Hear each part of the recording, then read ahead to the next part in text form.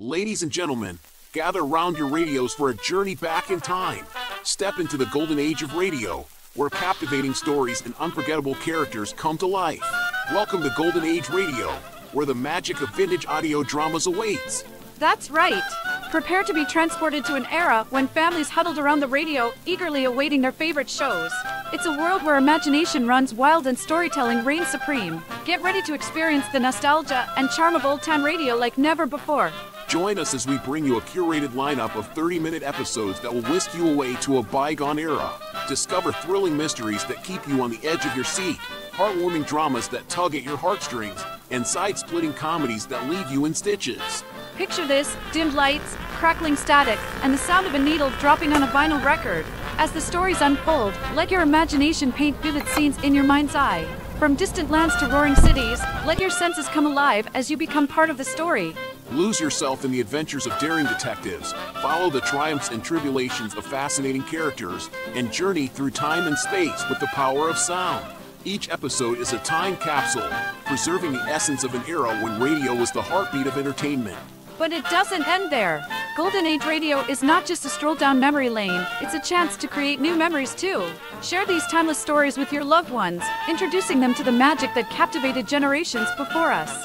So, dust off your radio, dim the lights, and prepare for an evening of enchantment. Tune into Golden Age Radio and let your imagination take flight. Stay tuned to hear our curated selection of 30-minute episodes. Relive the nostalgia, discover the classics, and immerse yourself in a world of unparalleled entertainment. Golden Age Radio, where the past comes alive, one episode at a time. Golden Age Radio, your ticket to timeless storytelling. Subscribe for more videos.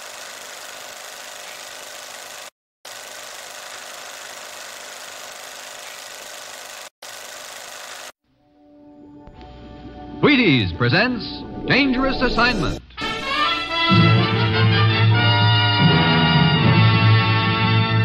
On stage tonight from Hollywood, Dangerous Assignment, another in the Wheaties big parade of exciting half-hour presentations.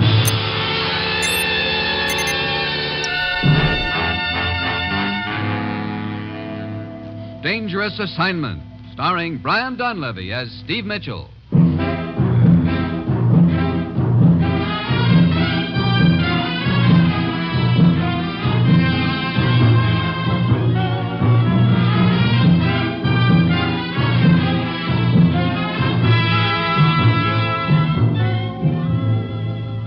Yeah, danger is my assignment. I get sent to a lot of places I can't even pronounce. They all spell the same thing, though, trouble. But when I walk into the commissioner's office, I don't realize that this assignment is going to involve my trying to save the lives of several thousand people with just a ferry boat whistle, a window, and a hunk of tape.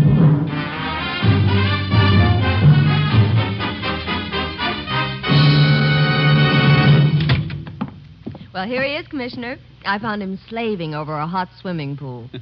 Thanks, Ruth. Morning, Steve. Commissioner? I'll have his papers in order when you're through with him, Commissioner. Steve, what do you know about Istanbul, Turkey? Well, is that something like Chicken a la King? You can take that up with their Chamber of Commerce the day after tomorrow. What?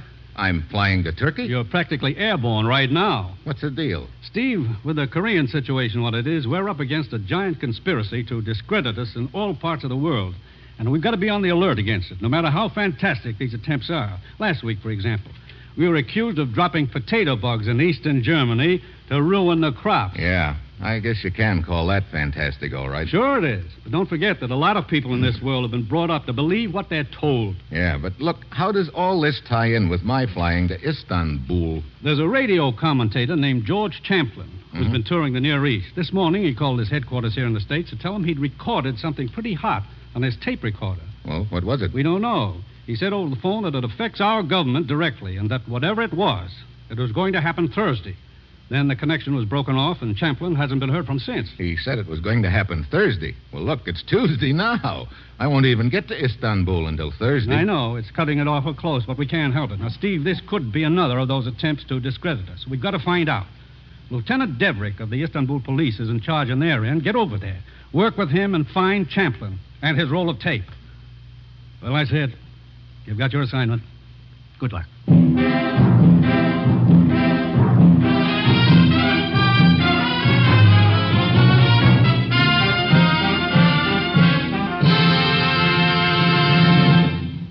Dangerous Assignment will continue in a moment. Now, here is the Wheaties man, Frank Martin. Isn't that a perfect name they thought up for him? Says just exactly what they are. Wheaties. There just isn't anything that sounds wheatier than that. Nothing that gives you more 100% whole wheat energy either. The good kind that stays right in there with you all morning long. You just try it and see. Just see how Wheaties at 7 can help at 11. You get a bowl of Wheaties under your belt or apron tomorrow morning, and see how the big Thursday chores all seem to turn out to be little ones. Dishes to do? Breeze right through them. Tough customer to call on? Nothing to it. Papers to carry? Ball game to win? They're all going to seem a lot easier with Wheaties vitamins and minerals helping you out. So tomorrow, for sure, see how Wheaties at 7 can help at 11.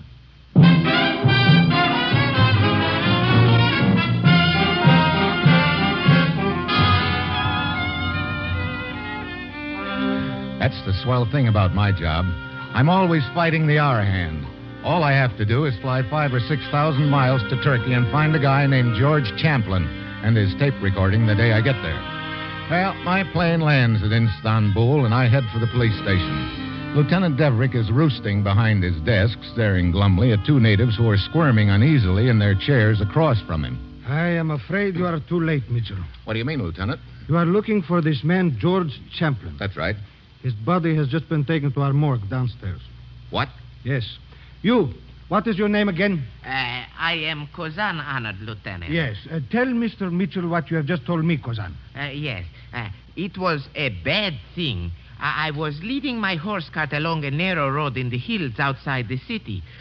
Suddenly, I saw a car traveling down the road toward me very fast. It was weaving back and forth across the road. Oh, I was covered by fear. I looked for a place of safety, but I could your find... story to the essentials, Kozan. Yes, honored lieutenant. I jumped to one side just as the car hit my horse cart and plunged over the side of the hill. I ran to the edge of the hill and looked over in time to see the car burst into flames. One of my men nearby heard the crash and went to investigate. He found a body in the wreckage. We have identified that body as that of the American George Champlin. I see. Kozan, you said the car was weaving back and forth across the road as it approached? Yes, it was so. At first, I thought the driver was drunk. But then as the car drew near, it looked as though he was struggling with someone who was in the back seat. Did you get a close look at this other person? No. Could this other person have jumped to safety as the car went over the hill? That is a perhaps. The car hesitated on the side of the hill for an instant, then plunged to the bottom. Where does this other fellow fit into the deal, Lieutenant? Permit me. I am Abdul. What this man Kozan says is true. I was walking along the road when this car sped by me and hit his horse cart. Did you get a look at the person in the back seat, Abdul? Only for a moment. It seemed to me it was a woman. A woman? But I could not be certain. Very well, very well. The two of you may go now. Thank you, honored lieutenant. Thank you. But leave your names and addresses with the sergeant outside this office. It will be done. One question, if you will permit. What is it? Who is to pay for my horse and cart? You will be notified as to the insurance company involved. The matter rests between you and them. Thank you, honored lieutenant. A most regrettable development in the case, Mitchell. Yeah. I suppose you know I'm also looking for some tape on which Champlin supposedly recorded something pretty hot. Yes. According to our understanding, it was something vital to our government. We did find a tape recorder and some spools of tape in the back of Champlin's car. What? But they were almost completely destroyed by fire. You say Champlin's body is in the morgue now? Yes, downstairs. Come on, let's take a look.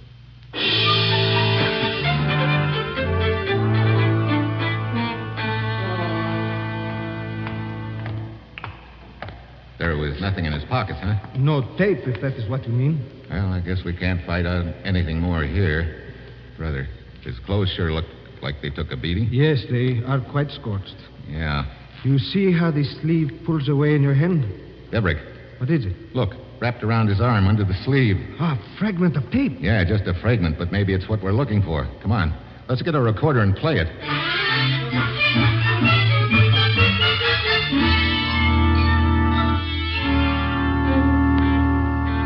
I'm ready, Mitchell. Let her go. Very well. I will start the machine.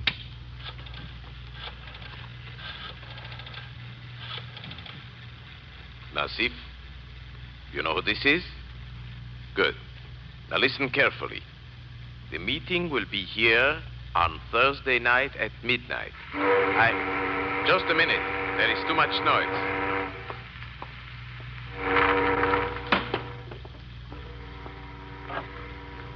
There. I closed the window. Now your job is to get the necessary equipment. Do you understand? Do not tell me you are getting faint-hearted, Nasif. Of course many will die. That is the plan. The Americans will be blamed for it. And do not let me hear any more of your stupid fears. One more thing. Contact the other party involved and have him telephone me for his instructions within 30 minutes. I will wait here until 10:30. That's all there is of the tape? Yes, the rest was burned beyond use. Oh, great. We've sure got a lot to go on. So there's going to be a meeting somewhere in Istanbul tonight. It has a lot to do with a plot to kill a lot of people. Look, I still don't see how my government can be blamed. It is very mystifying, Mitchell. We have only a recorded fragment of a telephone conversation to go on. But one thing is certain. We must find the location of that meeting place before midnight tonight. Yeah, but how? That guy on the phone wasn't kind enough to furnish us with his address. Hey, wait. What is it? Rewind that tape and start it over again. Very well. What do you have in mind, Mitchell? There's a sound in there I want to hear again, up near the front. Yes, I was wondering about that also. There, it is rewound. Now, here it is again.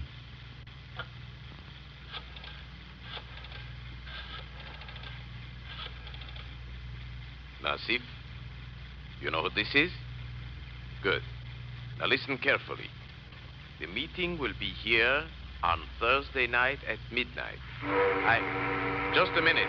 There is too much noise. That's the sound I wanted to hear. It sounds like a boat whistle, Mitchell. Yeah. Have you heard enough? Wait. There. I closed the window. Now your job is to get the necessary equipment. Turn it off. You understand? It's not much to go on, Indeed, it is not. All we know is that a boat whistle sounded as he was talking on the telephone. Yeah, we also know that whistle was sounded at about 10 p.m. The guy on the phone said that he'd wait there till 10:30. That's 30 minutes later. The peg's the time for us, doesn't it? Yes, but we still do not know where he called from. Yeah, that's what we've got to try to find out. And we have no idea what's behind this whole thing. And you've got me. Excuse me. I wonder... Lieutenant Deverick speaking. Yes? What? But... I see. Send him in at once. Mitchell. What's the matter? A very strange occurrence. This must be the man now. You are Lieutenant Deverick? Yes. You are the one from the university? That is right, yes. I am Kumsar. Hey, you look like you've been tangling with a meat grinder. Tell us your story, Kumsar. I work for the university in their research laboratory. An hour ago, I was carrying a rack full of test tubes to the vault. I was attacked and knocked unconscious. When I recovered, the test tubes were gone. What was in these test tubes? Cultures of many rare bacilli. I have the list written down, as you can see. Skip the technicalities and give it to us in plain English. Very well. In those test tubes were some of the most deadly bacteria known to man. What? Look, do you have any idea who jumped you? No, I heard one of them call the other Nasif, I think it was. Nasif? That was the name the guy on the tape recording used. And he told him to get what he called the necessary equipment. It ties in, Deverick. But that means those test tubes will be at the meeting tonight.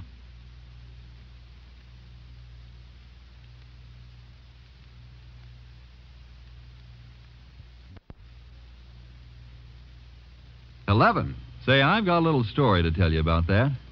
One of my wife's girlfriends was saying the other night that every time she goes to the store to buy laundry supplies, it reminds her to buy a couple of boxes of Wheaties. She knows doggone well if she's going to do the washing, she needs all the stamina and drive and energy she can get. So, naturally, she starts wash day off with a good big bowl of Wheaties. What's on your things to do list for tomorrow? Maybe it's not the washing. Maybe you're going to go a couple of rounds with a vacuum cleaner or sell a man a new car or cultivate the South 40. Well, then, isn't it good sound sense to let Wheaties' good sound vitamins and minerals give you a boost? And if this is your vacation, why, you can even loaf better when you've had your Wheaties. Wheaties, the golden, light-hearted little whole wheat flakes that eat as good as they make you feel. Honest, substantial Wheaties. Each crisp flake made from a whole kernel of plump, ripe wheat. Well, how's about you? You just try it. Just see how Wheaties at 7 can help at 11.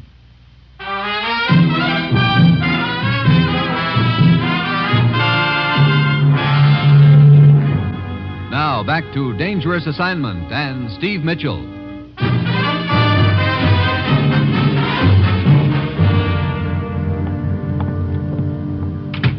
Mitchell, as you suggested, I have checked with all the boat companies along the waterfront.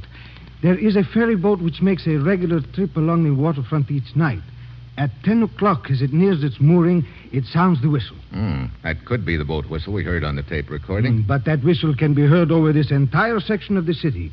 That does not help us locate the room from which that man was telephoning. What time is it? 6 o'clock. And we've got to find that meeting place before midnight.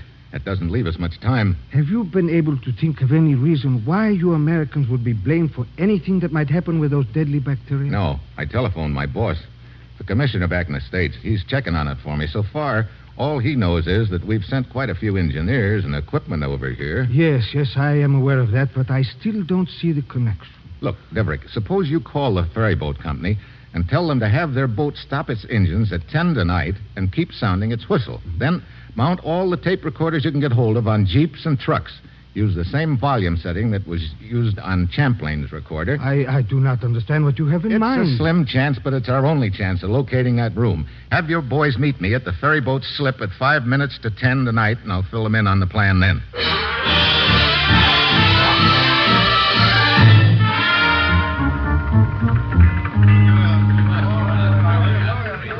Attention, men.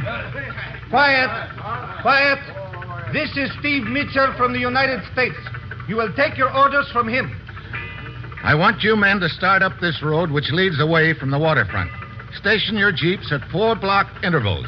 When that ferry boat starts tooting its whistle in a couple of minutes, record it. Then drive a block away as fast as you can, cut your engines, and record the toot again. Each of the Jeeps will cover 4 blocks. Lieutenant Deverick and I will cover the 4 blocks closest to the waterfront in our Jeep. Now, when you've made your recordings, take them to police headquarters as fast as you can. Any questions? Okay, shove off and take your station. I hope this will work, Mitchell. Well, we picked a nice night for the job anyway. Look, the moon's just starting to come up over that building across the street. Yes. One wishes he were not engaged on official business on an evening such as this. Yeah, That's funny. Looks like a man in the moon. Hey, Deverick. Yes? There's a guy on top of that building. Get down. Mitchell, are you all right? Yeah. That second shot hit the door handle beside me.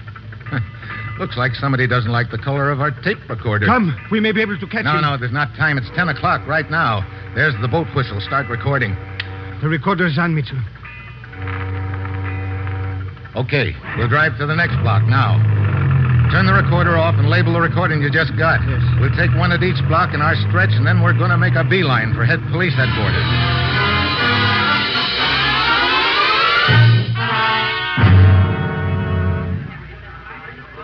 You got all the recordings together, Deverick? Yes. 6 Jeeps, 4 recordings each. 24 recordings. 24 hunks of tape. Well, I hope our answer's in there somewhere. What are you going to do with them? I've got 2 recorders here. Each of them is hooked up to a volume indicator. On one machine, I've got the recording of the guy on the phone. And on the other machine, you're going to play the tapes we just made, huh? That's right.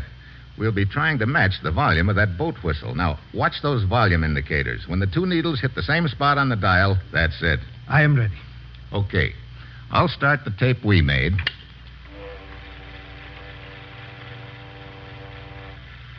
Now, you start Champlin's. Very well. Just a minute. There is too much noise. No, too loud. Shut it off. The one Champlin recorded was louder than ours. Okay, we'll try the one we made a block closer to the waterfront. But, Mitchell, we have 24 recordings to cover. This will take all night. If it takes past midnight, we're cooked. Come on, set up that next recording.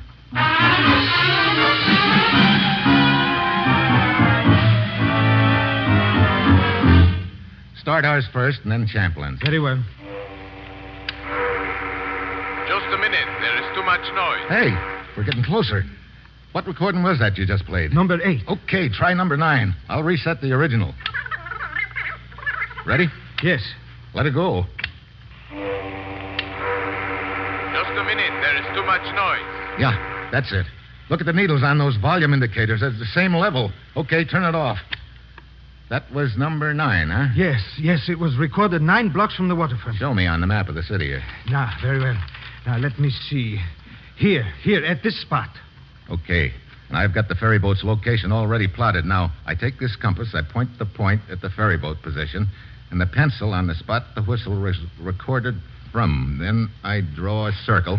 Yes, I see. The 2 whistles were of the same volume. That means our number 9 recording was made at the same distance from the whistle as the original tape. That's right. About 1,000 yards from the whistle. It also means that the room we're looking for is somewhere on the circumference of that circle I just drew on the map. But half of the circle is out in the water. Yeah, we get a break. We can forget about that part of it. And another quarter of the circle is out in this side of the channel in the harbor. We can throw that out, too. Well, that just leaves us a quarter of it. Are your men standing by, Deverick? Yes. Give them copies of this map with the quarter circle drawn on each one. Have them start along the rim of the circle from each end. Give them pictures of that dead correspondent. Tell them to try and find somebody along that route who remembers him. What time is it? 11 o'clock. That's what I was afraid of. We've got just 1 hour to find that meeting place.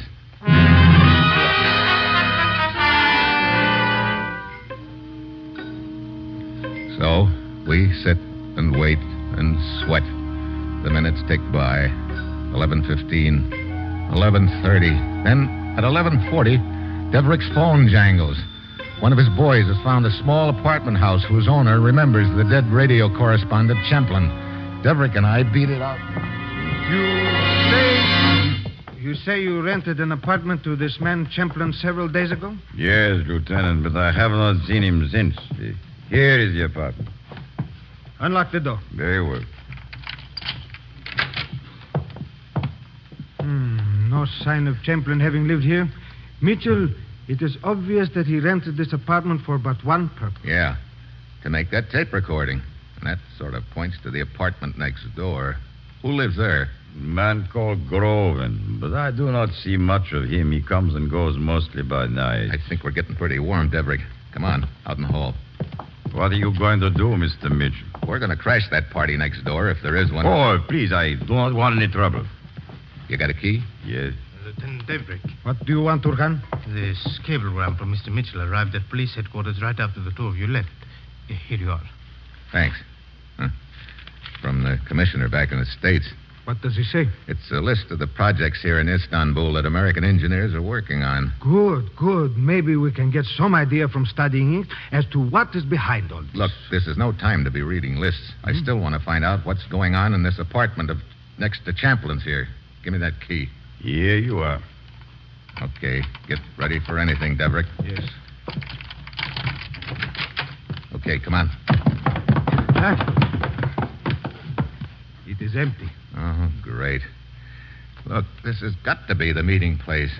Champlin already had an apartment in Istanbul. Why would he rent the one next door here unless it was to make that recording? Maybe the meeting has not yet taken place. What time is it? 1 minute after midnight. Oh. Well, I guess the only thing to do is to wait. Hope we're not too late. Yes. Oh, it's stuffy in here. I will open the window. There. That is better? Yeah. Hey, wait a minute. What is the matter? Oh, brother, have I been a chump? What? I was so busily listening to the sound of that ferry boat whistle on the tape recording that I didn't pay any attention to another sound that was just as important. Look, this can't be the room where the meeting's to be held. But why not? You just opened that window. How did you open it? Why, I just pushed it open. Yeah, that's the point. It's a casement window. Now, think back to that recording. How did that guy close the window? Why, let me see. He just... Wait. He pulled the window down. Yeah, that's the point. It was an up and down window. And this one's a casement window. This isn't the room. Yes, you are right, Mitchell. But that means we have lost. Where's that apartment house owner? Dragner? Yes. Look, Dragner, do you have any apartments in this building that have up and down windows?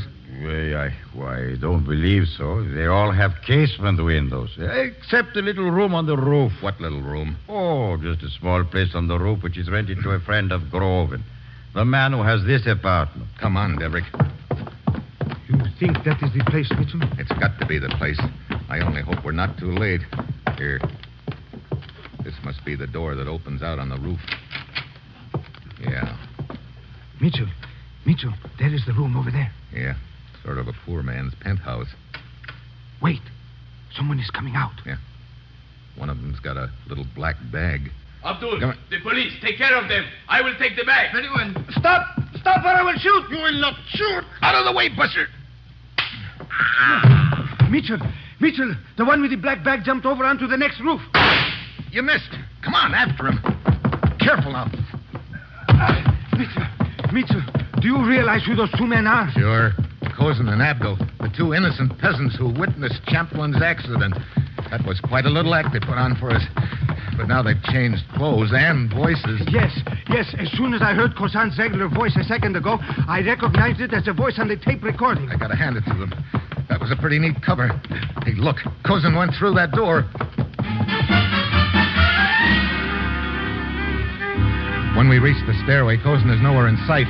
We pound down through the building and out on the street just in time to spot a car pulling away fast.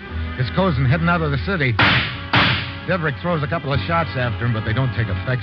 We grab the first car we see and start hightailing after him. We are not gaining much on him, Mitchell. I know. Where's he heading anyway? This road leads out to Lake Derkos. But why should he be... Hey, wait a minute. Did you say Lake Derkos? Yes, why? That name rings a bell. I think the commissioner listed it in this cable. Let's see. Yeah, here it is. Hey, that's one of the projects the American engineers are working on. A new water filtration plant. Yes, that is right, Mitchell. And that plant started pumping at midnight. It supplies one entire quarter of the city with drinking water. So that's the plan. Kozan dumps the bacteria in the water, and then half the city drops dead. And Kozan's got a half a mile's head start on us.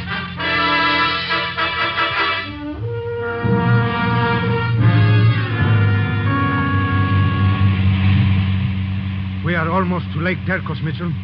There is the water filtration plant ahead of us on that rise. Yeah, I see it. And Kozan is there. Look, he stopped his car. He's getting out. Watch out! I'm okay. Here we are. He's heading for that water tank. Yes, look. There is the night watchman. There was the night watchman. See if we can get a shot at him, Kozan. Yes. Oh. Deverick! Just a shoulder wound. I am all right. Get him, Mitchell. It is up to you.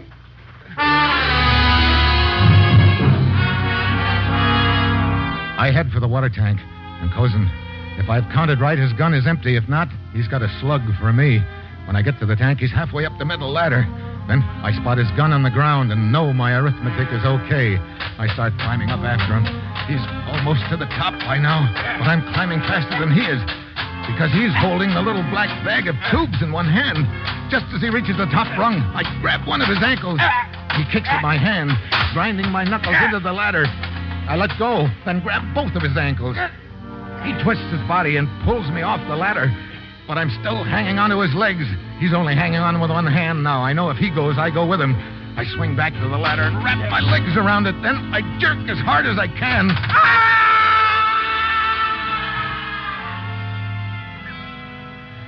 I get back down the ladder, and Lieutenant Deverick is bending over Kozan. He is dead, Mitchell.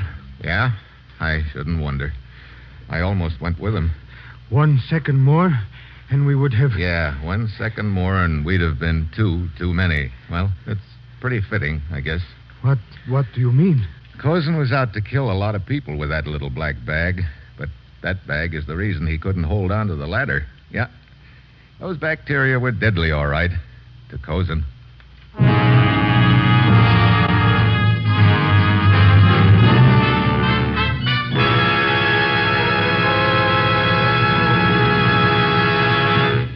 Now, here is our star, Brian Donlevy. Well, Frank, I'm waiting. You're waiting, Mr. Donlevy? Waiting for what? Waiting to find out what you're going to say about Wheaties tonight. Oh, why so interested, Brian? Well, I want to see if you'll say about the same things I would. Well, let's see. Wheaties are whole wheat. Yep. And that means good, solid, all morning long energy. Check. Wheaties are packed with plenty of vitamins and minerals. Oh, lots of them. That help you feel better and work better and play harder. Check, check, and check. Wheaties taste so good. Check. Well, that isn't all, is it? Well, what do you... Oh, you mean see how... Check. See how Wheaties at 7 can help at 11. Well done, Frank. You took the words right out of my mouth. Check, Brian. See you next week.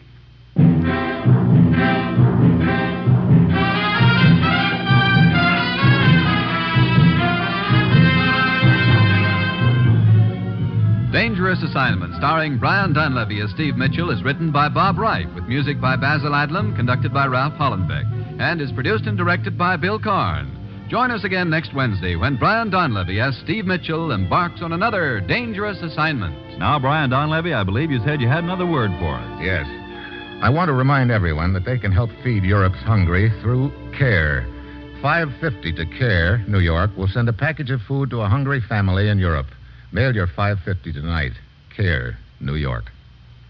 Next, The Falcon, one of 3 exciting mysteries, tonight on NBC.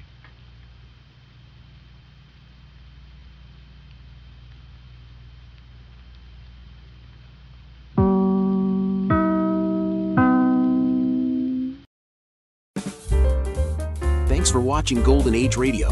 We have new episodes every day. Sit back, close your eyes, relax, and let your imagination take over. That's right. Radio is theater of the mind. So listen while you work, rest, drive, or sleep. Just be inspired. Let us know your thoughts. We strive to provide the best programming for you. Visit g3pl.com for your WordPress needs. Subscribe for more videos.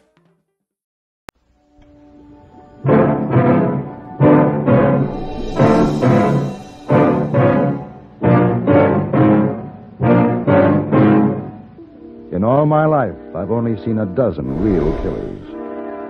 But I've seen 10,000 people who will sit back and let murder happen. Which is the greater evil?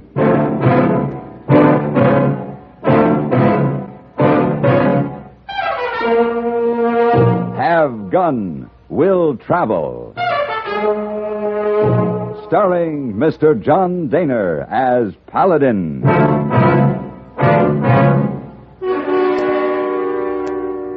San Francisco, 1875. The Carlton Hotel, headquarters of the man called Paladin.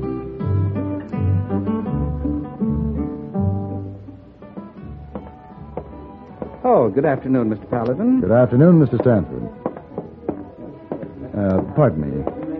Yes. You dropped these by the desk. Oh, thank you very much. The glove that holds a lady's hand holds a world of prettiness. Really? Yes. My name is... I am not interested in your name. I don't wish to know it. I don't wish to know you. And if I did, this would not be the day, the hour, nor the place. I quite understand. Then if you will kindly release my hand. Oh, of course. Again, thank you very much. Oh, pretty lady, not too impressed with Mr. Paladin. We are all entitled to mistakes, hey boy. Oh, yes, but how often? Seldom, the time, the place, and the loved one all together. And husband make 3. Telegram come for you. Oh? Answer? Yes. Wire back. Have gun. Will travel.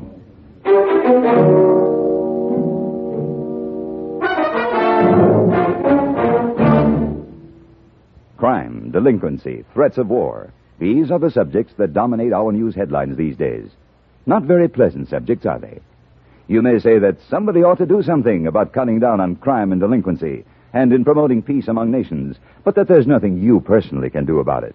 That's where you're wrong. You can wage your own fight against crime and delinquency in your own family by taking the family to the church or synagogue of your faith this week. The inspiration and guidance you and they will receive from spiritual contact will strengthen moral background and faith. Regular attendance at religious services will help your family to work out its own problems and give them comfort in facing the tensions of our present-day life. Worshipping together brings your family closer together, too. And supporting your own religious institution provides funds to help those individuals and families who, unlike you, are unable to help themselves. Find the strength for your life. Worship together this week.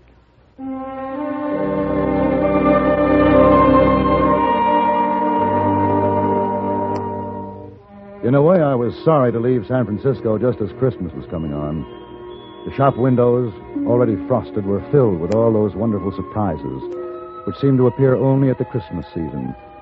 And there was an excitement in the eyes of passers-by, young and old alike. In the air, there was the smell of cookies and cakes and candies. It was a good time to be in San Francisco. And yet the telegram from Colorado Territory left me little choice. It was a long trip and a cold one. As I got closer to my destination, I heard more about the man named Beecher, the man who had hired me. And I didn't like what I heard. Matt Beecher was a hard man, and he ran his cattle empire with an iron fist. It was the day before Christmas when I arrived at the Beecher Ranch. You got business here, cowboy? I was told I'd find Matthew Beecher here. You found him. I pay you $25 a month if I like your work. This is my foreman, Tater. He'll sign you on. Howdy. No, I didn't come here to hire on as a hand, Mr. Beecher. No? What did you come for, then? My name is Paladin. You may remember this. Have gun will travel. So? Well, you sent me a wire asking my help, something about your boy. As I understand it, he was carried off during the Sioux War 6 years ago. Well, you're too late, mister. I got him back. Just a few days ago, Mr. Paladin. Oh, well, I'm glad everything worked out. It has. Tater, ride him out to the stage trail. He's going to start back now. And Mr. Beecher, it's a long trip from San Francisco. I'll take travel expenses for my trouble. You'll get nothing. Put him off the ranch, Tater. Mr. Beecher? What? Does the boy speak any English? No, he don't. Why? You speak any Indian dialect? No. Well, don't you want to talk to your son? You speak the Pawnee dialect? Some. All right, Tater. Take him up to the main house. We'll talk about them expenses later. Yes, sir. Come on, Mr. Paladin. Maybe I better set you straight about something. What's that? Oh, we ain't too sure the boy is Matt Beecher's son. Well, he seems sure enough. Yeah, well, Matt's sure of everything. He found the boy riding off from a small band of Pawnees 3-4 days ago. Matt just says, "That's my boy," and takes him. Huh. What do you think, Tater? Well, he looks Indian to me. Of course, Robbie was only 2 when the Indians took him. That was when they killed Mrs. Beecher, too. And that nearly finished Matt off when they killed his wife. Tater, is that you? Yep. Mr. Paladin, this here's my wife, Maudie. Maudie? Mr. Paladin? How's the boy today, Maudie? Same as yesterday and the day before. Is he sick? Well, not hardly. It's just we got to keep an eye on him every minute or he'll squirt away. Boy! Hey, boy! There he is, Mr. Paladin. About as wild as any animal that I've ever seen. Poor little thing. Well, what do you think? Well, about 8 years old, I should think. Be about right. He could be white. If some of that grime were scraped off him, it's hard to say. Hard to scrape it off, too. Well, what's he say? I haven't talked to him yet, Mr. Beecher. Well, talk to him. I'm paying you. Konola Teshi. Shishoni Kiburi Kiman. Siwa. Kalate Shishona Kyo. Tegate. His name is Chiwa. His father is Kalate, chief of the Pawnees. You listen to me, boy. I'm your daddy. I'd sell my own soul. I'd give it away before I'd lose you again. He don't understand you, Mr. Beecher. Well, he's got to feel something this strong, lingo or no lingo. Now, boy, you listen to me. Tika. What's the matter with him? He's afraid of you. Miss Beecher! Mr. Beecher! What do you want? It's Indians, Mr. Beecher. Indian. Pawnees. Well, what about them? Well, they're setting up camp. Where? They're over on the East Range. So they finally come for the boy. All right, Tater. Yes, sir. Turn the men out. Make sure they all have rifles. Yes, sir. Now, wait a minute. What? Before you start shooting, why don't you find out for sure if this really is your boy? I told you before, I know he's my boy. You want to believe that, but you aren't sure. All right, Paladin, say it out. What are you asking for? Time to talk with those Pawnees. Well, you go talk then, but I'll tell you one thing for sure. No matter what lies they give you, that boy's mine. And if they try to come after him, there'll be the bloodiest massacre you ever seen.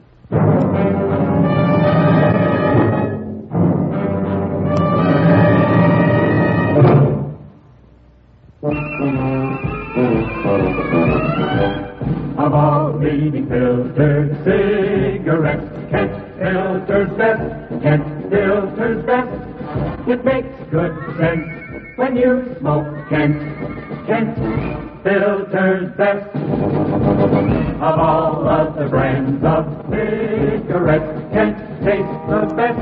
Kent tastes the best. A richer taste than all the rest. Kent Filter's best.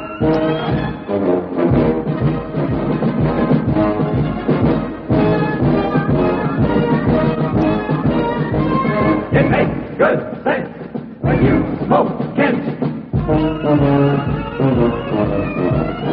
Of all leading filtered cigarettes, Kent Filter's best.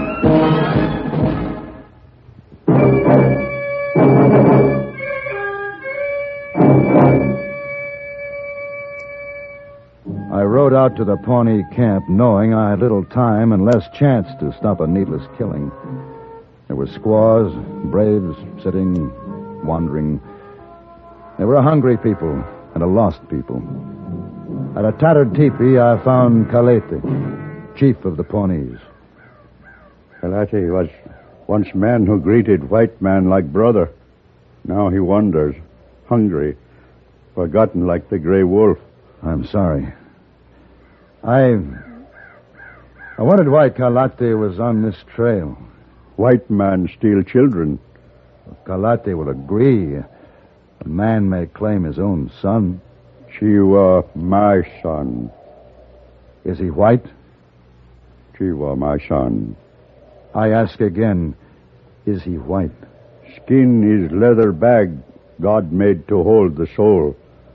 Color of bag no matter. He was traded from the Sioux. Our blood has mixed. But his is white. He is my son. I take him back. Kalate, if you take the boy, there'll be killing. This white man has many rifles. Can rifles kill what has been killed already? Look at my camp. When there is no game, my people starve. We are driven from land, and winter is here. But we move no more. We stay here. Soon we take my son.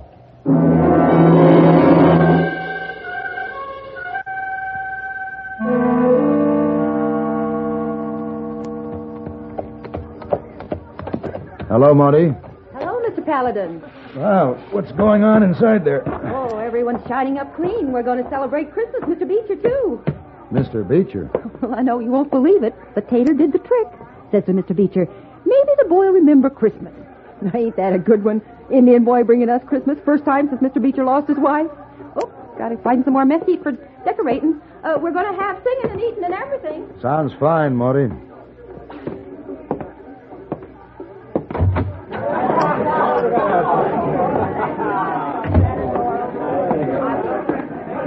Well, Paladin, you see the chief? I talked to him. What'd he say? He's your son. I told you he was. You tell them Injuns to get their squaws and their tents off my property? No. Why not? You want them all killed? I want you to understand that Chief Kalate feels that the boy is his son, too, and he feels it very strongly. If you talk to him, I'd be glad to act as interpreter. The only way I'll talk to him and his flea-bitten braves is with rifle fire. Listen, Beecher. Chief Kalate is the only father the boy has ever known. You kill him. How are you going to explain that to the boy? You speak Pawnee. You can explain it. You're wrong, Mr. Beecher. Yeah? I couldn't explain that in any language.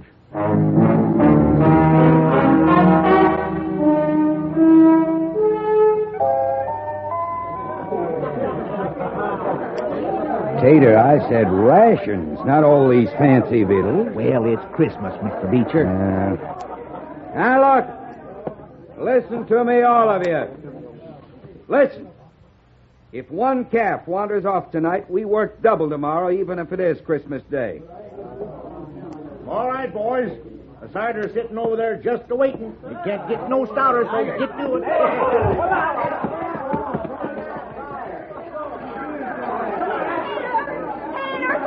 Taylor! Morty, what is it? The boy's gone. Gone? They come and took him. Was it the Pawnees took him?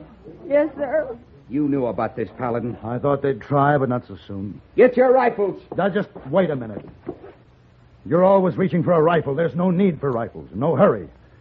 The Pawnees aren't going anywhere. They're tired of running. Preaching from a gunslinger. You just been aching to speak a piece. Well, speak it, Paladin. Talk don't mean nothing. Say anything you want. I'll still have the last say. Well, I'm far from being a preacher. But I do know something about killing. Now, these Indians, rightly or wrongly, believe the boy is theirs. A few people love children like the Pawnees. Now, the Chief Kalati might have given up the boy. He knows a wealthy rancher could give the boy more than a starving Indian could, and they're starving. Properly treated, he still might give up the boy. On the other hand, these Pawnees can't run anymore. They're tired. But they would rather die here tonight than give up the child to force. It won't be hard to massacre them. They have no guns. All you have to do is stay out of arrow range. And those you only wound, well, someone will have to press a muzzle against their heads and pull a trigger. Now, this is no Christmas message. I haven't even suggested that to a starving man, food may carry more weight than rifles. As Mr. Beecher can tell you, sentiments like peace, like goodwill, and love, and brotherhood, they're just words. Unless you already know what they mean. And if you don't, even if this were a chapel and I were a preacher, such words would do no good. Well, I ain't got much to say. We're going out to kill some Injuns. One Injun in particular. Anybody that wants can stay here and draw his time, if you think you can find another job. And those who ain't going with me, speak up. Right now.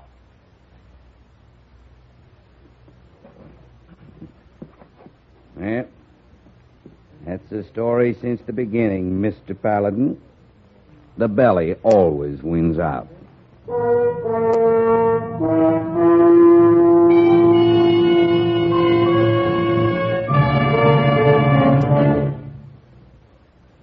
My dear Watson, with all due respect to Sherlock Holmes, let us establish one fact clearly.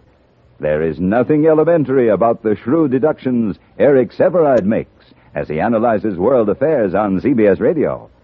As chief Washington correspondent for CBS News, Mr. Sevareid has open to him almost every possible source of information. Experience has sharpened his perspective and given him an extraordinary working knowledge of the forces that make history. It's taught him to view each new development in terms of cause and effect. Each Monday through Friday night, as you join Eric Sevareid on most of these same stations, you'll find his news analysis remarkably free of snap judgments and predetermined conclusions. You'll discover, too, that his carefully considered appraisals of the news not only contain real clues as to what is going on in the world, but also they make the news as exciting as any Arthur Conan Doyle story.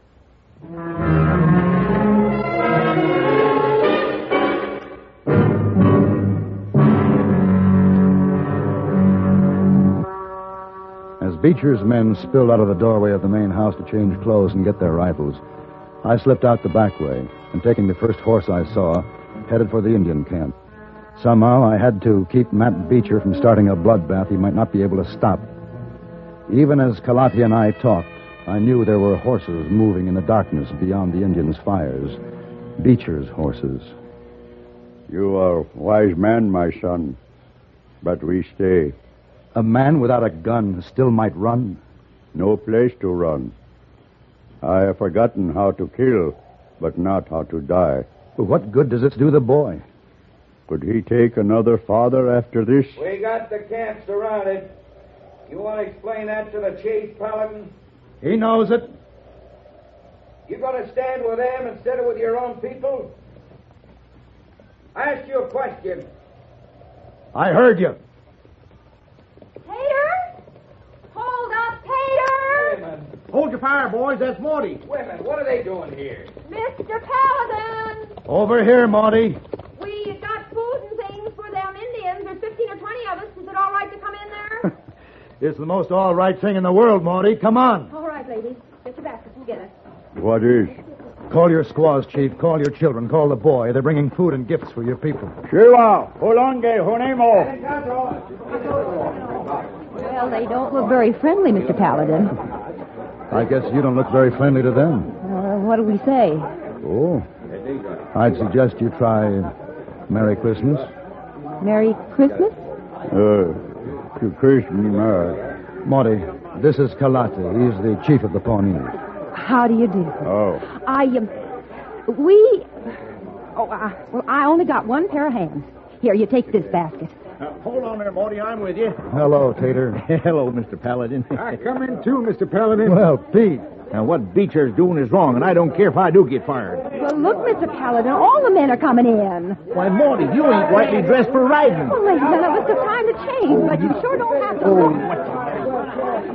Well, Chief, there'll be no bloodletting tonight. Christmas? That's right. They call it Christmas. It's a time of the year when people pretend there is no evil in the world. I like. Everybody likes. What about the boy, Chief? His name is Robbie Beecher. His skin is white. Chief? My boy. His boy, Chief. You can return the seed to the plant that bore it. He can't take it, nor can I, nor can anyone. I talk to boy. I'll talk to his father.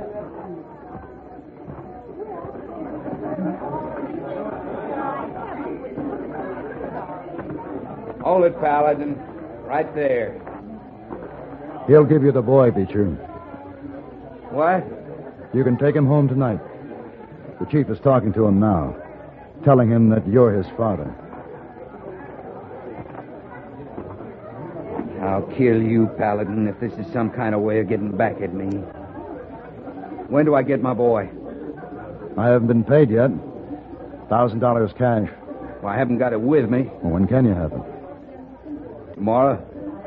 Then give it to the chief so he can buy some land for himself and his people. I'll do better than that. I'll give him some land. I feel like I should give something. It's a good feeling, isn't it? As a matter of fact, it is. Merry Christmas, Mr. Beecher. Merry Christmas, Mr. Paladin.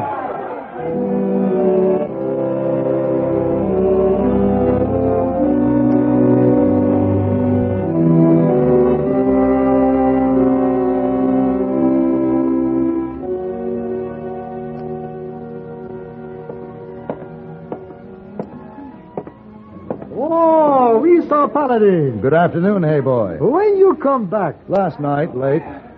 Oh, excuse me. Oh, no. Wait, not her. You met her once, remember? I remember. She's always dropping her glove. Oh, too bad. I eat trouble. Oh. I beg your pardon. You dropped your glove. Oh, sir, I did. May I pick it up? You may. Thank you. Allow me to introduce myself. Well, please do. My name is Paladin. My name is Eugenie Meyer, Mr. Paladin. Oh. There's a princess named Eugenie. I'd rather hear about that glove that holds a lady's hand. Holds a world of prettiness? Yes. I like that beginning better. Is there more? Oh, there's a great deal more, I assure you. But one question. Why the change of heart? Well, it's more a change of mind. The change of heart can come later. But why? You were very confident in your rejection the last time we met. Well, you were very confident of yourself, Mr. Paladin. Christmas seems to have humbled you. And me. Then we're both very fortunate. Now we can meet. Yes.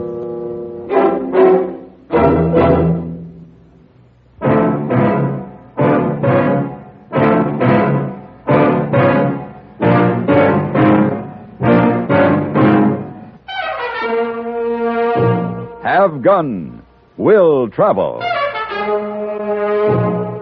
Created by Herb Meadow and Sam Rolfe, is produced and directed by Norman MacDonald, and stars John Daner as Paladin, with Ben Wright as Hayboy. Tonight's story was written by Gene Roddenberry and adapted for radio by John Dawson. Featured in the cast were Vic Perrin, Jess Kirkpatrick, Roy Woods, Richard Beals, Ann Morrison, and Virginia Christine. Hugh Douglas speaking. Join us again next week for Have Gun, Will Travel.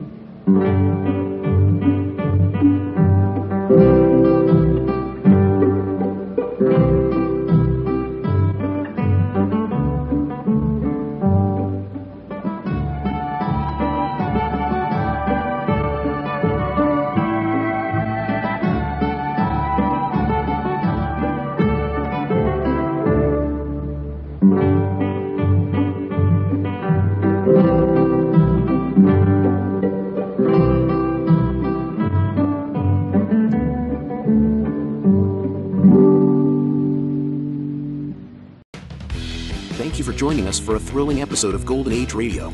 We're excited to have you as part of our audience. We invite you to return tomorrow for an all-new set of episodes that will take you on even more unforgettable adventures. Don't touch that dial, because the next installment of timeless tales and captivating narratives is just around the corner. Stay tuned for another dose of vintage radio magic that will transport you to a bygone era of entertainment like never before. We're always eager to hear from our fantastic audience. Your feedback fuels our passion for delivering the best in vintage entertainment. Feel free to share your thoughts, opinions, and suggestions. We value your input and strive to make your listening experience even more enjoyable. If you're looking to enhance your Microsoft Access skills, look no further. Reach out to them at 615-420-2040 and ask for Mark. Once again, thank you for being a part of our Golden Age radio community. Get ready for more riveting stories, captivating characters, and timeless entertainment. Until next time, stay tuned and keep the nostalgia alive. Countdown for blast off. X minus 5, 4, 3, 2, X minus 1, fire.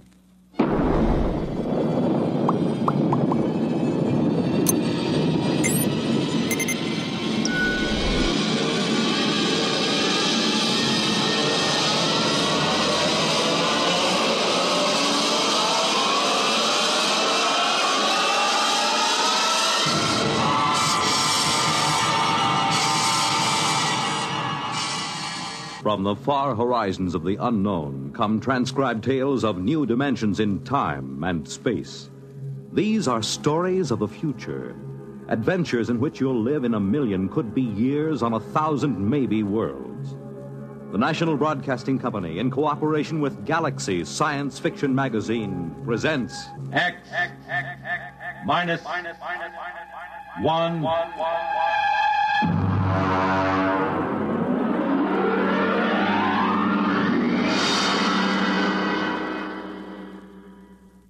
Tonight's story, Pictures Don't Lie, by Catherine McLean.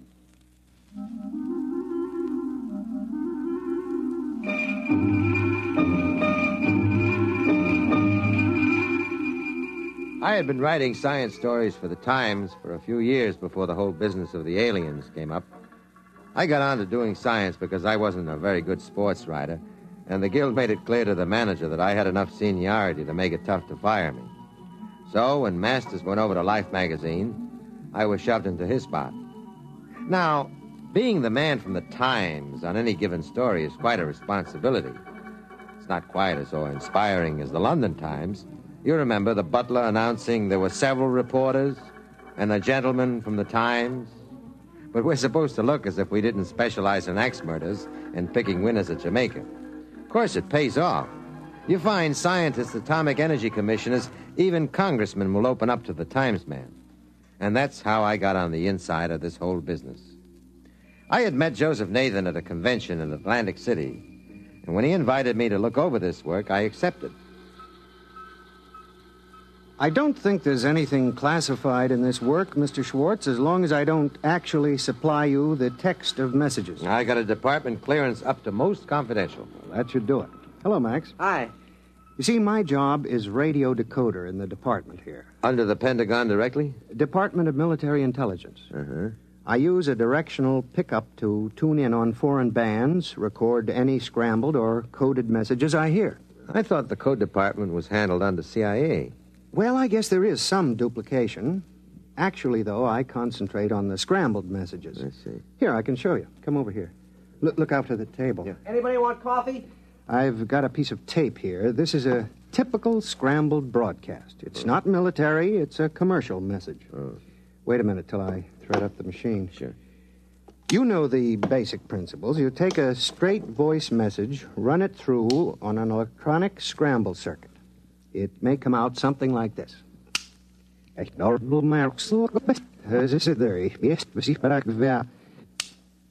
My job is to pick a thing like that out of the air, analyze the patterns, and wire an unscrambler. I've got this particular pattern set up on the machine, you see. Tanker number 734, capacity code 7, estimated time of arrival at Galveston 30. You see? Mm-hmm. Now, that was just a commercial message. I do the same thing with military intelligence. Is it something like old-fashioned cryptology? Well, yes, except there's a small complication. You need a degree in advanced electronics, waveform math with a touch of quantum physics. I suppose it's quite challenging, then, every time you pick up a new signal. In a way. Actually, they do the same work in every country these days. Everybody knows it's just a matter of time before any scrambled pattern is broken. It's pretty routine. Uh-huh. Ever pick up anything exciting? Well, actually, most of the messages, when I unscramble them, are still in prearranged code, and I have to turn them over to cryptology. It's something like copying Jabberwocky 500 times by longhand. Well, there is something interesting here. Listen to this piece of tape. I don't hear anything. Well, that was it. Oh? Now listen, there's another one coming up. That's it. Well, I get that on my car radio, static. Yes, but that's from the stars. You mean radio interference? That's right. I think you wrote about the work at Bell Telephone and RCA Labs about radio telescopy mapping the star positions by static. You're interested in that? Not exactly. They've never been able to figure out why the static on these particular bands comes in such jagged bursts. Just doesn't seem natural. You have any ideas? Oh, I don't know. I've been kicking around the notion that it's not a natural phenomenon. I've been trying to discard it, sort of like playing chess against yourself on the train in the morning. Well, that's about all there is.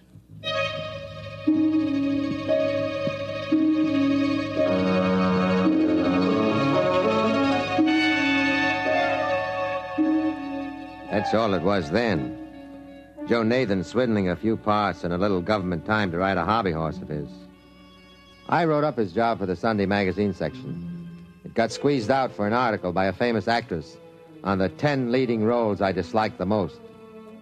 So I forgot about it, went back to announcing a miracle drug per week and conflicting theories of psychoanalysis.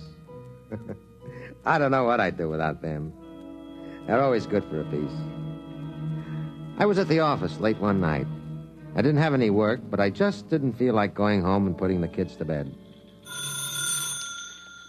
Schwartz. Mr. Schwartz? That's right. This is Joseph Nathan. Do you remember? Yeah, sure. How are you? Mr. Schwartz, can you come out to my lab? You mean Riverhead? Yes. I'd like to show you something. Well, maybe we can make an appointment. As a matter of fact, I have to be out on Long Island next week. No, I mean tonight. Oh? What is it? I think I've found something that you might be interested in. Yes? You know those static bursts I recorded? The ones that came from the stars? That's right. I've decoded them.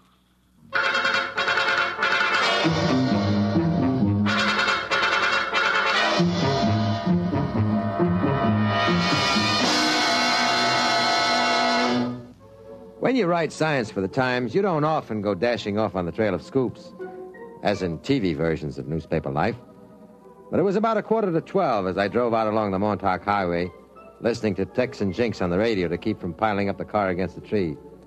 Radio who keeps me awake. Nathan was waiting for me at the gate, and he had quite an argument to get me in past the MPs. We were challenged 4 times before we got to his lab.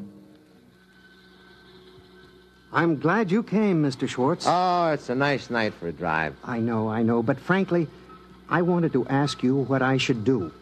You see, I requisitioned the supplies without authorization, and I don't know how to explain it to my division chief. I mean, it isn't as if I took any of the equipment home. It's all right here. But I've got to tell somebody. I just thought you might have some experience in how to handle a thing like this. Like what? Well, you remember that static recording I played you? Here, I got it set up. Oh, yeah. Yes, I remember it vividly. Now, Mr. Nathan, it's very late, and this is far out on Long Island. Now, you see, there's an old intelligence trick. Speeding up on a recording till it sounds just like that.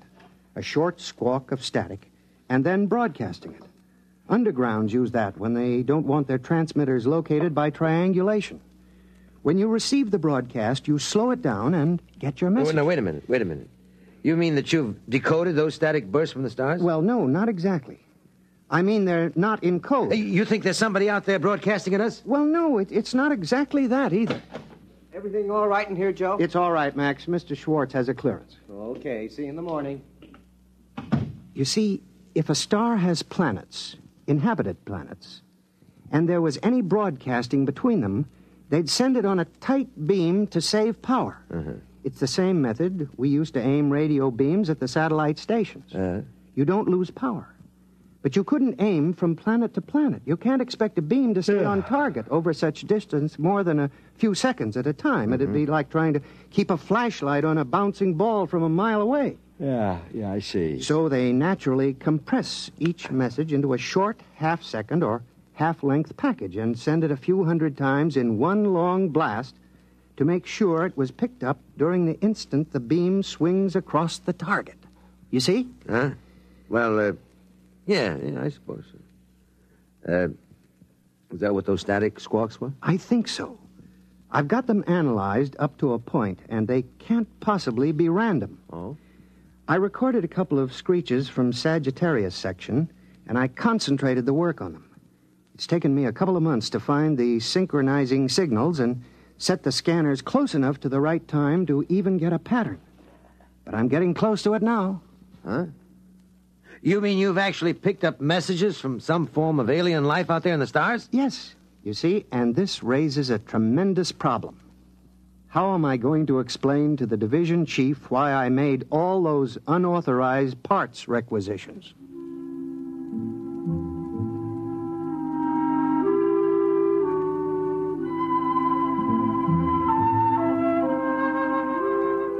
I convinced Mr. Nathan that his supervisor was likely to overlook about $300 worth of electronic gear when presented with the fact that Nathan had discovered life in other star systems and was close to deciphering some of their messages. The department put him on full time and gave him an assistant. They made me swear to sit on the story by promising to give me the first break on it when it was finally released. So I kept checking with Nathan as he worked. I don't think it's a voice message. Well, what is it, a racing wire? Are we catching late scratches from some track at the edge of the galaxy? I don't think so. It's a TV signal. Oh? There's a definite scanning pattern. I can separate out the locking poles for a picture. Yeah? The only problem is I've no way of assigning colors to the various bands. Color? Well, what makes you think it's color? Oh, it seems as if it's got to be. You and RCA. This is the year colors here. No, look at these waveform analyses. Huh? With a band spread that wide, it rather indicates a color transmission, don't you think? Well, sure, why not? Let me know when you get the Steve Allen show.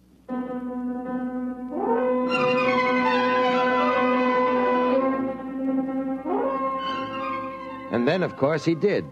Not the Steve Allen program, but the equivalent of it. He called me in about 4 months later. Had a monitor screen set up on a bare chassis with a wideband tape unit recording everything that came in. Here, wait till I turn on the set. See, this is what I've been trying to figure out for at least a month. You see this picture? Ah, looks like a Scotch plaid. Well, we finally assigned the colors so that they seem to give a rational picture. Wait a minute, I'll clear it up. There. Oh, there it is. What is that? That's the signal from the stars. But it's a picture. Some kind of distorted broadcast. That's what I said. It's a broadcast, and it's coming from somewhere out past Sagittarius. Do you want to hear the audio signal?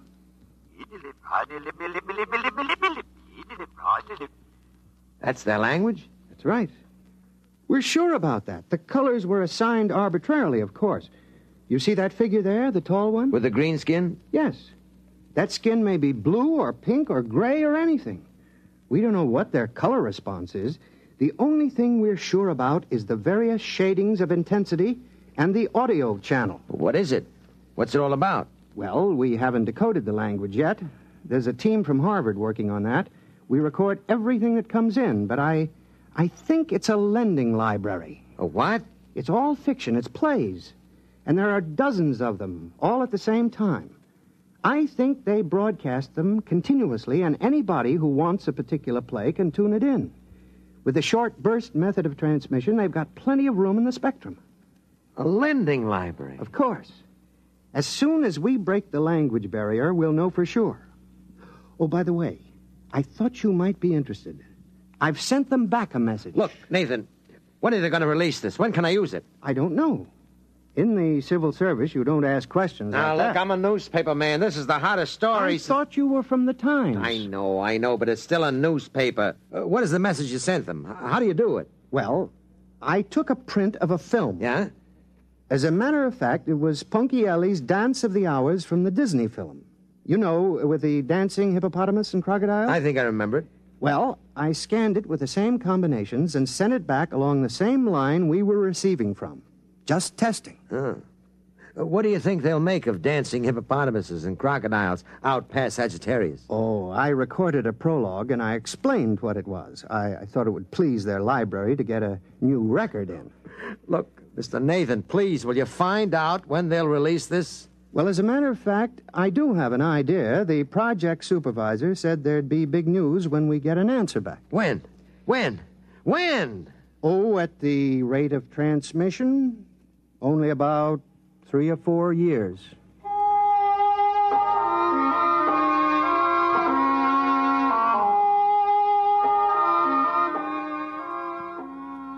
That's what it was.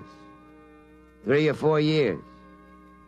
I forgot about Nathan for most of the time in the interim. It was one of the few stories in which nothing leaked. I have a feeling if the Pentagon realized how much I knew about it, I never would have gotten out of the laboratory at Riverhead. And so this story seems a lot more direct than it actually was. An awful lot happened in the 4 years before Nathan called me again, landing on the moon for one. But when he did call me, he had big news. Here. Now watch this. Watch.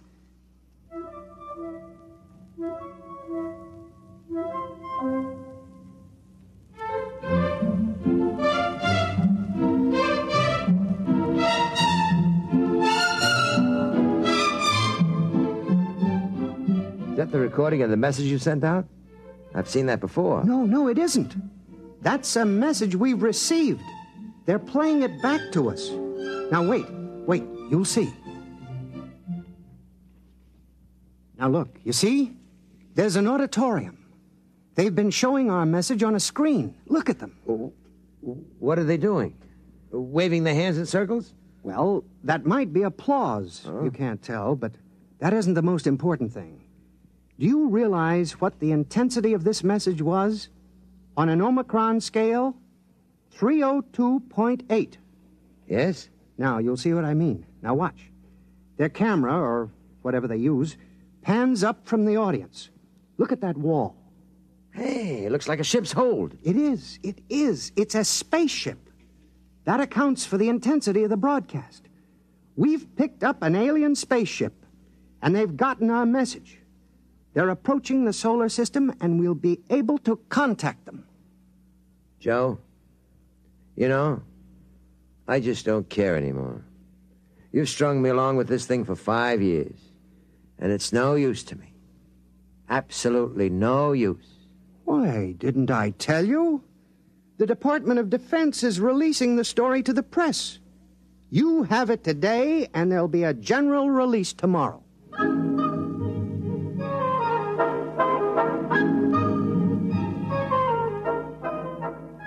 And of course, you remember the story. We had it first. And any paper or TV broadcast that picked it up before the general release had to carry my byline and the Times copyright. I think it was the most important single newspaper beat that I've ever heard of. And of course, I did very well because of it. It was page 1 in the upper right-hand corner of the Times for 8 days running. And then the arrangements were made to cover the landing of the alien ship. The White House press secretary handled the whole thing. There'd be one pool man on the inside in direct contact with Nathan, the linguist teams, and the brass. Naturally, I got the pool assignment. There wasn't any question of it, really.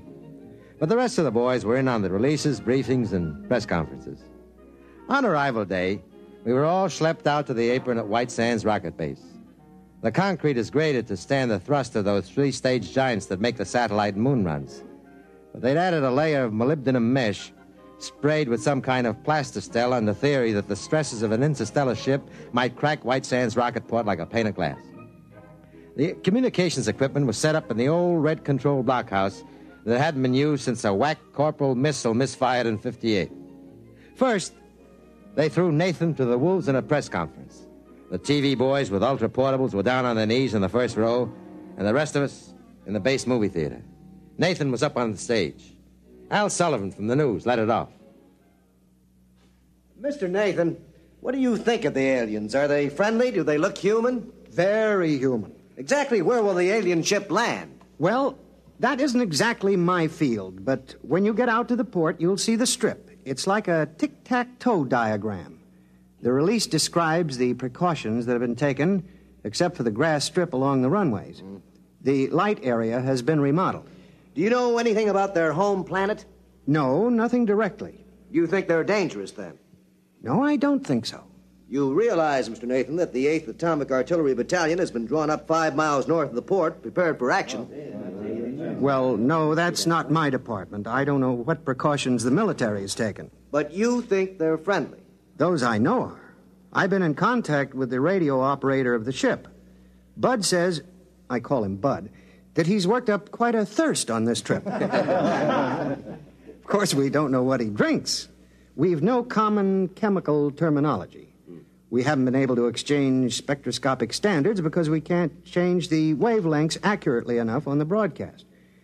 We've arranged for you to see some of the recorded broadcasts we have made. When you watch them, I'd like you to realize that these are plays, all fictional. We haven't dubbed in a translation of the soundtracks, although since these were recorded, we've developed an automatic translator. You'll see that later. All right, I think we're ready for the showing. If somebody will please dim the house lights.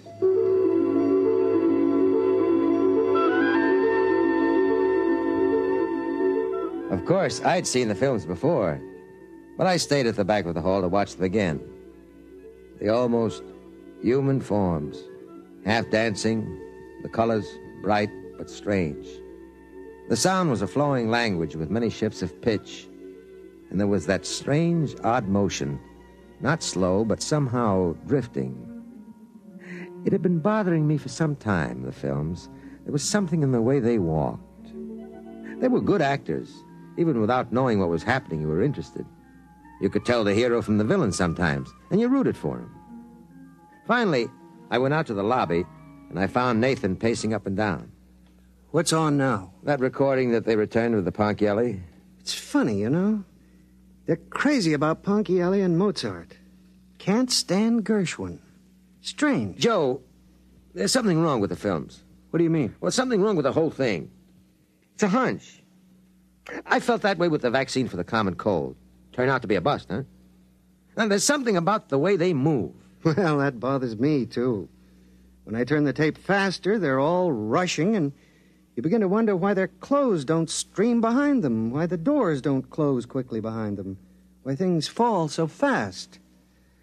Well, we don't have to worry about it. We'll see them in about 2 hours when they land.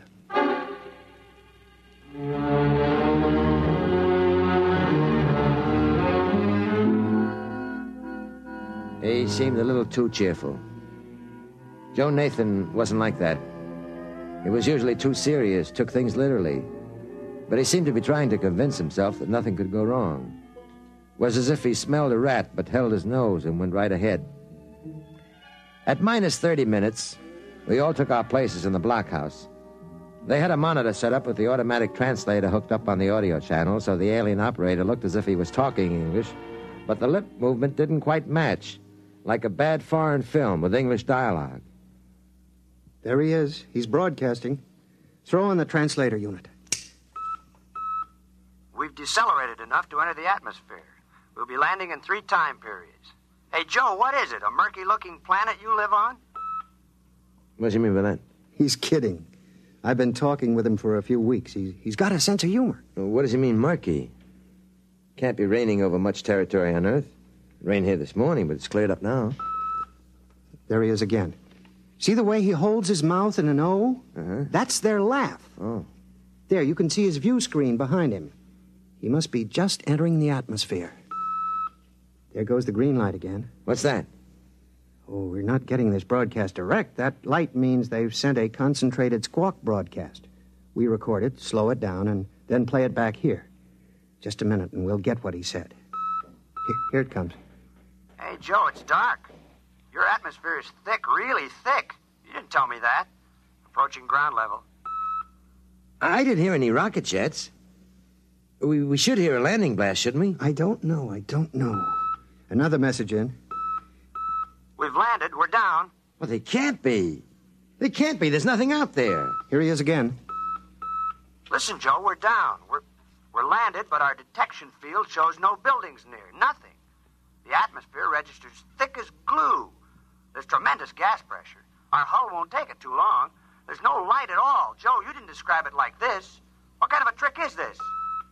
We've got a directional fix on the broadcast now. Well, where is it? There, on the field. We're trying repair. We're adjusting a view screen to pick up the long waves to go through this murk. The engineer says there's something wrong with the steam jets. We're sending a help call to our nearest space base. Joe, get us out of here. Well, where are they? Where are they? There's nothing out there. Nothing. They'll have to triangulate the next broadcast again. Joe, you've got to send a rescue party somehow. Listen, we've got a viewing screen rigged now. We're in the middle of a half circle of cliffs. Around the horizon, there is a wide, muddy lake with swimming, pulpy things attacking and eating each other on all sides. We're almost in the lake on the soft edge. And the mud can't hold the ship's weight, and we're sinking. The tubes are mud-clogged.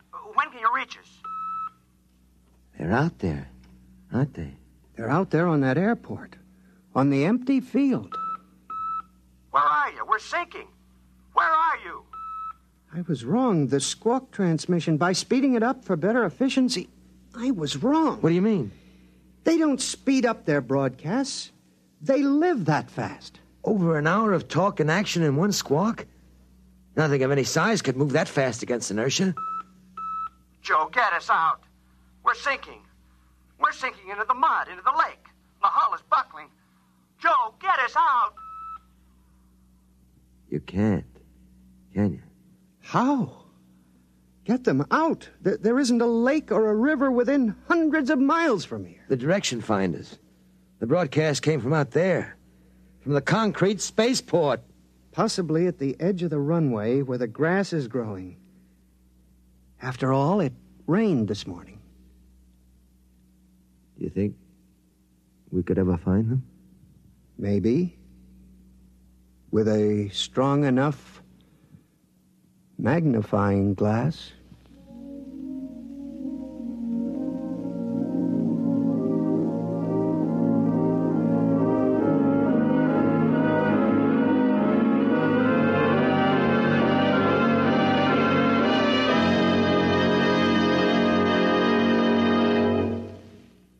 You have just heard X-1, presented by the National Broadcasting Company in cooperation with Galaxy Science Fiction Magazine, which this month features Rattle OK by Harry Warner Jr., which demonstrates that a time machine could be very useful for handling a department store's complaints, provided you don't go too far to please a customer. Galaxy Magazine, on your newsstand today. Tonight, by transcription, X-1 has brought you Pictures Don't Lie, a story from the pages of Galaxy written by Catherine McLean and adapted for radio by Ernest Kenoy. Featured in the cast were Joe DeSantis as Schwartz, John Gibson as Nathan, Sam Gray as a newsman, and Dick Hamilton as the alien. Your announcer, Fred Collins. X-1 was directed by Daniel Sutter and is an NBC Radio Network production.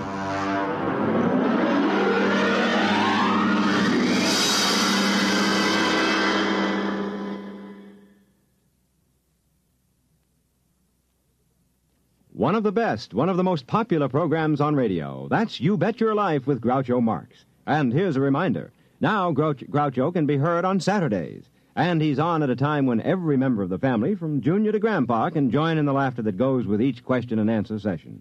A new day, a new hour, but the very same fun and good times that have made Groucho and You Bet Your Life so popular throughout the years. Have you ever met a hamburger king, or an earthworm farmer, or a famous beauty contest winner? Well, these are some of those who have appeared as Groucho's guests. Who will be his guests Saturday? Well, that's a secret. But you can bet your life they'll be full of fun and surprises. Have you ever heard Groucho sing his classic Captain Spaulding or throw a romantic line at a pretty girl contestant? You'll enjoy all of Groucho's unpredictable antics again this season, Saturday, the day for Groucho Marx and You Bet Your Life. Check your newspaper. Hear music by Ralph Flanagan and Skinny Ennis on Bandstand on NBC.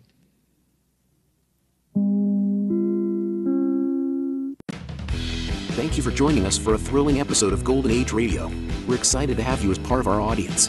We invite you to return tomorrow for an all-new set of episodes that will take you on even more unforgettable adventures. Don't touch that dial, because the next installment of timeless tales and captivating narratives is just around the corner. Stay tuned for another dose of vintage radio magic that will transport you to a bygone era of entertainment like never before. We're always eager to hear from our fantastic audience. Your feedback fuels our passion for delivering the best in vintage entertainment. Feel free to share your thoughts, opinions, and suggestions. We value your input and strive to make your listening experience even more enjoyable. If you're looking to enhance your Microsoft Access skills, look no further. Reach out to them at 615-420-2040 and ask for Mark. Once again, thank you for being a part of our Golden Age radio community.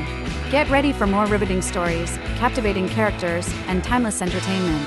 Until next time, stay tuned and keep the nostalgia alive.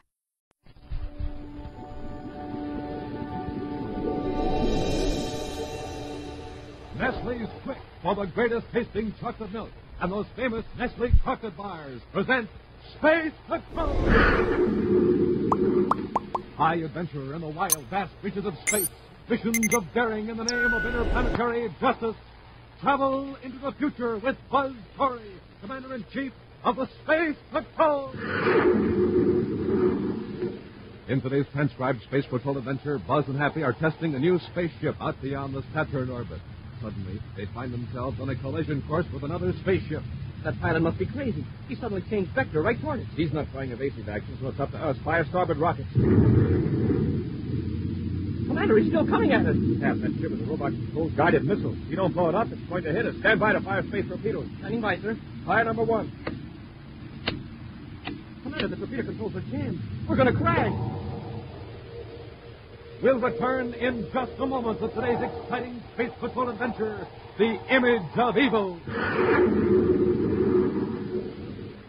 Got big news today, Space Patrollers. Exciting news for all of you. So quick, get pencil and paper and keep them ready by your radios. Because in just a little while, I'm going to tell you how you can get the latest, the greatest, newest surprise Commander Corey has for all of you. And here it is, the new Cosmic Rocket Launcher. An exact pocket-sized model of the giant rocket used by Commander Corey in today's Space Patrol adventure. Specially constructed of sleek, durable plastic, this neat rocket is a big 6 inches long with a snap-on double-deck scout car. It's positioned on a brake-proof nylon launching cord 33 feet long for distance flight. You can send it on its way by pressing the trigger on a stainless steel launching gun. And it travels down that cord with trigger-fast speed. Hits the target and wham! Automatically launches the Scout Car. Yes, sir, a cosmic rocket launcher of your own means lots of fun, lots of action, too. So Space Patrollers, stand by. In just a few minutes, you're going to learn how you can get your own new sensational cosmic rocket launcher. And now today's Space Patrol adventure, The Image of Evil. In his central office in Space Patrol headquarters on the man-made planet Terra, Commander Corey examines a model rocket ship of unique design. Hearing voices at the door, Buzz carefully places the trim model back into an Endurium case labeled Top Secret, as the civilian literally forces his way into the offices, despite the protest of Cadet Happy. Hey, just a minute. I've got to see Commander Corey. You can't just I'll barge talk in to here. no one else, understand? All right, what's this all about? This man just pushed past the guard at the end of the hall. Hold on, one at a I time. tried to It's stop all him. right, Happy. Now, mister, let's have your story. Good evening, Commander. I wouldn't have forced my way in here on purely personal matter. There's something you ought to know right away. Now that you're in here, let's have it. Commander, Prince Boccarati has escaped. Prince Baccarati? Why, he's I in the... saw him at the Lowell City Spaceport in Mars. Who are you? You think I'm crazy, don't you? Well, I'm Baron Sarkane of Jupiter. And I can refer you to several prominent people who will vouch for my sanity and my reliability. Mr. Sarkane, I don't doubt your sincerity, but Prince Baccarati is undergoing treatment at the Criminal Rehabilitation Center on Venus. He's been there for months. And he won't be released as cured for nearly a year. Yes, I know that. But I also know that the man I saw was Baccarati. Believe me, if there was the slightest doubt, I would merely have reported my suspicion to a minor authority on Mars instead of coming directly to you. If Baccarati had escaped, I wouldn't blame you for being concerned, but I think I can leave you now. Rehab personnel center will give us an answer. Rehab personnel section, Agent Grayson. Commander Corey here, Grayson. I need some information. Yes, Commander. Where at this moment is Prince Baccarati? Why, he's still in his rehab, sir. Yes, I know, but at exactly what stage is the processing? Check with Venus and call me back immediately. Corey out. Yes, Commander. Now, Mr. Sarkane, if Baccarati had escaped, Rehab Personnel Center would have been notified. Here's I've made somewhat of a fool of myself tonight. Still, I'd spare the man I saw was Prince Baccarati. And you knew Baccarati personally? I didn't. I had no dealings with the man. But I have met him some years ago. He's not the type of man one easily forgets. I agree with you, Mr. Sarkane. However, the several billion people in the solar system are bound to be similarities. I don't know which is the great, my embarrassment or my relief in knowing that that monster isn't loose. My apologies. It's all right, Mr. Sarkane. Thank you. Only my apologies to you, too, for that I understand. Forget it. Goodbye, gentlemen. Goodbye. Poor guy. He really thought he had a hot piece of news. He's not at all the excitable type. So surprising. Oh, speaking of surprises, I've got one for you, Hap. Open that box. Yes, sir. Hey, top secret. All right. Wow. A model rocket ship. And what a beauty. But what's that other gadget? That's a launching device. This is a model of what you and I are going to test in a couple of days. The Cosmic Rocket Launcher. Oh, so this is the secret project that Saturn testing. Right. It's an important new exploration and space search tool, Happy.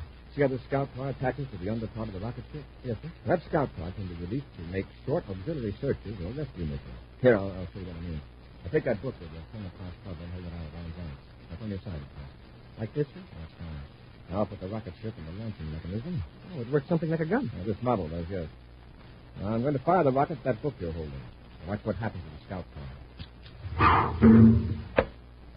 Hey, the rocket ship released the Scout Car when it hit the book. Mm-hmm. The release mechanism is in the nose of the rocket ship. Naturally, on the actual ship, the Scout Car can be released in several different ways. Proximity, ejector, manual controls, and the ship or Scout Car. Oh, it's a wonderful gadget. May I work it once? Certainly, huh? Now, hold it a minute. Headquarters, Commander Corey here. This is Grayson, Rehab Personnel Center. I've got the data on Baccarati. All right, Grayson. Prince Baccarati is in the suspended animation section, Venus Rehab Center. Now undergoing stage 5 of the correctional therapy process. Electroresuscitative orientation. No one can get him out of that. Right, sir.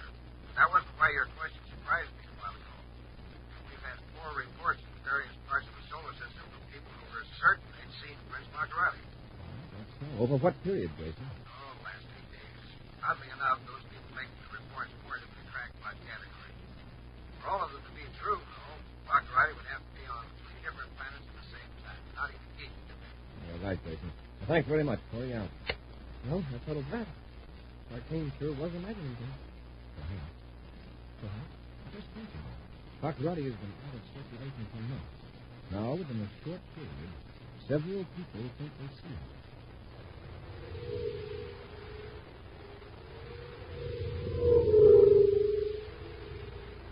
Some distance from Space Patrol headquarters on Terra, two men are in earnest conversation.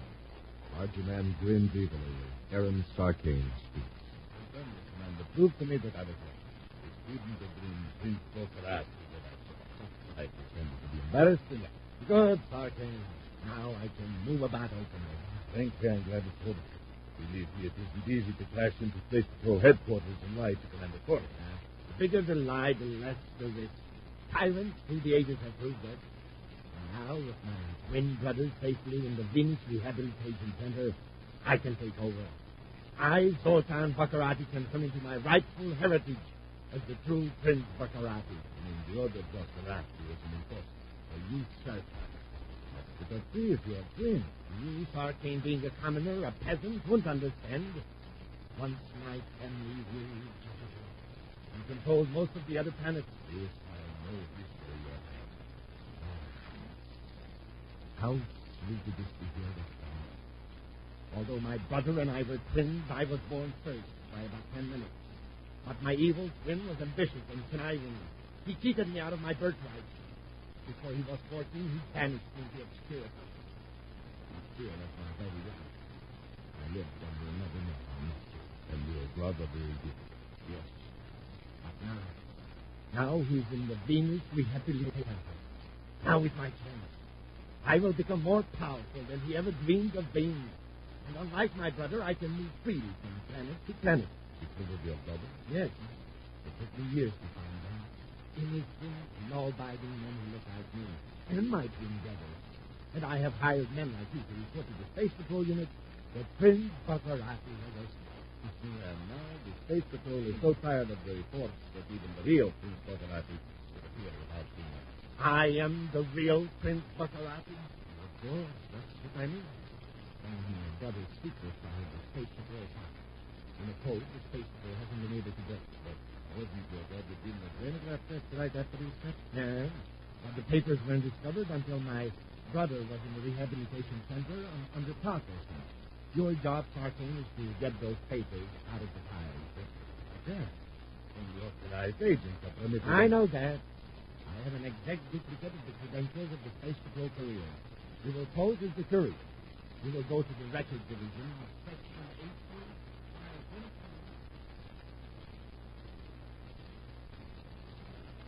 Give me a pain, Commander. They turn in a 10-page report on what I had for breakfast. This one, for example. Oh, you're finding a Planet Woodsman's report, huh? Yes, our patrol pilots crash a couple of spaceships full of crooks, and they tell the whole story in a 10-word spaceogram. And in a messenger like Lieutenant Woodson writes a novel about his wallet. Lieutenant Woodson is only following orders, Captain. He suspects somebody of tampering with the credentials. Civil identification cards seem to be in a different order in the house. That's important. Remember, he has access to the records division. Considered it important enough to alert the records division guards against forged credentials. Oh, well, it just seems like a lot of red tape to me. I guess I've got a cosmic rocket on my mind. Well, as soon as we get this routine work out of the way, the sooner we blast off the better. A circus car pulls up in the deserted parking area close to the Space Patrol Records Division building. Aaron Sarkane touches an empty briefcase and gets out of the car. Suppose they stop. They wouldn't stop you. You're wearing your Space Patrol Lieutenant's uniform. And you got the proper credentials. Just act natural, Sarkane. Yes, but I'm in the house. Don't worry. These clerks work by numbers. They want you to know that you're getting Prince Baccarati's papers. And if they do, well, you got a ray gun. Now get going. A few moments later, in Space Patrol headquarters, Commander Corey and Cadet Happy are reviewing the Cosmic Rocket Launcher Operations procedure when the emergency intercommunications alarm sounds. Just a moment, Hal. Yes, sir. Headquarters, Commander Corey here. Records Division, Section 18, Technical Sergeant Martin reporting, sir. Yes, Sergeant? Response to alert order HQ 1732 Evelyn. Go ahead. The courier is here in this section, Commander. He presented identification card number SPCQ 0687. The number on the alert order. This man with you now? No, sir. I left you back in corridor H, file section 27D. I thought I'd better... No. Hello, Sergeant. Sergeant Markham. Come on, Happy, and get to the elevator. We're going down to the records section. Swiftly, the elevator drops to the lower levels of the Space Patrol headquarters building, and Buzz and Happy hurry down a deserted corridor of the record division. Now, this way, Hap. Here's section 18. Yes, sir. Commander, look, it's the guard. Sergeant Markham. Someone slugged him when he was on the intercom. And cut off the connection. Chances are whoever it was lost him. Get your rig on ready. Yes, sir. Hold it right where you are. Commander, it's Sartain. All right, Sartain. What are you doing in that uniform? I can explain everything, Commander. What have you got there? Give it to Happy. Yes. Here you are. Yeah, and I'll just take that ray gun, Sartain. You got in here with Lieutenant Woods and his duplicated credentials. What was he after, huh? Oh, they're these papers. They're the undeciphered code on Prince Baccarati. Well, Sartain, you seem to have an unusual interest in Baccarati. You tell me you've seen him on Mars, and now you've sneaked into the file section with false credentials. Commander, I need your help. Listen to me, please. Okay, Commander, look out. Get your hands out, Corey. You two get it. Rocket. It's Prince Baccarati. Prince Baccarati, the real prince. I'm sure you came just in time. I got a blast gun here, Corey, so don't attempt any heroic. Well, you do look like Baccarati. Naturally. I'm his twin brother, Zoltan. His twin brother? Well, I didn't know Listen, that... all of you. There is only one thing my brother and I have in common. Our hatred of Commander Corey. If you out of the way, either of us could have ruled the United Planet. That's flattering, Zoltan, but not necessarily true. Oh, yes, it is. And I'm going to prove it now. Regarded the exit is unconscious. Sartain and I can be out of here with my brother's secret records in just a few seconds. Get out of the line of fire, Sartain. I am going to bless Corey and the cadet.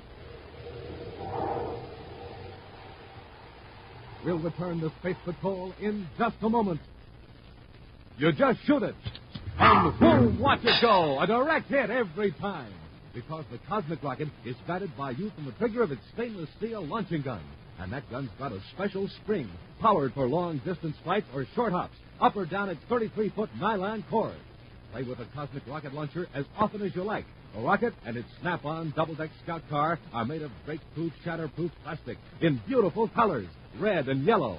Launch it solo or with one of your pals.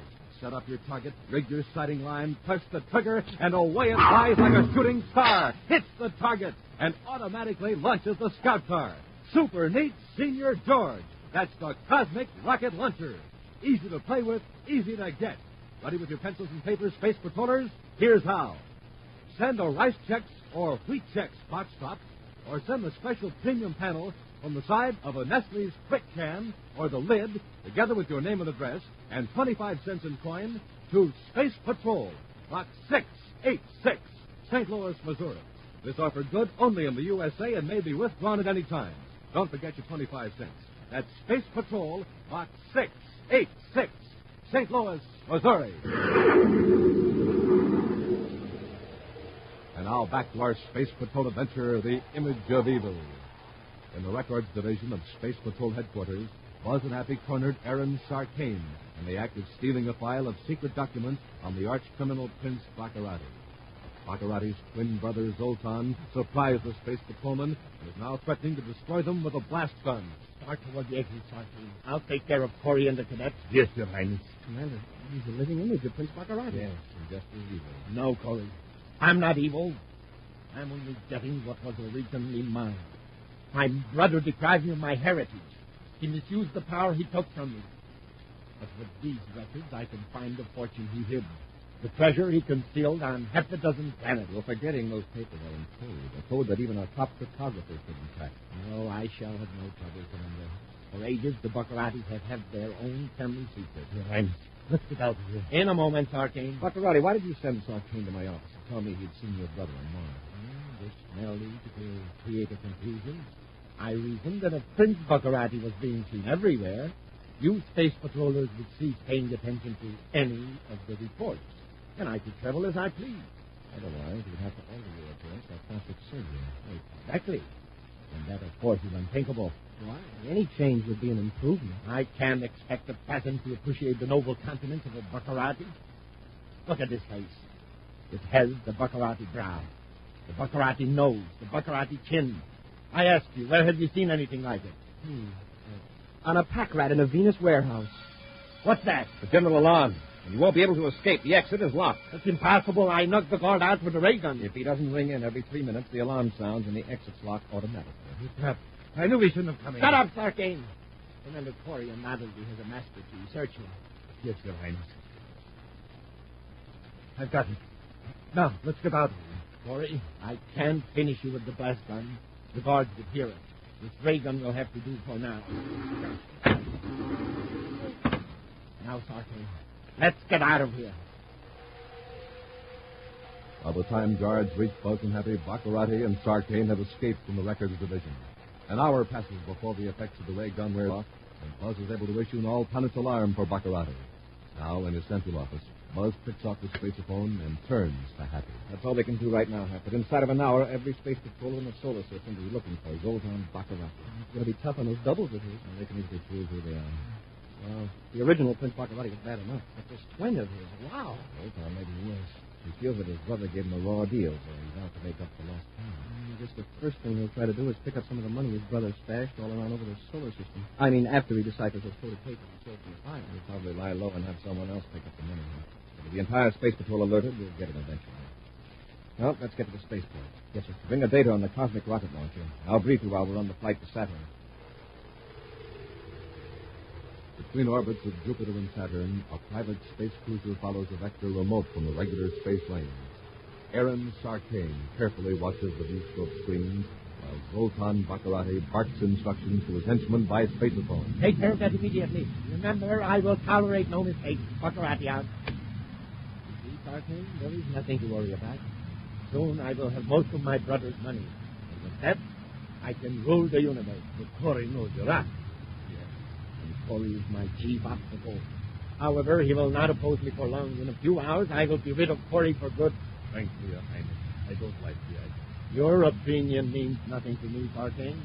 You are like most men, ruled by fear, limited by a lack of imagination. But I am a Baccarati. Remember, what is an obstacle to an ant is not an obstacle to an eagle. And I, Sarkane, am an eagle. Yes. In a few hours, Corey will be out beyond the Saturn orbit, testing the cosmic rocket. There is my opportunity to destroy him. One of my spies on Saturn has given me the test vector Corey will use. And you expect me to cast that old robot-controlled cruiser into the rocket? It will be easy. Even if Corey sees the cruiser, he won't expect an attack. Suddenly, it will be upon him. And once the test ship is in range of the automatic target selector, the cruiser will crash into Corey's ship. Can't avoid it. But suppose we blast the cruiser before him. That problem has been taken care of. All right, Sarkane, take me to Jupiter. I'll wait there while you finish Corey. If you follow my instructions, your control ship will never be detected. At the Saturn test base, Commander Corey and Cadet Happy are at the controls of the new rocket ship, ready for blast-off, making the final checkup. Scout car release mechanism in order, Commander. Stand by for blast-off. Standing by, sir. Remember, the first man to recover from blackout presses the automatic spaceophone signal to notify base control. Yes, sir. The green warning light from base operations center. The kickoff buzzer, press the rocket launching control. Up, ship of the way.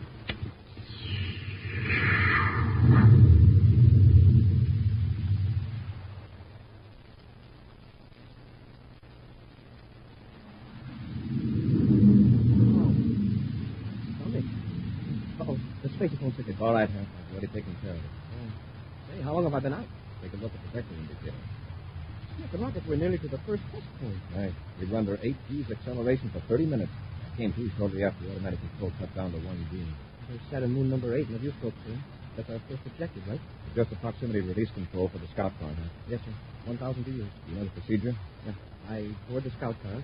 After automatic ejection, I pilot the scout car to moon number 8, land, and then at a signal from you, I blast off and attach to the rocket ship again. Right. Now, wait, Hank.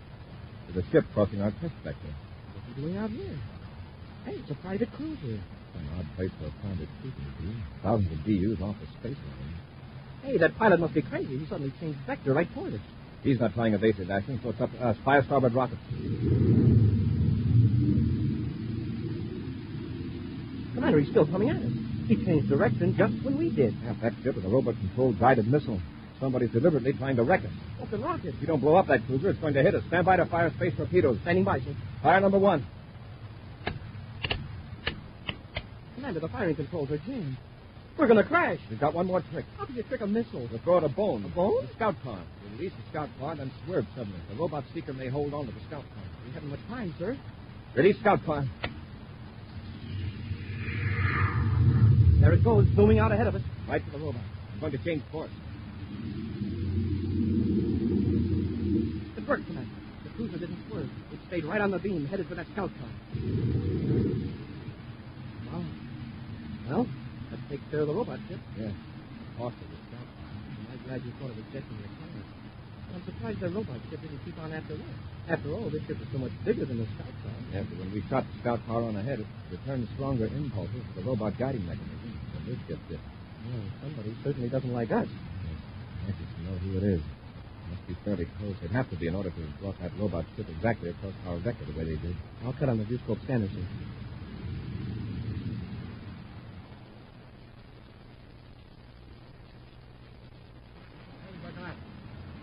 Arcane to Baccarat. Baccarat here. It worked, Your Highness. I just saw the explosion. Very good. Now come to Jupiter immediately. With Corey out of the way, and start putting my plans into operation. Wait. I just saw something in the viewscope. I don't understand it. It's the rocket. What? It isn't even half. The rocket you crashed into it. I saw the explosion. Corey must have fixed the space torpedo mechanism. Blown after robot. Your Highness, I think he's stifled me. The ship is coming toward me. What do I do now? That is up to you, Starkey. From now on, you're on your own. Goodbye, Starkey. Your Highness, help me, please. Your Highness, please.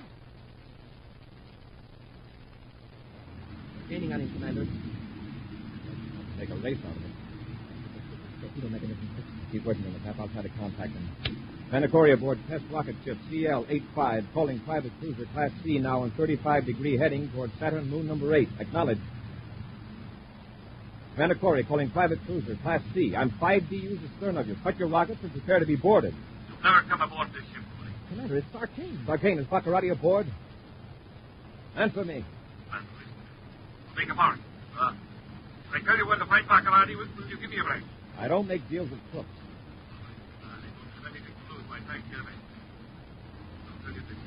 Never get aboard this ship. Commander, I found the trouble. The firing mechanism is okay. Good. Then a torpedo over Sarkane's ship. Yes, sir. Sarkane, are you going to surrender? All right, fire number 1.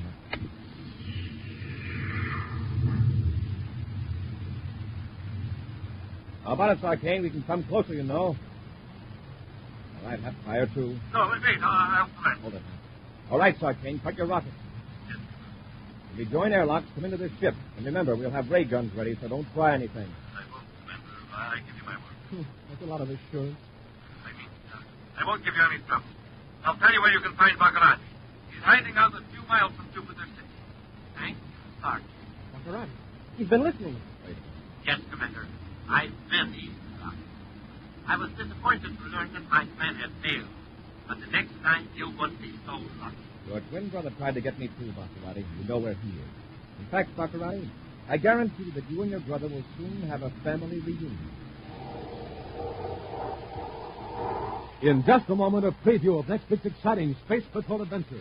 Brought to you by Rice Chex and Wheat Chex, the bite-sized cereals in the red and white checkerboard packaging.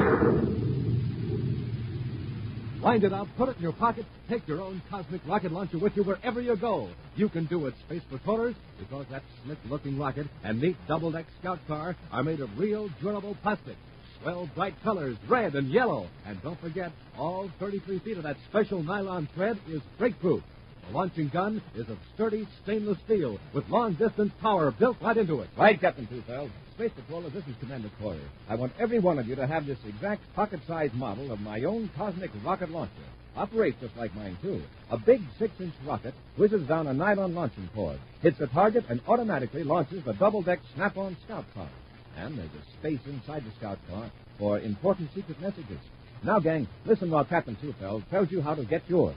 To get your cosmic rocket launcher, send a Rice Chex or Wheat Chex box top, or send the special premium panel from the side of a Nestle's Quick Can or the lid. together with your name and address and 25 cents in coin, to Space Patrol, Box 686, St. Louis, Missouri. Don't forget your 25 cents. That's Space Patrol, Box 686, St. Louis, Missouri. And now, a preview of next week's exciting Space Patrol adventure. Buzz and Happy have trapped Vince Baccarati in his retreat on Neptune. Keep it covered, Happy. If he makes one move, use your ray gun. Yes, sir. What's that noise? Nothing to be alarmed about. Oh, my hand! The ray gun is red hot. I couldn't hold it. Baccarati, what... Commander, our gun's melted. Vaporized. This blaster is still all right. And if either of you move, I'll be glad to prove it. Be sure to join us next week for the thrilling story, The Phantom Visitor. Space Patrol, created by Mike Moses, starring Ed Kemmer as Commander Corey and Lynn Osborne as Cadet Happy, was written by Lou Houston, produced and directed by Larry Robertson, executive producer Mike Devereux. Other players were Bela Kovac, Norman Jolly, and Ken Mayer. Dick Tufel speaking. Now, don't forget to tune in next Saturday and every Saturday for exciting action on Space Patrol. Space Patrol was brought to you today by Nestle's Quick, for the greatest tasting chocolate milk and those famous Nestle chocolate bars. Be sure to see another exciting Space Patrol program on your local ABC television station. Consult your local paper for time and channel. This program is broadcast for armed forces overseas through the worldwide facilities of the Armed Forces Radio Service. Space Patrol came to you transcribed from Hollywood. This is ABC Radio Network.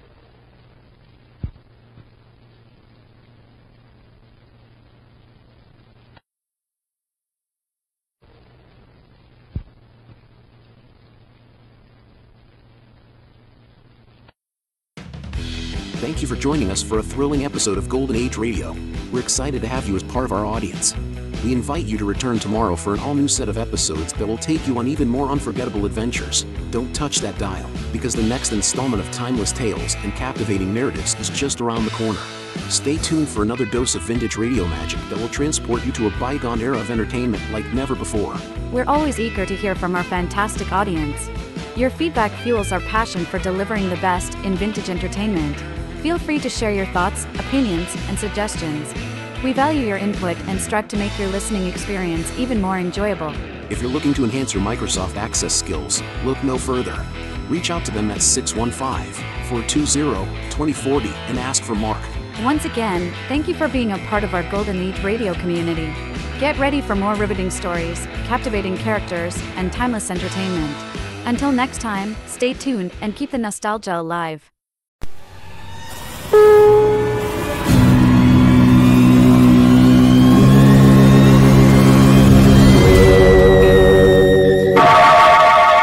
Inner Sanctum Mysteries, brought to you by Bromo Seltzer.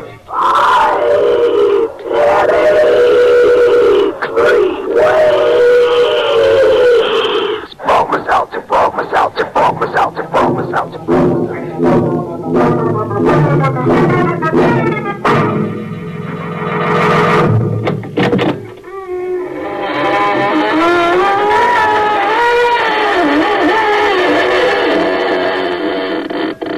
Good evening, friends of the Inner Sanctum. This is your host, inviting you through the squeaking door for another half hour of gruesome gaiety. Friends, have you heard of a magician who sawed his wife in two parts because she was a split personality? Or the wife who slit her husband's throat and asked the court for clemency on the grounds that she was a widow? Mm-hmm. Well, that's the kind of personalities we feature on this program. So listen closely and be sure not miss one drop of blood.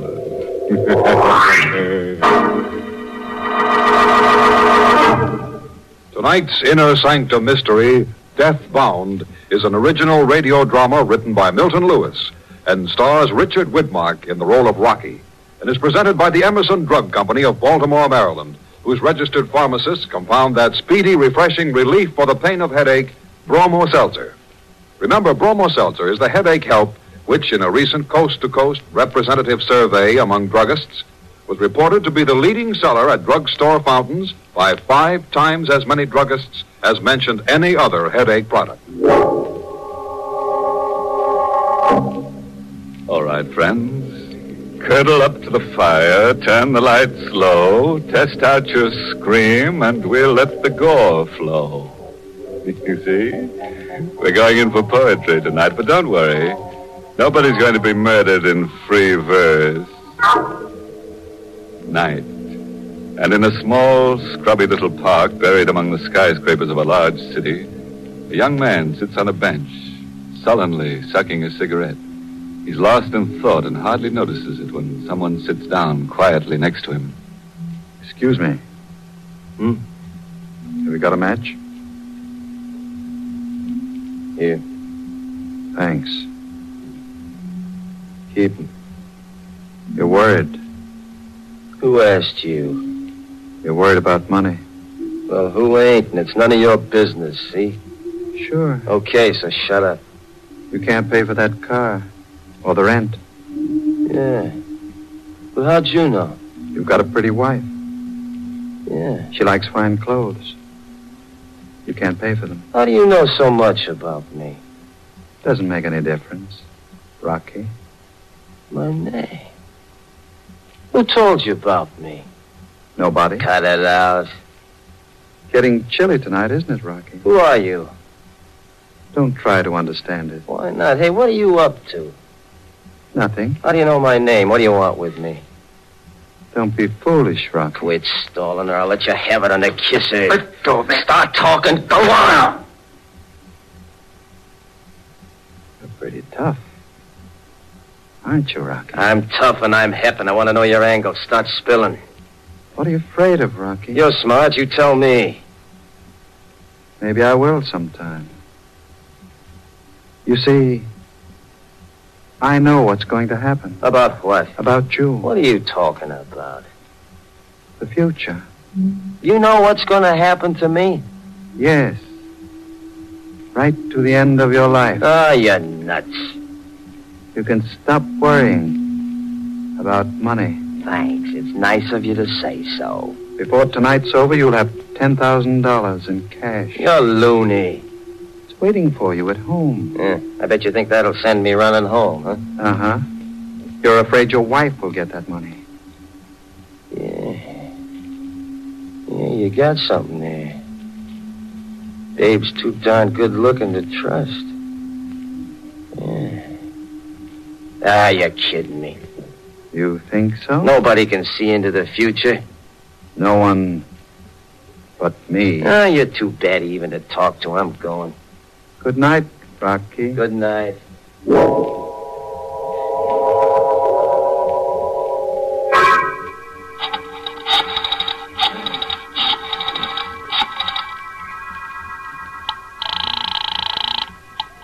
Hello? Hello, Slim. This is Babe. Hi, kid. How's my pal Rocky? I don't know and I don't care. You kidding? No, Where is he? he ain't home yet. Look, Slim. Yeah? You, meant what you told me last time? Yeah, sure. Okay, I'm coming over. You sure you know what you're doing, babe? Yeah. I'm fed up with Rocky. I'm fed up with this dump. I'm through. Him and his big talk, well, he can listen to himself now and see how he likes it. Okay, babe. I'll be waiting. I gotta hang up now. I think he's coming in. Goodbye, Slim. Hi. Hi, Rocky. Was anybody to see me? No. Who'd you expect? Nobody. Anyone call? No. Any packages come? Anything like that? No. What are y'all dressed up for? I'm going to my mother. Why? She's sick. You look like you was going to a ball. What do you need the suitcase for? I told you, my mother's dying, maybe. I gotta stay with her, maybe. Always you're asking a million questions like you didn't trust me to walk around the corner. If you think you're walking out on me, I'll... What would I want to walk out on you for? You treat me like the Queen of Sheba. You give me a different mink coat to wear every day in the week. Can't even lift my hands because my fingers are so heavy with diamonds. Shut up! All you can do, stop me. After the wife I've been to a no-good skunk like you. Me that could have had any guy. I could have been rich. We're gonna be. I'm gonna get $10,000. You? $10,000? Sure. You haven't got a dime a week. Where you gonna get it? I don't know. You don't know? But a guy in the park told me, a queer guy. He says he can see into the future. He told me. He told you? Yeah. You crazy dumb heel. You're going off. What are you looking at? That package. What package? This one right here. Huh? You said nothing came for me. I didn't know about that. No? Oh, the janitor must have brung it while I was out. He did? Yeah, he does it lots of times. It's got my name on it, look. Who said it? It don't say. Why don't you open it? I don't know. You're scared. What are you scared about? I ain't. Well, what are you handshaking for? All right, I'll open it. Hey, there's a wallet here. Babe. Look. It ain't fake? No, it's a real thing. Hundreds. Look, 10 of them. Yeah, look at 'em. Each is a grand. Yeah, each worth 10 yards. I've never seen a grand bill before. A piece of paper worth a grand. Keep your hands off it. I never touched no grand before. Hey, you was going to your mother's. Yeah, but I changed my mind. Did you? She can die without you? Oh, Rocky. There ain't no way to talk to me. Me who loves you has gone through so much with you. Yeah, forget it. I've been so broke I must have been a little nuts. But I ain't nuts now. I got 10 grand. Hello? Rocky? Who's this? The man from the park. Was I right? Right. I can't believe it. I got... Did you get the $10,000? No. You're lying. Do you want to hear more about your future, Rocky? Yeah. Listen carefully. You're going to die tonight. Die? Die. Good night, Rocky. What's the matter? Who was it? The guy who said I was going to get the money. I wasn't going to tell him I got it. Everybody's got their angle. He'd rob me or something, sure. Look at me. Why? How do I look? White. Like you've seen something. Do I look like I was going to die? Do I? Well, answer me. No, Rocky, no. Who's that? I don't know. Open it. Why don't you? Because maybe he meant I was going to get killed. Go on, you open it. Who is it? There's no one, just a package. Here. It's for you. It's just like the other one. Yeah. Wait a second, Dave. Don't open it. Oh, maybe it's some more dough.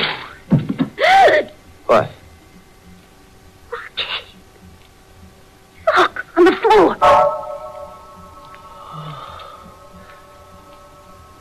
A hand.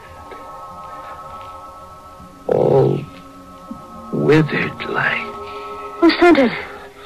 What's going on here? I don't know. I don't get it. This is something I can't figure out so easy. What's the matter? The middle finger. The tip's gone. I'm going to get the car and I'm going to leave. I'm going with you. Why? Because I got the 10 grand? Rocky, how can you say that? Something queer's going on here tonight. You need me. Okay, let me get my gun first.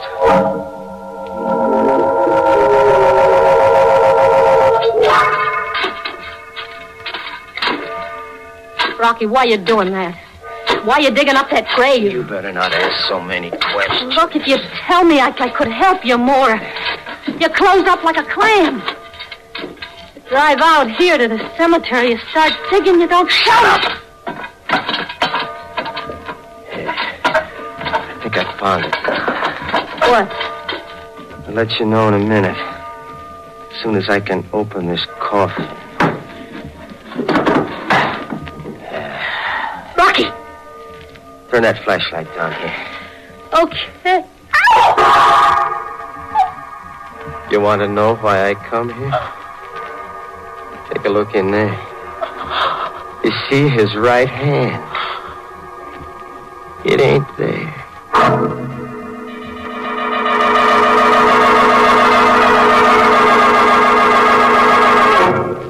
You are listening to Inner Sanctum, brought to you by Bromo Seltzer.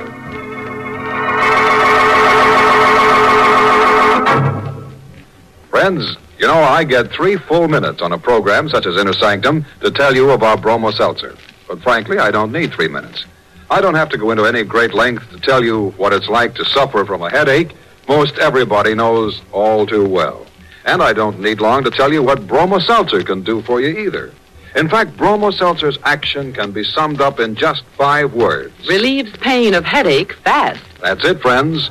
Bromo Seltzer fights the misery of your headache speedily.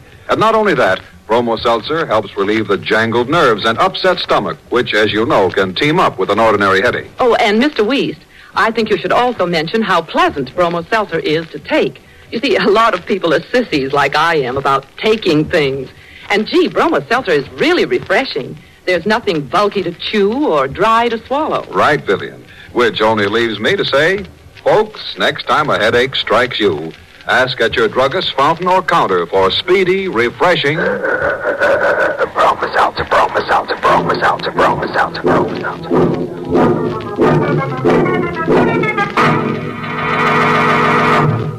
The Willies are waiting for you. We've got some nice spine tingles and flesh crawls for you, and of course, you. Well, let's go on with the second half of tonight's grisly gavotte. Where were we? Oh, yeah. Rocky had just dug up a body in the graveyard, and he's just told his wife that the corpse had no hand attached to his right arm. Rocky, you mean that thing that was in the package? Yeah. It was his hand.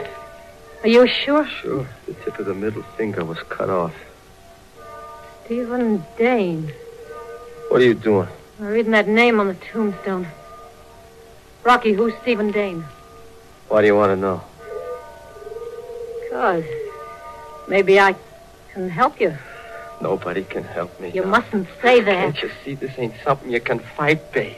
First, the guy tells me I'll get 10 grand. I get the 10 grand. Then he tells me I'm going to die, and that hand comes. I tell you, it's queer. And there's nothing I can do about it except wait to die tonight. Only you tell me. Okay, I'll tell you. That guy, Stephen Dane. We killed him. We? Me and Slim. Why? Money? Anybody know? Nobody but you. The cops. They picked us up, but they didn't have nothing on us.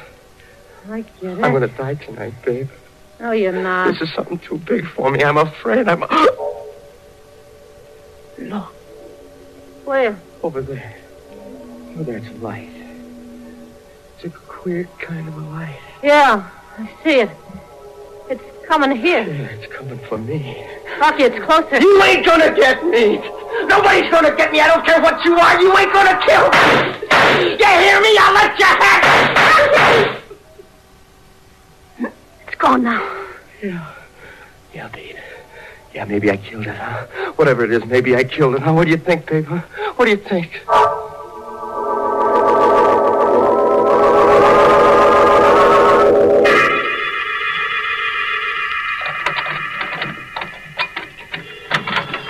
The phone's ringing. Yeah, I'll take it. No, you better... Get away from it. Hello. Hello, Rocky. You. Yes. The man in the park. What do you want now? I just called to find out if you were still still alive. I'm doing fine. See, I'm doing great. Nothing's gonna happen to me. Sure, Rocky. I'll call again. Who are you anyway? Don't try to understand things that are too much for you, Rocky. You leave me alone, see? If you call me again, I'll go out and I'll get you. I'll find you somewhere and I'll pump you full of lead.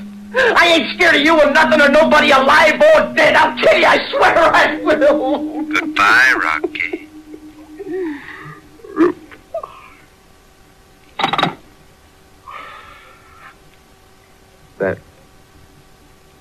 That was him again.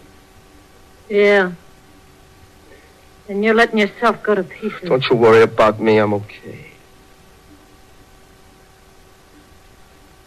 Babe, Yeah. why didn't we find nothing? Where? In the cemetery where the light was. I swear I shot something, but there was nothing. Why did you come back here? Where can we go? With 10 grand? There's a lot of places. No, you can't run away, not from something like this. I figured I'd come back, see? I'd get ready for it. When it came, I'd be all ready to fight it. That's my angle. What are you gonna fight? I don't know, babe. I don't know. Say it, babe. Tell me again, huh? I'm not gonna die. Tell me again and again and again. Tell me all night I'm not gonna die. Tell me. Say it! No. Oh. But you said it in the cemetery. Yeah? You believe I'm gonna get it too, huh? Yeah. Why'd you change your mind? That thing on the floor. The hand. Yeah. Get rid of it. No. I'll give you $5 grand. No, I won't Look touch at it. Look at it like it wanted to grab me. Like it want... Wait a minute. Maybe that's it. What? What I'm waiting for. Don't you get it, babe? Here I am waiting for something that's gonna kill me. Don't you get it? This is it. How can it kill you? How can the other things happen? But they did. I'm gonna get it out of here. No, don't touch I bet it. if I touch it, I won't be scared anymore. If I get rid of it, that'll break the curse. I'm gonna get it. No. You see, I got it. It can't hurt me. I ain't scared. It's the hand of the man I killed, and I ain't... Oh! It's trying to grab me. It's gonna get me. Ah! Rocky! It started to move, babe. It started to go again. Look, you don't know what you're saying. Oh. Yeah. Maybe you're right. Maybe you're right. Maybe I'm going out of my head. Don't leave me, babe. No, Don't I won't. tackle all this alone. Don't leave me. Okay, huh? okay. Maybe I'm so scared because we killed him. Don't leave me, babe. No, I I'm won't. sick and I'm scared and I'm going to die. Don't leave me, huh? When we killed him, I did it only because he was a rich kid and I wanted dough to set you up right. Don't leave me, babe. Please don't leave Rocky, me. I ain't going. Listen, you better get hold of yourself. Go on in there, Rocky. Lie down.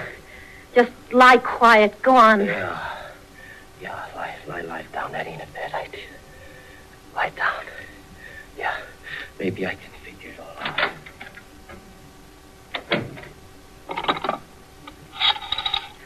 Seven, 8, 4, 5.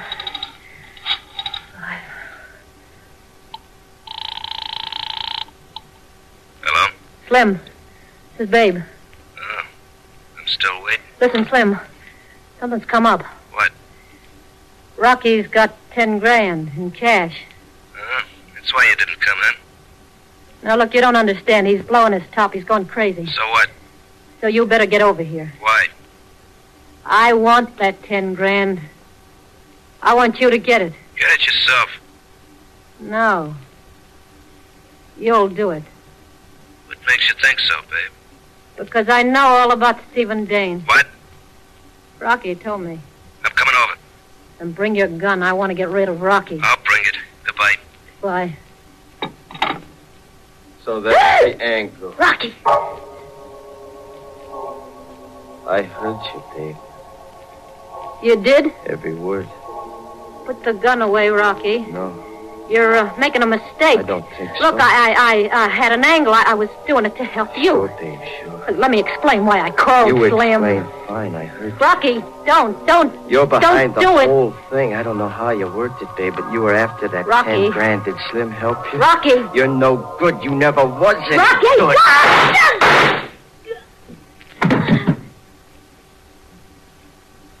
Babe.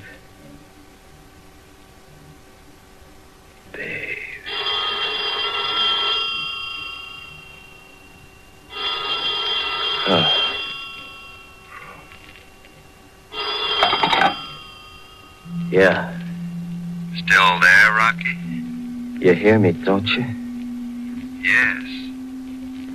But no one will ever hear you again. When the night's over. Yeah? Look, why do you always keep calling up? Why don't you come up yourself? Maybe I will, Rocky. To see you die. Goodbye.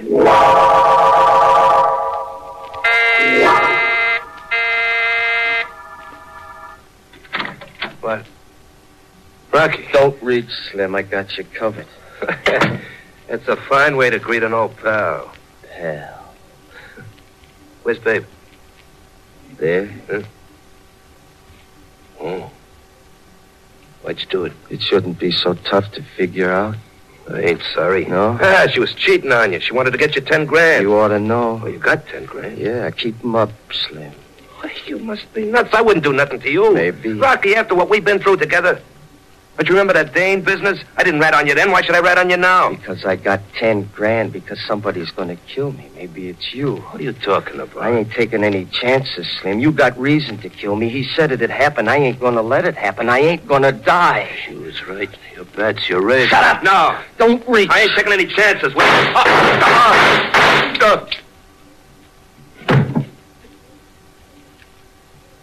I told you not to reach. Oh. Why didn't you listen? Rocky. You were the one he meant, all right. You got me. The score's even, Slim. You got me. You hear? It's all coming true. You hear me, Slim? It was because of that kid, Stephen Dane. The one we killed. That's why it happened. I know it. Slim, I can't see it. Oh, I can't see a thing. Oh, I can hardly move. Who's there? Who is it? Who came in? Just me, Rocky. Oh, the man in the park. That's right, Rocky. You're not getting away. The gun's empty. Yes, Rocky. I can't see it. It'll be over in a minute, Rocky. I just came to watch you die. Then I'll get my $10,000 back. Your money? Yes. I had it sent here. You poor, stupid fool. I stood in the apartment next door. I made a little peephole. I watched your little rat mind collapse.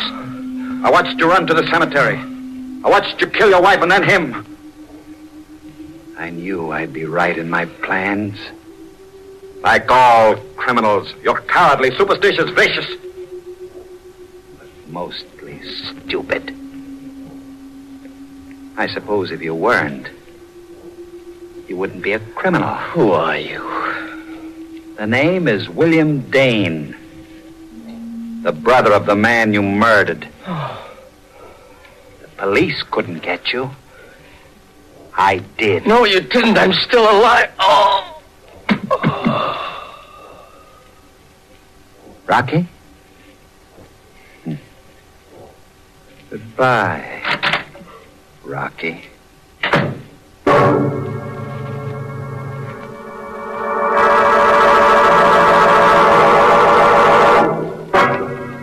Well, friend, the moral for tonight's medley of murders is taken from the undecipherable handwriting of one of the wisest morons who ever made a dope of himself. the famous Egyptian, Belloni, who said, "Don't be afraid to go to sleep because so many people get murdered at night. Just remember, you can be murdered in the daytime, too."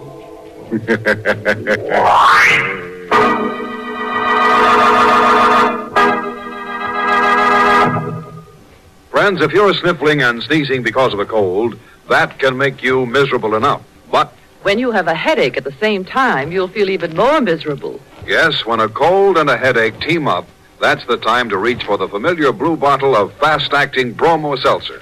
Of course, Bromo Seltzer does not claim to help the cold itself. You should go to bed and follow your doctor's advice. But Bromo Seltzer relieves the pain of the headaches. And when you have relieved your headaches, it's a lot easier to face anything else you're up against. That's why, these blustery days, Bromo Seltzer is such a friend in need to so many smart folks everywhere. Yes, Bromo Seltzer is famous for its speedy, pleasant, three-way headache help. Bromo Seltzer relieves the pain of headache, plus the jangled nerves and stomach upset that may team up with it. Caution, use only as directed. If headaches persist or recur, see your doctor. And remember, when you have a cold, don't let headache pain add to your misery. For ordinary headaches, ask for economical Bromo Seltzer at your druggist's fountain or counter. And Fight headache 3 ways. Bromo Seltzer, Bromo Seltzer, Bromo Seltzer, Bromo Seltzer, Bromo Seltzer.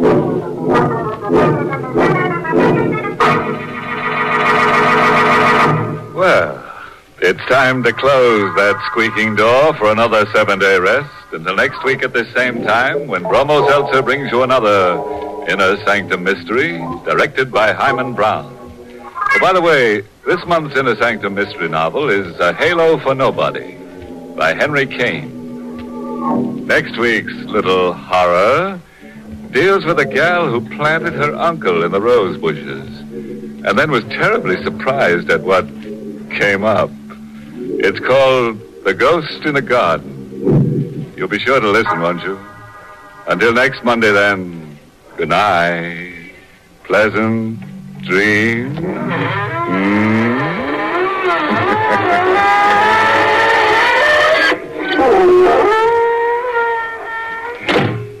this is CBS, the Columbia Broadcasting System. Thank you for joining us for a thrilling episode of Golden Age Radio. We're excited to have you as part of our audience. We invite you to return tomorrow for an all-new set of episodes that will take you on even more unforgettable adventures. Don't touch that dial, because the next installment of timeless tales and captivating narratives is just around the corner. Stay tuned for another dose of vintage radio magic that will transport you to a bygone era of entertainment like never before. We're always eager to hear from our fantastic audience. Your feedback fuels our passion for delivering the best in vintage entertainment. Feel free to share your thoughts, opinions, and suggestions. We value your input and strive to make your listening experience even more enjoyable. If you're looking to enhance your Microsoft Access skills, look no further. Reach out to them at 615-420-2040 and ask for Mark. Once again, thank you for being a part of our Golden Age radio community. Get ready for more riveting stories, captivating characters, and timeless entertainment. Until next time, stay tuned and keep the nostalgia alive. You are lying helpless in a rude hut in the deep interior of China, not knowing how you got there or why. And before you, you see the face of a beautiful girl and the hard, ruthless figure of a guerrilla chieftain. And you know that in this room there is danger for you, perhaps death.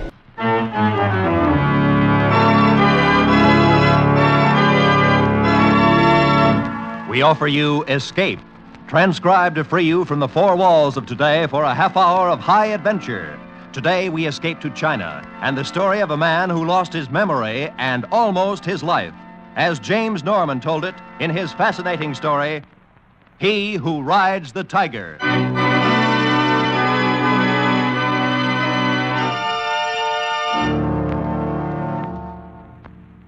The figures and faces would come and go. Sometimes I seemed to be floating along with them through endless space, but more often I could feel myself lying on a hard bed and watching, not moving, with sick and fevered eyes. And there was a big man with brown skin and close-cropped hair, and an older man with a white coat. But best of all was the girl. A beautiful girl. Usually her face would dissolve into a great lotus flower that would hang for a moment in the air and then float slowly beyond reach of my thoughts and disappear. Part of this was a dream, of course, and part reality. But I was unable to separate one from the other.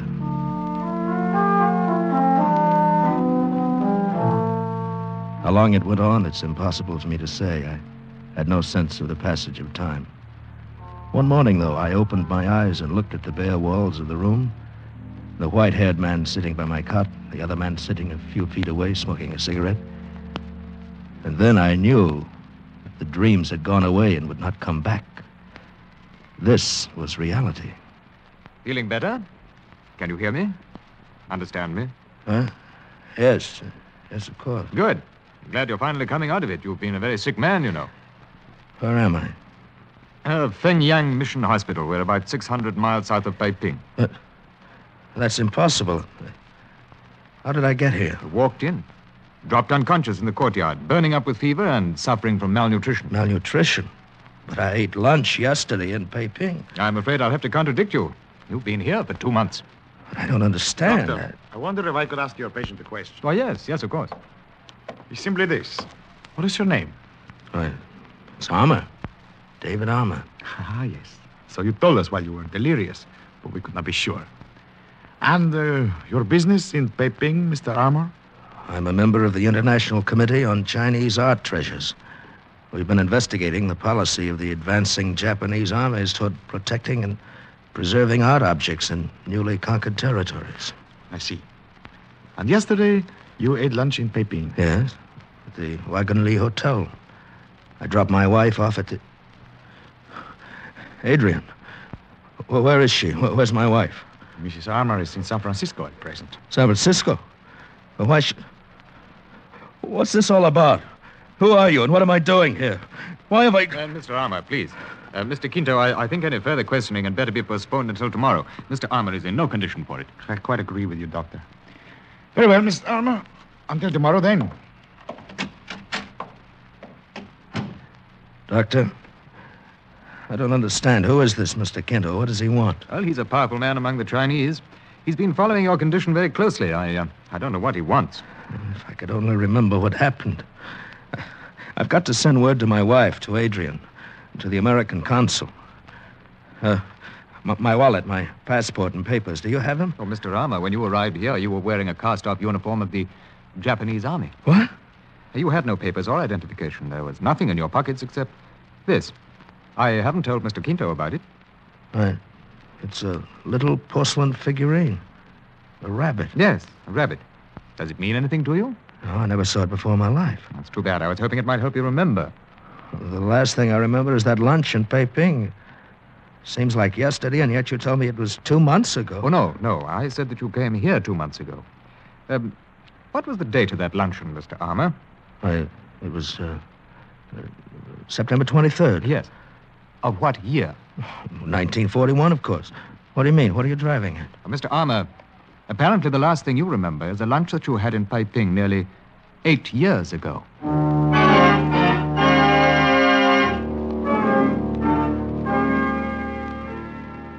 I understand the doctor has brought you more or less up to date, Mr. Armour. Well, in a general way, yes. He told me about Pearl Harbor and the war, and finally the Japanese surrender, the revolution in China, and so on.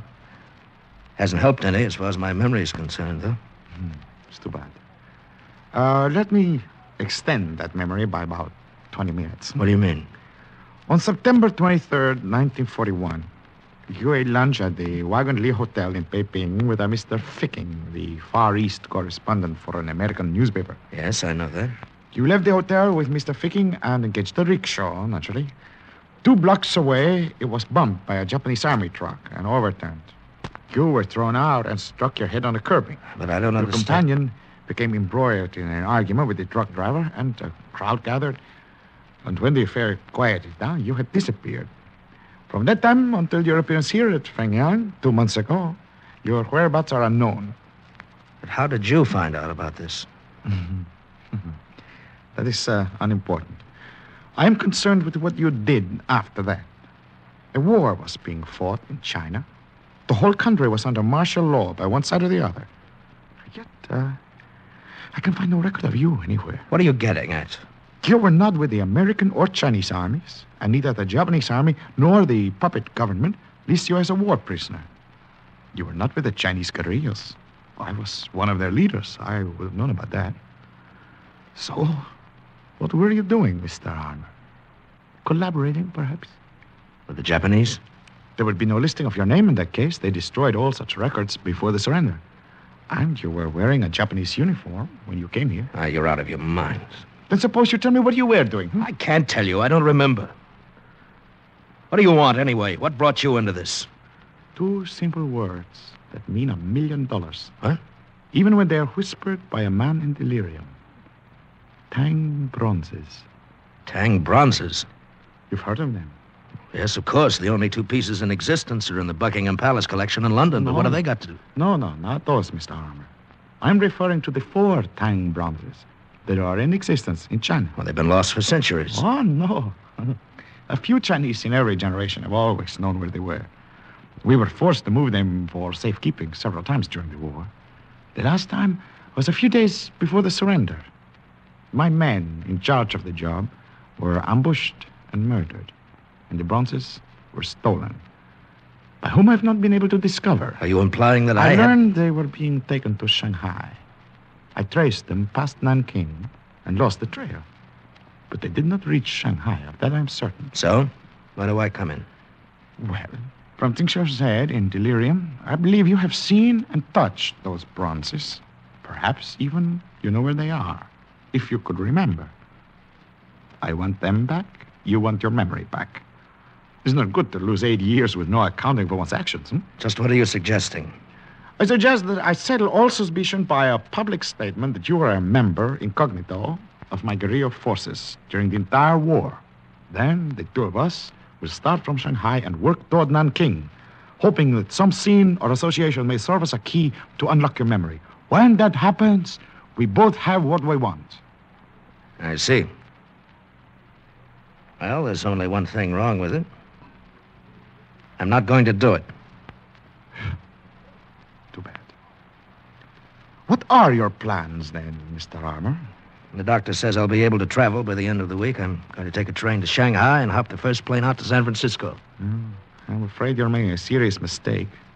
But, of course, it's every man's privilege. At least, I hope you'll carry this with you on your trip. Pistol? What for? Because somewhere there is a person who may not stop at anything to make sure you do not regain your memory at some inconvenient moment. Had you forgotten about that, Mr. Armour?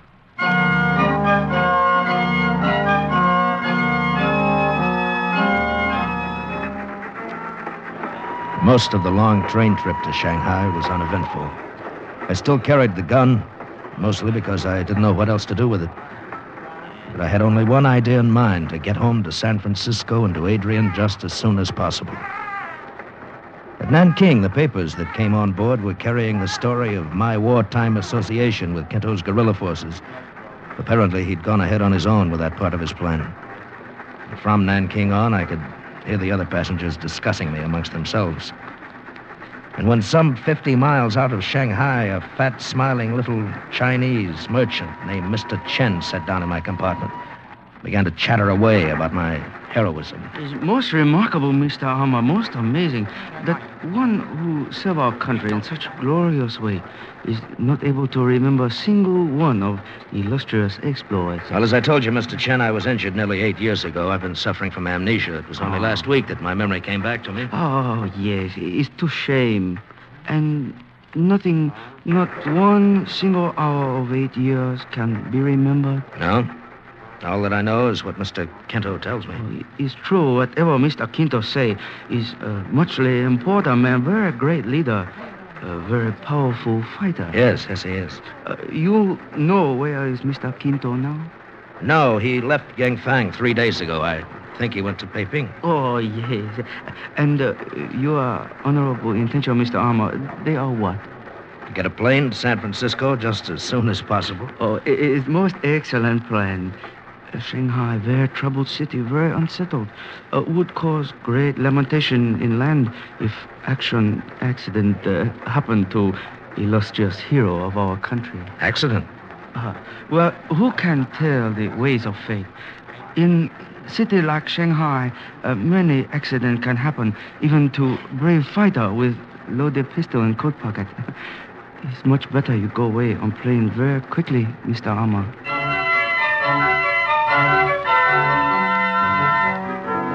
In Shanghai, I took a taxi to the Cathay Hotel. When I started to check in, I got the first of several surprises. The clerk told me that I had a room already reserved and paid for, by whom he didn't know. At any rate, it was a nice room, one of the best in the house. Picked up the telephone, called the American consul. Then I started the hotel clerk working on an airline reservation. Set my clothes out to be clean, climbed into a shower. And by the time I'd finished, a boy knocked on my door with an envelope. I opened it, took out the note. Humble token of appreciation for illustrious wartime services, Mr. Chen.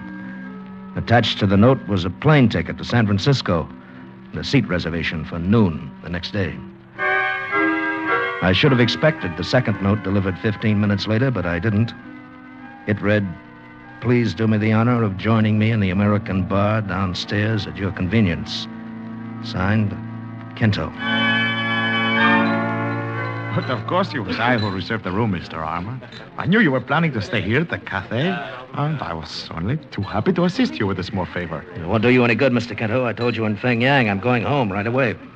Hasty decisions are often reconsidered. Anyway, I think you may have helped some already. Oh? In what way? You were approached on the train by Mr. Chen, who urged you, if I am correctly informed, to leave Shanghai at once. He did more than that. He arranged for a reservation on tomorrow's plane. Well, Mr. Chen becomes more interesting by the minute.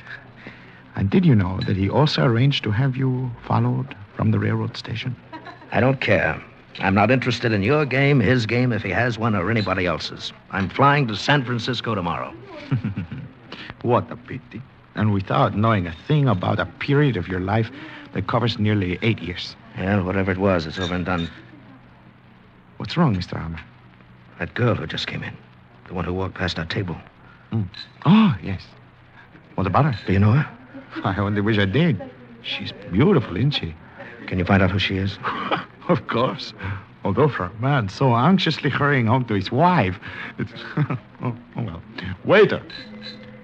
I sat there with my mind spinning madly while the waiter took the folded bill Kento handed him and went over to ask discreet questions. I was certain the girl had looked at me strangely as she passed the table. Even now, she glanced back from the bar before moving on through the room and out the door. To the best of my knowledge, I'd never seen her before in my life. And yet, the face I'd dreamed of so often in my delirium had been the face of this girl. Mr. Lady live here on hotel. It's known by name Etoile. Etoile, huh? All right. Thank you, boy. Was she, by any chance, who you thought she was? No, I was wrong. I mistook her for someone else entirely. I see. Merely a case of mistaken identity, hmm? Yes. That's very interesting. In view of this note... What? The waiter slipped this into my hand when he came back. It's addressed to Mr. Armour, so it isn't mine. But I don't... Why not open it, read it? Now, I, for one, am quite interested in finding out what a complete stranger has to say to you. While Kento stared at me thoughtfully through the smoke from his cigarette, I unfolded the paper and read the hastily written lines, and then crumpled it and thrust it into my pocket without showing it to him. The words danced in my brain. My dearest David, why would you not speak to me when I came to your table? Have you forgotten me? Do the 6 years we spent together mean nothing to you? Please come to me at once. As always, your adoring wife, Etoile.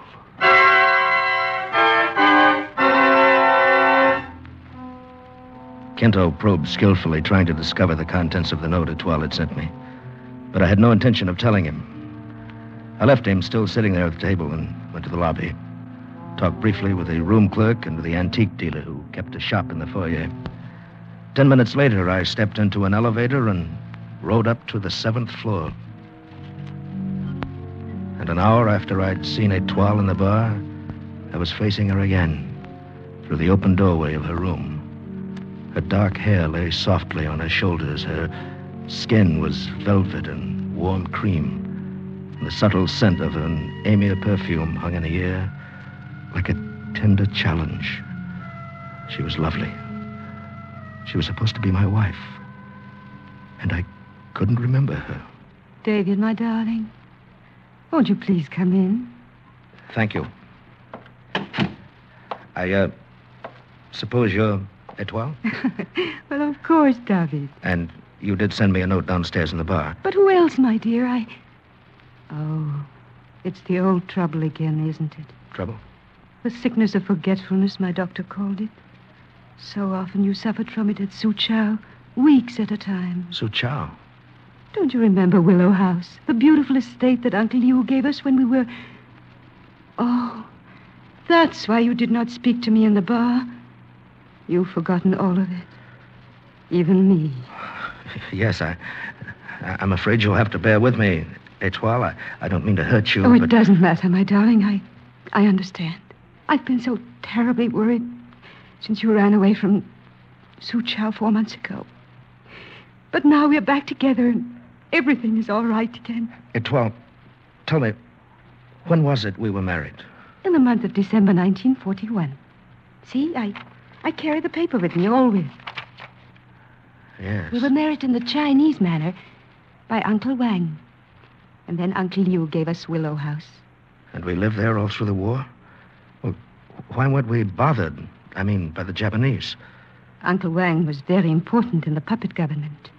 He was mayor of Suchow before the guerrillas shot him. I see. Why not come with me to Suchow tomorrow, David? Perhaps when you see Willow House again, you'll remember. All right. Suppose we leave around noon. Anytime you say. Good, then I'll arrange to hire a car. There is one thing, David. I think it is better you know now instead of remembering later. Oh? What's that? Your job during the war. Uncle Wang arranged it for you. Well? You translated captured American documents for the Japanese army. Oh, great. You didn't realize what you were doing, and we had to live. I'm sorry, Etoile. I'd better get out of here. I'll call for you tomorrow. David, even though you can't remember me yet as your wife, could you not at least kiss me goodnight? Well,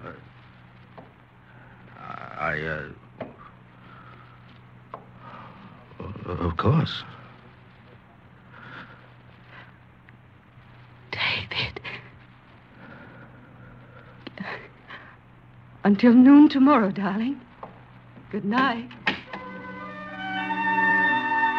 Early the next morning, I climbed into a hired car and headed out of Shanghai. Etoile was not with me. I had to face this for the first time alone. I felt I was heading into a showdown. Etoile's story was backed up by something else I'd learned the night before. The antique dealer at the hotel had told me he wasn't sure of the significance of the little porcelain rabbit the doctor at Feng Yang had turned over to me, but he was certain that it had come from Suchow.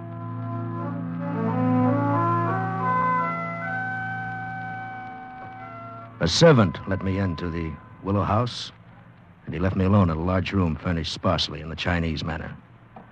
I wandered about idly, still finding nothing that said to me, "You've been here before?" Until suddenly I came face to face with a crude poster looking very much out of place against the dainty lacquer screen. It was an offer of reward issued by the Japanese army during the war.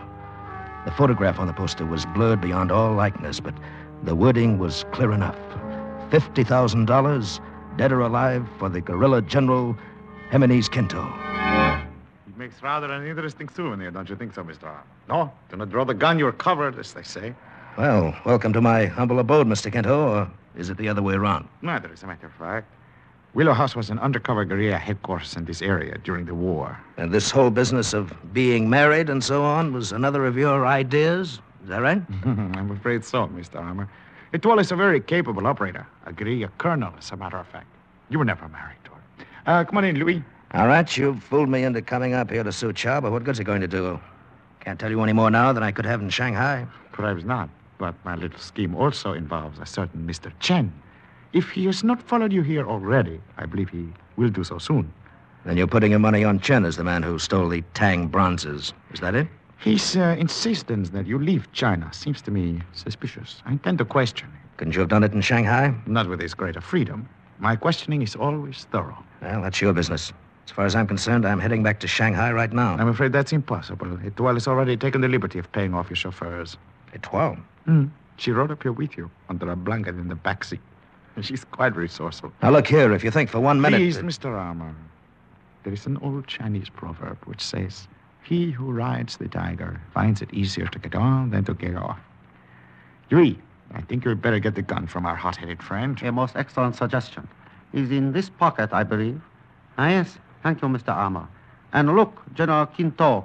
He has been collecting souvenirs. One of the little porcelain rabbits, huh? Etoile didn't tell me you had stopped in Sucha to go shopping. I didn't. Had that figurine with me when I stumbled into Feng Yang Mission. What? The doctor gave it back to me. Why did you not tell me these little figurines come from a temple right here in Sucha?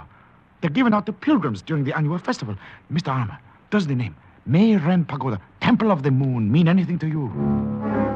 Mei Ren? Temple of the Moon? Hey, wait. Yes, it's coming back to me. And Mr. Chen, too. And the Tang bronzes. I remember now, Kento. I can remember. It's muchly unfortunate that you can't, Mr. Armour. Mr. Chen. The gun, General Quinto, dropped at one. Other one also. So, Mr. Armour, lost memory has returned. Yes. Yes, I only saw you a few times during the 7 years. That's why I didn't recognize you. You were the abbot in the Temple of the Moon. After previous abbot was disposed of early in 1942, temple served as excellent headquarters for operation of this lonely one. Also, a very amusing location being so near to your headquarters, General Quinto. I do understand that you were a collaborator. Quite so. Among other things, of course, even Kung Fu Tse say men must live. Yes. I wandered here to the temple after that accident in Shanghai. The old abbot took me in without question, and I became one of the brothers. I had no memory at all, was out of my mind half the time. They called me the forgetful one. What about the Tang bronzes, Mr. Armour? Well, one night I couldn't sleep. I wandered onto the balcony of the great hall of the temple. Chen was there with some other men who were showing him the 4 bronzes they just brought in. I had a vague feeling that they were very important. I guess that's why I raved about them later at Feng Yang Hospital. Mr. Armour, you know what was done with the bronzes after you saw them? Yes, they were buried that same night under the tiles beside the 7th pool in the temple courtyard. Mr. Chen, are they still there? Oh, but of course. And in matter of moments, you may tell location to ancestors. Mr. Chen, by your own admissions, added to things of which I know already, you are apparently guilty of collaboration, theft, a number of murders, and various high crimes against China. Have you anything to say in your defense? Only to confess freely. Much less satisfying feeling when confessor hold gun in hand. Then I find you guilty and the case is closed. Oh, it's most amusing, General Quinto. Colonel Etoile, you will carry out the sentence of the court. As you say, General. Excellent shooting, Colonel Etoile. Oh, not at all. The range was nearly point blank. Man should be designed with eyes in back of head. Man should not try to ride the tiger. This lowly one, muchly favored by having such beautiful executioner. Thank you, little Chen. Mr. Armour, you have met Etoile before, under a false impression. May I now present her as my wife? Your wife? Well, last night I thought she was my wife. Yes, such are the remarkable ways of fate, hmm? You didn't mind it, did you, David? Well, Colonel Etoile. Oh, my Jimenez. But come, we must round up the men and enter the temple as quickly as possible. We cannot afford to lose the bronzes now. You're quite right. Yui, take care of the late lamented Mr. Chen. Come, Etoile. You have served well, Mr. Armour. My advice to you now, go to San Francisco at once. To your wife. Your own wife. Adios. Come and see us, David, when we are the rulers of China. Au revoir. I stood there and watched her go, swinging along beside him, lithe and graceful. And a sudden, sharp feeling of loneliness came over me. Then the moment passed, and I smiled to myself. She was only a part of all this, these stirring and exciting events. Nothing more. In San Francisco, the wife whom I loved was waiting for me. And Adrian, too, was a very beautiful woman.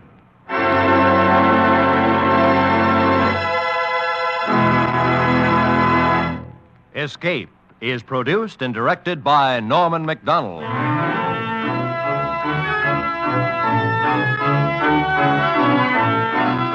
Today we presented transcribed He Who Rides the Tiger by James Norman, adapted for radio by Les Crutchfield, with editorial supervision by John Dunkel. Starred as David Armour was Bill Conrad, with Barry Kroger as General Quinto. Featured in the cast were Maria Palmer, Jack Crucian, Ben Wright, and Edgar. Thank you for joining us for a thrilling episode of Golden Age Radio. We're excited to have you as part of our audience. We invite you to return tomorrow for an all-new set of episodes that will take you on even more unforgettable adventures. Don't touch that dial, because the next installment of timeless tales and captivating narratives is just around the corner.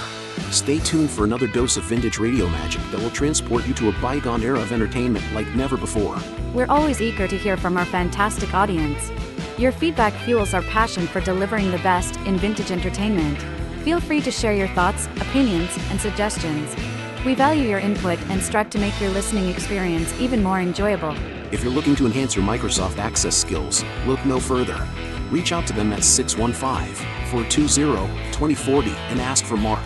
Once again, thank you for being a part of our Golden Age radio community. Get ready for more riveting stories, captivating characters, and timeless entertainment. Until next time, stay tuned and keep the nostalgia alive. Hollywood, California, Monday, September 7th.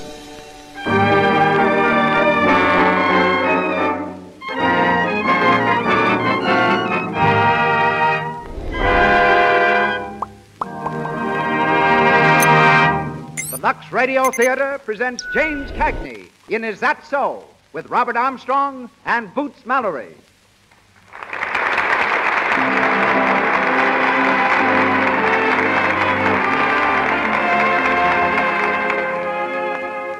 Lux presents Hollywood. During the next hour, the makers of Lux Flakes bring you an entertainment headed by such famous Hollywood celebrities as James Cagney, Robert Armstrong, Boots Mallory, Cecil B. DeMille, Dr. A.H. Giannini, Sheila Graham, and Louis Silvers.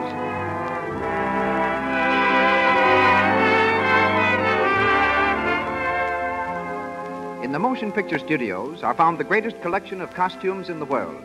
And we know of no higher recommendation for Lux Flakes than the fact that all the leading Hollywood studios protect these wardrobes by washing them in Lux.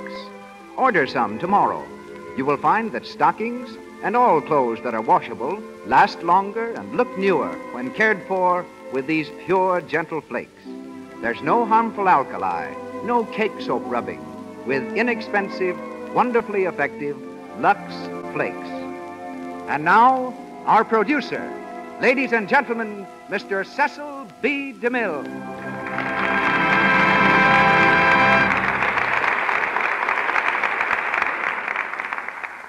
Greetings from Hollywood, ladies and gentlemen.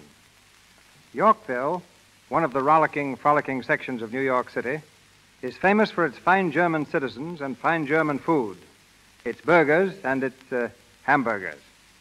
Thinking of James Cagney coming from there is almost as hard as imagining Hitler a native of Dublin. Yet it was in Yorkville that James was born, a harp in a German band. Before he started swinging his fists at various screen villains, Jimmy was a bellhop, a bundle wrapper, and a tea-room waiter. With the money he earned, he studied art at Columbia University. But the most remarkable thing he ever painted was a verbal picture of his career as an actor, when he talked his way into a job in vaudeville. Some years later, Jimmy won his first dramatic part by a hair. In fact, a whole head of hair. They were looking for an actor to take the part of a swaggering hobo in a play called Outside Looking In. The first requisite for the role was that the actor have red hair. Other players were after the job, but Jimmy took his hat off to the producer and went to work. When his biography is written, it will probably be titled, So Read the Head. To moviegoers, Cagney has since become the perfect example of a wisecracking Irishman with muscles of steel and a heart of gold. In reality, there are few more cultured gentlemen in Hollywood. His tastes run to music, especially the piano, and art. He's quite accomplished in both. In tonight's play, however, he appears in the type of role that has made him successful on the screen. He is Hap Hurley, a prizefighter's manager. The unmanageable fighter being managed is Robert Armstrong, one of the stars of the play when it ran on Broadway for 2 years. We shall hear him as Chick Cowan, who rates as a lightweight, both mentally and physically. Our leading lady tonight is Miss Boots Mallory, who plays the part of Sue. And now the Lux Radio Theater presents the first round of our comedy, Is That So?, starring James Cagney with Robert Armstrong and Boots Mallory.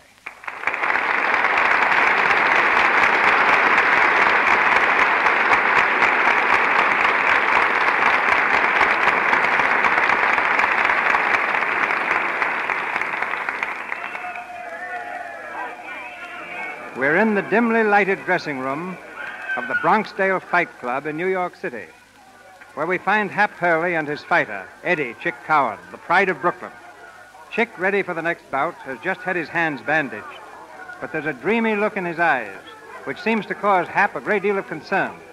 Hap paces the floor nervously, offering last-minute advice. Now, Chick, listen, just remember one thing, will you? Keep your mind on the fight. Don't think of nothing else. Just think about the fight. What? The fight, remember? You're fighting tonight. Hey, Hap, you think she'll be there? Oh, for crying out loud.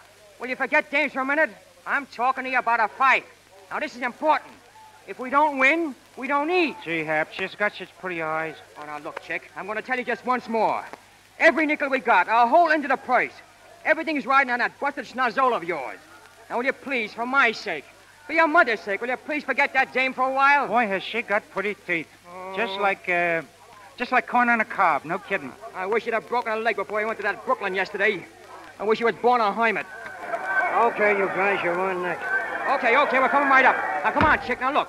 Just like I was telling you. This guy's a sucker for a straight left, see? I wish I knew where she was sitting. I'd like to wave to her. I bet she'd like that. Oh, all right. Don't listen to me. Go ahead and get your head punched off. And then see how much that dame will think of you. Oh, is that so? Yes, that's so. And fight the one. Now, listen, you get this. Come here.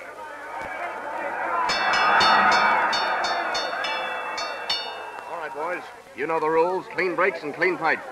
All right, okay, Rep. My boy always fights clean. Shake hands now. Go back to your corners and come out fighting. Now, come on, Chick. Come on. Now, sit down. Now, listen. Just remember what I said. When he comes out, Hey, what are you looking around for? Hap, ain't that her sitting over there? Will you stop thinking about that dame? Now, there's the bell. Now, go in there and finish him quick, will you? And don't forget that left, Chick. Chick, get in there, will you? Get in with that left. Get into it. Stop looking around, will you? Chick! Come on, Chick. Get up, will you, kid? Oh, you're breaking me heart. Get on your feet, will you? Get on your feet, will you? Shake that noggin. Come on, get up and fight. Oh, Chick.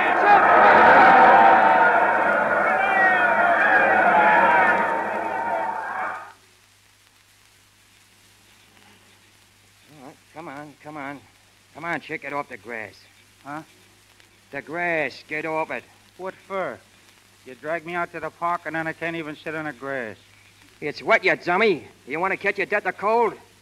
Sit on a bench or I'll poke you one. Is that so? Yes, that's so. Since when was you me old man? Okay, stay on the grass. Crawl under it if you want to. I should grieve over a rosin bum like you. Bum? Oh, yeah. Yo hide me bum. I'm done with you. You and your dames. You mean I'm done with a fighting game? I mean you better go back to the Navy and leave box fighting and them as can stand it. You a fighter. Gee.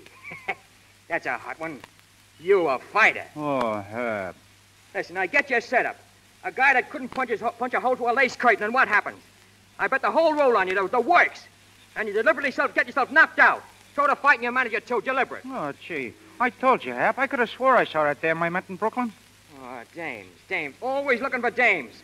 Where is she now? No Joe, no dame. They're all alike. Oh, Hap.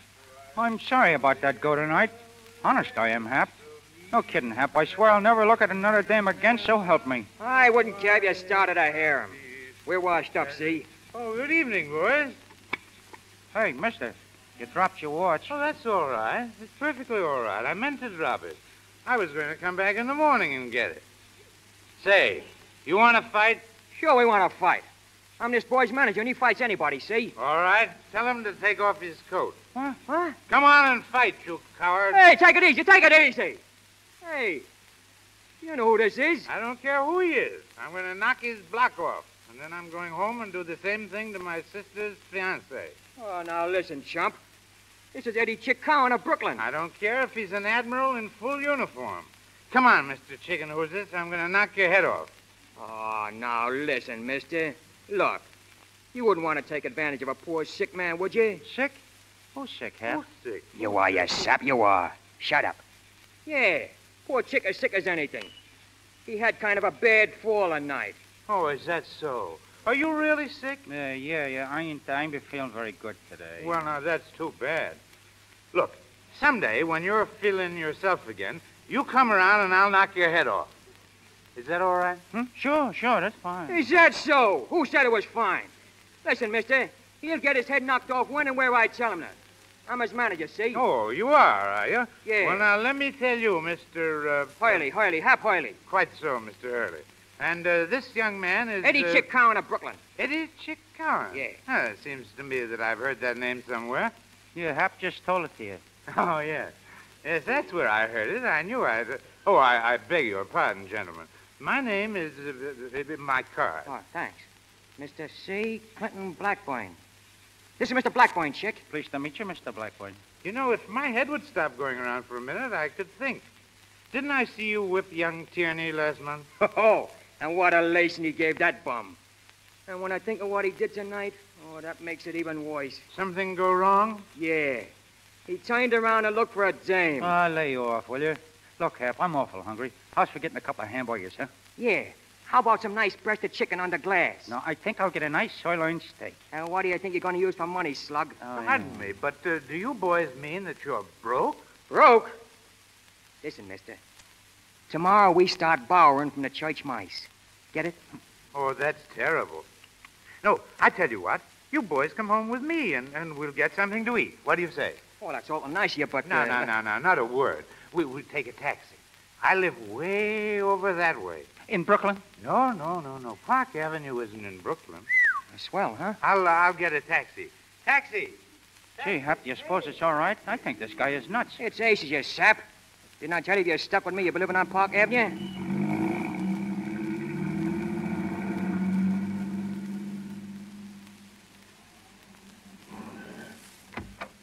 Come right in, boys. Thanks. Johnson. Oh, I've got an awful headache. Oh, you'll be okay in the morning. Johnson, where are you? Pretty swell joint, eh, Chick? It's the berries. I'm sorry, boys, but the servants seem to be out. You just drop your things over there. We'll see if we can find something in the kitchen. Hey, somebody's coming. Johnson. Oh, it's you, Parker, eh? Right into town again, weren't you, Clint? I was, beautifully.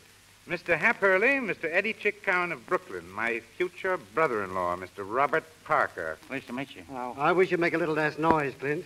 And you needn't bother calling for Johnson or anyone else. The servants have left. Oh, they've left, have they? Well, I don't have to ask why. Where's my sister? She'll be home presently. Does she know the servants have left? What difference does that make? They left because I told them to leave. I hope that's sufficient explanation. When Sue comes, tell her I'll be in the library. Oh. You and that guy get along fine, don't you, Clint? Yes, don't we? Oh, I wish I had enough nerve to do what I'd like to do. It's that bad, huh? It's worse than that. Say, I think you boys can do something for me, if you will. You want me to take a poke at that guy? Hey, you're always taking a poke at somebody. It's the one you wouldn't do it at the right time. And maybe you wouldn't hit the match so often. Is that so? Yes, that's so. Is that so? Oh, shut up. Leave him get through, will you? Go ahead, Clint Church. Well, as I was about to say, I'm almost convinced that my brother-in-law-to-be is a crook. No kidding. Well, at any rate, he's made some insinuations against one who can't defend himself. One whom well, you understand. No, I don't understand. That ain't nothing new. You never understood nothing in your whole life. Is that so? Yes, that's so. You just shut up and listen. Okay, Clint, go ahead. Thanks. Now, there's plenty of room here in the house. You boys might just as well stay here, and I'll stake you until you're back on your feet again.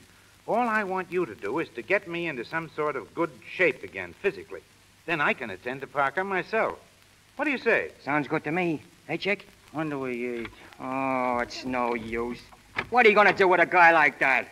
Hello, Clenny. Oh, Sue, I want you to meet some friends of mine. Mr. Hurley, my sister. How do you do? Pleased to meet you, Miss Blackboy. And this is Eddie Chick Cowan, my sister, Chick. Hiya, babe. Cut out that babe stuff, you lug. Hap, why don't you and Chick go into the kitchen and help yourselves? I want to speak to my sister for a moment. Sure, just don't bother about us. We'll be okay. The kitchen's straight back. Just keep walking. We'll find us all right. Come on, Chick. Clenny, where on earth did you ever... Who are they? Now listen, Sue, dear. They're going to stay here and get me into shape again, physically. Stay here. Oh, Clenny, don't be ridiculous. You know perfectly well Robert would make a terrible row. Well, let him. After all, this house is mine, or rather ours. You're not married to Parker yet, and I'll be darned. Clenny, you know we can't afford to antagonize Robert. I'm not so sure anymore. I don't believe everything that crook says. I don't care if he did handle the estate. I still don't think poor Jerry had anything to do with embezzlement or forgery or anything else. But, Clenny, how can we afford to take a chance? Robert swears that Jerry forged... I know. But I'd be willing to bet that Parker took that money himself. You know as well as I do that our brother never gambled, so how could he possibly have owed all that money? And forgery? Jerry never did anything crooked in his life. But what can we do, Clenny? We can't afford to drag Jerry's name through the courts. It'd be different if he were alive and here to defend himself. Well, he isn't. And Parker has enough evidence to blacken his name and ours, too. We'll just have to keep on this way. Well, I still don't see why you have to marry the crook. Well, you certainly don't suppose I like the idea any more than you. But he holds all the cards, Clenny. We've got to play his way. By George, Stu, I've got it. You've got what? An idea. A tremendous idea. Parker fired both of the men servants tonight. Why not make Hap and Chick the butler and second man? Oh, Clenny, you're talking nonsense. Well, why not? Well, because they know nothing about it. They'd be terrible. You know they wouldn't last a day. I'm not so sure. Oh, Hap. Hap. Well, right up. Hey, Clint, where do you keep the ketchup around here? Hap, there's something I'd like you to do for me, if you will. Clenny, please don't. Anything you say, Clint. You know me. Old faithful Hap Hurley. Good. 2 of our servants left suddenly tonight. Yeah? My sister's fiancé, Mr. Parker, you know, was rather fussy. So we thought perhaps that you boys would accept the situations, just for a week or two. You, Hap, you could be the butler. Butler? What would I have to do? Oh, you know, sort of look after things. Manage the household. Oh, a manager? Oh, sure, that's a cinch. What about Chick? Well, he'd be the second man. Footman, you know. Footman? Oh, that'd be okay for the kid. Footwork's swell. Well, then it's all settled. You see, Sue? Yes, I see. Well, as long as you're going to remain here, you may as well begin now, Hurley. Straighten up the kitchen, then you may retire. I'll give you detailed instructions in the morning. Good night, Hurley. Good night, madam. Boy, was that good or was that good? That was fine. Good night, Clenny. Good night, Sue. Now, in the morning, Hap, Hap... what I found? Turkey legs. Don't drag 'em in here, you lug. Shut up, will you? I'm starved. Hey, Clint, who's that guy in the big picture in the hall? The one with all the braid all over him. That's my older brother, Jerry. He was killed in a plane crash several years ago. Say, didn't he used to be in the Navy? Yes, he was in the Navy when he died. I thought I knew that guy. I served on his ship once. Swell fellow. Yes, he was, wasn't he? Yeah. Well, I guess I'll grab a hunk of the cake out there. Hey, come back here, you. What's the matter? Take your mind off your stomach and get to work. You got a new job. Oh, yeah? Yeah. You're a footman. I'm a what? Well, maybe I'd better explain to him, Hap. Won't do no good. All right, I'll leave it to you. I'm going to bed. You'll find your quarters right off the kitchen, boys. Oh, will you need anything tonight? Well, how about the loan of a toothbrush? Shut up, will you? We'll be fine, Clint. Don't you worry about us. We see you in the morning. Right you are. Good night, boys. Good night, Clint. Good night. Oh, great guy, ain't he? Yeah. The dame's okay, too. Now, listen, Mug. I'm telling you for the last time. Can that dame stuff. She's a lady, see? Okay, I ain't say nothing. You know, Chick, the only thing I don't like around here is that guy Parker. Yeah, me too. Say, Chick, don't you remember that guy from someplace? Sure, he's the dame's fiancé. Yeah, I know, but what else? What else? Let me see.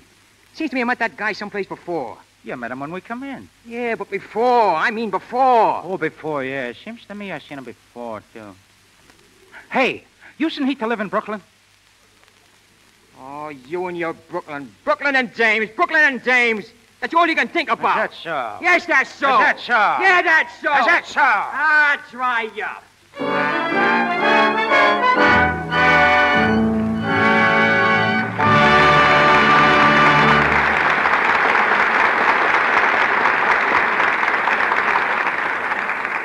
In just a minute, we'll continue our presentation of Is That So? But first, a little domestic drama between the scenes.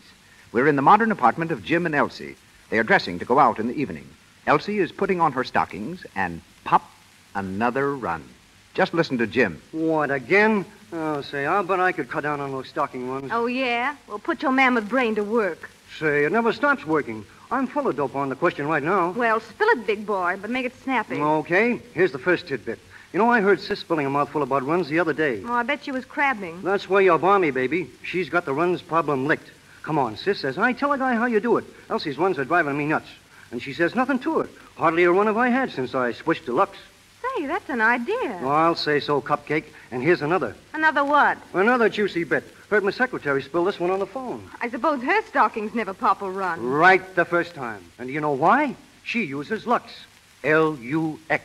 Well, I'm a smart girl, too. Here's where I switched to Lux. Clever women everywhere are learning how Lux cuts down on stocking runs. It saves elasticity, you see. Cake soap rubbing and soaps with harmful alkali weaken elasticity. Then, even a slight strain on your stockings may snap a thread and start a run. Try Lux. You'll be amazed at how much longer your stockings wear. And once again, Mr. DeMille. We present the second round of our comedy, Is That So?, starring Jimmy Cagney as Hap Hurley and featuring Robert Armstrong and Boots Mallory. It's 1 week later, and all is not well. Despite the fact that they've tried their best, Hap and Chick don't seem to be cut out for domestic service. We find them preparing a buffet breakfast for Sue and her fiancé, Robert Parker. Hap and Chick are standing at the buffet, clumsily juggling the hot plates, as Parker glares at them from the table. Hurley, would you please hurry that breakfast? Yeah, sure. Coming right up. Come on, step on it, will you, Chick? I'm doing the best I can, and what do I know about cooking eggs? Oh, what do you know about anything? Look out! Alan, what was that? I think I dropped the plate. Pick it up, you dope. Pick it up. What for? It's all busted anyhow. Oh, I ought to slug you. Give me that ham. If it's for Parker, season it with cyanide. Here's your breakfast, Miss Sue. Thank you, Hurley. Hey, Hap, I forget. Does that Parker guy get 2 3-minute eggs or 3 2-minute eggs? Cowan, will you please remember to place a mister before my name when you speak of me? Keep your shirt on. You ought to feel lucky I talk about you at all. Go on, Chick. Fix the eggs. Oh, wait a second, helpless. I'll show you. I've never heard of such impertinence, Sue. I don't see how you tolerate such servants. Oh, they're making such a change in Clenny. I think we can put up with them for a week or two. Here's your eggs, Mr. Parker. Must you do that? Oh, stop beefing, will you? If you don't like the way things are done around here, why don't you do it yourself? I'm sorry, Sue, but I refuse to tolerate such treatment. When you've taught your servants more respect, I shall return for my breakfast. Good morning. Hurley, I'm afraid I must insist that you be more careful of the manner in which you treat my guests. And after all, Mr. Parker is my guest. Yeah, but from what Clint tells me, that guy ain't exactly welcome around here. Please, Hurley, some fresh toast. Okay, I get it. Some more toast, Chick. Gee, Hap, I can't wake that toaster. No kidding, I blamed myself 3 times yesterday trying to wake it. Why can't they eat bread plain around here all the time? More toast, more toast, more toast. Okay, useless. Go on up to the gym and tell Clint he can come down for breakfast. I'll make the toast myself. Go on! I don't get no consideration around here at all. Always do this, do that. I'm sick of it. Say, Miss Sue, can I speak to you a minute? Why, yes, Hurley. Yeah, that's one of the things that's been bothering me. That there Hurley business. I don't understand. I mean, you've been teaching me all that etiquette stuff and how to talk and say the right thing and all that, but I've just been wondering, is it etiquette for a lady, to call a guy, a man, by his last name? To me, it just don't seem right. You mean it doesn't seem right, Hap? Yeah, it doesn't seem right. Sounds sort of cockeyed. Well, it's the custom, Hurley, to call servants by their last names. Yeah, but gee whiz, I ain't no servant, you know that. I'm a fight manager, and a good one. I'm only doing this to help Clint out. And you, too. I'll bet I couldn't have stuck it out this long if I hadn't been so keen about you. And Clint. We really appreciate it, Hurley, and I'm sure that... Oh, there you go with that Hurley stuff again. Can't you just call me Hap? Well, suppose we compromise. What's your Christian name? I'll call you by that. I'm sure Hap isn't what you were christened. Nah, that's only short for Happy. Well, I'll tell you what I'll do. I'll tell you my right name, and I'll make you a promise. My right name is Alfred, And my middle name is Bertram. And the promise is I'll sock anybody in the nose that calls me Bertram. All right, suppose we settle on Alfred. That's the idea. And I'll call you Sue. Oh, I'm afraid that wouldn't be, well, quite the thing to do. After all, someone might hear you. All right, then. Susan, how's that? Well, Miss Susan would be better. Huh? Well, after all, you are supposed to be the butler here. Oh, that's only a gag. I know, but as long as you're here, you'll have to act like a butler. Okay. I'll call you Miss Blackburn or Miss Susan or anything you want. But I'm going to think of you as just plain Sue.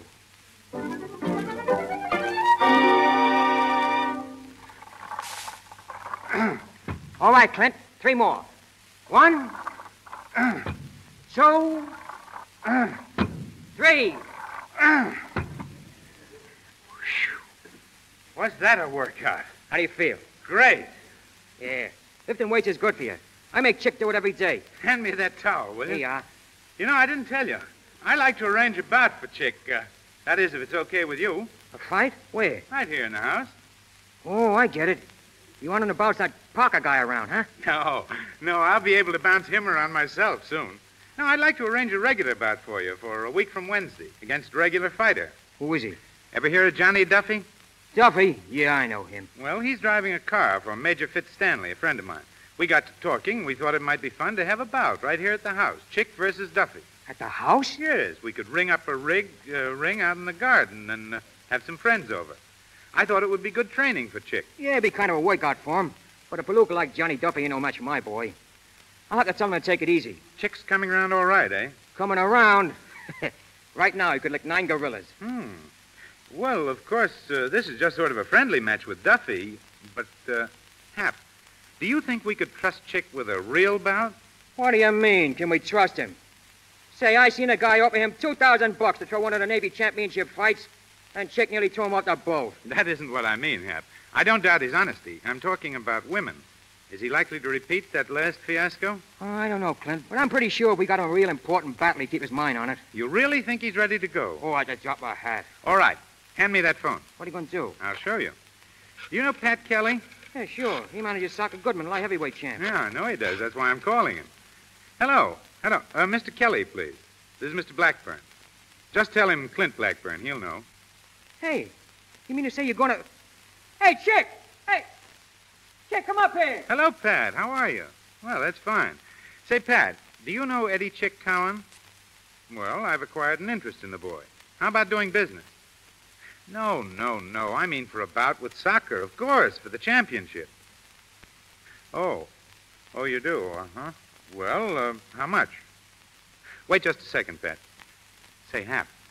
Yeah? Is it the usual thing for a champion to demand a guarantee before agreeing to fight for his title? Yeah, that's right. Cash on the line. Oh, I see. All right, Pat. It's a deal. I'll be down with Hap Hurley tomorrow, and we can discuss the thing in detail. You call me Hap? Shut up a minute, shut up. About 4? Right. See you then, Pat. Well, Hap, it's in. Yeah. You hear that, Chick? We fight the champ. No kidding. We sign the papers tomorrow and post a guarantee of $10,000 for Goodman's end of the purse. 10 grand? Of course. Why not? Yeah, but 10 grand, that's a lot of dough. Well, I've seen Chick work out, and I think he's worth the gamble. You see that, Chick? A match with the soccer laid right in your lap. Gee, I'm going to call up that dame in Brooklyn. She'd be tickled to death. Listen now. You ain't calling no dames, you understand? Who ain't? You ain't. Who says so? I say so. Oh, yeah? Yeah. Is that so? Yes, that's so. Is that so? Yes, that's so.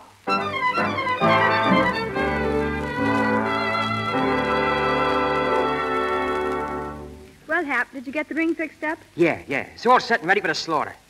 Chick'll murder that Duffy guy. Fellow Hap, not guy. All right, but he murder him anyway. You know, I can't get used to that fancy language. I've been doing some heavy wrestling with it, too. Well, you know I don't correct you out of meanness, Hap. It's only that, well, I do want you to improve yourself. Oh, yeah, sure, I know that. Well, after all, you don't want to be a prize fighter's manager all your life, do you? Why not? What's the matter with being a prize fighter's manager? There's no future in it. Future? What do you think, they're ever going to stop fighting? But it's now that you've got to look ahead to what you intend doing. Yeah, that's right. That's something I want to talk to you about. You know, Chick meets the champ in 3 weeks now. Do you think you'll have a chance? A chance? Listen, he'll put the soccer out like a light. And when he does, well, that's what I want to speak to you about. Why, I'm afraid I don't understand. Well, with Chick the champ, that sort of changed things around, you know what I mean? I'll be in a big dough, and as soon as I get this English gag licked, why, I'll be a couple of different guys, see? Now, what I mean is, you see, oh, I'm no good at this sort of thing. What on earth are you driving at? Well, look, here's how it goes. Win, lose, or draw. We're quitting tonight, me and Chick, right after the Duffy scrap. Quitting? But why? Well, we got some heavy training to do, and we can't do it wrestling coffee pots. Now, with me out of here, that means I ain't a servant. And when I ain't a servant, that's a horse in a different garage, see? When I'm a sock peddler's pilot and I'm in a dough, well, then, how about it? Do you realize, Hap, that you haven't said one thing yet that makes any sense? Yeah, I guess not. Well, it's only this, Miss Sue. All my life I've been hating women. I've been steering Chick away from them. I've been giving them the cold shoulder myself. Oh, they was bad medicine. Anyway, that's what I thought. But I was wrong, see? I was 100% wrong. Well, here we go. I'm crazy about you, Miss Sue. Why, Hap? Oh, I've been crazy about you since the first time I laid my eyes on you. I know I ain't good enough for you, I know that, but then nobody is. Nobody or nothing. Why, I hardly know what to say. Well, I'll do anything for you, Miss Sue. I'd even stop picking on Chick. Oh, I ain't no good at telling things like this. There's a lot of guys got more brains than I got, and more dough, and better looks and all that. But there ain't nobody in the world could think more of you than I do. I'm terribly sorry you feel that way, Hap. Why? Ain't there no chance for me? Well, how can there be? Why, we live in different worlds. It's just impossible, Hap. Well, why is it impossible? What makes it impossible? Oh, hundreds of things. Family, position. Family? Huh. What's the matter with my family? I go with the nicest families you ever seen. I'm Irish, see? Straight through I'm Irish. And I got the blood of kings in me. Back in Ireland, my family was the tops. From way back. And all we ain't got now is money. You make it so terribly difficult, Hap. Is that all you got to say? Make it difficult? Well, what can I say? Okay. I get it. Oh, I don't know where I ever got the idea I stood a chance with a gal like you anyway. Must have been off me nut. Oh, please don't feel that way about it, Hap. I like you. I like you a lot. Really, I do. It's just that, well, sure, I know. Well, don't let her worry you. We'll just forget the whole business. Hap, come back. Oh, skip it, Sue. Hap, skip listen. It, skip it.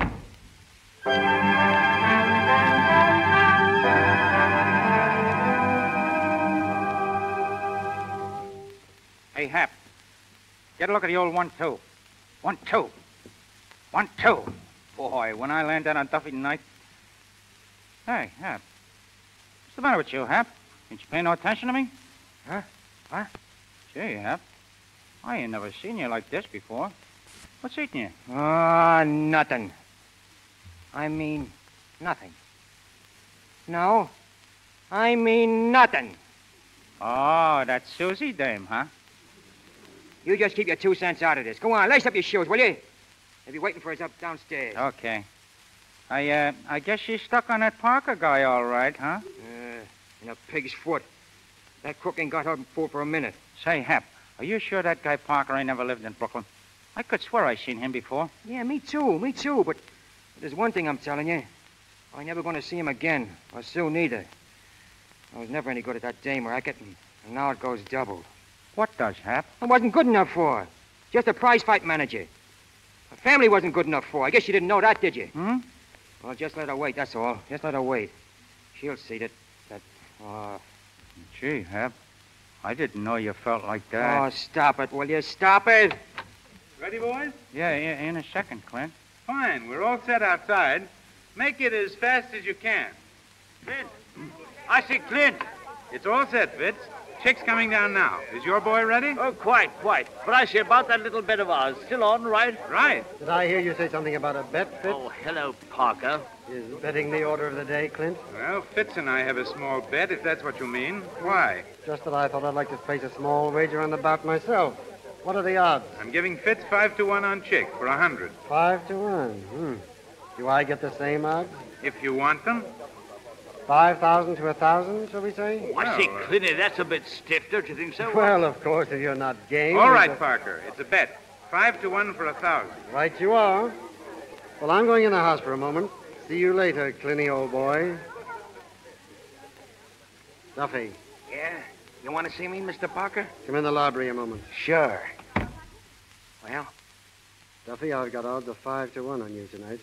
How do you feel about the fight? Okay. But this guy Cowan ain't no pushover. Listen, Duffy, you've got to win.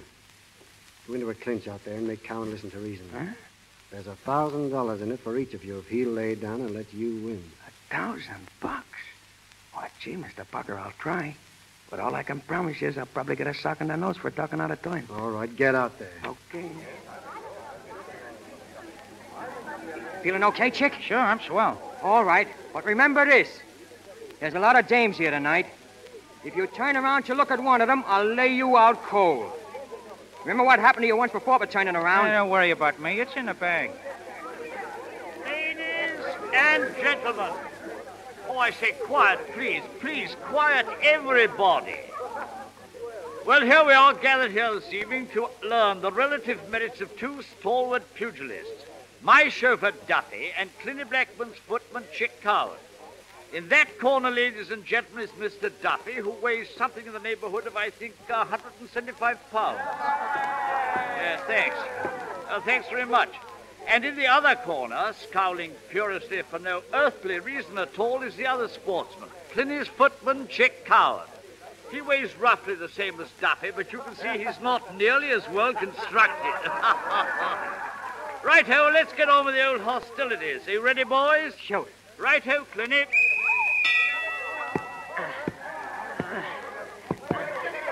Say, Chick.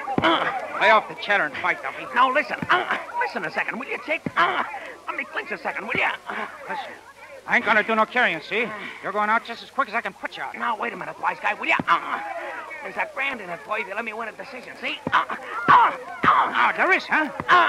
Hey, listen, Chick, you don't have to get sore about it, see? Oh, I don't, huh? Listen, I was only doing what Parker told me to do, see? Oh, Parker told you to tell me that, huh? Yeah, Parker. I got it. I got it. Hey, Hap! Don't turn around, you sap! Oh, this is marvelous. 1, 2, 3, 4, 5, 6, 7, 8, 9, 10, and out! The winner, Duffy! Splendid fella!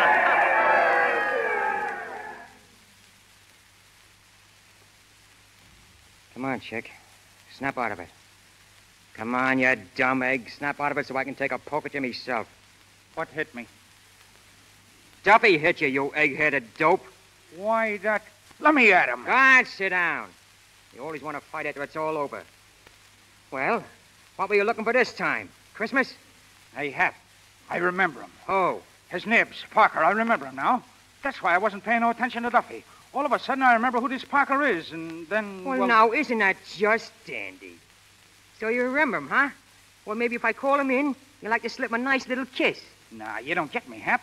Parker, we've been trying to figure him out all this time. Well, listen, he's the guy that tried to slip me $2,000 for throwing the Navy championship fight. What? He is, I tell you. He just tried to do the same thing tonight. Duffy told me. Well, then that makes him the guy who was kicked out of the Navy on that forgery rap. Sure, Parker. Holy smoke, that's who it is, huh? Oh, boy, this is terrific. Clint'll be tickled, huh? Oh, we'll just about kiss us all around for luck. Oh, boy, so he was the guy in San Pedro, huh? Sure, it was Parker, all right. And he offered me $2,000 to fold up. Kid, you're okay. Oh, Mom, I could do a little dance for that news. Boy, you're a wonder. Yes, it was very clever of both of you. Oh, say, Clint, we were just talking about you. I know. I admire your cleverness. In fact, you're too clever to be wasting your time here. But, Clint, Chick just told me that... Yes, I heard. And as soon as both of you can dress for the street, please go. Throwing me down for a few measly dollars. Hey, wait a minute, Clint. You got this all wrong. Oh, for your own sake, you ought to listen, Clint. Chick just remembered There's where to... really no discussion necessary. If you leave an address, I'll send your wages to you. And the fight with the champ? That's off? Unless you can find another idiot to post a guarantee of $10,000. Okay. Come on, Chick. Let's get going. But I don't want to go letting Clint think that way. Oh, come on. He knows what he's doing. The Blackburns always know what they're doing. Wait a minute, Hap. Here's Sue. She'll fix it for us. Where are you boys going? Listen, Sue. You tell Clint for us, will you? Make him listen. Oh, come on, Chick. It ain't no use. She ain't gonna do no listening neither. What is it, Clenny? What's wrong? Parker bribed Chick to throw the fight. I don't believe it. I can't doubt my own eyes and ears. I heard Chick telling Hap he was offered money to throw the fight. Then they danced around like a couple of lunatics. I saw them. I heard them. I still don't believe it, Clenny. I'm sure there's some mistake. Gee, Clint, if you'd only listen for a second. I didn't even talk to Parker about this fight. I was telling Hap I'll be inside if you want me, Sue. Well, I guess that's that. Come on, chick. Hap, I'm awfully sorry about everything. Oh, that's all right, kid. What I do wish you'd tell Clint that we never done nothing crooked in our lives. Tell him that, will you? And if he wants it, we got some news that ought to interest him. Come on, chick. We're going.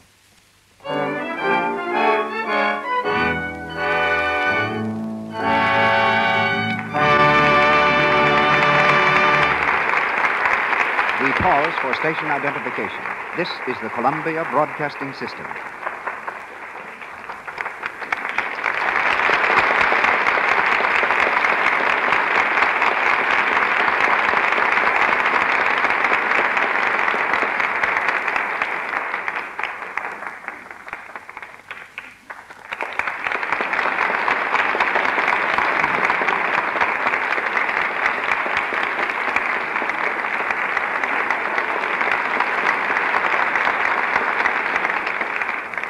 Hollywood is famous for its good-looking girls, but they're not all in the movies.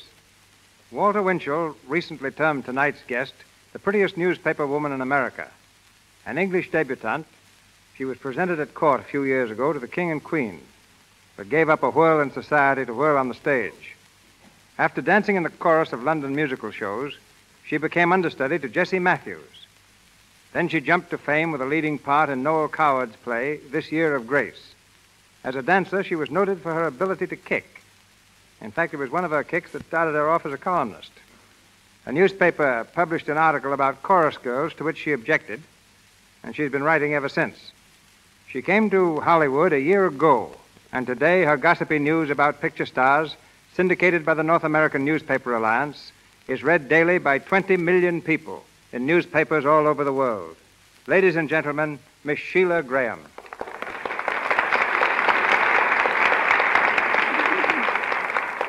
A very nice introduction, Mr. DeMille. After all, Sheila, you have 20 million readers. What would you like me to speak about? Your job? Nothing about luck?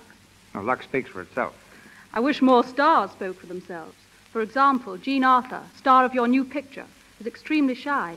She sincerely believes she has nothing of interest to tell a reporter. And silence is golden. But not on the radio. You'd be in a spot if I followed that advice right now. Then let's discuss talking stars. Or shooting stars, like Gary Cooper. I saw him on your set yesterday, doing some fancy work with a six-shooter. Incidentally, he's the only star I've seen in Hollywood who's even better looking off the screen than on. Is that so? I've never regretted giving up acting and running my career into a newspaper column. To me, reporting is much more exciting. Still, I can't forget my chorus girl days abroad. In every studio I visit here, I bump into Lux Flakes in the wardrobe department, just as I found it backstage in England. In that respect, they're just as advanced as Hollywood. But that's not new, Sheila. Can't you give us some facts that aren't so well known? All right, here goes. One of the biggest money makers on the screen is the radio star, Bob Burns. But Bob still drives a $25 automobile. He's convinced his success is just a dream and that any minute he's going to wake up. Maybe that noise we've been hearing isn't a bazooka after all. Perhaps it's just his snoring. Perhaps. But the champion sleeper in Hollywood is Ned Sparks. Ned can take a nap any time and any place. Merle Oberon has a most considerate figure. She eats anything and never puts on an excess ounce. Eating is probably Louise Reiner's favorite habit. She loves to visit friends' iceboxes. So does Fred McMurray. Incidentally, Simone, the new French star, also has her weighty problem, but has shed 10 pounds since coming to Hollywood. Paul Muni tells me he's anxious to leave pictures and get back to the stage. Paul, by the way, has a curious habit of lying down on the floor when he's eating or being interviewed. Ronald Colman will do anything to prevent his picture being taken, but is the only male star who doesn't powder his nose for photographic purposes. Your star tonight, James Cagney, just told me that women can take a sock on the nose, in pictures, that is, much better than men. Claudette Colbert is the most superstitious star I know of. She always leaves a building by the same door she entered it, for good luck. Leslie Howard seldom looks at the person to whom he's talking. He prefers to play with his pipe or the heel of his shoe. And as for me, Mr. DeMille, I much prefer to play with a typewriter than a microphone. But before leaving, I'd like to ask one question. And that is? Is it true that the fan mail for this program is sometimes addressed to Cecil B. Deluxe? Is it true that you're going to publish a book of witticisms like that last one, known as Graham Crackers? Ouch. I think I've said enough. Good night. Good night.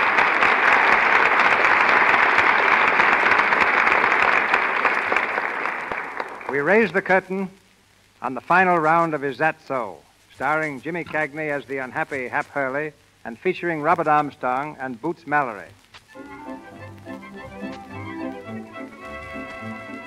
A month has passed, and Chick has won the championship.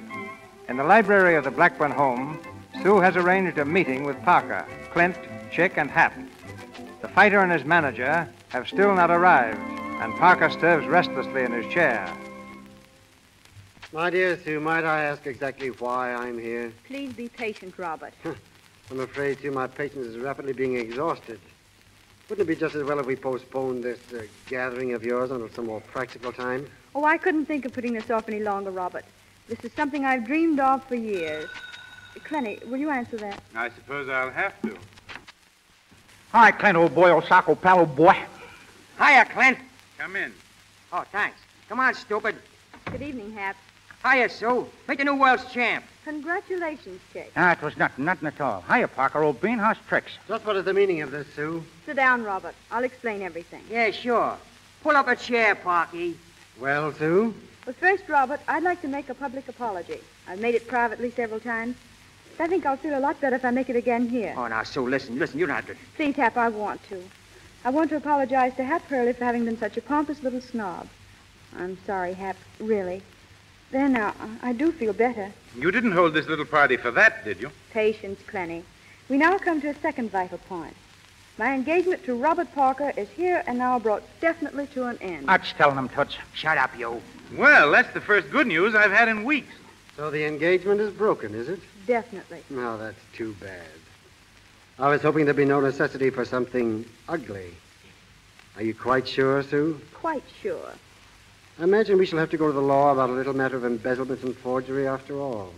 And courts are such a bother. Oh, I don't think you'll be bothered with courts much. Stop beating about the bush, Sue. What have you got up your sleeve? Well, as a matter of fact, Clint, I don't think that Mr. Parker's going to remain in this country very long.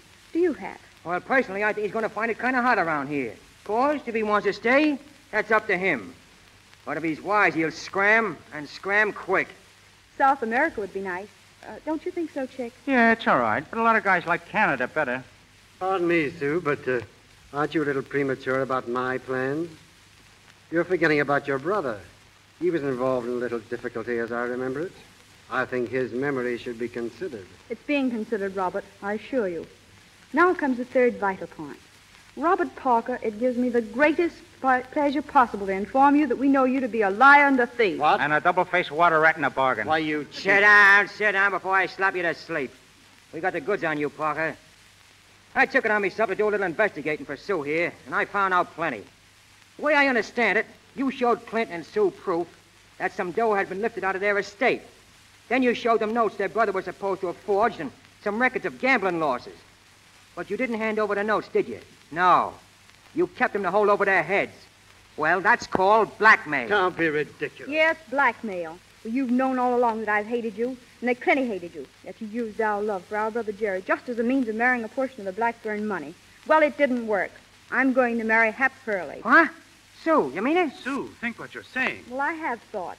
I love Hap, just the way he is. And I wouldn't change him for anything. Oh, gee, Sue, That's too bad. Think of the shock when members of the social register read that Jerry Blackburn... Don't worry. There won't be nothing to read. We've been looking into your past, Parker, and we got you all lined up for a nice room and a bed in a state prison. Really? Yeah, really. You was in the Navy for a while, wasn't you? I in the Navy? Yeah. You were a quartermaster on a Texas, and that's where you met Sue's brother. What rot, Sue. I've never been on a battleship in my life. Oh, yes, you was. But you was using the name of Collins then. This is all preposterous. Really, Sue, I'm not going And you were dishonorably discharged from the Navy after it was found that you had forged the senior officer's name to some important receipts. That's correct, isn't it, Sue? Check. I think you've carried this farce far enough, Sue. I won't argue with you. The whole thing is too silly. But you've made a lot of ridiculous accusations that you can't possibly substantiate. Oh, can't I?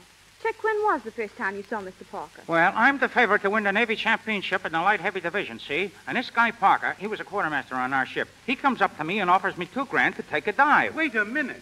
Listen, Hap, is that what you and Chick were discussing the night of the fight with Duffy? Yeah, sure, Clint. Sure. That's what we tried to tell you. I was telling Hap that I recognized Parker. That was the reason I turned around. He told Duffy to offer me $1,000, and all of a sudden I put 2 and 2 together, and it spelled Parker. Well, I don't know what to say, boys. I've never been so ashamed in all my life. Oh, forget it. It just took you a little time to get on to things, that's all. But the fight. I've been wondering about that all night. Who provided the guarantee for Socker Goodman? Well, it was Sue. Sue? You mean you put up $10,000? Yes, and it proved to be a very good investment. I now have a half interest in Chick and a full interest in Hap. Then you and Hap really... Oh, she was only kidding me about that, Clint. You got nothing to worry about. Did I say anything about being worried? And did I say anything about not being serious? Oh, now, wait a minute, Sue. I can take kidding just so long. Now it ain't kidding no more. But Hap, I meant it. Of course, if you've changed your mind. Oh, gosh, no. I just... Dames, all the time, dames. They ain't no good, says him. Shut your trap, egghead. When I want any help from you, I'll ask you first. How is that so? Yes, that's so. Yes, that's so. While you boys settle your little difficulties, I'll see to it that Mr. Parker gets safely through the front door. Come, Mr. Parker, you're leaving. Say, Clint, just one poke at him first, huh? Oh, no. No, I'm going to show Mr. Parker out alone. Come, dear Mr. Parker. You all think you've been very clever, don't you? Go on, scram before I take a poke at you. Can you imagine that, Hap, letting that crook get off like that? Like what? Tommy, did you hear that, Sock? Well, I still wish I could have punched a couple of his teeth out. Listen, you'll do no more punching around here, you see? Only when I tell you to. I mean, I and Sue. Oh, Hap. Yeah, and you ain't going to be making so many trips to Brooklyn either. You got another fight coming up. Oh, but Hap. No, Chick, no argument. You do just as Hap tells you. Oh, is that so? Yes, that's so. Is that so? Yes, that's so. Is that so? Yes, that's so.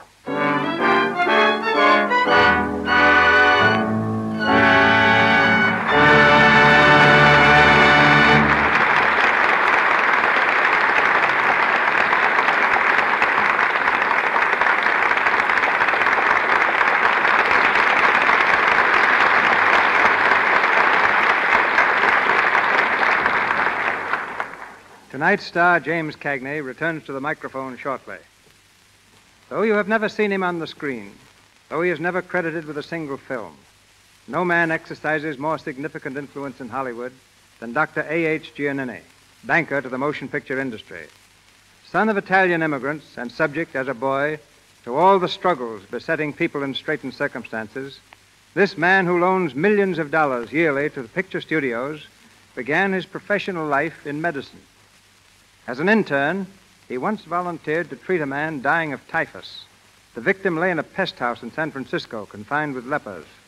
Dr. Giannini and a nurse went to his side, but it was too late. The patient died. 48 hours later, the nurse was dead. Dr. Giannini himself stricken. Another doctor came to treat him. That doctor died. But the young intern survived. During the Spanish-American War, he again volunteered to administer to 1,200 Negroes, desperately ill with smallpox. For this service, San Francisco publicly honored him. Dr. Giannini left his practice to follow his father and brother in a small banking business. Today, practically every major studio in Hollywood owes its start to him. He is now directly connected with films as president and chairman of United Artists Corporation and trustee of both Columbia Pictures Corporation and Universal Pictures Corporation. His presence is distinctly an honor to the Lux Radio Theater. Ladies and gentlemen, Dr. A.H. Giannini.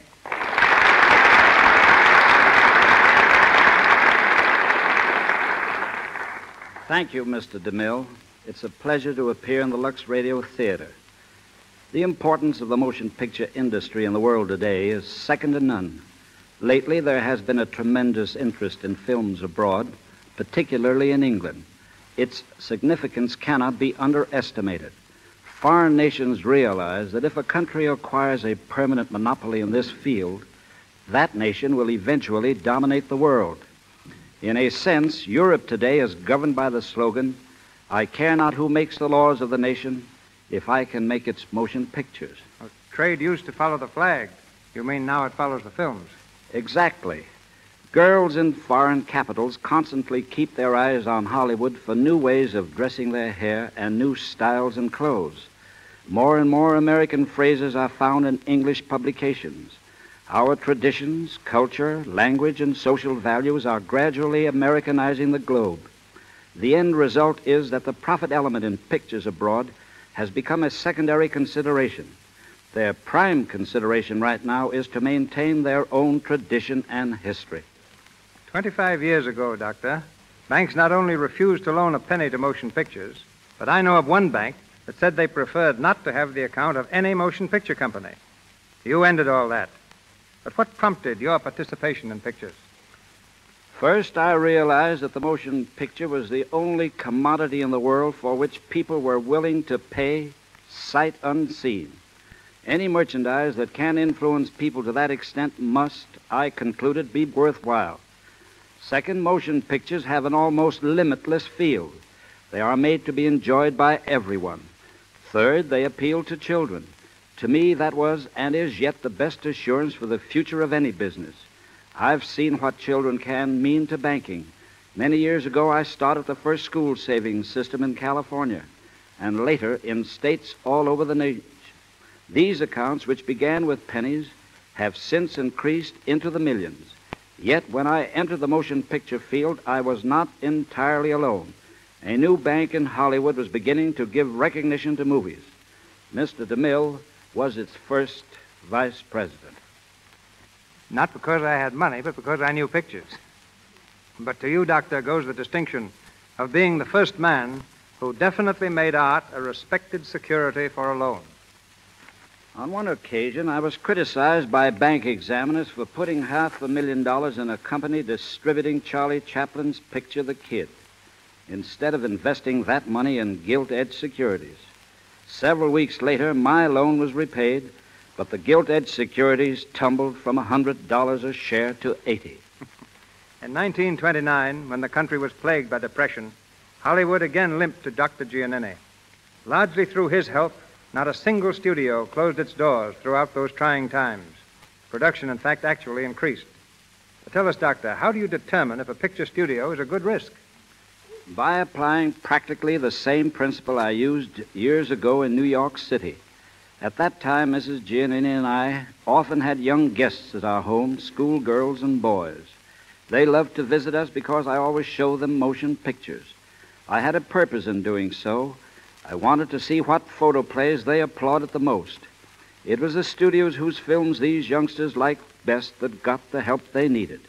Today, the only difference is that I make my decisions by the applause of the nation. And in so doing, Dr. Giannini has been the financial rock to which motion pictures have cast their anchors in every storm. A rock with anything but a heart of stone. It's been a long time since I've been in medicine, but I haven't forgotten that a doctor must know not only the body, but the man as well. In a similar manner, have I made character, as well as a man's business, the real basis for my confidence in him. Thank you, sir, and good night. Good night, Doctor.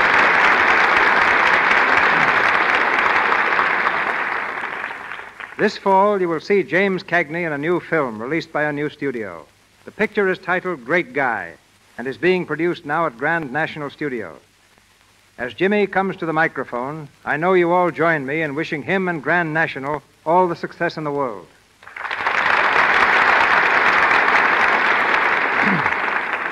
Thank you, Mr. DeMille.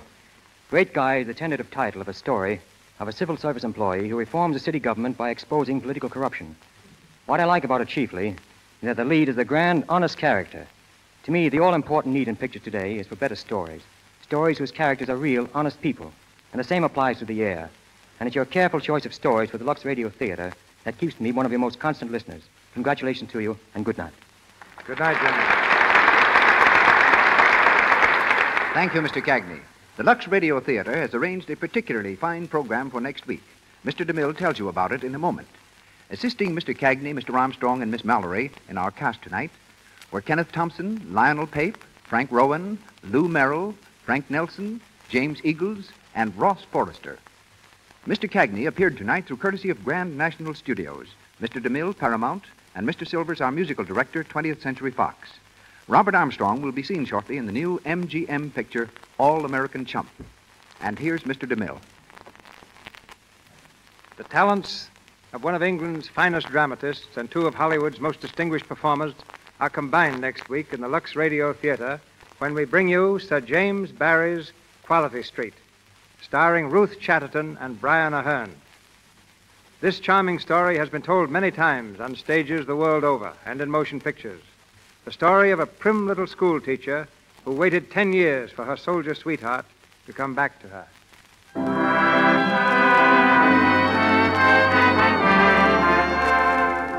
Our sponsors, the makers of Lux Flakes, together with Miss Chatterton and Mr. Aherne, join me in inviting you to be with us next Monday night in the Lux Radio Theater presentation of Quality Street.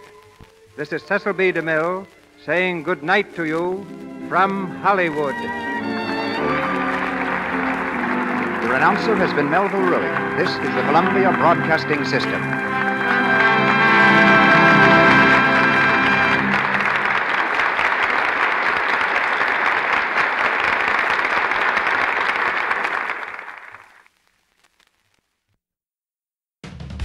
Thank you for joining us for a thrilling episode of Golden Age Radio.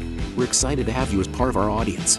We invite you to return tomorrow for an all-new set of episodes that will take you on even more unforgettable adventures. Don't touch that dial, because the next installment of timeless tales and captivating narratives is just around the corner. Stay tuned for another dose of vintage radio magic that will transport you to a bygone era of entertainment like never before. We're always eager to hear from our fantastic audience. Your feedback fuels our passion for delivering the best in vintage entertainment. Feel free to share your thoughts, opinions, and suggestions.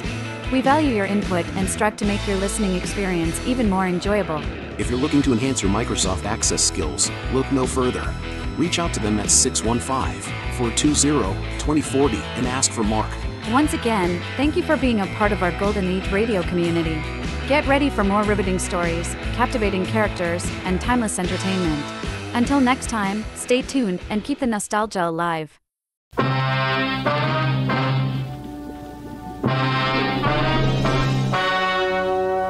The story you are about to hear is true. Only the names have been changed to protect the innocent. Fatima Cigarettes, best of all long cigarettes, brings you Dragnet.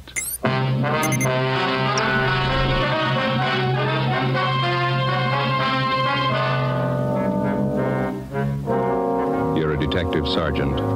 You're assigned to homicide detail. A socially prominent citizen is plotting to kill his wife. He tells you his plans for the murder. He hires you to do the killing. Your job, stop him. When you compare Fatima with other long cigarettes, the difference is quality. Yes, in Fatima, the difference is quality. If you want a long cigarette, smoke the best of all long cigarettes. Smoke extra mild Fatima. Fatima is the quality, king-size cigarette because it contains the finest Turkish and domestic tobaccos superbly blended. And Fatima is extra mild with a much different, much better flavor and aroma than any other long cigarette.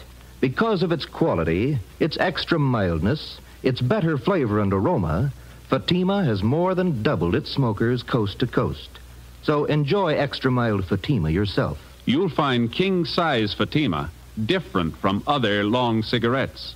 They cost the same, but in Fatima, the difference is quality. Smoke Fatima, the quality king-size cigarette. Best of all long cigarettes.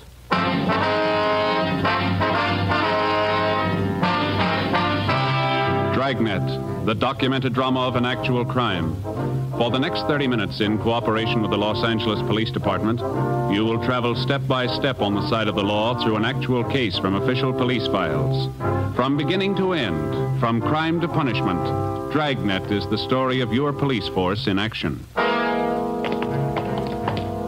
was Monday, February 17th. It was raining in Los Angeles. We were working the day watch out of homicide detail. My partner's Ben Romero. The boss is Thad Brown, chief of detectives. My name's Friday. It was 4:18 p.m. when we got to room 26, chief of detectives' office. Come on in, man. Have a seat. Did you close the door, Friday? Yeah, sure.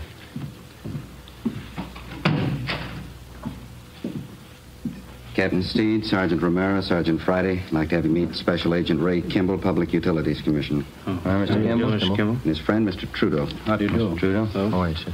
Gentlemen, Mr. Kimball and Mr. Trudeau here have some important information to give us. Mr. Trudeau, would you like to repeat for these officers what you told us a few moments ago? Yes, sir. Well, a friend of mine wants me to kill his wife for him. I'm convinced he means to go through with the thing. Naturally, it goes without saying that Kimball here will back up the veracity of the story. Well, Mr. Trudeau, who is your friend? How long have you known him? His name's Charles Stone. Guess maybe you heard of him. Owns a string of warehouses around town. I used to work for him. Oh, yeah. Go ahead. Well, the other day he called me and asked me if I was working. I told him no. Then he asked me to meet him in front of the public library. And that was last Saturday afternoon. Did you meet him? Yes, I did. And he took me to a bar in the neighborhood, started telling me all about his troubles at home. Mm-hmm. He said his wife was stepping out on him, running around with other men. Well, we had quite a few drinks, and I guess I thought that's what accounted for it. What's that, Mr. Trudeau? Well, he leaned toward me and he said, here's the dope. The wife and I haven't been getting along well at all for about a year. She's stepping out with some other guy on me, and to make a long story short, well, that's when he told me. Yes, sir. He said, I want to lose her. What do you say? Well, I told him I didn't quite get the drift of the thing, and then he said, I want my wife killed. I'll pay you $1,000 for the job. Mr. Trudeau, have you any idea why he contacted you on this thing? Well, I don't know, other than the fact that I hadn't been able to work for some time. He knew I needed the money pretty badly. As soon as I was sure he wasn't kidding about the murder, I told Mr. Kimball here, he's an old friend of mine. Yeah. He said the only thing to do was to take it to the police. Did this Mr. Stone make this proposition to you more than once? Yes, he did. Kept reminding me how much I could use the $1,000. Well, all I could say was that I knew his wife too well. I couldn't do it. What did Stone say to that, sir? Said I had cold feet. Told me I was just like another man he'd lined up to kill his wife. Told me if I didn't want the job, he'd get someone else to do it. Do you think he might go for a substitute, Mr. Trudeau, one of our men? Well, I don't know, Chief. There's only one thing I'm sure of. Yes, sir. He wants his wife dead. 4:42 p.m. The meeting in the chief of detective's office went on. A man by the name of Charles Stone wanted his wife murdered. He'd offered $1,000 for her death. He'd approached two men to do the job. Both had refused. From the information we'd received, we knew he wouldn't stop there. There are a lot of people who'd kill for $1,000. It was only a matter of time till he found one. A plan was formulated, and Ben and I were assigned to the case. 5 p.m. Together with Captain Steed and Mr. Trudeau, we left Thad Brown's office and went down the hall to homicide. In your last meeting with Stone, Mr. Trudeau, you refused outright to have anything to do with his plan to have his wife murdered. Is that right? That's right. Did you leave any opening at all? Well, just to get away from the guy, I told him if I heard of anybody that'd do the job, I'd let him know. You think that maybe he'd listen to you if you went back and suggested somebody? I don't know. He'd listen to me, but he's no dummy. You got to understand that. He's going to be careful. Mm-hmm. Well, which one of you is going to play the killer? I'd like to try it, Skipper. Who's going to fit the part best? Trudeau here just told you this Charles Stone's no pushover. I don't know, Captain. This officer here... Me? Yeah, no offense, but I'd sure peg you for a cop. You would? Why's that? Well, I don't know. You just look like one, I guess. Well, Joe is a little closer to average height, weight. Yeah, that's what I mean, Captain. He doesn't look like a cop. All right. Now, Mr. Trudeau, you're willing to go along with us on this thing? Certainly, Captain. Anything I can do. You just tell me what you want. Well, just as soon as possible, we'd like to have you contact Mr. Stone. You'll know how to approach him so as not to make him suspicious. Yes, I think I can do that. Joe, how do you want to go about this? Well, I better use some kind of an alias. Let's see, Matson. Joe Matson. Mm-hmm. How about Kelly? Just plain Kelly? That's fine with me. Good. Now, how about your background? Better get that straight with Mr. Trudeau here. Well, suppose I tell him I'm from Phoenix, huh? Mm-hmm. I know that town pretty well. He might ask me some questions about it. Okay. And now, how'd you happen to know Trudeau, the Army? Did you ever serve in the Army, Mr. Trudeau? Yes, sir. 42 to 45. CBI theater. All right. Well, we served together in the Army, huh? Let's make it in China. Mm-hmm. Quartermaster Corps, all right? Mm-hmm. All right. And now, Mr. Trudeau, this is all you'll have to do. Set up a meeting with Stone as soon as possible. Introduce Friday as the man who's willing to do the job for him, old Army friend. Then step out of the picture as quickly as you can. All right, Captain. I understand. It goes without saying, we certainly appreciate your cooperation. And not at all, sir. Only glad I'm in a position to help out. You'll probably save that woman's life. I wish I could be sure. How do you mean, Trudeau? The last time I saw Charlie Stone was 3 days ago. Maybe he's hired somebody else.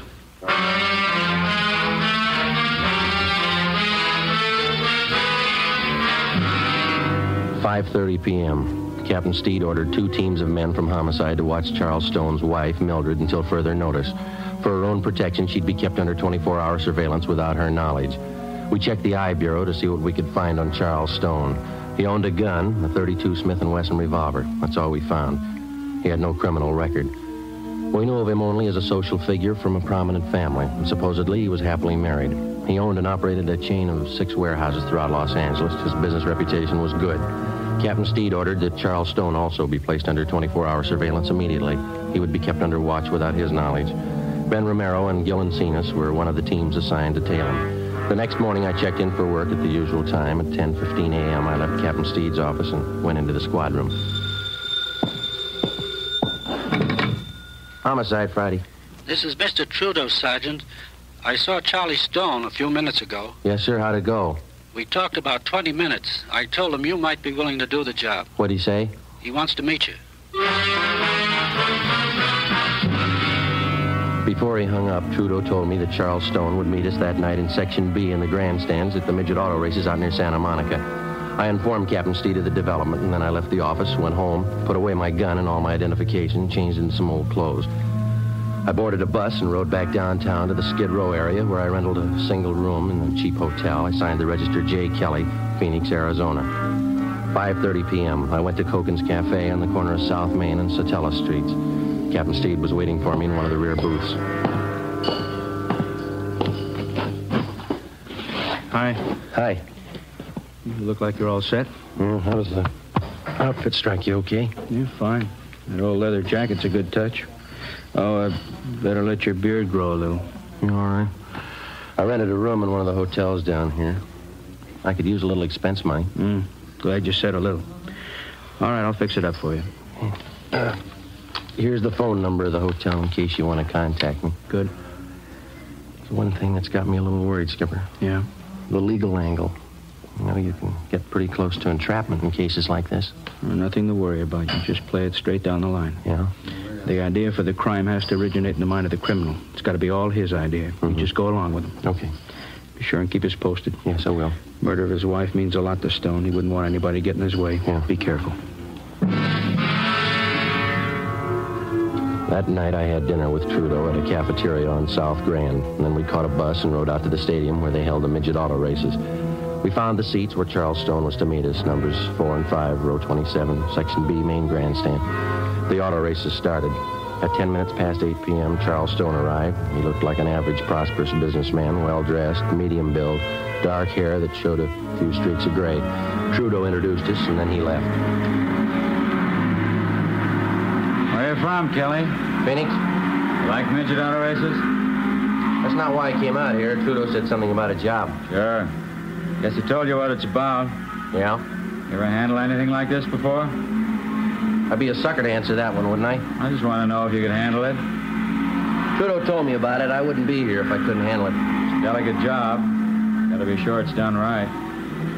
What are you looking for, references? Gotta be careful, that's all. What about me? I don't know you from Adam. How do I know it won't be a double cross? Don't worry about a double cross. Let's go below the grandstand. Get away from this crowd. All right with me.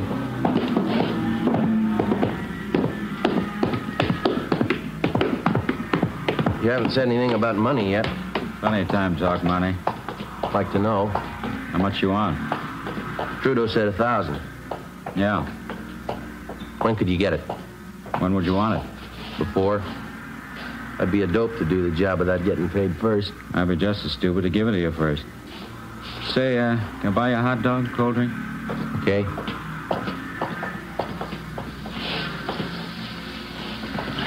Miss? Yeah, 1 hot dog, couple of root beers. 1 dog, 2 beers. You like root beer? Sure. How about settling on the dough, huh? You do the job, you'll get paid. You can ask Trudeau if you like. He'll tell you I keep my word. Well, it's got to go fast, that's all. I may have a job lined up in Phoenix. I got to get that dough and some new clothes. Got to put up some kind of a front. That's why I need the dough fast, no waiting. You'll get your money. We can work out something. Hot dog, 2 root beers, 40. Mustard's on the counter. There you are. Thank you. Just move over there out of the way. Okay.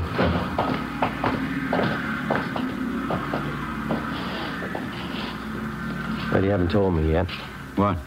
How do you want it done? All depends. I haven't got my gun. I'm on the lam. Have you got one? No, I don't own one. Couldn't use a gun anyway. Too much noise. Well, make up your mind. We'll meet tomorrow night. We can talk about it then. Look, mister, you expect me to sit on this thing for a week? I'm not making a career out of just this one job. What are you worrying about? We'll set everything up tomorrow night. All right, how about $10 on the cuff? I gotta live them flat. Well, there's 5. See if that'll do. All right. Now, how about that payoff, the 1,000? How do we set that up? We can talk about that later. Why can't we talk now? Look, Stone, I don't think I like your attitude. You haven't told me how you want the job done. You talk cute every time the payoff's mentioned. Take it easy, Take it Kelly. easy, nothing. I'm taking the chances. How do I know I'm going to get paid? How do I know you'll kill her?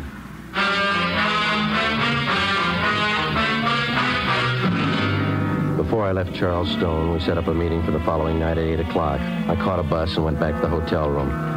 So far, I'd been unable to get any other corroborative evidence on Stone, evidence that could be presented in court. The next morning, I called the office and kept them posted on developments. I had my meals at a lunch counter next door to the hotel, and I stuck pretty close to my room. At 2:30 that afternoon, Ben called. We tailed Stone to the midget auto races last night. Did you do any good? Well, not bad. It's going a little slow, though. We tailed him after he left you. He drove to a Beverly Hills address, apartment house. Thought he lived in Glendale. He does. The apartment he went to is registered to Jean Howard. Stayed till 4 this morning. Checked the Howard girl out. She's a secretary at one of Stone's warehouses. Oh, maybe that explains why Stone wants to get rid of his wife, huh? Here's one more thing. We tailed him to a gun shop this morning. Bought a couple of things, and after he's gone, we checked with the store clerk. Told us Stone bought a box of shells, 32 caliber. Same kind of gun he had registered, isn't it? 32 S&W? Yeah.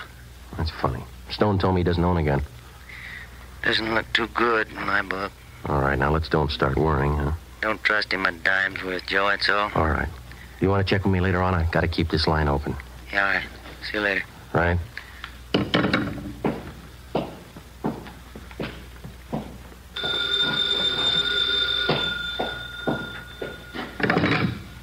Yeah. This is Stone. Yeah. Job's all set up, ready to go. When? Tomorrow night.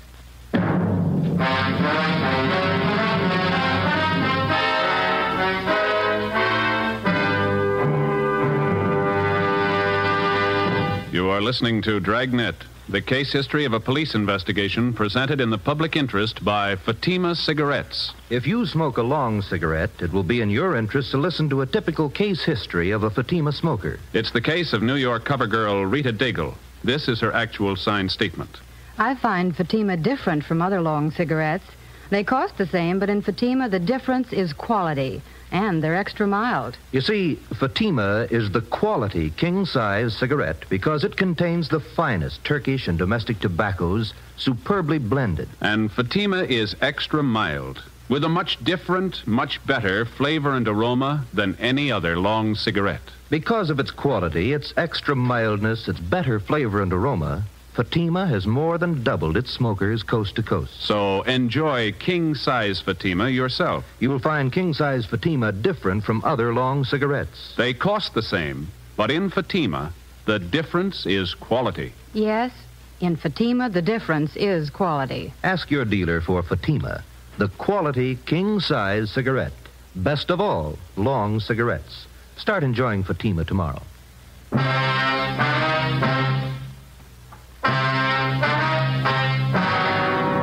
Wednesday, February 19th, 8:55 p.m. Charles Stone picked me up in his car at the corner of Alameda and 6th Streets. He turned onto South Broadway and he headed down for the beach. He hunched over the wheel as he drove. I kept wondering how I was going to pin him down. We were less than 24 hours away from the scheduled murder of his wife, and I still didn't have a case against him that'd stand up in court. If he failed to produce sufficient evidence tonight, Stone had a good chance of going free, whether he succeeded in having his wife killed or not. I also had no idea what plans the suspect had made before he hired me to do the killing. There was a definite possibility that he might have arranged for somebody else to commit the actual murder and then set up a double cross with me as the victim. We knew he had a .32 S&W revolver registered in his name, but he denied to me that he even owned a gun. 9:03 p.m., we pulled up in front of Stone's beach house.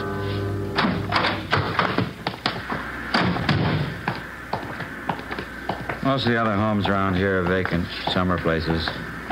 People don't start moving in till 1st of May. But you said you were afraid of the neighbors seeing you here. Some living up the next block. Oh. Can't afford not to be careful. This one here.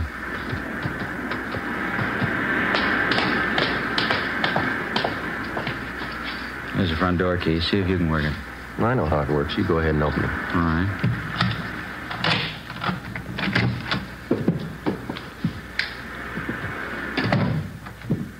The living room, huh? Yeah, bedroom's over here through this door.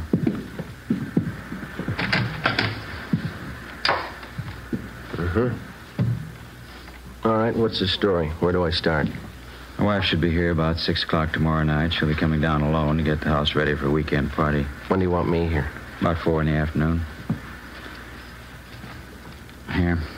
Here's the key to the front door. Better pick it up and hand it to me, huh? Okay, here you go.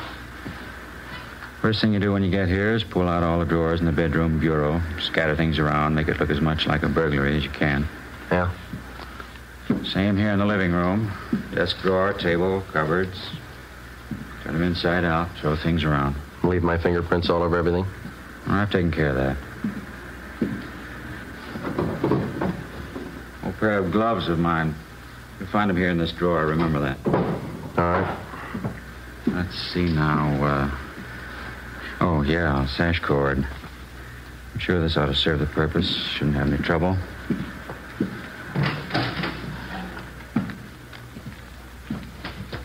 Yeah. Piece of rope's pretty new. It's a little slippery. Won't be with the gloves on. She's not very strong. Shouldn't have any trouble. We'll leave the rope here in the closet. You sure she's going to be alone? Positive. Where am I supposed to hide? Let me show you. Here. Right by the front door. This closet. Yeah. My wife comes in, closes the door. She'll probably go right to the bedroom, take off her coat. Follow her in, then do it fast while her back's turned. No screams. Neighbors might hear. All right. Want it clean and quiet. Do it as quickly as you can. Now, when you're finished, here's what I want you to do with her. What's that? Take the body and bring it this way. Come here. Here, I want you to see. All right. Across the living room to these French doors. Open this one. You won't have any trouble. Take the body out here on the porch. Come with me now. I want you to get this clear in your mind. Yeah, I think I got it. Take her down to this end of the porch, right to the railing, leave her here. It's very important, you understand? All the way down to the end of the porch here. I don't get it, but I guess it's all right. All right, let's go back in. Look, Stone, I may forget the layout of this house here. Would you draw a floor plan for me? I don't want to get mixed up here. No, there's paper in the desk there. You can draw it yourself before you leave tonight. What's the matter? Don't you trust me? Can't afford to take any chances. Now, what was it? Yeah. After you're finished using the rope, I mean. Yeah.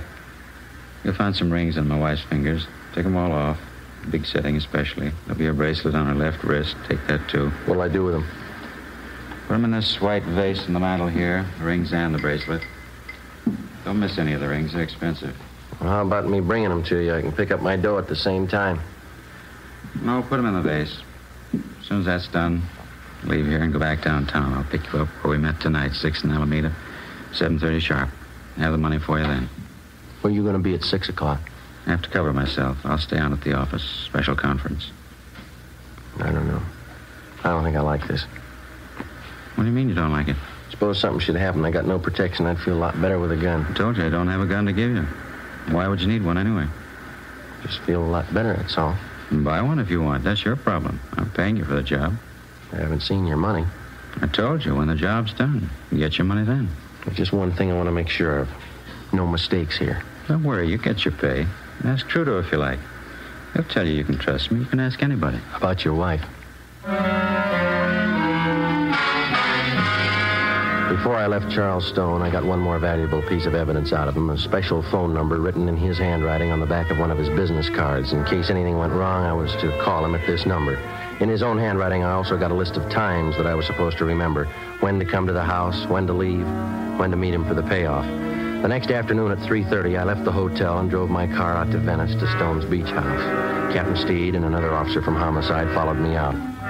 We waited in the house together. Shortly before 6 p.m., Mrs. Mildred Stone arrived with Ben and Gil Encinas. She refused to believe the story of her husband's plot to have her murdered. Captain Steed laid out the evidence for her. This key, Mrs. Stone, you recognize it? Why, yes, it's the one for the front door. It must be Charles. He gave it to this officer, Mrs. Stone, the man who was supposed to murder you. No, I don't believe it. Do you have any idea what's in that closet, ma'am, that one over there? There's nothing in there. I cleaned it out the last time we were here. I cleaned out all the closets. I'd like to show it to you, ma'am.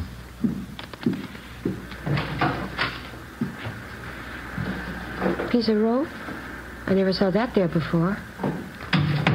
Mr. Stone gave it to me. It was supposed to be the murder weapon. Just one more point, ma'am. Over here, please.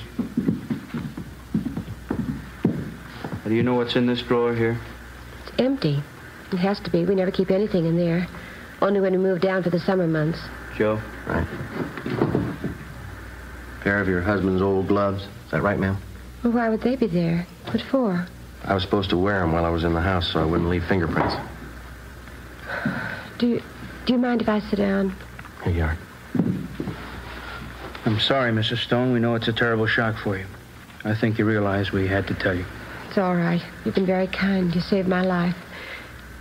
I'm sorry now that happened. It would have been better if he'd succeeded. Much better. Take it easy, Mrs. Stone. The shame. Terrible, terrible shame. Is there anything I can do for him? He wanted to have you murdered, ma'am. I know that. He wanted me dead. Yes, ma'am. There's only one thing. Yeah? He's my husband, Sergeant. I love him.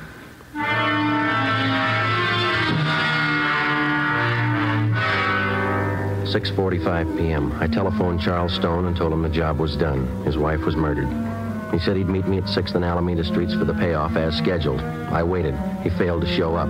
At 7:30 p.m., Stone was placed under arrest as he parked his car in front of their Venice beach house.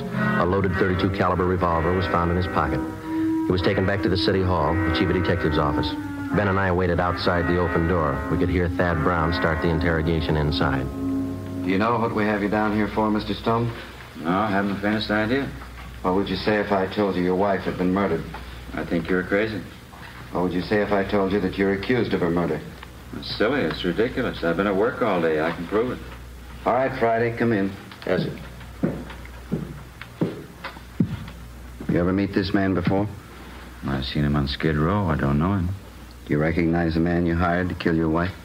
I didn't know the man. I didn't kill my wife. I don't understand all this. The name's Kelly, Mr. Stone. He's some fake officer. He's a Skid Row bum. I don't know him. I don't think that's going to make it, Stone. Both you and your wife have been tailed constantly for the last couple of days. Photographs taken. Midget auto races. 6th and Alameda. Beverly Hills apartment. Crazy. You don't know what you're talking about. Mike, would you send the lady in, please?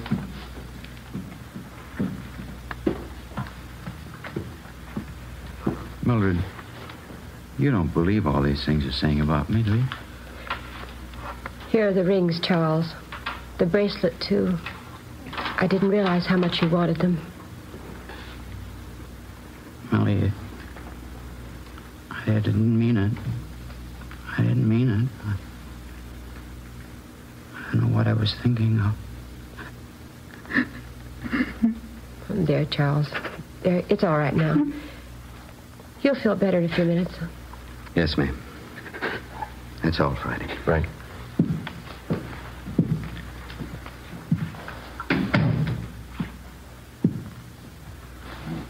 What's it look like, Joe? He's starting to talk. It's got me. He tries to have her murdered. She goes to bat for him. What's it prove? He sure must love him. What do you think? How about a cup of coffee?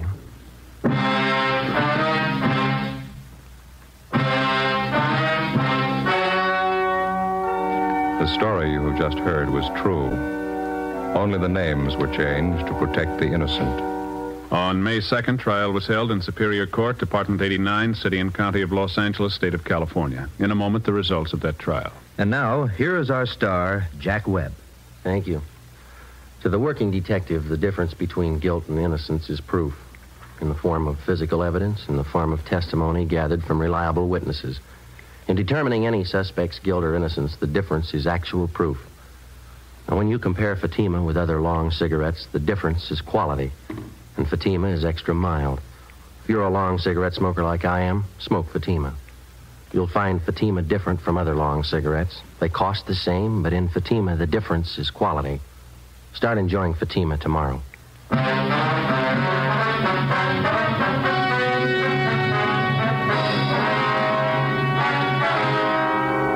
Charles Farnsworth Stone was tried and convicted on soliciting the commission of a felony, 2 counts. He received the sentence as prescribed by law. You have just heard Dragnet, a series of authentic cases from official files. Technical advice comes from the Office of Chief of Police W.H. Parker, Los Angeles Police Department. Fatima Cigarettes, the best of all long cigarettes, has brought you Dragnet from Los Angeles.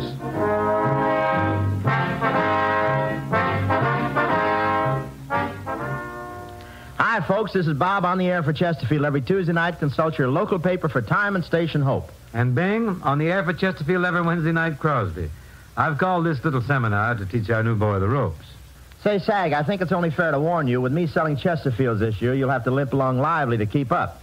Oh, say, since when have you been any competition, lover boy? When we're in pictures together, who always gets the girl? Which only backs up the old saying, everybody loves a fat man. Seriously, friends, Skinflint and I, we do agree 100% on this. Chesterfields are milder. And they leave no unpleasant aftertaste. So always buy our cigarette, Chesterfield. The best cigarette for you to smoke. Hear Hope and Crosby Tuesday. Next, We the People on NBC.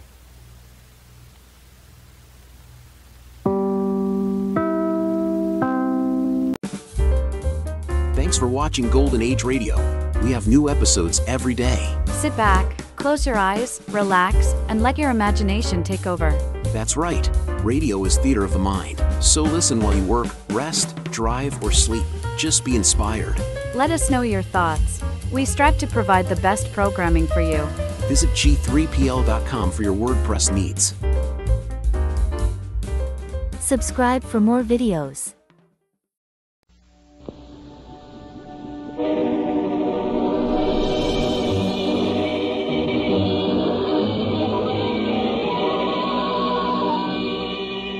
Calling all cars, a presentation of the Rio Grande Oil Company.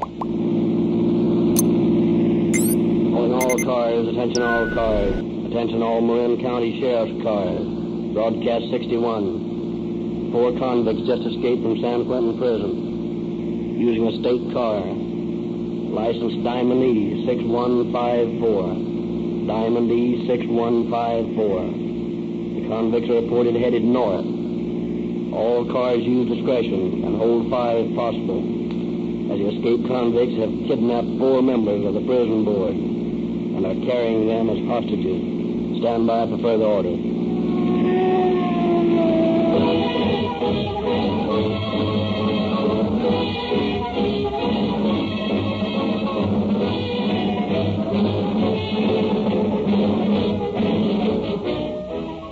On tonight's program, you will hear speeding automobiles, roaring engines, the shriek of sirens as police cars tear over the roads on the trail of fleeing convicts. Police cars must always be ready for such emergencies. They must leap into action the second they get a warning over the police radio. That's why so many use Rio Grande cracked gasoline. Police officials in leading cities of the Southwest testify that the unusual speed and power created by Rio Grande's distinctive cracking process enables them to get the performance they demand. The men at the wheels of police cars are picked men, and police pick their gasoline just as carefully. That's why, after testing and comparing leading brands, more police cars and emergency equipment in California and Arizona are powered with Rio Grande cracked than with any other gasoline. There's a Rio Grande station near you, offering exactly the same gasoline police cars specify.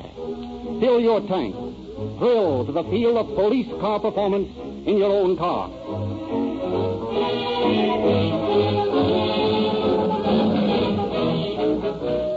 And now, ladies and gentlemen, it is with great pleasure that we bring you the complete radio dramatization of the San Quentin prison break, which occurred last Wednesday.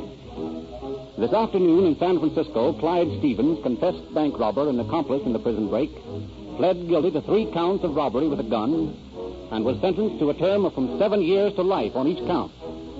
It is believed that as we go on the air with the dramatization of his story, he is already en route to Folsom Prison.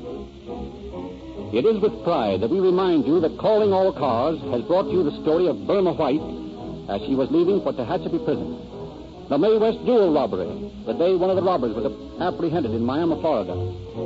The story of the crime career of John Dillinger, 72 hours after his execution in Chicago.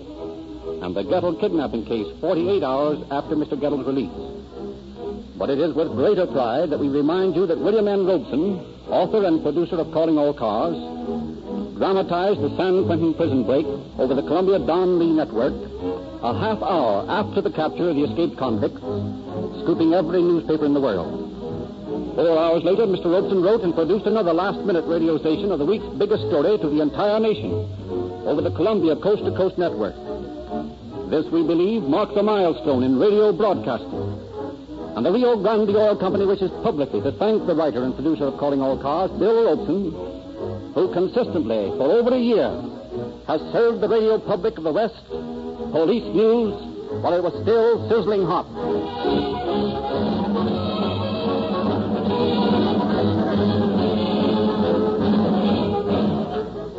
We now take you to San Francisco, where you will hear from the man who led the posse which captured the escaped San Quentin convicts at Valley Ford. It is our great pleasure to present from the studios of KFRC in San Francisco, District Attorney Albert Bagshaw of Moran County.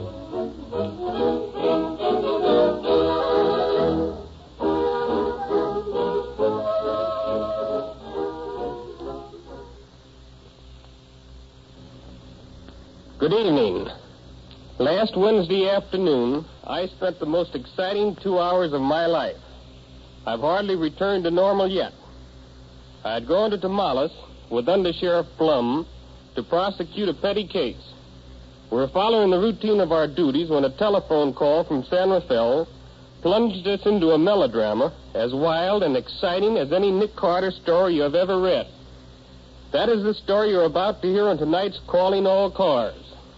Before we go into this dramatization, which I know you are all eager to hear, I would like to point out to you a very serious condition which has existed for some time and which the prison break of last week has brought into the spotlight of public notice.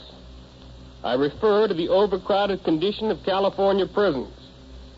Built to accommodate 3,294 inmates, the San Quentin prison is now jam-packed with over 5,747 convicts. The result is a seething unrest among the prisoners. The rise in crime during the past years has been responsible for this overcrowding. Critics have pointed out that our parole system is lax. This may be so, but the brutal fact is that the parole board has to release many prisoners in order to make room for those coming up from the courts. So long as paroles are easy to obtain, crime will flourish. Our police forces in California do a splendid job, but the prison situation which causes the evil causes them to repeat over and over again the same work. Recidivists, habitual criminals, should be put away for good. But we in California, unfortunately, have no place to put them. We must have another prison. When we can adequately care for the criminal for as long as he is sentenced, he will show less desire to repeat his acts. As it is now, men like Clyde Stevens do not wait a week after they're released to start robbing banks again. This must be stopped. We have efficient police. They do their duty, and having done it, are forced to do it all over again. It is not only our faulty parole system which is to blame, but it is also our faulty prison system. May last Wednesday's deplorable incident served to arouse the people of California to demand the proper check against the rising tide of crime. Thank you and good night.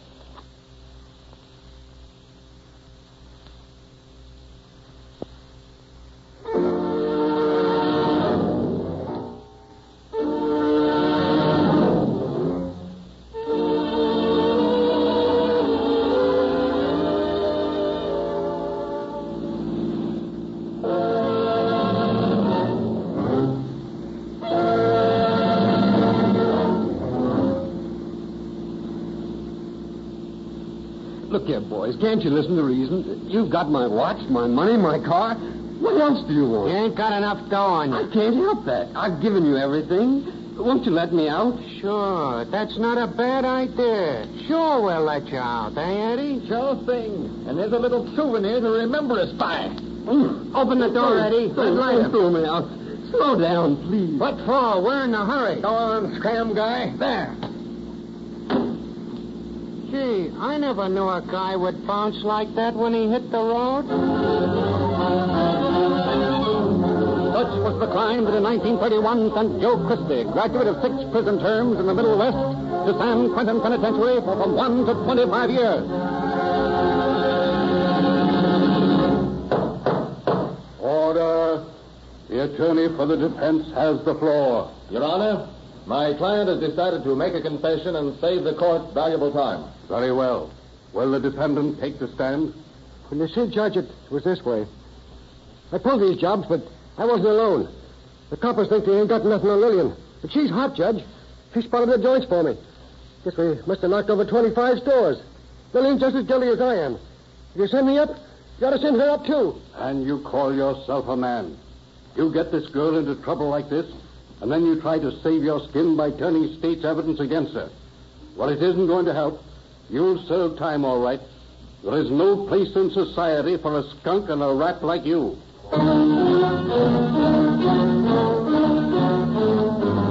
With the stigma of skunk and rat attached to him, Alexander McKay entered San Quentin in the summer of 1931 to serve from 5 years to life for robbery.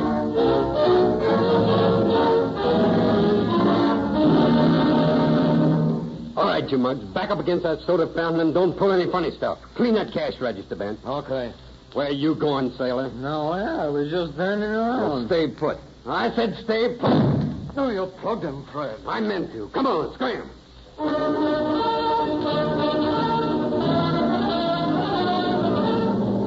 For robbery, grand larceny, and assault with intent to commit murder, Fred Flanders was sent to San Quentin 3 years ago to serve 2 terms of from 5 years to life. Now, look here, Straight. We're wasting a lot of time. I know you held up that bank on College Avenue, and whether you want to confess or not, I'm going to send you up. You can't keep me in the big house. Now, that won't be my job, but I'm going to send you up there. So you might as well make my job easier by confessing. What'll you do for me? You can't make a deal with me. You rob that bank, and you'll do time. Okay, I pulled that job. But I'll make a little bet that I'll be out of stir before they make you chief for getting this confession.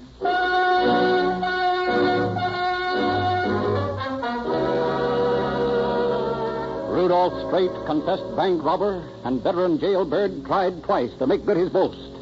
Once he sawed through the bars of his cell. Another time he was caught working the bolts of his cell door with the bent wrench. He was thrown into solitary.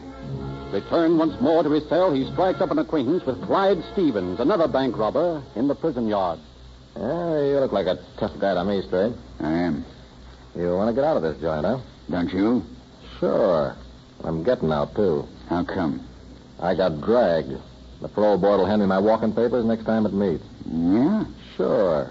They gave me a 5 to life rap. And you're getting out after 3 years? Sure. Parole's a cinch in this state. Well, I ain't going to wait for no parole. That's the way I figured you. And I got a plan. Yeah, what is it? As soon as I get out, I'll fix it so I can get some gats into you. You will? That's all I need. Give me a good gat and I'll walk right out of here. Okay. I'll get you the gats. You get a couple more guys you can depend on. Yeah. You join up as soon as you make the break. By that time, I'll have some joints cased. Why, son, we'll make that Dillinger mob look sick. It's okay with me. All right. Now stop this monkeying around with files and bent wrenches. Stay out of solitary, and you'll be at the business end of a 45 in no time.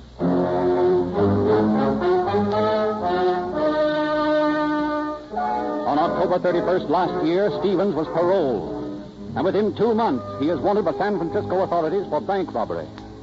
Although the police are unable to find the man, he manages to keep in contact with his prison pal, Rudolph Straight. One day, a fortnight ago, in the prison carpenter's shop. Hey, Alec. Yeah? There's that prison truck again. Yeah, what about it? That's the truck that goes in and out of the walls. Steven hid the gats in it. They're under the dash. They've been there for 2 weeks, and I ain't had a chance to get them out. That driver's liable to find them. That's what I'm afraid of. Now, listen. Watch that guy. And if you got a chance, glom those rods and hide them somewhere. Yeah, where? Now, that keg of nails will be okay. Now, look. There goes the driver now. He's walking toward the office. I'll keep my eyes on him, and you grab those gaps. Okay. Get them okay? Sure, I got them. All right, stash them in that keg. Yeah. That's fine. Now we'll roll this keg behind this workbench where nobody can see it. Hey, there's just Joe and Joe Christie and me in this deal, ain't there? That's right. Well, Steve said us 4 gats. Yeah? Well, in that case, we better make it a quartet. Hey, who do you want to cut in? How about Landers over there? Yeah, he's okay. He can take it. I'll talk to him. Hey, Fred. Yeah, Rudy? Come here. What do you want? Act like you was giving me a hand. I want to ask you something. What is it? Look here, Landers. Got a 45 in your hands. You take on the lamb out of this joint? What are you doing, trying to kid me? No, we're on the level. Hey, you bird. Separate. Get back to work. What do you think this is, a tea party? I'll tell you about it later, Fred. Beat it.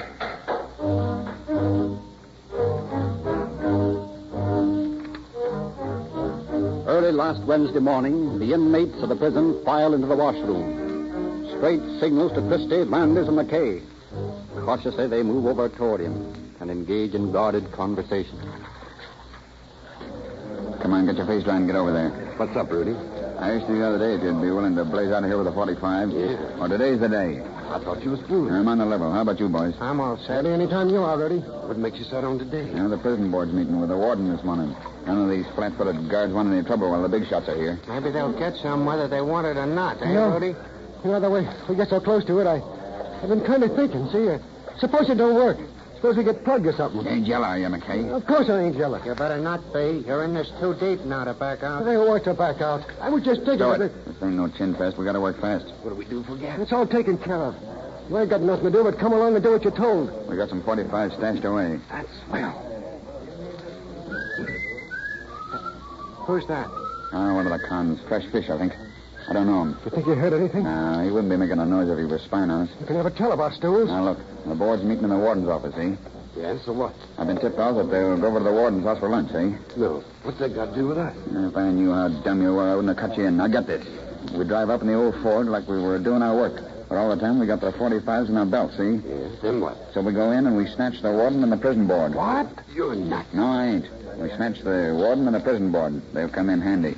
Cops won't shoot so fast when they know we've got big shots in tow. Natural. The warden and the prison board. They've been handing out lieutenant on paroles all morning. They'd like to see how it feels to be the guy on the carpet. And for once, we'll be the big shots. Kind of a funny idea, don't you think? It's okay if it works, Rudy. Listen to me, you guys. You stick with me and do this job the way I planned it, and we'll all be out of this joint in less than 4 hours. A few minutes before noon, Joseph Stevens, Frank Sykes, Warren Atherton, Charles Cox, and Mark Noon, members of the State Prison Board, take a recess from their morning meeting and join Warden Holohan at luncheon at his home within the prison walls. The pleasant sun-filled room gives no indication of the impending danger that lies just outside those curtained French windows, where 8 hard eyes are watching every movement, 8 keen ears hearing every word. Well, Warden, you're to be congratulated on the splendid work you're doing, especially in view of your limitations here. Thank you, Mr. Sykes. I can assure you that no one knows better than I the necessity for relieving congestion here in prison. We have almost twice as many prisoners as the institution was built for, and the result is unrest among the men. But it can't be helped. I presume you feel as though you were living on the edge of a volcano all the time. Well, something like that. You see, gentlemen, the granting of early paroles is by no means the answer to our problem. You're quite right, Warden. The only answer is the erection of another prison. Pardon me, but there seems to be somebody at the door. Take him out, Dan. Run one. What's the meaning of We it? mean business, Warden. Up with him. Look here. You can't come in here like this. Oh, yeah? Been wanting to do this for a long time, Warden. Oh! All right, Rudy, cut it out. Cut out the rough stuff. I don't like that guy. Okay, snap out of it. We didn't come here to bump the warden off. Just what did you come here for? We're going to get out of this place, and we're going to take you with us. What for? You'll make good bulletproof vests. Don't you realize there's a law against kidnapping in California? You can be executed for this. Yeah, well, we're the law, and if there's any executing to be done, we'll do it. Now, look here. If you boys are on the square and promise there won't be any shooting, I'll go with you as hostage. But please remember, I'm the father of 4 children. I guess we'd better take all of you. Then we'll be sure. Now, you guys take off your clothes. Why? We're going to need them. Come on, let's have your coats and vests. You can wear our uniforms. No, but listen. Come on, talk over. Well, except you. You're too fat. None of us can wear your coat. That's a consolation. But you can do something else for us. You call the prison gate and tell them to send the warden's car over and that we're coming through the gate and have it open. Oh, but listen. Go on, there's the phone. Well, all right. Let me have the west gate, please. Hello. This is Mark Noon speaking. Send the warden's car over to the house, please. Yes, that's right. Tell him you're all coming through. The whole board will be coming out in a minute, so have the gate open, please. That's right. And you birds look like a swell or something in a con. And we look just about as respectable as you did when you had these clothes on, I guess. Come on, Rhodey, let's get going. Don't get excited, Joe. Okay, gentlemen, here's the car. Out through the side door here. What about the warden? We'll have to leave him. He'll come through sooner or later. Alec, you talk to those guards. All right, gentlemen, make it snappy.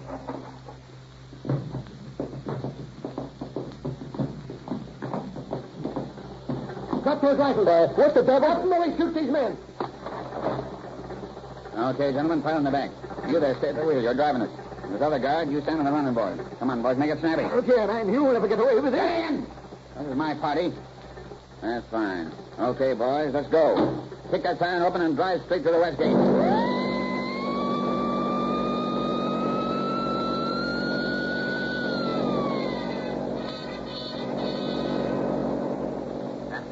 Police calling all cars. Attention all cars. Watch for Studebaker sedan. License Diamond E6154. 4 convicts escaped from San Quentin prison in this car.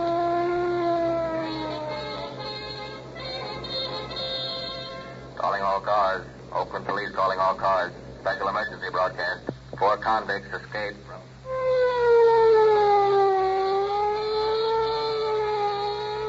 Berkeley Police emergency call. All cars attention. All cars attention. A prison break.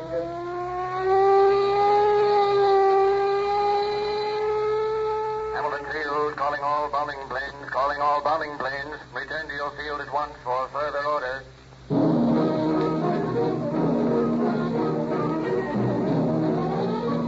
Officers from San Francisco, from Oakland, from Marin County closed in on the territory surrounding San Quentin Penitentiary. Posses are hastily organized. The bombing squadron at Hamilton Field stands by for orders that will send them searching from the air. The state teletype sends the log web across California, describing the escaped convicts, describing their fleeing car. A few miles out of San Rafael, the convict car turns right, heading for the Black Point cutoff. As they come in sight of the cutoff, the drawbridge swings open with exasperating slowness. They pull up with a burning screech of brakes. We're practically out of that heat when that monkey has to start pulling switches. What'll do? We'll go back, Rudy. You're telling me. Now we got to go back into all the cops in the world. If you don't mind, shut up. I want to ask a question. Let him talk. It'll make him feel good. Ain't you never heard of an emotional catharsis? What's that, some kind of snow? What's in your mind, Toots? What I want to know is, how in the world did you get those guns? That's a professional secret. And what you don't know won't hurt you. Rudy, look. What? Cops ahead. Get your gets up. Step in that siren mark and drive like hell.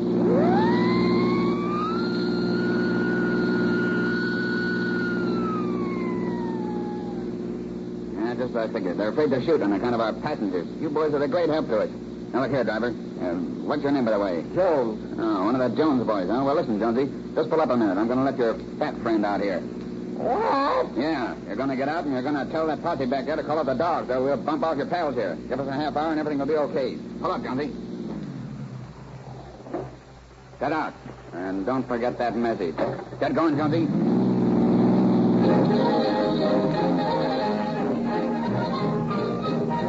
Mark Noon, secretary of the prison board, immediately phones the prison of his whereabouts.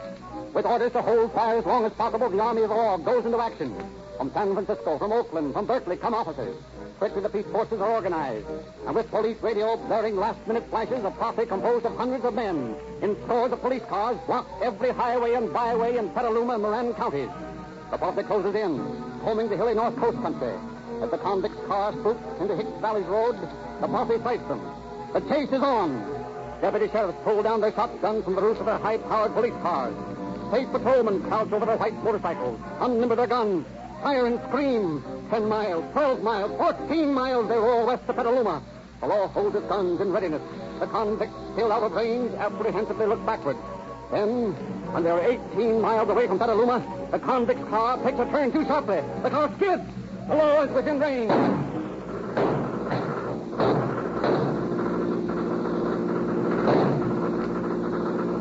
Road, guys. Hey, don't keep the car on the road. Can't help it. They shut off the rear tire. What's the matter with you? They got me in the leg. on, try to pick out that guy in the motorcycle, Joe. Come on, Jonesy, more speed. I can't. This is back with the rear tire off. Well, I can. Don't pull me up, but just... Pick him out, Alex. I'll drive the damn thing. No use, Rudy. They're gaining on us. I can't get any more speed out of this thing than he did. There's some buildings up ahead. Let's fight it out there. Okay, I'll slow down. You guys jump. Come on, jump. You ain't it out, Billy. Are you all right, Frank? I think so. I'll kill you, Dave. For the love of God, Sheriff. That's Atherton. They made us change our clothes. Where are the men? Ran into that building. Okay, men, surround the building. We got back, guys. Behind you. Hey, got him. Let him have it, boys.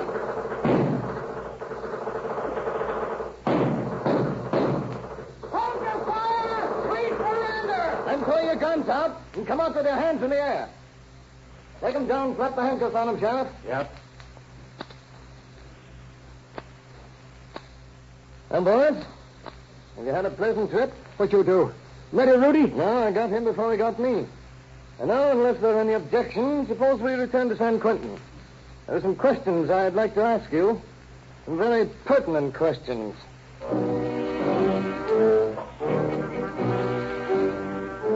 Rudolph Strait, the convict leader, dies on the way to the hospital. James Stevens and Frank Sykes, not dangerously wounded, are taken to the Petaluma Hospital, and Warden Holohan lies in the prison hospital, critically injured, as District Attorney Albert E. Bagshaw of Marin County begins his investigation of the prison break. Boys, I'm not going to mince any words with you. 2 California laws threaten all of you with death penalty. One says the kidnapping is a capital crime. The other says that any life-timer involved in a prison disturbance in which bodily injury occurs is liable to be executed. The latter applies to at least 2 of you. Now, we know this is an outside job. You haven't a chance to beat the rap. I want to know where those guns come from. Clyde Stevens turned them into us. Shut up, you rat. I never expected you'd spill, McKay. You haven't changed any since you took that girl to prison with you, have you? Clyde Stevens, eh? Know him, Captain? Sure, I know him. He was paroled about 3 months ago, and we're looking for him for bank robbery. We had a trap set for him day before yesterday, and he knocked over a bank right under our noses. I got a line on his hideaway, and I was going up there this afternoon to knock him over when this thing happened. You've got a double reason for a visit now. I should say I have. I'll have that boy in the can before midnight. I promise you that. I wouldn't be too sure about that, you big fatfoot. That guy's a killer.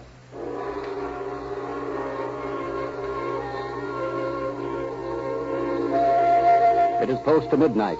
San Francisco Bay is shrouded in deep fog. Captain DeLay, at the head of a posse of 15 men, crosses the narrow strip of water between the mainland and Sherman Island in the delta of the Sacramento River. Cruising at half speed, the motorboat scarcely makes a sound. Quietly, they shunt into a little pier, scramble on the land. That's his shack. Lights are still on. Take it easy. Surround the place, boys, and have your guns ready. All set? Set. Let's go, then. Pick him up, Stephen. What the devil? Hey, what's this all about? Pick him up, Icehead. Your pal, too. What do you want us for? Running guns into San Quentin and a couple of bank robberies. I don't know nothing about running guns or bank robberies either. No? Well, we'll talk about that later. Slap the bracelets on him, Tom.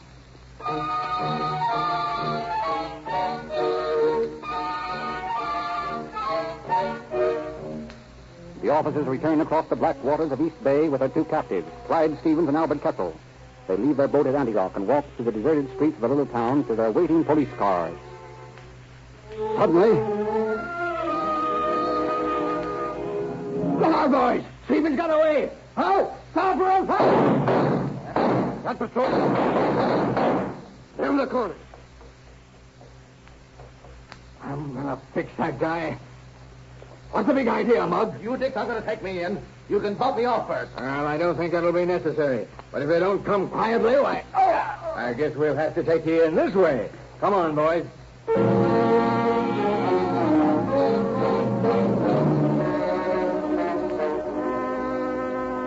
For 3 days, San Francisco police questioned Clyde Stevens, and finally on Saturday he confessed and explained how he had smuggled the guns into San Quentin, hidden in the prison truck. He was sentenced to from 7 years to life in Folsom Prison this afternoon. District Attorney Bagshaw is now preparing the prosecution which may possibly send Christie, McKay, and Landis to the gallows. And high state officials are studying a wide, sweeping prison reform, which will include revision of the present parole system, separation of habitual criminals from first offenders, creation of a unified state police system, and possibly the erection of another state penitentiary in Southern California.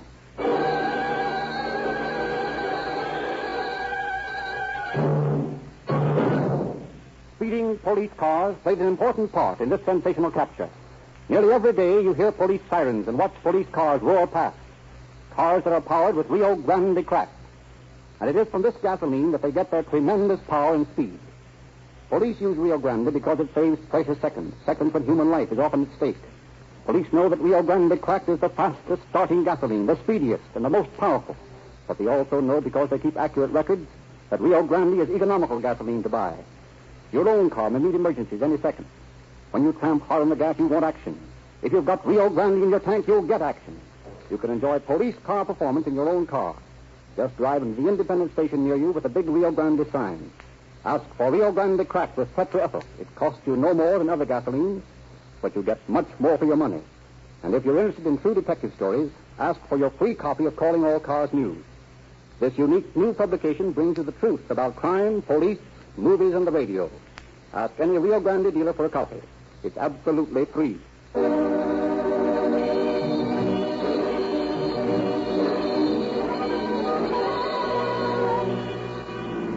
Calling all cars, attention all cars, cancellation broadcast 61 regarding a prison break at San Quentin. Convicts are now returned to prison. That's all.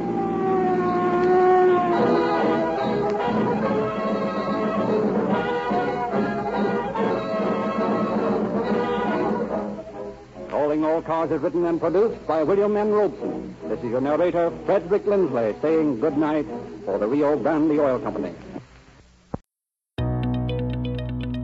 Are you ready to take your website to the next level? Introducing WordPress training from G3PL.com. Learn from the experts with live training sessions. Discover the power of WordPress, from building your first site to advanced customization. Visit their website at G3PL.com or email them wp@g3pl.net. That's wp@g3pl.net. Start your journey to online success now.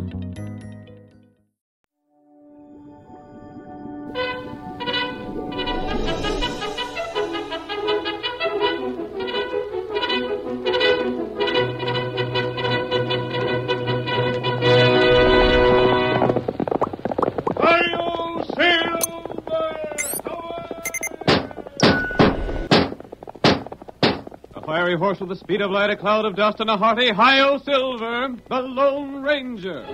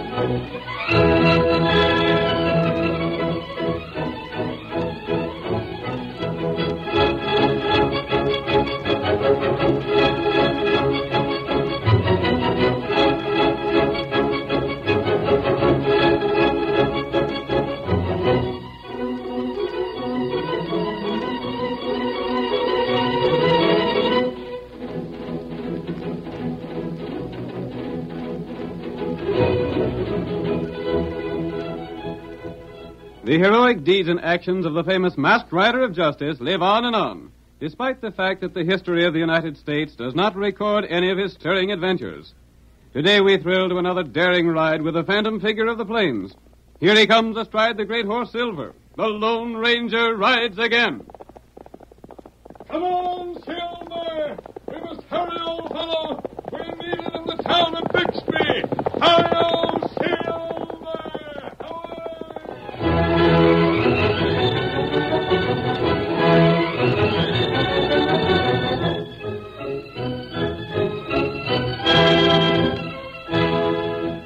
The town of Bixby was a typical mining community of the Old West, supplying the necessary equipment of the prospectors and providing recreation for those who had struck it rich enough to patronize the many cafes lining the main street. Lem Purvis, a seasoned veteran of the hills, was celebrating the sale of his gold claim.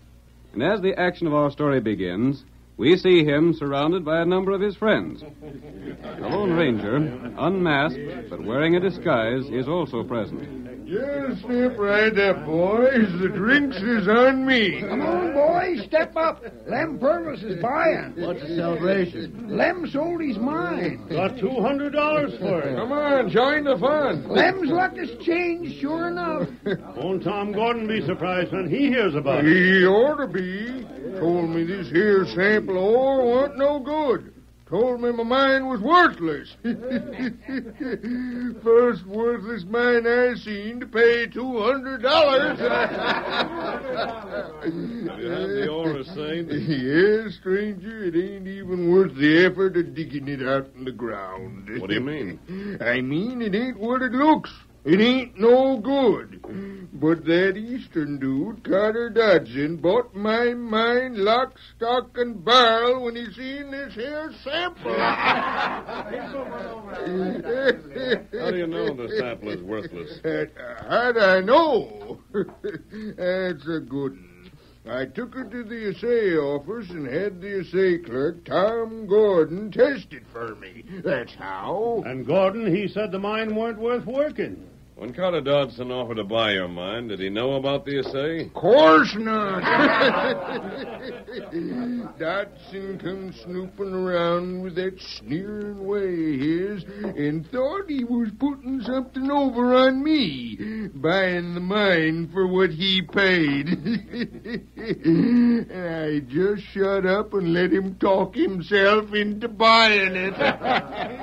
Never did like that Dodson fellow, no how. He's got it coming to him. About time he was given a little of his own medicine. Slicked up Easterner. Carter Dodson represents a gold mining syndicate, doesn't he? Yeah, that's right, stranger. Has he been here long? Nope. Come from the east about 2 months ago.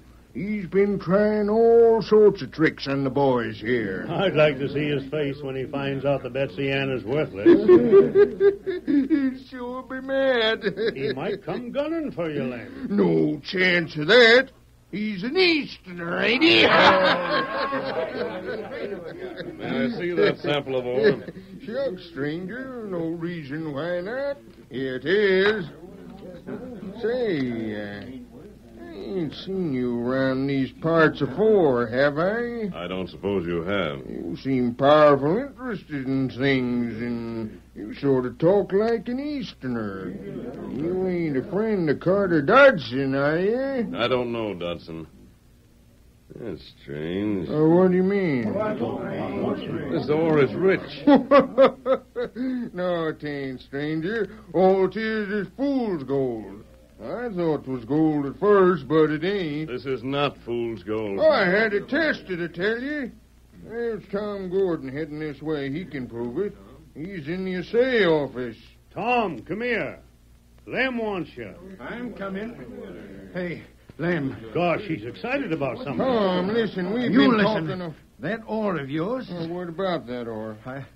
I don't know how to say it. What is it? What's the matter? I made a mistake, Lem. A mistake? Yeah, an awful mistake. I gave you the wrong assay. The wrong assay? You mean on my mine? Yeah. You found Lem's ore to be valuable after all? That's right, stranger. Lem, I don't know what to say about it.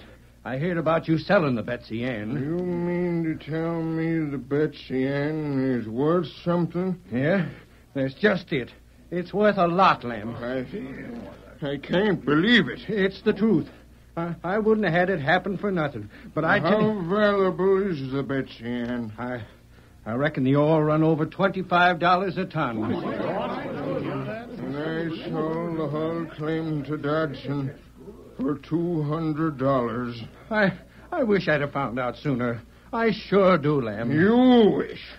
Why, Lem, you better watch out. So, you made a mistake. Yeah.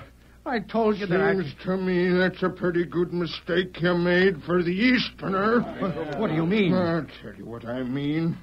Dodson stands to make thousands of dollars out in my mine. Yeah, but And with 2 days around the assay office, you didn't find out the mistake till I'd signed over the mine. I know. But, Lem... Shut up! You don't make much money on that job of yours, Gordon. You might be able to stand a little extra cash, mightn't you? Lem, you... I've been slaving for years to get a good claim, living from hand to mouth.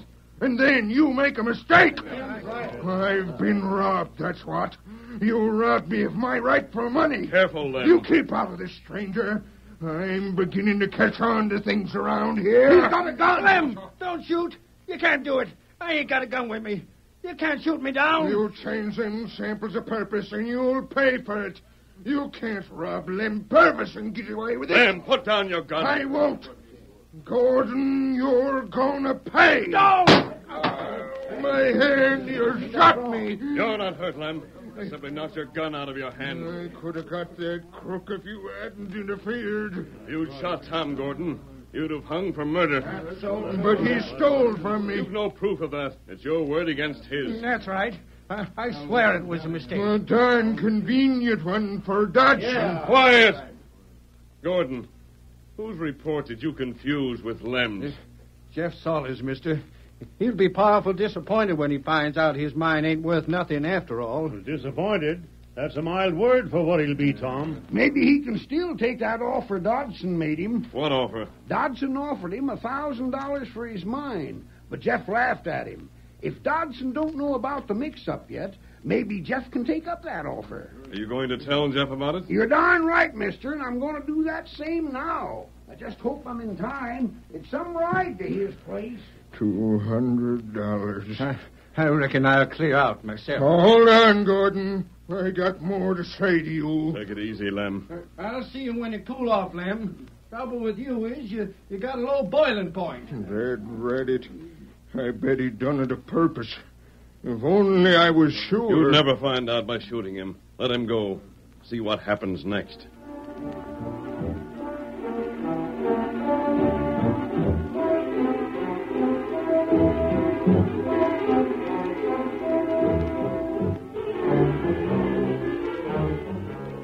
When Tom Gordon left the cafe, the Lone Ranger followed the young man.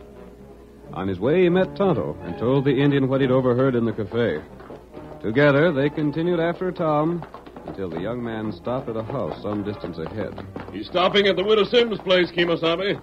That's where Carter Dodson is staying. That's right. We'll leave our horses here and go on foot. I want to hear what Gordon tells Dodson. Oh, Silver. Oh boy. Oh, hi, fella. We must go carefully, Tonto. If he sees us, we'll learn nothing. Oh, that's right. He's going inside now. Dodson feller open door. Yes, I see. Quiet, Tonto. We haven't much farther to go. We get near window? Careful. Gordon seems to be excited. Must be telling Dodson everything that happened in the cafe. Here we are. Listen, Tonto. If that stranger in the cafe hadn't shot Lem's gun away before Lem had a chance to shoot me... A stranger? Who was he? I didn't find out. Oh, what'd he interfere for? I don't know that either. I guess that isn't important anyhow. What else made you think these miners suspect our scheme? Why, nothing else. Then why did you come here? I had to warn you. Warn me that a miner was angry when he heard his mine hadn't panned out like he wanted it to? Why, Get some sense, Tom. Things are working out just like I planned. But I don't see how you figure that. Lem Purvis simply lost his head when he heard the mine he'd sold to me for $200 was worth a lot more. He called me a crook. Did the rest of the men call you a crook, too? No. Then don't worry about it. All right. As long as you stick to your story, they'll think Lem's raving mad about losing money. They may think you're stupid, but they won't think you're crooked. And even if they do, they can't prove it. Leastways, not till we've cleaned up and got out of here. That's right. And how about Jeff Salter? You think it's all right to go on like we planned about him? Why not? You don't think he'll get suspicious about the mixed assays? Our scheme is foolproof. No one can prove anything against us. You made a mistake, and I was lucky enough to cash in on it. And that's all. Yeah. Maybe you're right. Jeff Salter owns one of the richest mines in the region. And Lem Purvis's mine is almost as good. Yeah. You made Lem Purvis think his mine was worthless, and he sold it to me for $200. I know that, but I Then can't... you claim you got the assays mixed and tell Jeff his claim is worthless. And Jeff takes you up on that $1,000 offer you made him. Right. He'll think he's putting one over on me by taking me up on the offer before I find out his mine is no good. It's a plenty slick scheme, Dodson. We'll pay Jeff Salter the $1,000, and then when we have the deeds, we'll clear out. Then send men back here to work the mines, and we collect the profits? Exactly. If they ever realize they've been swindled, we'll be so far away they'll never catch up with us. When are we clearing out? All we're waiting for is to get the Salter claim. I told him I'd call on him today to see if he'd change his mind about selling. Yeah? I'll start out for his place in about an hour. That will give that friend of his time to get to him and tell him his mine is worthless. Yeah. As soon as he signs over the papers, we'll start for the east. We can't be stopped now. No. And we get 2 valuable mines for just $1,200. Mines that'll yield us a fortune. We'll be rich. You'd better ride over to Salter's with me. Well, if he sees me... He doesn't have to see you. You can stay back a ways. But I don't want you too far from me until this is all settled. Why? I don't want you to get scared again and get out of control. You're riding with me. We're leaving in an hour. And you're staying right here till we do. Now we'll get our horses, and then we'll get Tonto, did you hear what they said? Me here. We must get back to our horses quickly. There's no time to lose. You got plan? I have an idea, Tonto, that might work. If we just told Jeff Salter about the scheme, we'd save his mine, but that wouldn't help Lem Purvis. What we must do is find some way to jail those crooks. That's right. Here, Silver. White fella. We'll go out and call on Jeff Salter, and then, Kimosabe, you'll talk to Carter Dodson. Is my mask tight? Good. Come on, then, Tonto. Yep. It's a long ride to Jeff Salter's mine. Come on, Silver.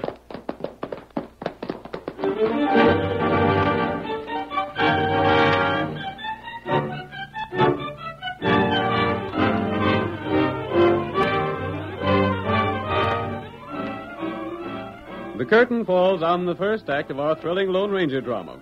Before the next exciting scenes, please permit us to pause for just a few moments.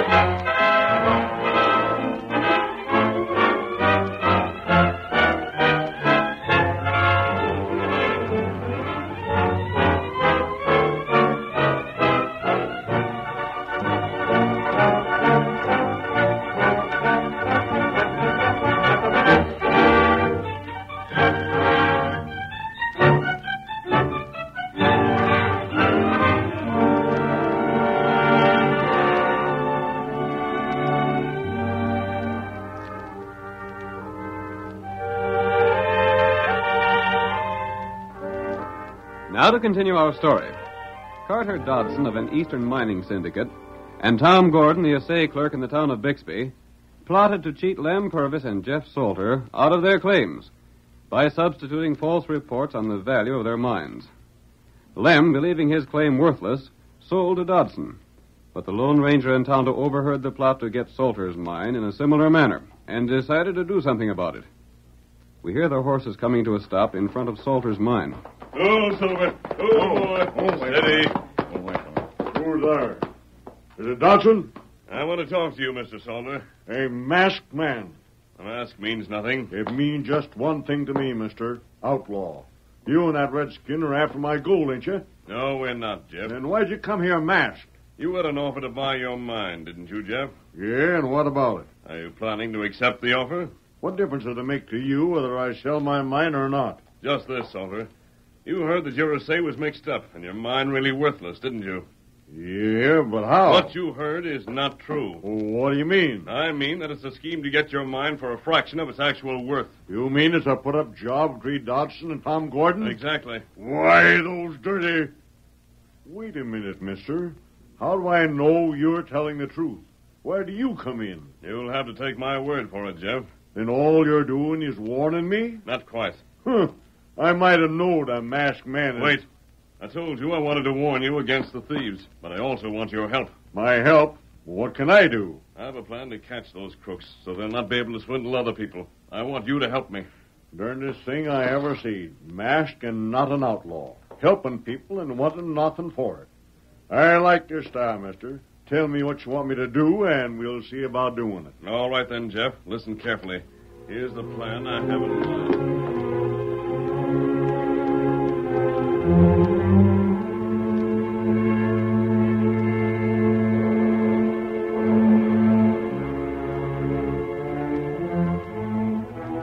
The Lone Ranger and Tonto left the old prospector shortly before Dodson arrived. The Easterner did not suspect that his plans were known. Whoa there. Whoa. Hello, Salter. I'm here just as I told you I'd be. Have papers with me and everything, all set to sign.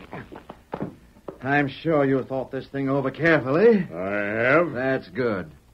You can't go far wrong on taking $1,000 for this mine of yours, Salter. Of course, it is worth a bit more, but... It's worth a darn sight more than 1,000 to me, Dodson. Huh?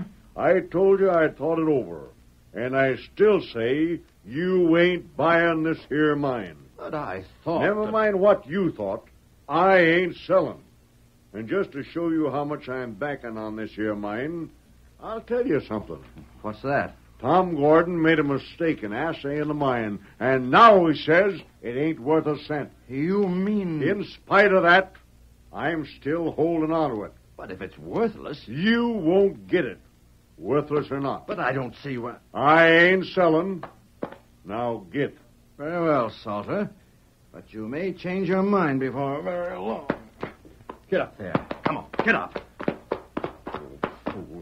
Get up there, get up.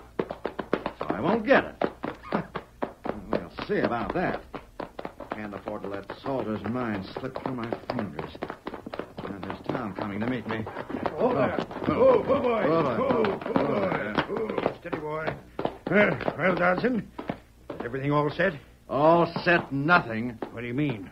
That old fool Salter won't sell his mine. Won't sell? No. What went wrong, Dodson? Salter doesn't seem to believe the story. He still thinks his mine is worth something. He told me he wouldn't sell for any price. What are we going to do now? I don't know. There must be some way to get hold of that mine. What's that? I don't know. Sounded like something moving. It was right over there. Hey, look. It's a man. He's heard what we said. Get him out of there. You come out of them bushes and keep your hands high. Me come. A redskin. Can you understand English? Me savvy. Me here. You talk about gold mine. A smart Indian. Maybe me help you. What do you mean? How could you help? You want mine? Yes, that's right. What were you thinking of? Maybe feller take trip. Maybe he could.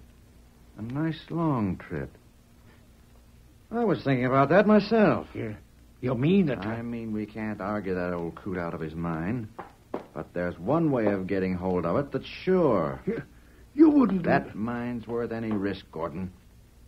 If Jeff Salter was to disappear... You'd let this Injun murder him? That's exactly what I'd do. Me fix Salter. You maybe pay me? I thought you might be hired. But Dodson, murder... What the Indian does won't involve us.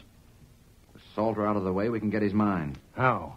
You will see that folks think he signed his mine over to us and left town. But if they don't believe it, if we're caught, we'll hang. Murder's nothing to fool with. We won't get caught. I don't like it, Dodson. I don't care whether you like it or not. Do as I say. Now listen carefully. Yeah? I have it all figured out. The Indian will go back to the mine now and take care of Jeff Salter. You understand, Indian? Me savvy. I'll pay you when you've got the job done. Tom, we'll ride back to town. Yeah? We'll take the bill of sale with us. You'll sign Jeff Salter's name. Forge it? Of course. Then you act as if you'd been hunting for me all day to tell me about the mixing up of the two assays and ask me if I bought Jeff's mine. What for? When you ask me about the mine, I'll show you the paper as proof that I bought it. Yeah? Then I'll go into a rage about being swindled out of $1,000 by Salter. And then? We'll go to the sheriff. Take him out to call on Jeff Salter. When they don't find any trace of him, they'll think he skipped town with my $1,000 cash. I see. Then you leave town, and I'll have someone else make an assay on mine and find it might pay me to keep the papers Jeff Salter signed. What about the engine? Redskin, you're not to leave any trace of Jeff's things. Take them all away. Me do. You'll get what's coming to you after we get that mine.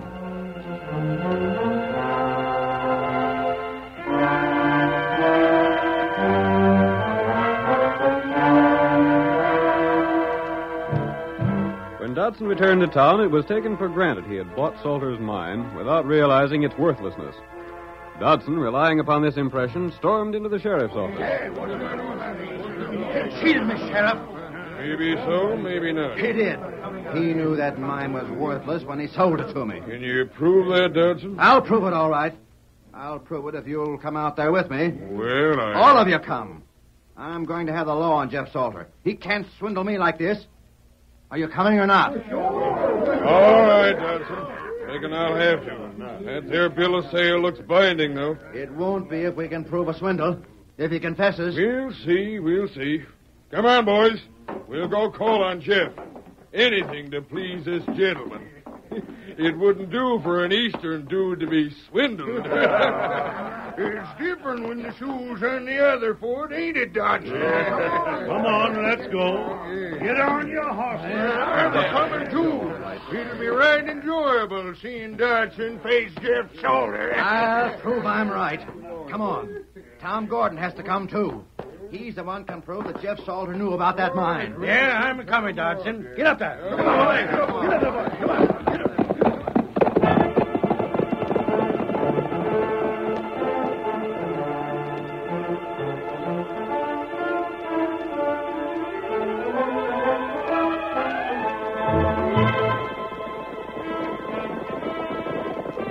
There's the mine now. Your mine, Dodson. Looks kind of deserted, don't it? Jeff was in that shack by the mine entrance when I left. He ain't around there now. Maybe he's inside the shack or down in the mine. Hold it. Whoa.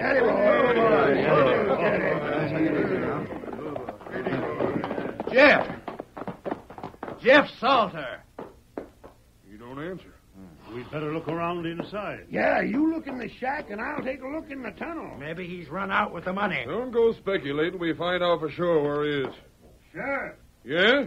Sheriff, Jeff's things is mostly cleaned out of the cabin. His tools are gone. So is his extra clothes. Is he in the mine? Jeff's not in the mine, Sheriff. I called down the tunnel and didn't get no answer. That proves he swindled me. That proves it. It don't prove anything of the sort. Since Jeff ain't around here to talk for himself, Dodson, I'm afraid you're going to have to keep this mine. Keep it? That there paper looks legal enough, and I don't see there's a thing I can do about it. But if Tom Gordon tells you that... Reckon that signed paper means more than Gordon's word. This is your claim now. I reckon we can start back for town, boys. What's that? Sounded like stones sliding in the tunnel. I'm going to see. Yeah, sure. Let's all... Come on, Dodson. We'll see what's going on in there. Yes, sure. Come on, Gordon. It's an engine. What's he doing here? Drag him out. What were you doing in Jeff Salter's mine? Me not tell. Maybe he was stealing ore. Maybe Jeff didn't run off after all. Maybe this redskin killed him. That's right. Make him talk. Where's Jeff? What about it, Injun? You better talk, 'cause we ain't none too friendly with redskins in these parts. Dodson, fella, tell me, come here. Take care, Salter. That's a lie. If anything's happened to Jeff Salter, he did it. Yeah, the Injun planned it. He's the one. Shut up, you fool. And there was a plan to kill Salter. Yes, no. Tom Gordon was talking to the Redskin. Maybe he planned to kill Salter. What? It was Dodson's idea. He wanted Salter's mine. It was him schemed it all. He schemed to get Lem Purvis' mine, and then schemed to kill Salter to get his. Sheriff, he's lying. I ain't lying. He made me sign Jeff's name to that bill of sale, and he hired the engine to kill Jeff. You double-crosser! Shut up, Dodson.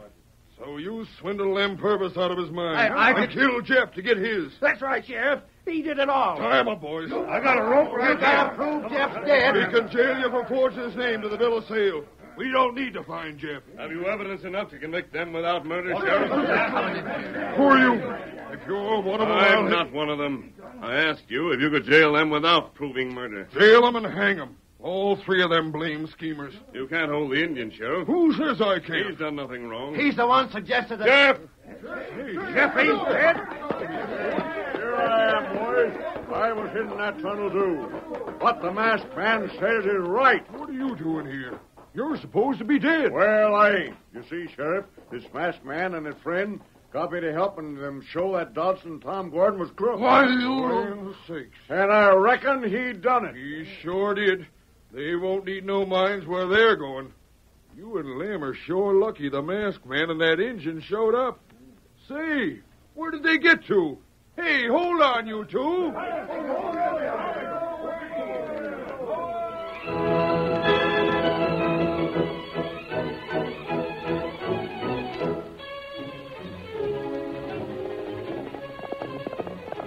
Come on, Silver! Stretch out those great legs of yours! Thomas waiting on the trail ahead! Hi-yo, Silver!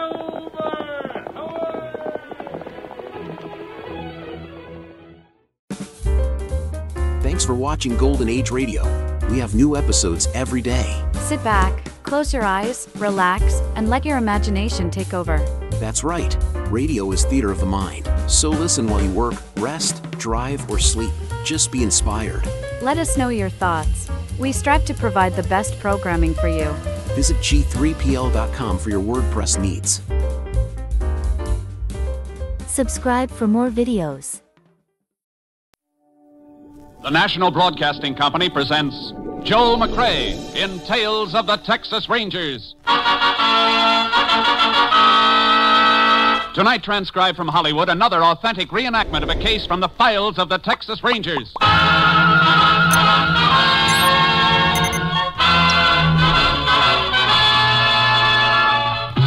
Tales of the Texas Rangers, starring Joel McCrea as Ranger Jace Pearson.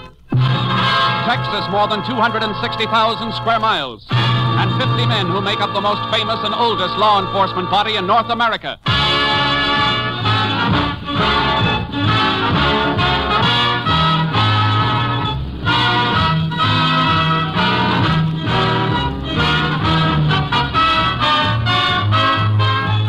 Now, from the files of the Texas Rangers come these stories based on fact.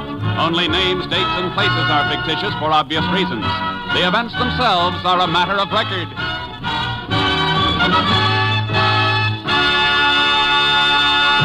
Case for tonight, Joyride.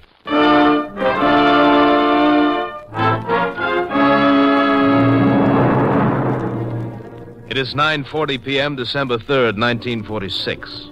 The small town of Purdy, Texas is quiet and ready for sleep as the car turns off the state highway and into the main street. At the wheel of the car is a pimply-faced youth. Beside him, a young girl. That car still behind us? No, it kept right on the highway. What are you so jumpy about? The way he was tagging us, I thought it might be the highway patrol. You are getting chicken, ain't you, Chuck? I ain't fixing to go back to no reform school, that's all. Oh, stop worrying. This car ain't even reported stolen yet. You saw the owner go into the movie, didn't you? Okay, Ruby, okay. Fine joyride. Thought we was going to have fun. Ain't even got anything to drink. I ain't got any money. Didn't have no car either when we started.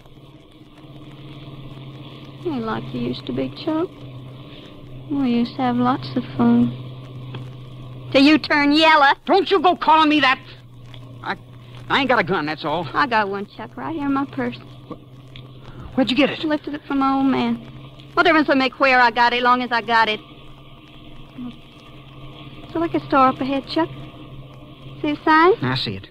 Can't hardly have a joyride without something to drink. It's late. They roll up the sidewalks in a town like this. The place must be closed. If it was closed, sign wouldn't be lit. Gonna stop or ain't you? Sure, I'm gonna stop. See? Storekeeper's still there. Can see him through the window. Counting up money from his cash register. Could have a real party with something to drink and some money. Stay here. Keep the motor running. Give me the gun. No, I'm gonna come in with you. I can handle the gun. You crazy? Suppose he's got a gun, too. Look, he's an old man. He wouldn't dare do nothing. Come on, Chuck. We can't just sit here. You better not get rattled. Look who's talking. You're coming or ain't you? All right, I'm coming. But be careful. I always wanted to do something like this. Shut up. Oh, howdy. Howdy. Well, we're just fixing to close. Heard your car pull up outside. I thought it was my old lady coming to get me. What can I do for you? I'd like a fifth of that bonded bourbon. Oh, you would, eh? How old are you, son? 21. 19 would be closer, wouldn't it? Maybe a year less than that for your lady friend here. I said I was 21. All right, boy. We'll say you're 21. And we'll also say that I'm closed for the night. Now you can just run along. 20, 19, 20. We ain't running any place, mister. Now you just get... What? Where'd you get that gun? I made it out of old bottle top, stupid. He told you what we want. It's on the top shelf. Get up on the stool and get it. All right. Just don't go getting nervous with that thing. Get the money out of the register, Chuck. Yeah, the money. You ain't going to be happy about this when you see the inside of a jail. Thanks for telling us. Because here's something you ain't going to be happy about. No! Ruby! Ruby, you killed him! I know, Chuck, I know. Come on, we gotta get out of here. No, that's what we come for. Grab a couple of bottles. Ruby, are you crazy? You're afraid, ain't you, Chuck? Get the bottles. All right. Now, let's go. Come on.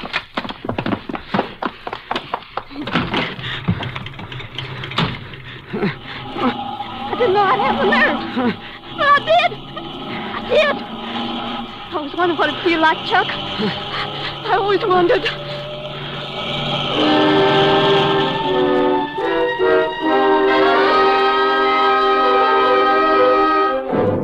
The body of Malcolm Barnes, proprietor of the liquor store, was discovered by his wife less than 5 minutes after the killing. Sheriff Frank Corcoran was summoned. He immediately phoned for the help of a Texas Ranger. Ranger Jace Pearson was assigned, arriving at the scene of the crime at 1 a.m. There's the Ranger. Coming through, folks. Howdy, Frank. Oh, howdy, Jace. Was hoping they'd send you. Here's a body. He the owner of the store? Yeah, Malcolm Barnes. Wife found him just like he is at about 10 or 10. Usually closed just before 10. She'd always come pick him up in their car. Doc figured it couldn't have happened more than just a few minutes before she got here. Where's the doc? Drove over to see about the funeral parlor. Body will be taken there for autopsy when we finish. I've had everything photographed. Cash register's been rifled. Uh-huh. Shot through the back 3 times. So watch out for that broken glass. Yeah, I'm watching. Place sure smells with all the bottles smashed. Alcohol dries up fast. Yeah, left big stain rings, though. Puddled right out to here before it dried out. Any of your deputies or anybody pick up any of those bottles that are cracked or broken? No, I got here right after Mrs. Barnes. Nobody's touched a thing. Why? Well, floor spotted past those stain marks. Look toward the door, a string of small spots, like something been carried that way, dripping. Jace, I was careful to see that nothing was touched, that nobody stepped in where the liquor had been spilled. Those spots might be a break for us then, because somebody carried a bottle out of here. It must have been cracked and leaking. Mean the killer might have grabbed it up? That's right.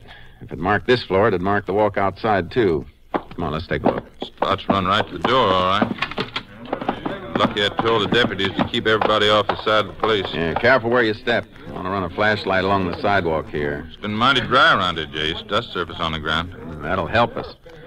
Yeah, it's here, all right. Look, little craters in the dust, dried out hollow. Yeah. They only go a few feet. Marks end right here at the curb. Well, that tells us something. Whoever was carrying that bottle got into a car. They weren't on foot. Tire tracks aren't going to help us. Mess of them all around from cars driving in and out. I wish our killer had been on foot, Frank. Why? That'd point to somebody who came from close by. Somebody in the town. Car doesn't rule that out. No, but it sure broadens the field. I'm going to call Austin and have a lab crew sent in. If we're lucky, they might lift a fingerprint or something for us to work on. That's a good idea. Phone in the store. Over there. Uh-huh. You got anything in mind for us while we're waiting? Yeah, after I call Austin, I want to check with local officers in every town around here. I'm pretty sure the killer took liquor, and if he took it, he's going to drink it. We'll check on every case of drunk driving that turns up tonight in this county.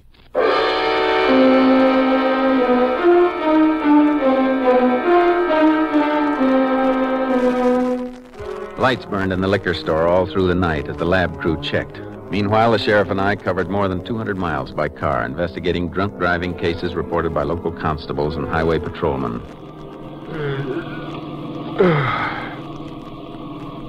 Sun's coming up, Jason. We sure spent the night running into blind alleys.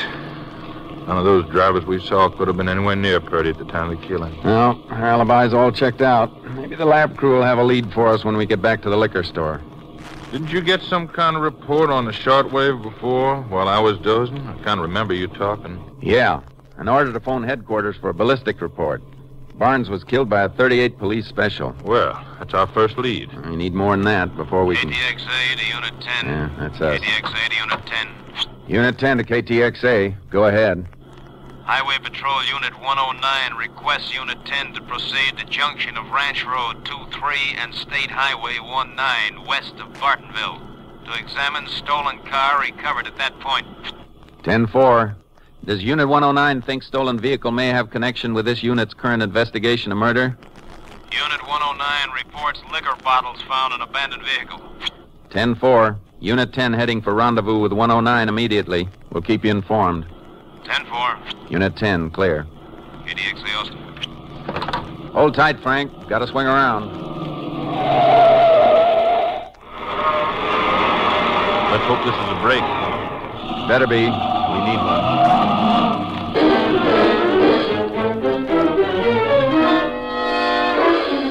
Highway Patrol Unit 109 was Tommy Manuelo's unit. We spotted his car, and he flagged us down near the junction of the Ranch Road. The stolen car he'd located was parked off the road in a small grove of trees. I found it just before sunup, Chase. I was making the turnoff. My headlights reflected on the chrome. Just barely saw it. Then when I checked the license number, it was on my hot car sheet. Number came over by shortwave last night. Now, what time last night this car was reported stolen? I got the flash a little after 11 o'clock. Barnes was killed before 10. I know, but this car could have been missing from 8 o'clock on.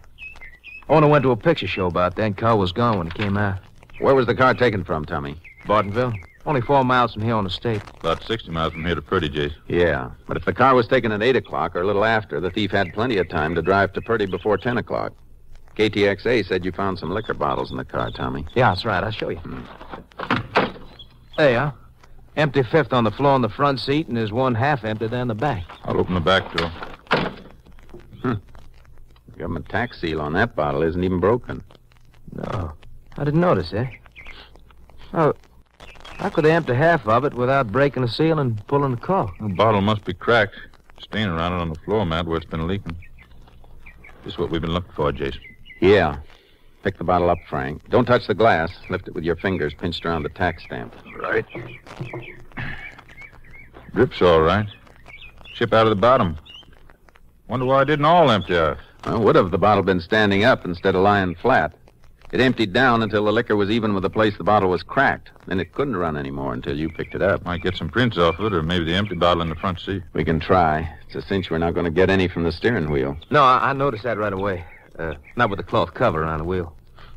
Might get something from the dashboard or the inner door handles, but well, I don't know. Not often you pick up good prints on a car. There's a piece of cleansing tissue on the floor there. Here. Looks like lipstick stain on it. That's what it is. Another little thing on the floor mat here. Ah, gold bobby pin. Yeah. Lipstick is kind of a light shade. Could have been a woman in this, too, Jason. Probably a blonde. Of course, that bobby pin and the tissue might have come from the owner's wife or his girl. Oh, I doubt that, Sheriff. How come, Tommy? Well, owner of the car's a colored man, Jace.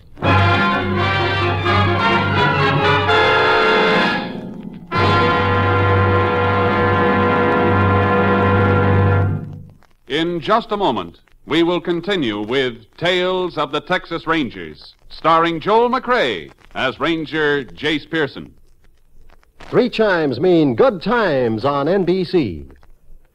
In a short while, Theater Guild on the Air brings to radio listeners a delightful adaptation of Ring Lardner's famous comedy of the baseball world, Elmer the Great. Starring in the title role will be Hollywood favorite Paul Douglas, as a pitcher whose skill on the baseball diamond is exceeded only by his good nature and ability to attract trouble. That's later today for Elmer the Great, starring Paul Douglas, presented by Theater Guild on the Air.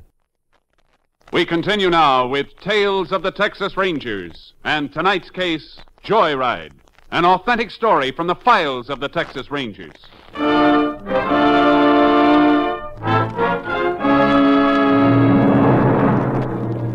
I put out a call for the lab crew to meet us at the stolen car when they finished checking the liquor store at Purdy.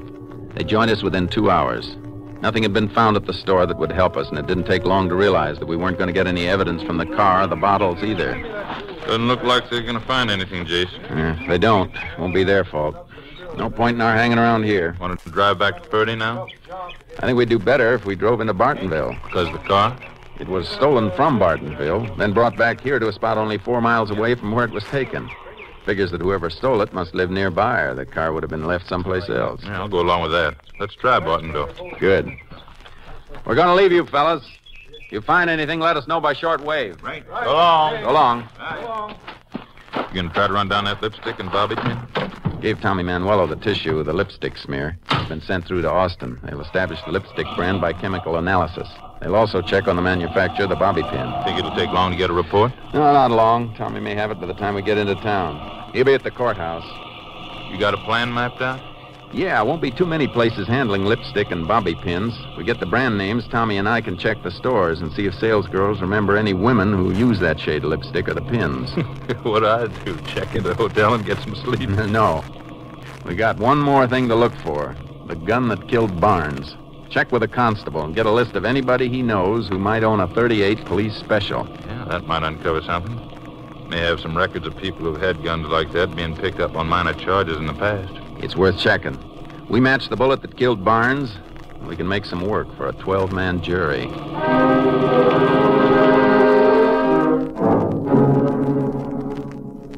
Tommy Manuelo had the information on the lipstick and bobby pin examined by the Austin lab. We started the check of drugstores and general merchandise outlets that carried the items.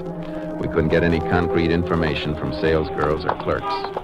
Well, another drugstore on the next corner, Jace. Oh. You know, some of these sales clerks don't seem to have very long memories. You can't blame them. Things we're tracing are both cheap items. Girl on her feet all day gets so she can't remember much except bunions. I guess you're right. Well, I sure hope the sheriff is doing better than we are. I hope so, too. Hey, Jace, Tommy, wait up. Hold it, Tommy. Here comes Frank now. I've been tracking you for 20 minutes. You finished checking already? Yeah. And I come across something I think we ought to look into right away, Jace. There's a fellow named Jim Hammer filed a report with a constable last night, just before midnight. Said a gun been stolen from his house, .38 police special. Hey, isn't that what Barnes was killed with, Jay? Yeah. Get any information on this Jim Hammer? Yeah, sure did. He's night watchman around the cattle pens over to the auction barn. Told the constable he'd missed the gun when he was getting ready to go to work last night. Couldn't find it in the drawer he keeps it in. You get Hammer's address? Yep, 214 North Spruce. Tommy, you keep checking the stores. We'll meet you at the courthouse later. Right, Jace. All right, Frank. I left my car on Main Street. Let's go.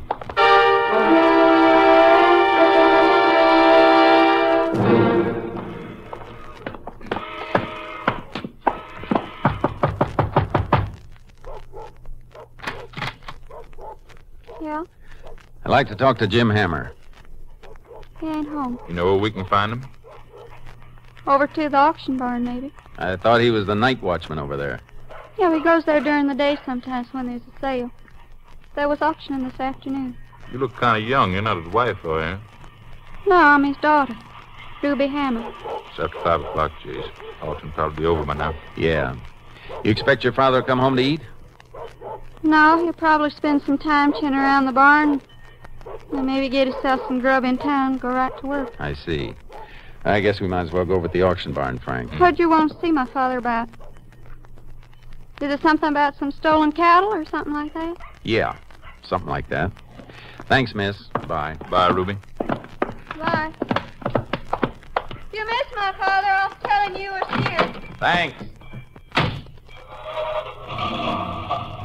Where's the auction barn? West end of town.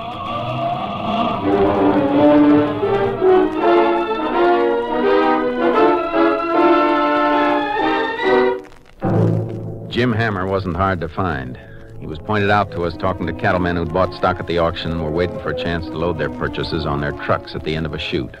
We called him off to the side.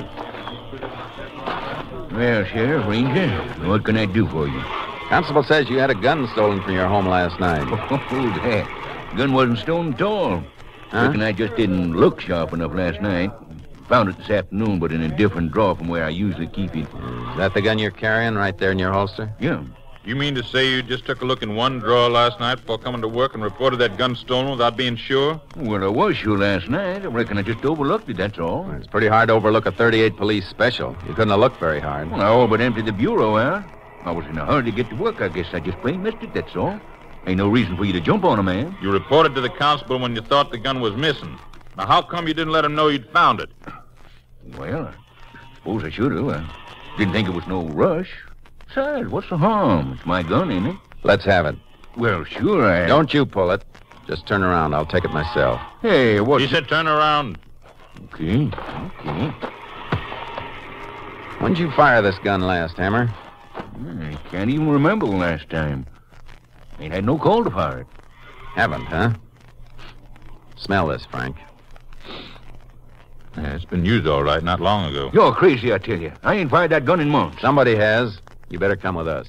Come where with you? To the courthouse, Hammer, until we check on a few things. Check on what? A liquor store owner named Barnes was killed last night in Purdy. Shot 3 times through the back by a 38 police special. Are you trying to frame me for something? I was nowhere near Purdy last night. We know you filed a report with the constable around midnight, Hammer. But where were you between 9 and 11 o'clock last night? I was home, sleeping. My daughter can tell you that. Well, go ahead, Hammer. What are you stopping for? My daughter wasn't home. I just remembered she went out about 7 o'clock. And nobody saw you during those hours, huh? No, nobody. But I was home, I tell you. You gotta believe me. That gun ain't been fired. If we're wrong, you got nothing to worry about. Come on. Yeah, have to get that gun to your lab, Jace. Regular flight to Austin goes out in about 45 minutes. Good. The boys in ballistics can test fire it and check the slug with the ones taken out of Barnes. If this is the murder weapon, they'll tell us. I tell you it can't be. Our lab doesn't make any mistakes, Hammer. If you're telling the truth, there's a little test you can volunteer to take. We have a lab crew working nearby right now. They'll give you a diphenylman test. What's that? Just a matter of pouring a chemically treated wax on your hand. When they peel it off, it'll show traces of nitrate if you fired a gun recently. I haven't, I tell you. I heard you. Now I'd like to hear it from a lab man, just to be sure.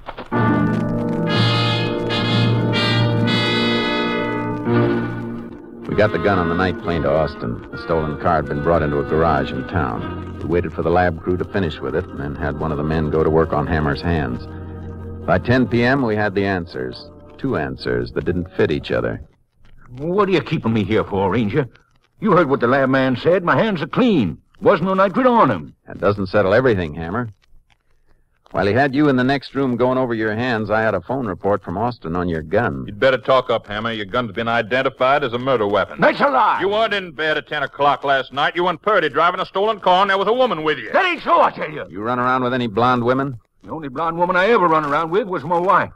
She died 6 years ago. That gun was missing from my house last night. Somebody must have taken it, then put it back again. Oh, sure. My hands was clean, wasn't they? Howdy, Jace. Sheriff? Oh, Tommy, I almost forgot about you. Find anything, Tommy? I think so. There's a 5 and dime store. It was closed when I got to it, but I got the address of the woman who works the cosmetic counter. Went out to see her. They handle the lipstick and pins we've been checking on.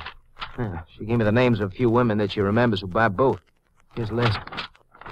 Well, read off the names, Jace. Maybe if Hammer's girlfriend is listed, he'll admit he knows her. There's one name on here you'll admit to knowing, all right? That's what you think. That's what I know. It's your daughter, Ruby Hammer. The sheriff and I drove Hammer back to his house, but Ruby wasn't there. We waited around, looking through the house. First you tried to pin it on to me, and now it's my daughter. Are you crazy? She's only 18 years old. Was she with you last night? No, she was out on a date. With who? Well, how should I know? All I know is she wouldn't get into no trouble like this. I've heard that same speech in 100 courtrooms, Hammer. Jace, come here a minute. Yeah? What is it? Girl's coat in this closet. Smell. You keep any liquor in the house, Hammer? No, never. There's something else, Jace. Photograph. Yeah. Hammer's daughter and some boy. Let me see that again. I know this kid, the boy. I sent him to reform school 3 years ago. His name's Chuck Allenby. What was the charge against him? Something that fits this case like a glove. Automobile theft. And my daughter wouldn't go out with nobody like that. Of course not, Hammer. She just got a habit of posing for pictures with people she wouldn't go out with. I'm going to get my car out of sight, Frank, and we'll sit down and wait for Ruby's date to bring her home.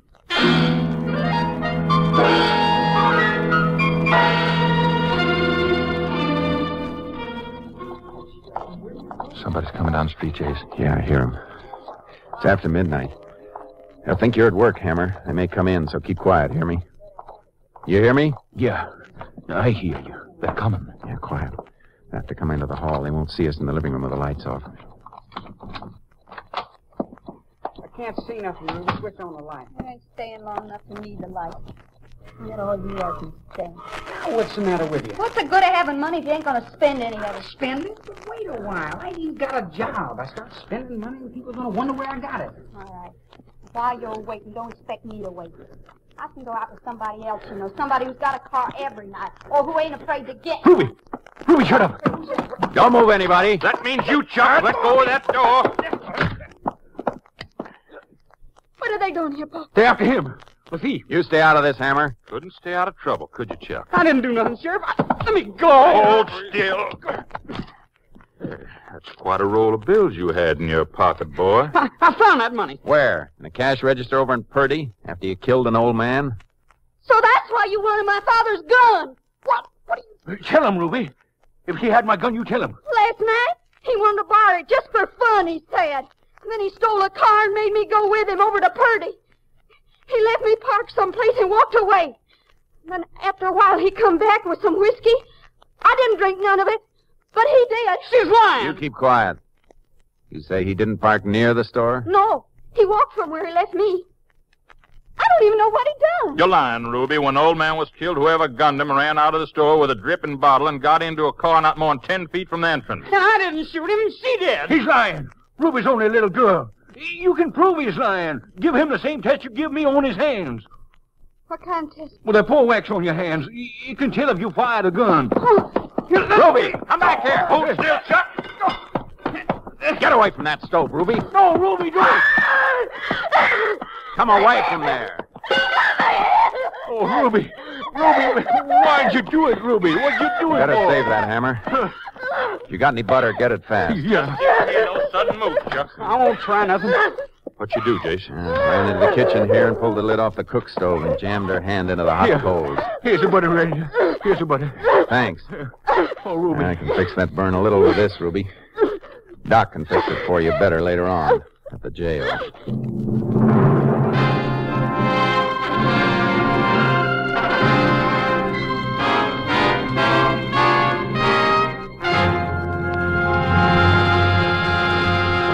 Chuck Allenby and Ruby Hammer were found guilty of the murder of storekeeper Barnes. Allenby, who turned state's witness, was sentenced to a 30-year term at Huntsville. Ruby Hammer pulled 50 years in the women's prison at Goree.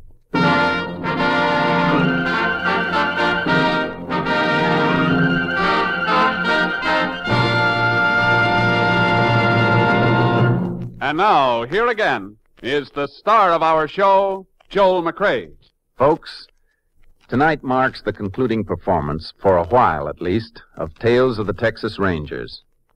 We've really enjoyed bringing these stories to you and hope that someday we'll be back with you again. To NBC and its affiliated stations, to Colonel Homer Garrison, Jr., Chief of the Texas Rangers, to Captain M.T. Lone Wolf Gonzalez, our technical advisor, And to all the Texas Rangers and members of the Department of Public Safety, our grateful thanks. And we're particularly grateful to those of you who've taken the time to send us your cards and letters. After all, they are the only sure way of telling that you liked our show. Thanks, folks. Thanks a lot. Good night. You have just heard Joel McCrea in another authentic reenactment of a case from the files of the Texas Rangers.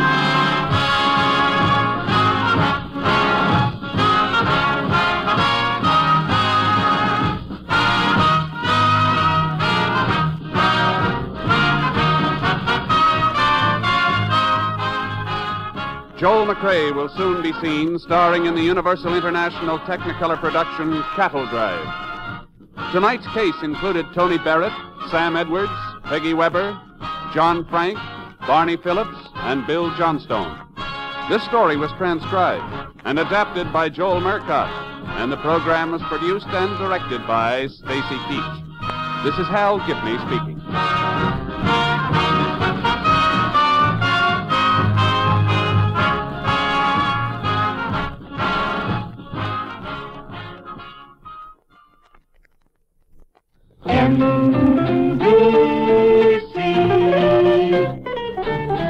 Enjoy the very best in radio. Be sure that you're dialing right. Seems like the very best in radio. Morning, noon, and night is from this station. Morning, noon, and night, NBC. Paul Douglas and Theater Guild, next on NBC. Thank you for joining us for a thrilling episode of Golden Age Radio. We're excited to have you as part of our audience. We invite you to return tomorrow for an all-new set of episodes that will take you on even more unforgettable adventures. Don't touch that dial, because the next installment of timeless tales and captivating narratives is just around the corner. Stay tuned for another dose of vintage radio magic that will transport you to a bygone era of entertainment like never before. We're always eager to hear from our fantastic audience. Your feedback fuels our passion for delivering the best in vintage entertainment. Feel free to share your thoughts, opinions, and suggestions. We value your input and strive to make your listening experience even more enjoyable. If you're looking to enhance your Microsoft Access skills, look no further. Reach out to them at 615-420-2040 and ask for Mark. Once again, thank you for being a part of our Golden Age radio community. Get ready for more riveting stories, captivating characters, and timeless entertainment. Until next time, stay tuned and keep the nostalgia alive. Now we present Herbert Marshall as The Man Called X, the Saturday night feature on NBC's 5-show festival of comedy, music, mystery, and drama. Brought to you by Chesterfield, the only cigarette that gives you mildness plus no unpleasant aftertaste. The cigarette that brings you Bing Crosby and Bob Hope. By RCA Victor, world leader in radio, first in recorded music, first in television. And by the makers of Anacin for fast relief from pain of headache, neuritis, neuralgia.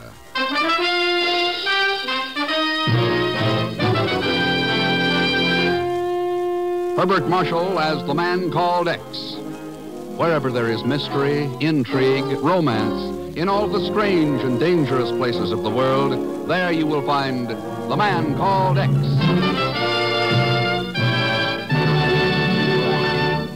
Oh, now, wait a minute. A couple of fellas I think you know seem to have some time on their hands. Or have they? Say, Bing, you got a minute? Oh, sure, Bob. I got all the time in the world. Don't tell me you own that, too. Oh, never mind that stuff. Get to work, will you? Okay. Folks, Better Tasting Chesterfield is the only cigarette that combines for you mildness with no unpleasant aftertaste. And you can prove that yourself. Just make our mildness test. Buy Chesterfields, then open them and enjoy that milder, mellow aroma. Now light one up, and you'll know Chesterfield's milder because it smokes milder. And Chesterfield leaves no unpleasant aftertaste. That fact has been confirmed by the country's first and only cigarette taste panel. Yes, mildness and no unpleasant aftertaste are what you and I and every smoker wants. Hurry up, Dad. Here comes the music. Buy Chesterfield, Chesterfield, the one that proves its case. Yes, Chesterfields are milder, plus no aftertaste. So ho, open a pack and give 'em a sniff. Then you'll smoke 'em.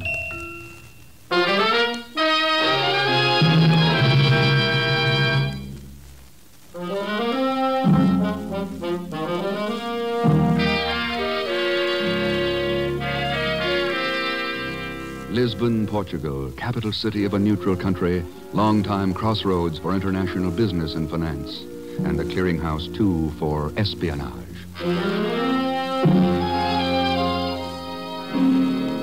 It's midnight, and two men make their way along a dark, narrow street near the harbor. One of them is a Portuguese CID agent, and the other, Ken Thurston, the man called X. This is number 316. That next shack must be the one. Quite correct, Senor Thurston. I was here this afternoon. Is there a rear entrance to the place? No, only this one door. Shall we knock or force our way in? I will knock. If Bilsko is inside, he can't get away. I'm out of jurisdiction here, so you better make the arrest. With pleasure, Senor Thurston. I do not like spies. Nor do I.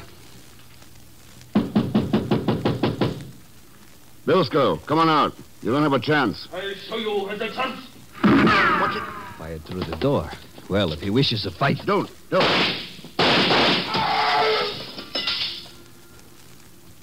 Bilsko!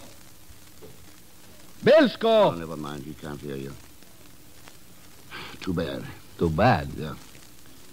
That's always the trouble when you shoot first and ask questions later. What? Who's going to answer the questions now?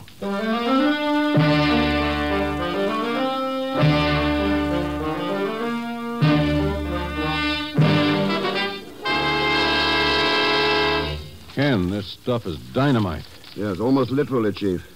But that new White Sands project is top secret. Not to the person who wrote those reports. Why, they're practically day-to-day progress charts. Here, look at this one. Details of the radar scope that's being used on the new XV-7 guided missile. How the devil did Bilsko get a hold of them? They were sent to him regularly by somebody in Alamogordo, New Mexico.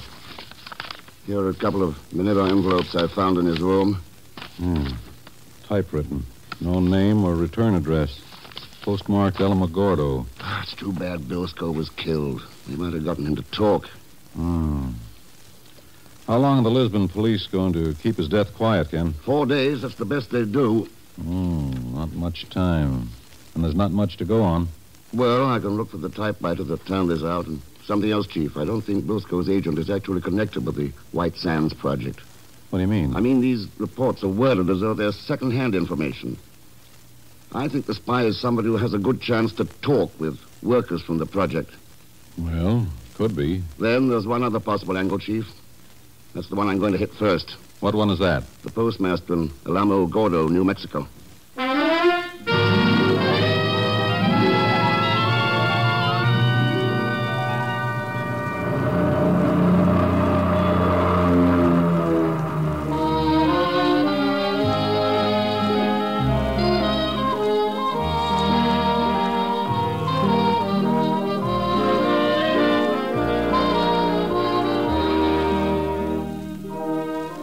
Ordinarily, I wouldn't be able to help you much, Mr. Thurston. We process a pretty heavy volume of mail for a town this size. Yeah, I imagine.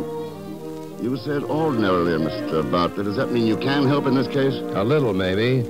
These packages for Lisbon have been coming through here for a couple of months now. Several of the boys have commented about it, wondering who was sending them. Well, they're not alone. That's what I'm wondering. What do you think? I'm afraid I can't tell you. But I do know where they're being dropped. We pick them up from a mailbox at the Desert Butte Hotel. Desert Butte Hotel? Yeah, it's one of the bigger hotels in town. A lot of engineers and officials from White Sands Project live there. I see. Well, I guess that's all for now, Mr. Bartlett. I wonder if you'd call me if any more of the stuff comes in. Glad to, Mr. Thurston. We'll cooperate in every way possible. Where can I locate you? I'll be at the Desert Butte Hotel. Goodbye, Mr. Bartlett. I beg your pardon. Oh, no! Hello, Mr. Thurston. Pagan. Small world, isn't it, Mr. Thurston? Too small. Wonder how they're coming along on that rocket to the moon. Well, the way I heard it, they think that they will... Never mind, skip it. What's the idea of the violin case? This? Oh, it's to carry my violin in. No. No, honest, this is the truth. I sing and play it simultaneous. You know, strictly Strauss, you understand. La-dee-day-day, boom-boom. Stuff like that. Well, Strauss has survived a lot of other things. By the way, do you happen to know a man named Bilsko? Bilsko? Oh, you mean that big shot spy? Oh, well, I've heard of him, of course, from mutual friends, acquaintances, that is. I mean, from people I don't even know. I see. Pagon, is it just coincidence that you happen to be here in Alamogordo? Coincidence? Nothing, Mr. X. That lousy little booking agent in New York said he'd get me jobs in big spots. So where does he put me? I'm afraid to ask. It might even be the Desert Butte Hotel. Yes.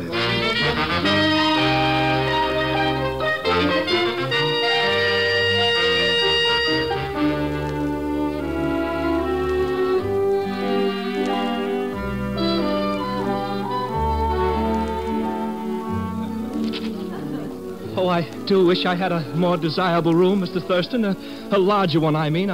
But the Desert Butte is just so crowded. That's all right. A single is fine, Mr. Weston. I might possibly have a better room in a day or two. If you're staying that long, of course. Well, my plan's a little indefinite.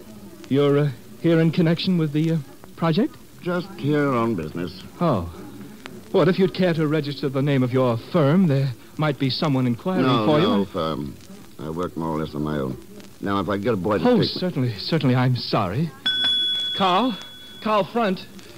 Mr. Thurston, you're not by any chance, By any chance what, Mr. Weston? Well, what I mean is that, Did you want me, Mr. Weston? Oh, yes, Carl, yes. Will you show Mr. Thurston up to 612? Right. This way, sir. See you later, Mr. Weston. If you want anything, just ring for it, Mr. Thurston. Anything at all.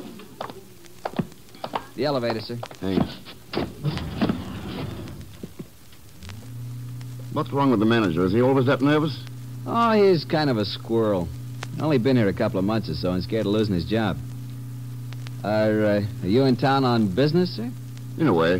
Mm-hmm. Staying long? I'm not sure. Here we are. To your left, Mr. Thurston. Thanks. You know, it's funny you're asking me about Weston. Why? Well, he's been jumpy as a cat for a week now. Acts like he's expecting somebody he doesn't want to see. That wouldn't be you, would it, Mr. Thurston?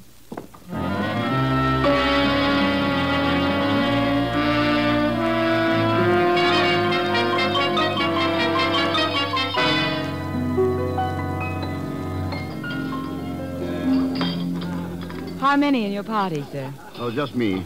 Well, I'm afraid I don't have a small table at the moment. If you'll give me your name. Thurston, Ken Thurston. Mm-hmm. Are you staying here in the hotel, Mr. Thurston? Yeah, I checked in this afternoon. No, I'm sorry. You'll have to wait. We do try to give preference to our guests. Oh, that's all right. My name is Eva Lane. How If do you... you're going to be with us long, I'll reserve you a table from now on. Well, I haven't decided definitely yet. Mm-hmm. I suppose you're here on business? You, too. Good evening, Miss Lane. Oh, how are you, Miss Weatheridge? Simply ravenous, my dear. Well, I have a table all ready for... Oh, Miss Weatheridge, would it be an imposition if Mr. Thurston joined you? Mr. Thurston? Oh, this gentleman, Miss Weatheridge, Mr. Thurston. Oh, how do you do? Miss Weatheridge is our town librarian. Now, look, I don't want to impose. Oh, nonsense. It's not every day I have a chance to corner a handsome man for dinner. You come along now. All right, thanks. This way, please. Are you staying here at the hotel, Mr. Thurston? Yes, I came in this afternoon. Oh. Something to do with that White Sands thing, I suppose? No, not exactly, Edward. Oh, here we are, right next to the window. Oh, lot of good that does, with nothing out there but a dark alley. Well, you can dream, Miss Weatheridge. Oh, you. I'll send a waiter.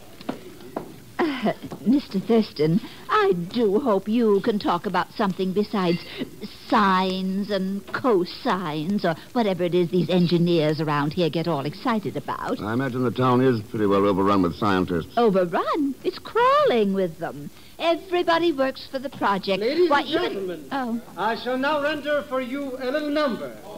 Oh, he's terrible, Mr. Thurston. Absolutely terrible. You don't say. This one is a special Pagan Zelschmidt arrangement. Now, 1 and 2 and... Oh, dear. Oh. Sorry, once more now.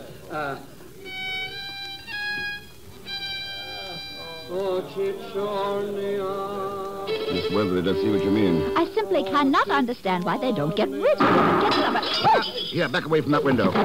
What happened, Mr. That was a Thurston? shot. Came from the alley. Well, whoever did it got away all right. Mr. Thurston, what happened? What was that? Somebody fired a shot through the window, Miss Lane. A shot? But why would they do anything like that? I don't know. Maybe they didn't like that singer. What's his name? Zellschmidt? Thurston, telephone for Mr. Thurston. Well, you can take it there at the reservation desk, Mr. Thurston. Oh, thanks. Excuse me. Of course. Thurston speaking. Mr. Thurston, this is Bartley at the post office. Oh, yes? I have a new shipment here, addressed to Lisbon. I think you might be interested.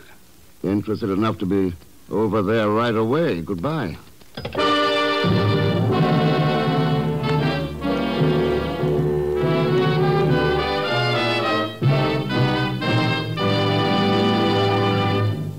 We will continue with The Man Called X in just a moment. Now, here's a word from RCA Victor. Soon another baseball season will be underway, and it promises to be the biggest and the best yet. It's the 75th anniversary of the National League and the 50th anniversary of the American circuit. And these milestones attest to the enduring enjoyment we derive from our national pastime. It's the American way, baseball today. So get out to the park as often as you can, and when you can't, do the next best thing. Root for your favorite team on RCA Victor Million Proof television. Its quality is proven in over 2 million homes. That one word, quality, explains why RCA Victor is America's most owned television. See your RCA Victor dealer soon. And while you're there, order your copy of a truly unusual RCA Victor record, Fran Warren's Recording Session. Only 25 cents with the purchase of any one of the 27 great records in the RCA Victor's new Singers Single Series. And now to continue with The Man Called X, starring Herbert Marshall with Leon Velasco as Pagan Zellschmidt.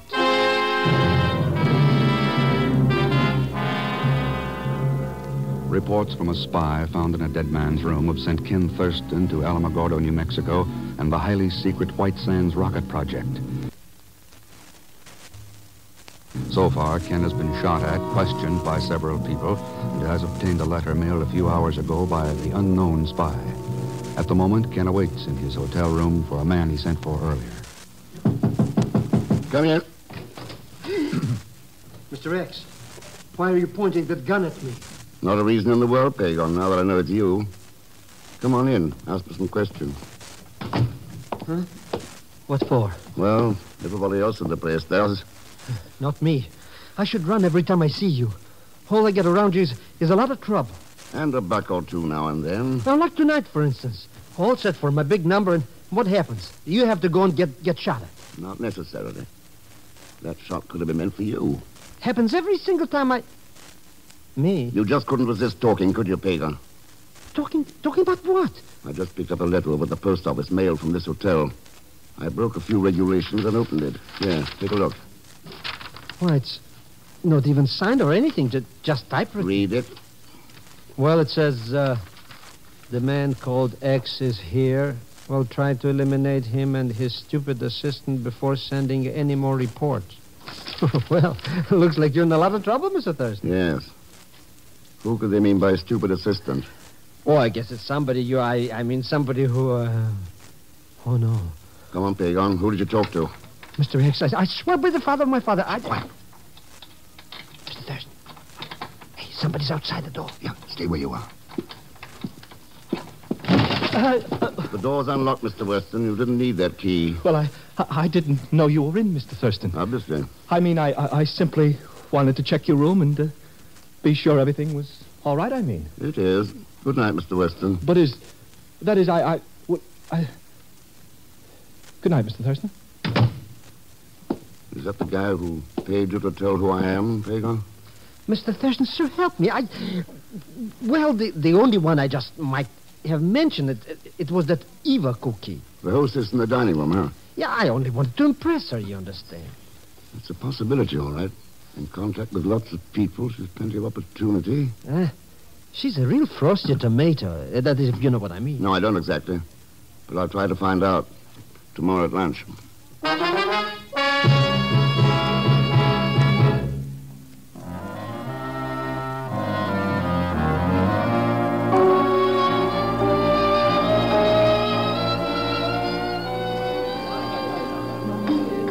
I really don't know what Mr. Weston may say about this, you know. Well, what can he say? You're not on duty till 6, are you, Eva? No, but I mean about my having lunch with a guest in the hotel. I don't know how he feels about that sort of thing. Well, since we don't know any differently, let's assume he's all for it.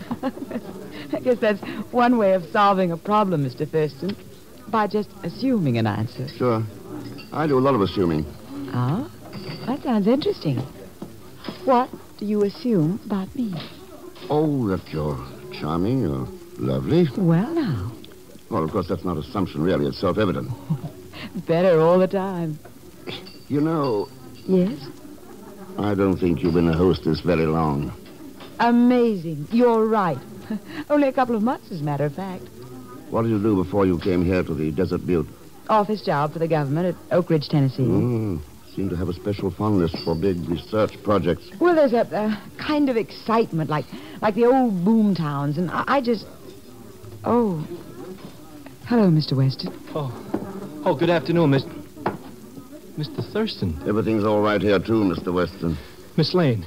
Miss Lane, what is the meaning of this? I don't believe I know. He's been questioning you.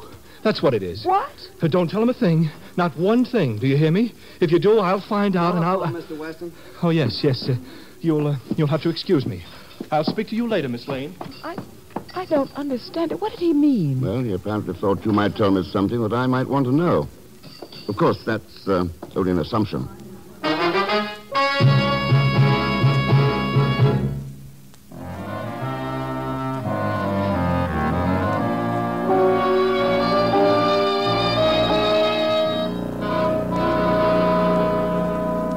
This ought to be worth $1,000, Mr. Thurston. Oh, if you only knew what risks I took, what danger I was Well, in. come on in and shut the door, Pager. The main thing is that you get the samples. Oh, sure, here they are.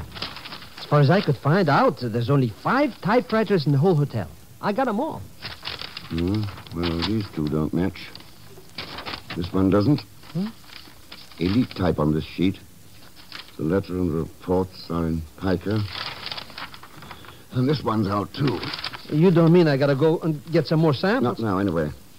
What about that book I wanted from the library? Oh, sure, I got it, Mr. Thurston. But I still can't figure out why you want to read about the Indian art of the Great Southwest. Oh, it might be a highly interesting subject. Not unless you're going to paint some old pots or something. What? Oh, I wish I knew what's cooking around here. Come in. Here's a martini you phoned down for, Mr. Thurston. Martini?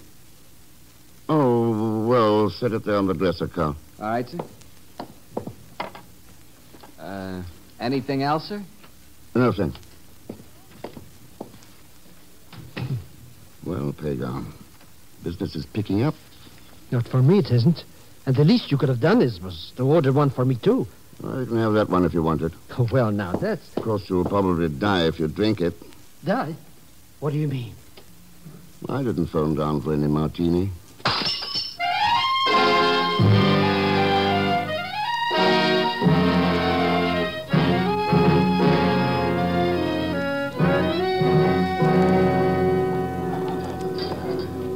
Good evening, Mr. Thurston. How are you, Eva? I saved a table for you tonight. Good. Oh, there you are, Mr. Thurston. Uh-huh. You're late this evening. Yeah, I guess I am at that. How are you, Miss Weatheridge? Just stuffed. I gorged myself on 3 French pastries while waiting for you. Stay and have coffee with me, won't you? Oh, I'd love it. But I've got a foot-high stack of work waiting over at the library. Perhaps tomorrow night. Fine. Good night, Miss Weatheridge. Good night. This way, Mr. Thurston. Thanks. Did you convince Mr. Weston that you hadn't told me anything? No. It's funny. He hasn't even mentioned it. Here we are. I'll have the table cleared right away. Good evening, Mr. Thurston. Oh, hello, Pagan. Just in time for my act. Only this time, please don't foul it up, eh? You mean it was my fault I got shot at? Well, you antagonize people, Mr. X. And I worked 2 days on this number. All right, Pagan. I'll try to be humble in the presence of art. What do you mean, art? It's a fussed buck, that's all. Good evening, Mr. Thurston. Oh, hello, Carl. Ladies and gentlemen, I shall now render you my special rendition. Have you heard him before? No, he was interrupted last night. You're lucky. There ought to be a law. Quiet. Quiet, please. See you later, Mr. Thurston. Bye.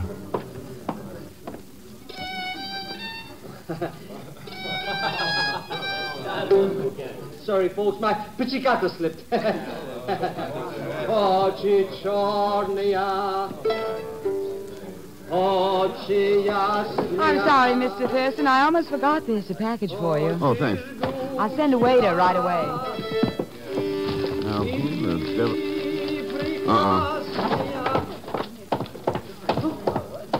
Mr. Thurston, there you go again. Hey, what are you trying to...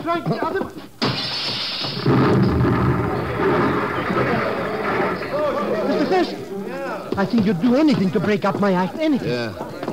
Even try to blow myself up with a time bomb. What happened, Mr. Thurston? What was that? You ought to know, Eva. You brought me the package. But I don't know anything about it. Mr. Weston gave it to me and said... Said what? What did I say? Mr. Weston, where did you get that package you sent in to me? Why, I didn't get it anywhere. Somebody left it at the hotel desk, that's all. Mr. Thurston, you can tell the owners any story you please, but... What owners? Why, the owners of this hotel. You're an investigator for them, aren't you? So that's why you're so nervous. Scared of your own shadow. Mr. Thurston, if you don't hurry up and get whoever doing this, they're going to get you. Yeah, I know. Pagon, do you still carry that set of skeleton keys? Well, as a matter of fact, just by an accident. It's only a keepsake, you understand? Oh, sure. Come on, let's go.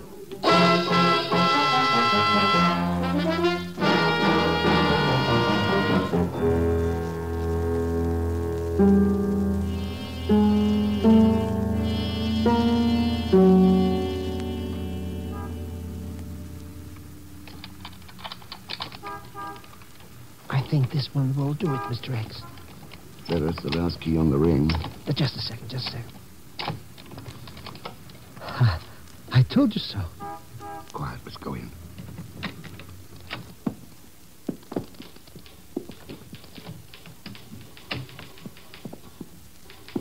Easy now.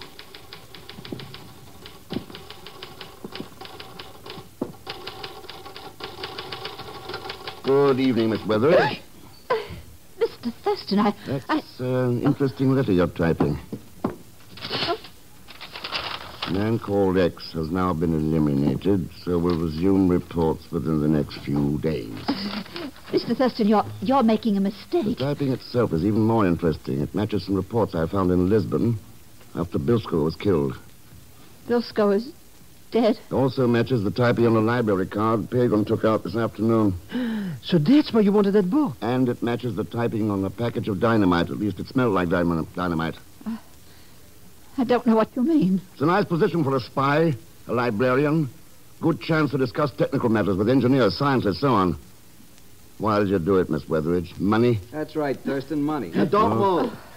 Well, Carl, I plan to call on you later. Saves a lot of trouble this way. You didn't like my martini, huh? Not when I found it hadn't been charged to my room bill.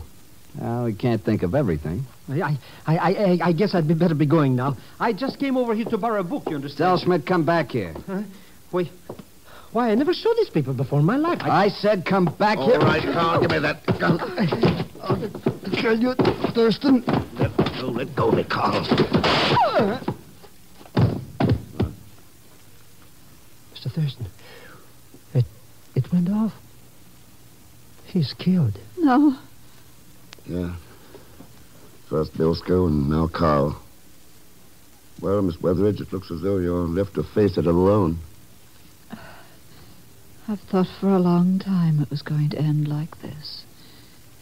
I guess I've always known we couldn't win. You knew you couldn't win, but you still kept on. Selling out your country, selling out yourself. Tell me something. Where can a traitor spend his treason money?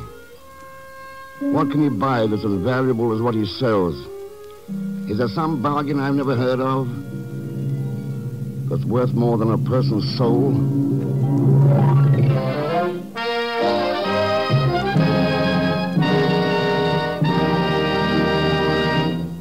Our star, Herbert Marshall, will return in just a moment. When we ask you to try Anacin for the relief of pain due to a headache, neuritis, or neuralgia, we're not asking you to try a new or unproved method. For there are many people listening in now who have been introduced to Anacin tablets by their own dentist or physician. You who have received Anacin this way know the effective, incredibly fast relief these tablets bring. Anacin is like a doctor's prescription. That is, Anacin contains not just one, but a combination of medically proven active ingredients in easy-to-take tablet form. People by the thousands are using modern Anacin today instead of other ways. Doesn't their experience seem worth following? Try Anacin the next time you suffer pains from headache, neuritis, or neuralgia. You will be delighted with the results. Ask your druggist for Anacin today. Anacin is spelled A-N-A-C-I-N.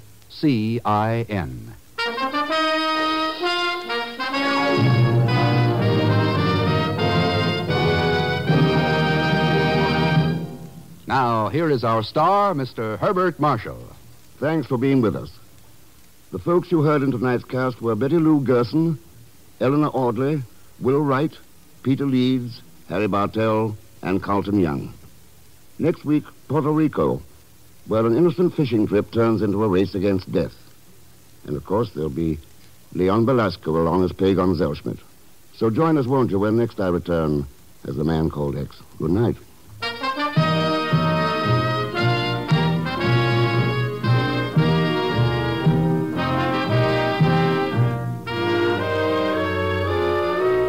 The Man Called X is a Saturday night feature on NBC's 5-show festival of comedy, music, mystery, and drama. Brought to you by RCA Victor, world leader in radio, first in recorded music, first in television. And by the makers of Anacin for fast relief from pain of headache, neuritis, neuralgia. The Man Called X, starring Herbert Marshall, is a J. Richard Kennedy production with music composed and conducted by Felix Mills. Tonight's story was written by Les Crutchfield. All characters and incidents on this program are fictitious, and any resemblance to actual characters or incidents is purely coincidental. Be sure to listen tomorrow evening for The Big Show with Tallulah Bankhead and a great parade of stars, the Sunday night feature of NBC's All-Star Festival. And until next week, same time and station, this is Jack Latham saying good night for The Man Called X. Enjoy the hit tunes on your hit parade on NBC.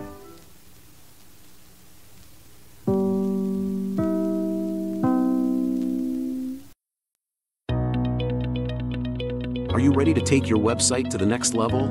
Introducing WordPress training from G3PL.com. Learn from the experts with live training sessions. Discover the power of WordPress, from building your first site to advanced customization. Visit their website at G3PL.com or email them wp@g3pl.net. That's wp@g3pl.net. Start your journey to online success now. Subscribe for more videos.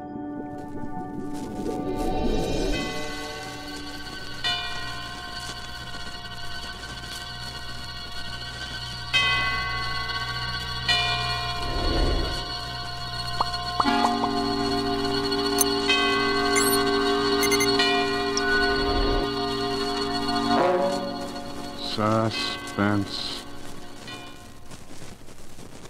For you men and women in the armed forces of the United Nations, we present one of America's top spine tinglers. A radio rebroadcast of a program dedicated to the mysterious, the unusual, and sometimes the supernatural. A program of suspense. The producer of Suspense asks you to almost believe that the following is true. Very well. Standing beside me, surrounded by 2 guards, is a man who in a few short hours is to be put to death in the electric chair. His last request to the warden was that he be allowed to speak on this program and reveal what he calls some startling information.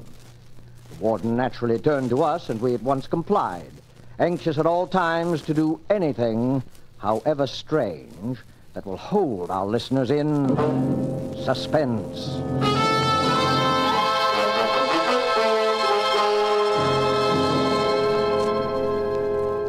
All right. Ladies and gentlemen, I'm speaking correctly? Yes, right here, sir. Thank you. Ladies and gentlemen, this broadcast will never be completed. I'm going to tell you a story. The story involves a number of famous and influential people here as well as abroad. These people have received warning from me, and I am sure all of them are making it a point to listen to me now. I shall not name these great, these rich, these influential gentlemen until my story is over. They will recognize the story. They will remember me. they will take the necessary steps for my reprieve. I shall expect a full pardon and safe conduct to a neutral country. These are my terms. I shall expect word of this to be brought to this studio during this broadcast. But as I have warned you, this broadcast will never be finished. You will never hear those names. It is certain my price will be paid. I am presently under sentence of death for my activities in the matter of refueling German submarines in the Caribbean. My full confession has been reproduced in the popular press. You have read it and you know the details. It is the least ingenious of my exploits and my first failure. So much for it. The story I shall tell you tonight occurred many years ago, but concerns, as I have said, many now living. It will interest you, I hope. I know it will interest them. Very well, then. On the 3rd of June, 1925, in Liverpool, a man who gave his name as Monsieur Louis Caratel asked to see Mr. James Bland, the superintendent of the London and West Coast Railway. He was a small man, this Caratel, middle-aged, darkened, with a stoop so pronounced that it suggested some deformity of the spine. He was accompanied by a friend, a man of imposing physique, who, from his swarthy complexion, was probably either a Spaniard or a South American. Turned out later that his name was Gomez. One peculiarity was observed in him. He carried in his left hand, fastened to his wrist by a strap, a small leather dispatch case. No importance was attached to this fact at the time, but later events endowed it with much significance. Monsieur Caratel was shown to Mr. Bland's office while his companion remained outside.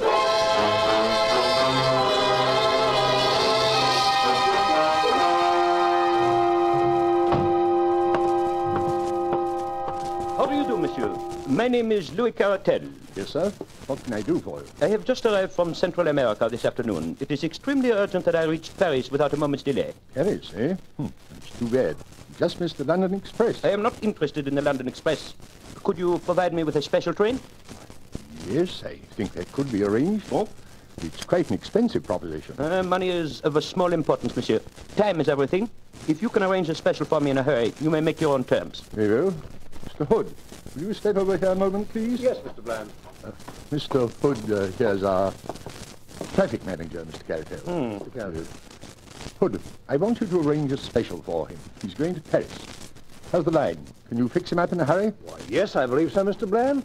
The line is clear through Manchester, and engine 247 at the Rochdale is on the tracks now.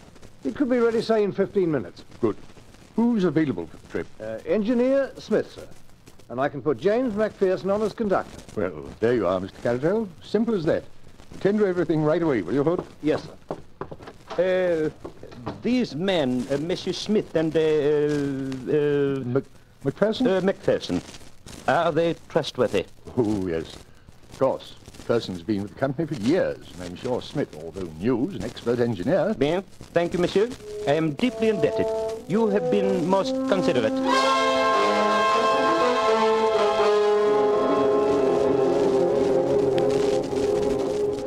At 4:31 exactly, by the station clock, the special train with Caratel and Gomez steamed out of the Liverpool station. The line at that time was clear, and there should have been no stoppage between Manchester. At a 6:15, considerable surprise and some consternation was caused among the officials at Liverpool by the receipt of a wire from Manchester to say that the special had not yet arrived. An inquiry directed at once to St. Helens, which is a third of the way between the two cities, elicited the following reply. To James Bland, Superintendent, Liverpool. Special post here at 4:52. Well up to time. Dowser, St. Helens. The wire was received at 6:40. At 6:50, a second message was received from Manchester. No sign of special as advised by you. And then, 10 minutes later, a third, more bewildering. Presume some mistake is the proposed running of special. Local train from St. Helens, timed to follow it, has just arrived and has seen nothing of it. Kindly wire advices. Manchester. The matter was assuming a most amazing aspect. Although in some respects the last telegram was a relief to the authorities at Liverpool. If an accident had occurred to the special, it seemed hardly possible that the local train could have passed down the same line without observing it. And yet, what was the alternative? Where could the train be? A telegram was dispatched to each of the stations between St. Helens and Manchester, and the superintendent and his traffic manager waited in the utmost suspense at the instrument for the series of replies. The answers came back in the order of questions, which was the order of the stations, beginning at St. Helens. Special past here, 5 o'clock. Collins Green. Special past here, 5:06. Earl Stout. Special past here, 5:10. Newton. Special past here, 5:20, Kenyon Junction. No special train has passed here, Barton Moss.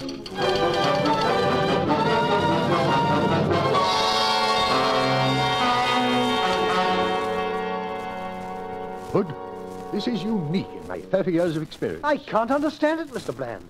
The special has gone wrong between Kenyon Junction and Barton Moss. And yet there's no siding between the two stations.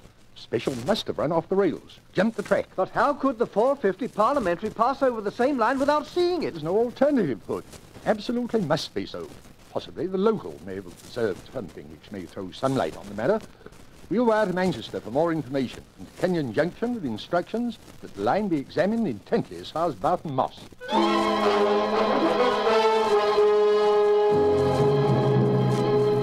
The answer from Manchester came within a few minutes. No news of missing special. Driver and guard of local train positive. No accident between Kenyon Junction and Barton Moss. Line quite clear, and no sign of anything unusual. Manchester.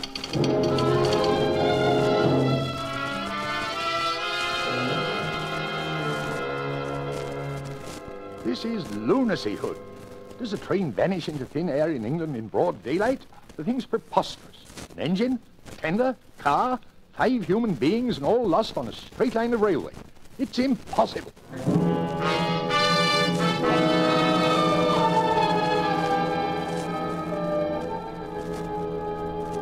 A month elapsed, during which both the police and the company prosecuted their inquiries without the slightest success. Mr. Bland, at the end of this period, offered his resignation. It was accepted. The affair remained unsolved. A reward was offered and a pardon promised in case of crime, but they were both unclaimed. Every day the public opened their papers with the conviction that so grotesque a mystery would at last be solved, but week after week passed by, and a solution remained as far off as ever. Then a new and most unexpected incident occurred. This was nothing less than the receipt by Mrs. McPherson of a letter from her husband, James McPherson, who had been conductor of the missing train. The letter, which was dated July 5, 1925, was posted from Mozambique, Portuguese East Africa, and came to hand upon the July 14th. My dear wife, I've been thinking a great deal, and I find it very hard to give you up. I try to fight against it, but it will always come back to me. I send you some money, which will change into 20 English pounds. This should be enough to bring you here. Things are very difficult with me at present, and I'm not very happy, finding it so hard to give you up. So no more at present. From your loving husband, James McPherson.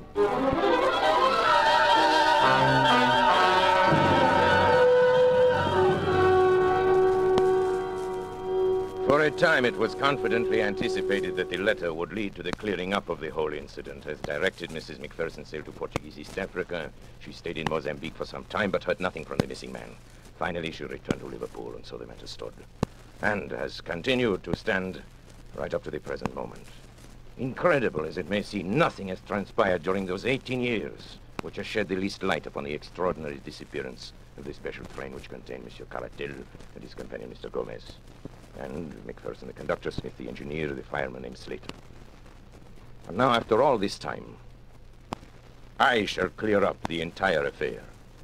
And unless I hear from those so highly respectable gentlemen who were my employers and who are completely implicated in the crime, unless I hear from them before I'm finished, their names will be revealed on this broadcast. Take final warning, gentlemen. You know I mean what I say. If you are smart, you are at this moment arranging my reprieve. I must remind you, time is short. You have just 6 minutes. Now, for the interest of my other listeners, I shall resume the story of the lost special. In a word, there was a famous trial in Paris in the year 1925, perhaps you recall it, in connection with a monstrous scandal. Scandal in politics and finance. How monstrous that scandal was can never be known except by such confidential agents as myself. At stake were the honor and careers of many of the chief men of Europe and the United States. A secret committee was formed to manage the business. Some subscribed to the committee who hardly understood what were its objects, but others understood very well. They can rely upon it that I have not forgotten their names. You think I could forget your names, gentlemen? You pillars of the community, great, rich, respected, honorable men. Do you remember that day in May 1925? The fashionable country club, remember? And the golf game that was played there that spring morning? Ladies and gentlemen, that was the strangest golf game ever played in the history of the world.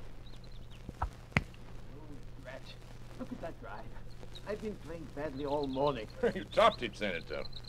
Perhaps you're a little nervous. I beg your pardon? May I join your game? Well, I'm not sure. Not sure of what? Of me? I promise you, gentlemen, you can be very sure of me. I'm the man you're supposed to meet. The distinguished congressman here can vouch for me. Yeah, he's the one, all right. Yes. This is Delerniak. Mr. Delerniak, may I present... My name is not really Delerniak, gentlemen, but I am sure that bothers you no less than it does me. Besides, there is no need for introductions. I know everyone present by sight and by reputation. My drive, I believe. Thank you. Not so good. 200 and, what, about 50 yards. I hope I'm not going to continue in this way. You're sure we can talk safely here, Frank? Please set your mind at ease. We shan't be overheard in the middle of a golf course. There is no convenient hiding place here for dictaphones, even in the rough, where I notice you're playing the greater part of your game, Senator. You must be nervous this morning. I know, but I don't like it. I don't like it at all. Well, it's not the superlative course you are accustomed to on your own enormous California estate, sir, but it's going to have to serve our particular purpose. Oh, by the way, let me compliment you on the way you've had your syndicate of newspapers handle the recent strike situation and the editorial which appeared under your own signature this morning. Yes, well calculated to stir up trouble with the labor. Let's get on with our business. Yes, Mr. Delerniak... At your service, sir. And may I suggest we continue our game? I know the absence of caddies is an inconvenience. Mr. Delerniak, certainly. In June, a month from now in Paris, there will be a most important trial. Ah, yes. During its progress... pardon me, are you referring to the Sarinsky trial? Yes. You know about it, then? Well, certain interesting details. I know something about it. It's my business, after all, to keep myself informed about these matters. It is not for nothing that I am known as the most... Let me continue, please. This trial, I'm speaking in the utmost confidence, you understand. This trial could, if certain evidence were introduced, could have a very serious effect upon the prestige and standing of some most important men. I'm sure in fact, it could even... You're shivering, Senator. You find it cold out here? No. Get on with it, Frank. Get to the point. For heaven's sake, please. The evidence which one man could bring to the trial could ruin these men. Without it, the trial will collapse for want of facts. But if this one man arrives in Paris, Quite evidently, you do not wish him to arrive in Paris. No. Gentlemen, you have come to the man. This sounds indeed like the sort of thing which no one in the world can manage with such skill and success as myself. I must admit, however, that my services come rather high. Well, it's only natural, since there is only the one... The money makes no difference. We have formed a group, a committee, and we have the command of an unlimited amount of money. Absolutely unlimited, you hear. We will name people and places now. Who is the gentleman whose appearance in Paris would cause such regrettable embarrassment? His name is Caratal, Louis Caratal. He knows everything. He has papers, documents, all I understand. the evidence. Where is this Monsieur Caratal at present? Well, he's sailing from somewhere in Central America within the next few days. That much we know. Good. Central America. I have an excellent man down there in Central America. This Caratal, you know anything about him, his personal habits? No, very little. He's a small man, dark. He has a bodyguard, a great big bruiser named Lopez Gomez. Let me see, from Central America. That would be the Americano Tropicano. No, those are my ships. Trips all commence at Liverpool, I believe. That's where the ships dock, and our famous trial is to begin in 3 weeks. That would mean that Monsieur Caratal would go directly to London, and I imagine that once there he would be heavily guarded, since it can be no surprise to him that you gentlemen are not without connections in the British capital. That's good, clean thinking. See, this is not so simple as some of my other exploits. A simple assassination. Huh? There's your ball, sir. You're playing a Dunlop 38, aren't you? Huh? Yes, to be sure, yes. Quite. As I said, a simple assassination, the usual clumsy job, will not do here. The documents might, after all, be found. The bodyguard might survive somehow, and then we have accomplished nothing, that's all. Yes. Are you going to play? Yes, of course. Topped it again, I'm afraid. Shall we proceed? I already have 3 plans in my head, gentlemen. I have a plan for nailing him at the Central American port from which he embarks. I have a plan for his disposal aboard the ship. But in each of these cases, I, Delerniak, will be unable to be present, so there is the chance of failure. I will think of a 3rd plan, gentlemen. I shall sail immediately to Liverpool. On my way there, sitting on the deck in the May sunshine, I shall conceive my third plan. It must be something special. Something very special. Ha! There I am. Is this your famous water hazard? Well, I think a number 7 iron will do it.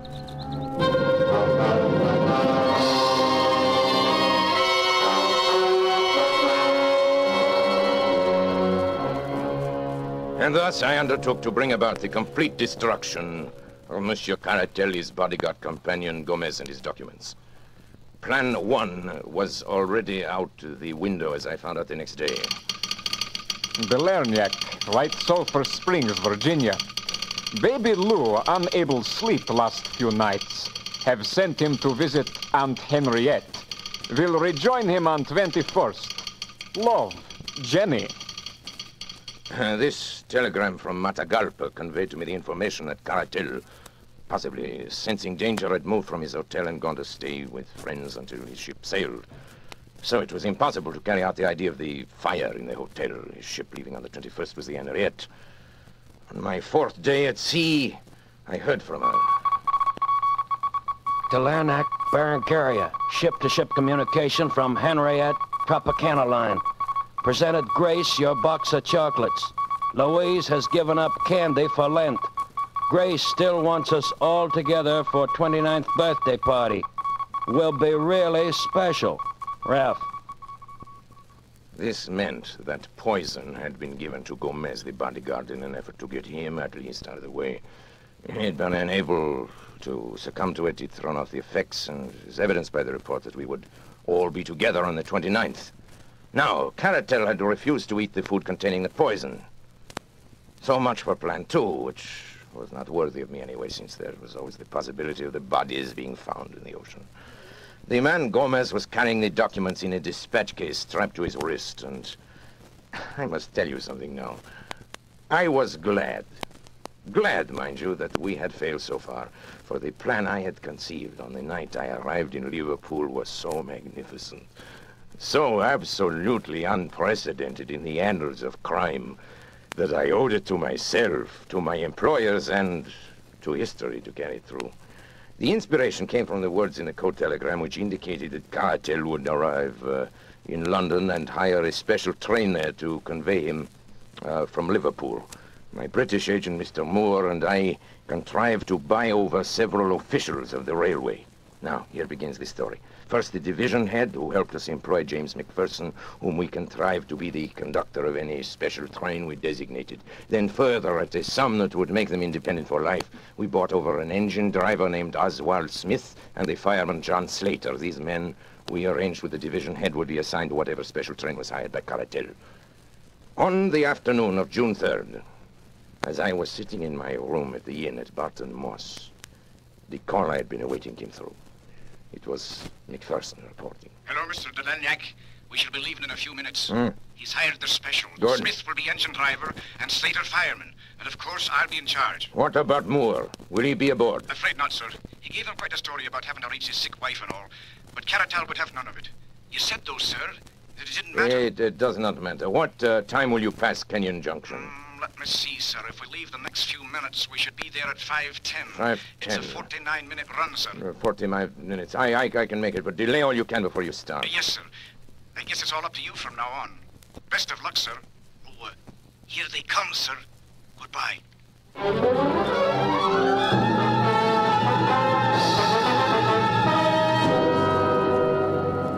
And now I went to work. Everything had been prepared for days before, and only the finishing touches were needed.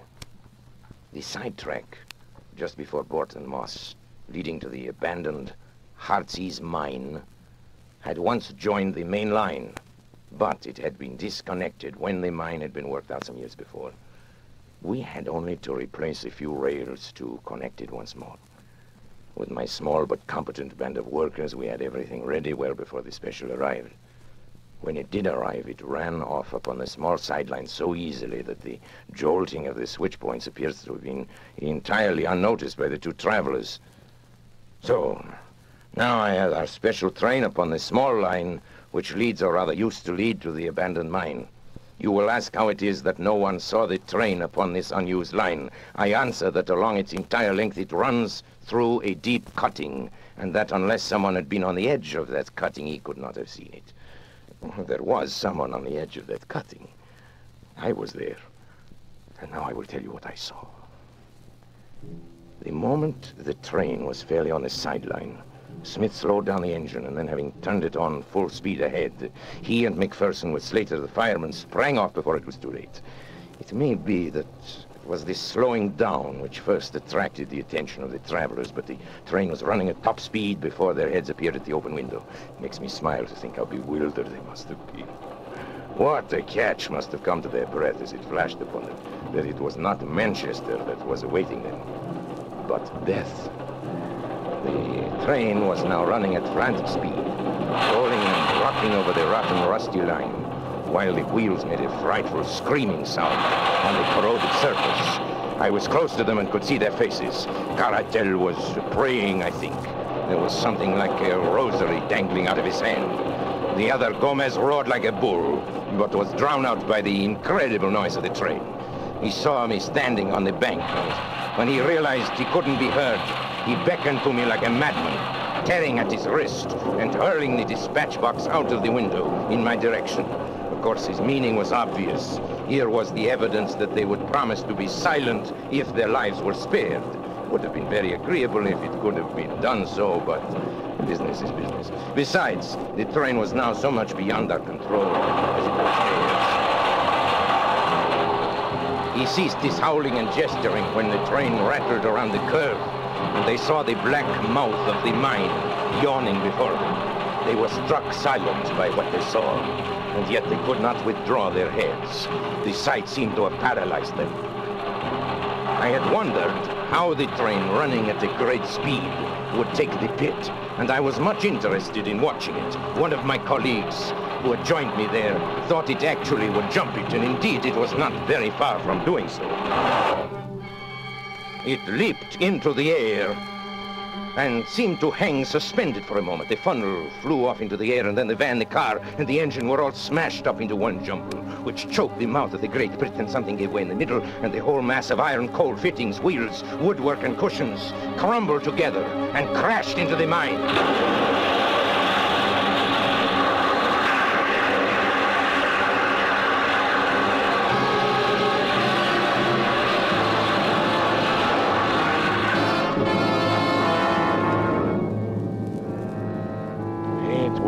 Perfect. The deep muddy water standing in the bottom of the pit 200 feet below responded to the intense heat of the engine boilers. It hissed loudly and blew great bubbles of black mire into the air. At the same time, the walls of the pit, loosened by the impact of the train as it struck the opposite side, gave way, and a mighty avalanche of rock and dirt thundered down upon the wreckage of the train as it settled with a low, hissing sigh, and was covered forever by the mud and mire. The vapor hanging in the air shredded off into thin, small wisps, and all was quiet again in the Heartsease mine. And now, having carried out our plan so successfully, it remained only to leave no trace behind us. Our little band of workers at the other end had already ripped up the rails and disconnected the sideline, replacing everything as it had been before. We were equally busy at the mine. The lines which led to it were torn up and taken away. Then, without flurry but without delay, we all made our way out of the country, most of us to Paris, my English agent to Manchester, and McPherson to East Africa. Word in passing about McPherson, who was foolish enough to write to his wife and tell her to meet him in Mozambique. And naturally, we took steps to ensure that this meeting would never come about. I have sometimes thought it would be a kindness to write to Mrs. McPherson and to assure her that there is no impediment to her marrying again. But of the lost special, let the English papers of that date tell how thoroughly we had done our work and how completely we had thrown the cleverest of their detectives off our track. You will remember that Gomez threw his bag of papers out of the window, and I need not say that I secured that bag and brought them to my employers. It may interest my employers now, however, to learn that out of that bag I took one or two little papers as a souvenir of that occasion. I had no wish to read the information obtained by these papers, But it is now... Oh, it's less than a minute before my broadcast is over. And I have received no word. It is the final hour. I see at the other end of the studio the engineer waving his hands at me that my time is almost up. Well, I gave you warning. You had your chance, gentlemen. Very well. Now I reveal your names. And the first name I reveal is that of Charles Watson. Ladies and gentlemen, they're trying murder. I want you to hear these names quickly. I know you will avenge me. The names are...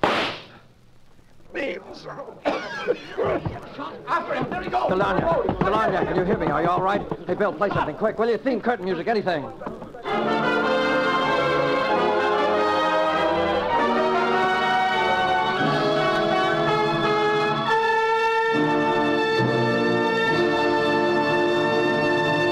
And so closes the Lost Special by Sir Arthur Conan Doyle, starring Orson Welles. Tonight's tale of suspense.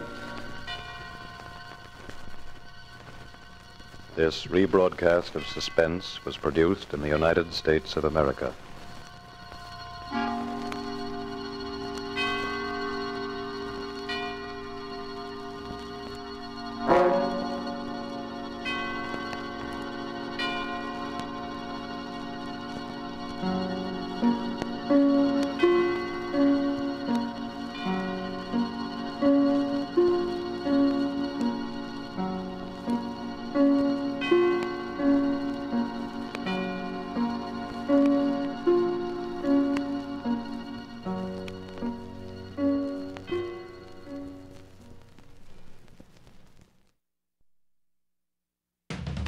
Thank you for joining us for a thrilling episode of Golden Age Radio. We're excited to have you as part of our audience. We invite you to return tomorrow for an all-new set of episodes that will take you on even more unforgettable adventures. Don't touch that dial, because the next installment of timeless tales and captivating narratives is just around the corner. Stay tuned for another dose of vintage radio magic that will transport you to a bygone era of entertainment like never before. We're always eager to hear from our fantastic audience. Your feedback fuels our passion for delivering the best in vintage entertainment. Feel free to share your thoughts, opinions, and suggestions. We value your input and strive to make your listening experience even more enjoyable. If you're looking to enhance your Microsoft Access skills, look no further. Reach out to them at 615-420-2040 and ask for Mark. Once again, thank you for being a part of our Golden Age radio community. Get ready for more riveting stories, captivating characters, and timeless entertainment. Until next time, stay tuned and keep the nostalgia alive.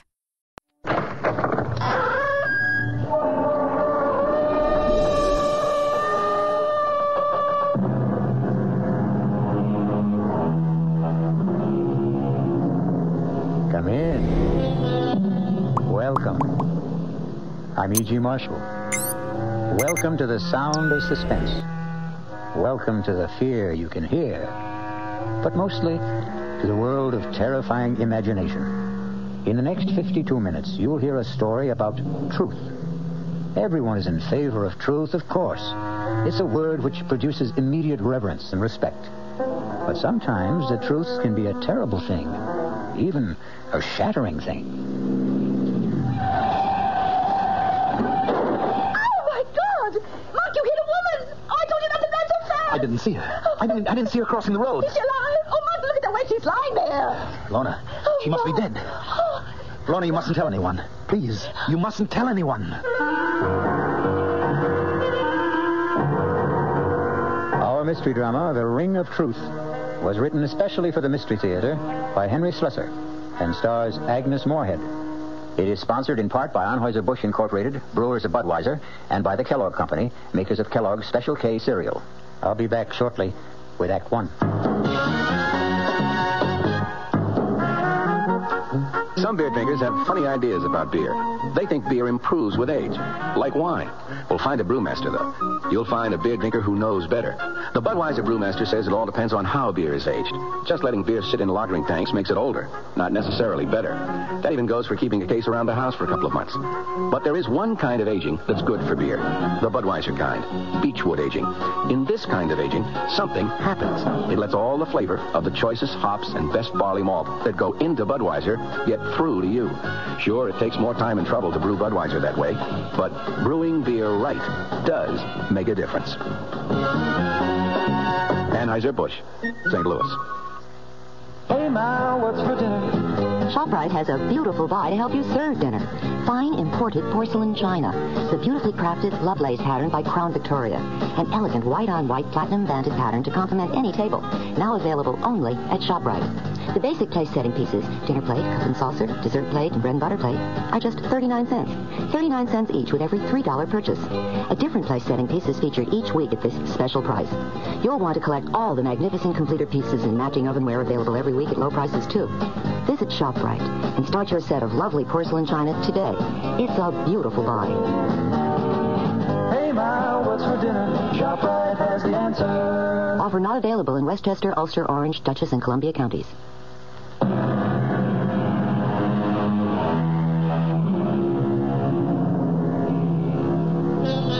Now here's Act One of The Ring of Truth. The place, a charming college town in New England. The people you're about to meet, young Lorna Kittredge and the special man in her life, Mark Kramer. His driving speed, a comfortable 30 miles an hour. I'll tell you what I resent most about your father, Lorna. It's the fact that he deliberately keeps forgetting my name. Mark, don't be so silly.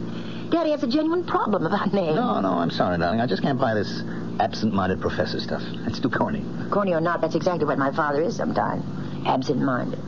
His mind is always up in the stratosphere somewhere, communing with Socrates or Schopenhauer on the meaning of truth. You just don't like my father very much. I hardly know your father. Look, I want to get along with him, Lorna. After all, he's going to be my father-in-law, isn't he? You're almost home. What can I do to put you in a better mood? That's easy, darling. You can promise to tell him tonight. Oh, Mark. Tonight? Why not? But I told you that the Pryors are going to be at dinner tonight. Harold Pryor's Daddy's publisher. So? After they leave, you can tell him. Lorna, we've been engaged for almost 3 weeks now. Nobody knows about it except you and me. Well, isn't that enough? Not for me, it isn't. No. I'm the kind of guy who wants to shout it from the housetops. Yes, I do, too. I really do, Mark. I love you so much. All right, darling. Then prove it. Tell him tonight, Laura. Tell him you're going to marry what's his name.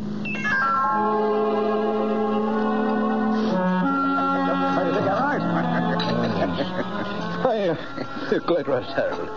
What the book needs is a much sexier title. Well, of course, there isn't a word about sex in it, but what's the difference as long as it sells, huh? What's the latest book about? Why, truth, of course. Daddy's favorite subject. Should be everyone's favorite subject, in my opinion. You know, if you really want a suggestion for a new title, Professor, I think I have one. Do you, Mick? Daddy, the name is Mark. Oh, yes, of course. I'm sorry, Mark. Well, go on. Let's hear your suggestion. Why not call it The Ring of Truth? Well, I think that's a very good name, but, of course, that's up to Professor Kittredge. It's not a bad title, Mark, but, well, it does imply a lack of sincerity, doesn't it?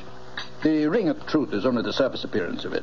What I'm examining in my book is the necessity for stark truth, for truth unafraid. Of course, there's a fairly good argument against stark truth sometimes, isn't there? I mean, there's still a necessity for a white lie now and then. You mean in the real estate business, perhaps? No, not just in my business, in everyone's. I mean, there are times when tact and courtesy and general goodwill call for a shading of the truth. May I make a suggestion, everyone? Why don't we have our coffee in the living room? It's a good idea, darling. George, I wanted to... I'll give you a hand with the dishes, honey. Besides, I'd like a little conversation with you in the kitchen.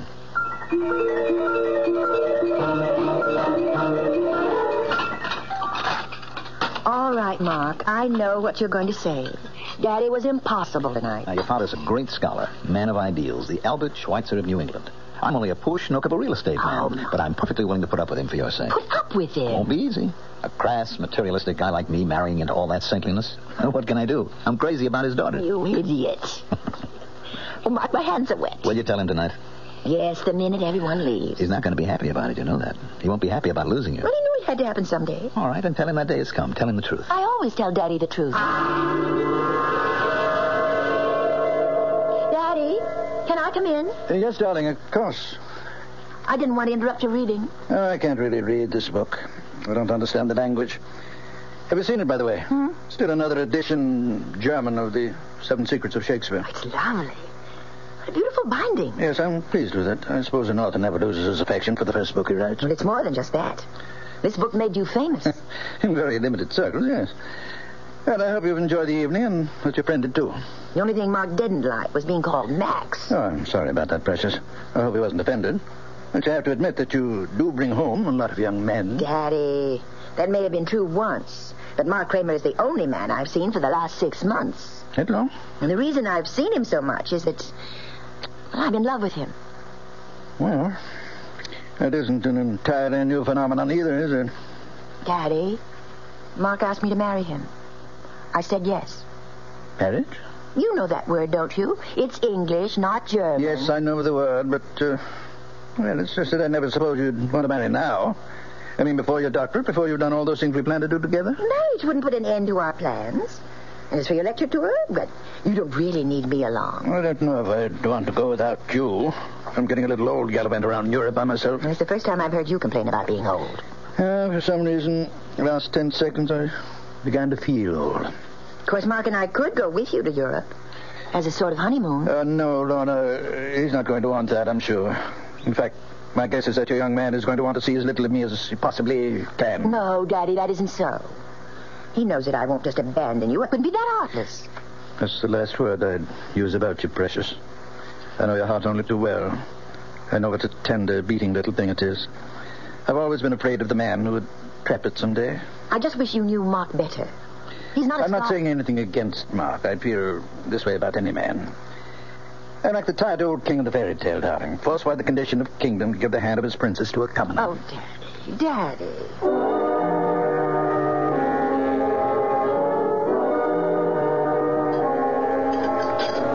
Mark, you're just being pig-headed. It won't even be 6 months. And by that time, I'll have my doctorate, and Daddy's lecture tour will be over. Oh, that's great. Just great. Waiter, where's that drink I ordered? Mark, I've never seen you have more than 2 martinis in my life. Oh, you're wrong, my love. I had one before you got here. The one coming up will be number 4. Mark, please, don't be so upset. I'm not breaking our engagement. I'm simply asking for a postponement. How long did it take to talk you into it, Lorna? Well, it was something I decided to do, Mark. All by myself. Did you realize how important it was? To get your Ph.D.? To make sure Daddy was taken care of on his lecture tour? But it is important to me. You know, you're a lucky girl to have a father like that. Now, you take my old man, good old Charlie Kramer, real estate. I don't think he ever heard of an ethic or an ideal in his life. Probably told a dozen lies a day, old Charlie. I guess that's why it turned out so badly. You're drinking too much. You always do when you're angry. Just another flaw in my character. Hardly noticeable in the general ruin of my personality. Please, Mark, I don't want you to be drunk to drive me home. Oh, don't worry, I won't even have that 4th drink. See what a nice guy I am? I want to make sure you get home to Daddy safe and sound.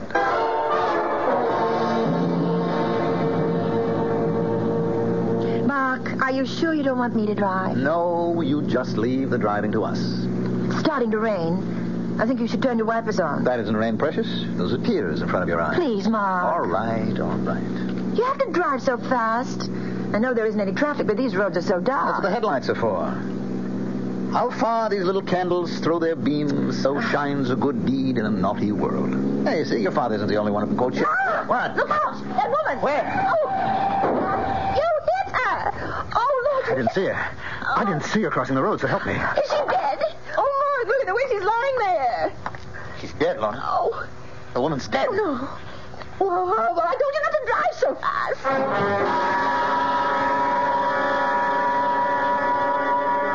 Daddy, it was so awful. And it was my fault. My fault that Mark drank so much. He really doesn't like whiskey very much, but when I told him about what we decided about postponing the wedding... I mean, what you decided, darling. It was your decision. He was driving so recklessly. He must have been going 60 miles an hour on that road.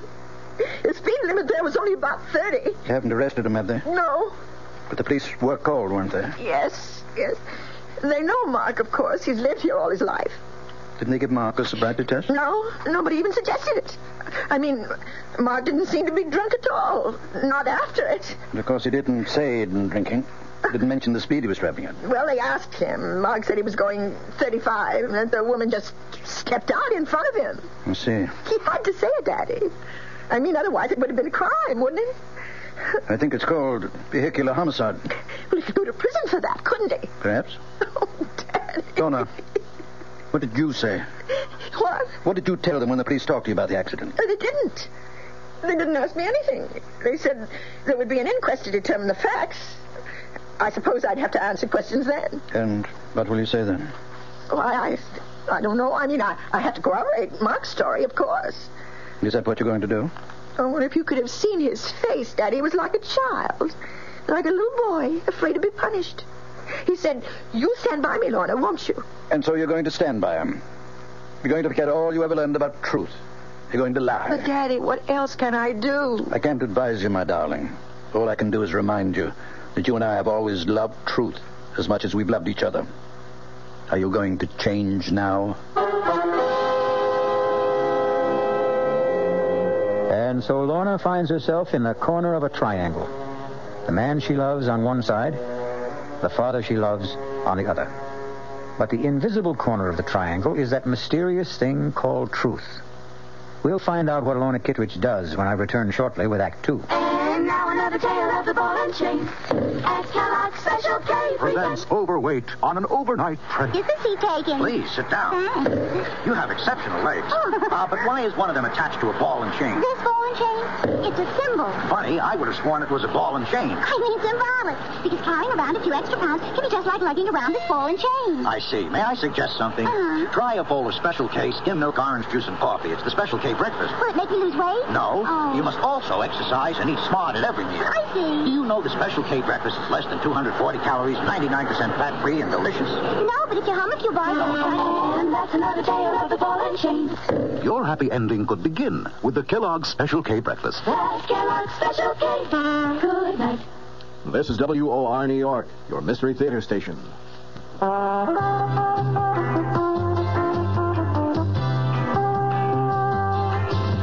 matter what you're saving for, that's what Suburban Savings for Suburban.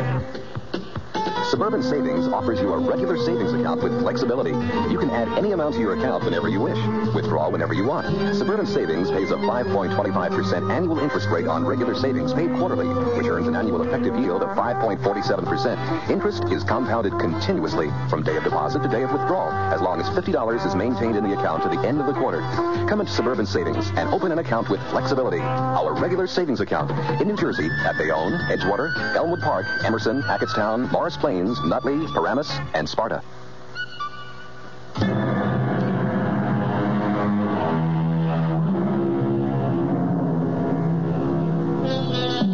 Ye shall know the truth, and the truth will set you free. Will that familiar saying work in the case of Mark Kramer? It may all depend on the outcome of the next conversation you hear in the home of Professor John Kittredge and his daughter. Lorna, come in. Yes, Daddy. All dressed already? Yes. I know I don't have to leave for the county courthouse for another hour, but I was too nervous to just lie in bed. Why don't you come downstairs and have some breakfast with me? No, I couldn't. I feel too sick. Oh, poor Kitty. I haven't called you that since you were a little child. But don't you remember me calling her that? No, not really. You see, before you were born, I wanted to name you Catherine. But your mother objected because she was certain you'd be nicknamed Kitty. Then you'd be Kitty Kittredge. And she hated the sound of it. You've told me the story before. I know you're not in the mood for old family anecdotes. All I can think about is that inquest this morning. I'm so frightened. My skin feels like ice. Darling, you won't have to be frightened if you do what I said.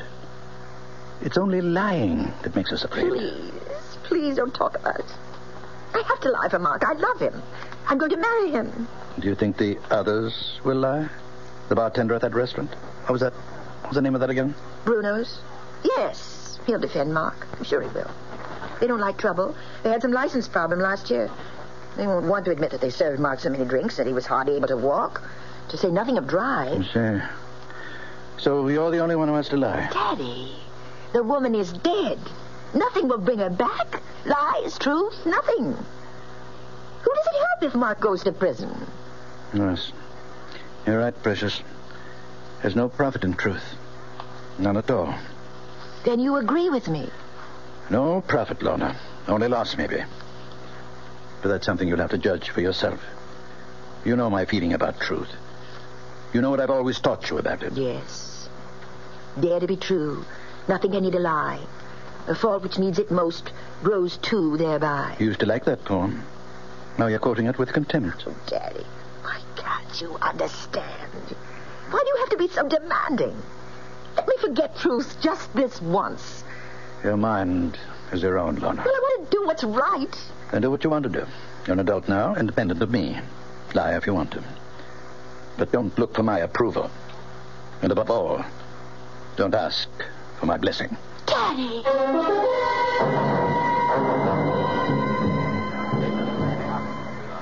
Let's have some quiet. The coroner's jury has to hear the testimony if they're going to judge it. Sergeant McKeon, was any investigation made of the skid marks at the scene of the accident with a view to determining the speed of the vehicle? No, sir, there wasn't. The condition of the road and the rain we had that night, well, it was impossible to tell the difference between the skid marks and the tire treads. That's why no measurement was made. It's been stated that the driver of the vehicle, Mark Kramer, had left the establishment called Bruno's shortly before the accident. Since Bruno's is in the business of serving hard liquor, among other things, did the police give Mr. Kramer a sobriety test? No, sir, we didn't. You see, sir, we didn't know at the time where Mr. Kramer had been. All we knew was that Mrs. Moger was dead and Mr. Kramer didn't appear like he'd been drinking. All right, Sergeant, you can step down. Thank you. The coroner's office calls Mr. Kramer to the stand, please. Mr. Kramer, this inquest isn't a trial. Our duty here is simply to determine the cause of death. But you must give your testimony under oath. Please raise your hand on the Bible. Yes, sir. Do you solemnly swear to tell the truth, the whole truth, and nothing but the truth, so help you God? I do. All right, Mr. Kramer. Just tell us your story of what happened the night of the accident. Well, Miss Kittredge and I left Bruno's about 9 that evening, about a half hour before the accident. I'd had one drink, vodka martini. You can ask Mr. Bruno about that because he served me. Go on. When I reached Route 24, I decided to take the Ridge Road shortcut to town. I was traveling between 30 and 35 miles an hour, I say, and I remember slowing down when the rain started. I had my wipers going when I came over the rise of the hill, so my windshield was clear. But I still didn't see Mrs. Moger when she stepped out into the road directly in front of the car. Were your lights on full beam? Yes, sir, they were. Why do you suppose Mrs. Moger didn't see them? I don't really know. What I think is, she was almost across the road when I came over the rise, and she panicked when she realized that a car was coming. She started back in the wrong direction, and that was when she stepped in front of the car. Is that your entire testimony?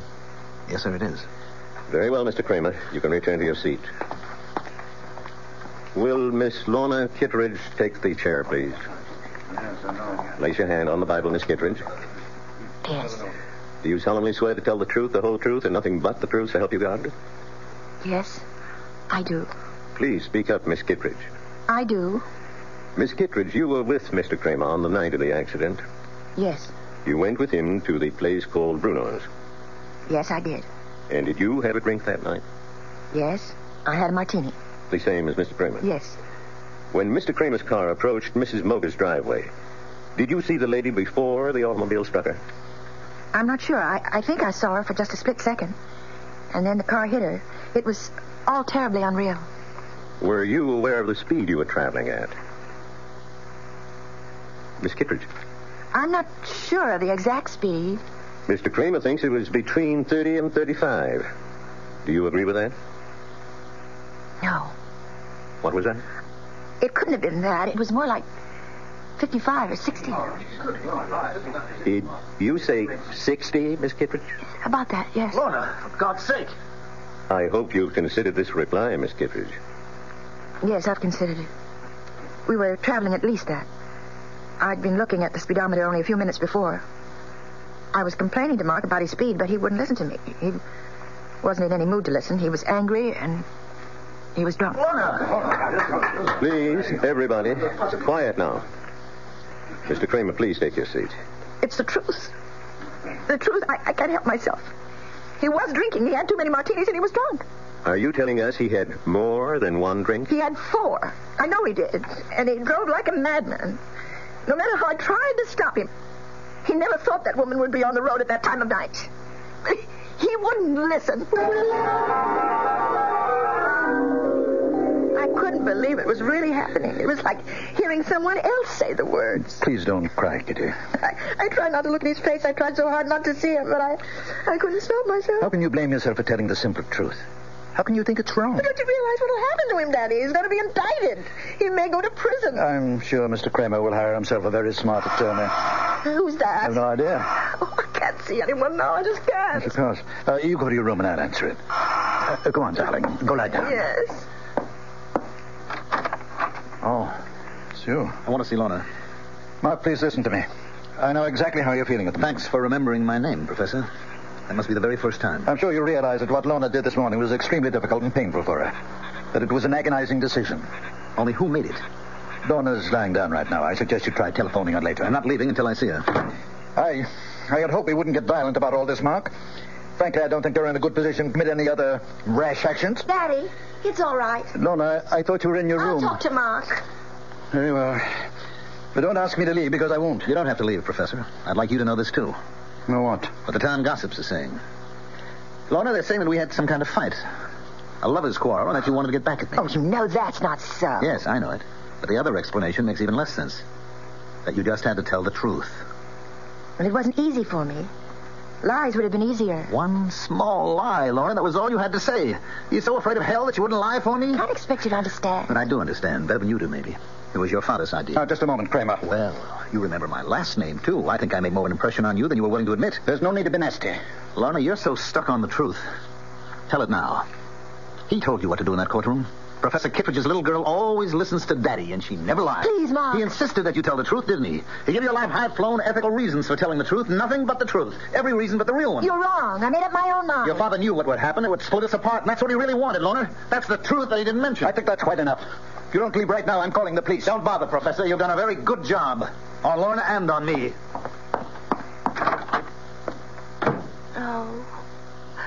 Oh, Daddy. Daddy. Kitty, don't. It's going to be all right. How can it be? He hates me now. Mark hates me. Things will change. You wait and see. He'll get himself a smart lawyer, and nothing will happen to him. Mark Kramer, having been found guilty of the crime of manslaughter, it is my duty to sentence you to imprisonment for a period of not less than 1 year and not more than 5. And so the truth has not set Mark Kramer free. It sent him to prison, where he'll have plenty of time to ponder the complexities of ethics, justice, and human nature.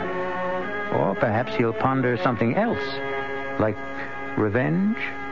We'll find out when I return shortly with Act 3. I'm Hy Brown, producer of Radio Mystery Theater, and this is the end of our last week of prize drawings. Just send us your name and address tonight to be eligible for one of 50 prizes: 2 AM/FM stereophonos, 2 travel clock radios, and 46 anthologies of modern suspense. We've been most gratified by the program comments so far. So, if you have a chance to write, we hope you will. And let us know a bit about you, who you are, what you do, how old you are. But your name and address are enough. To Mystery Theater, Box 50, Radio City Station, New York, 10019. That's Box 50, Radio City Station, New York, 10019. Entries must be postmarked no later than tonight, the 26th. Offer good everywhere unless locally prohibited. This is WOR New York, your station for the Mystery Theater. An invitation. This is Peter Roberts. Join us Sunday morning, 8:15 to 10 here on WOR for Rambling with Roberts.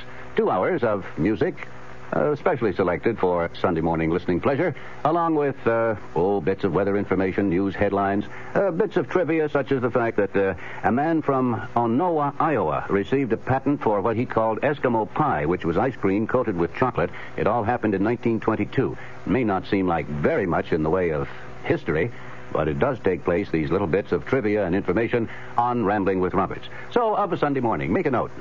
8:15 to 10, right here at 710 on your dial, come Rambling with Roberts. You don't have to give us an RSVP. Just be on hand. Thank you.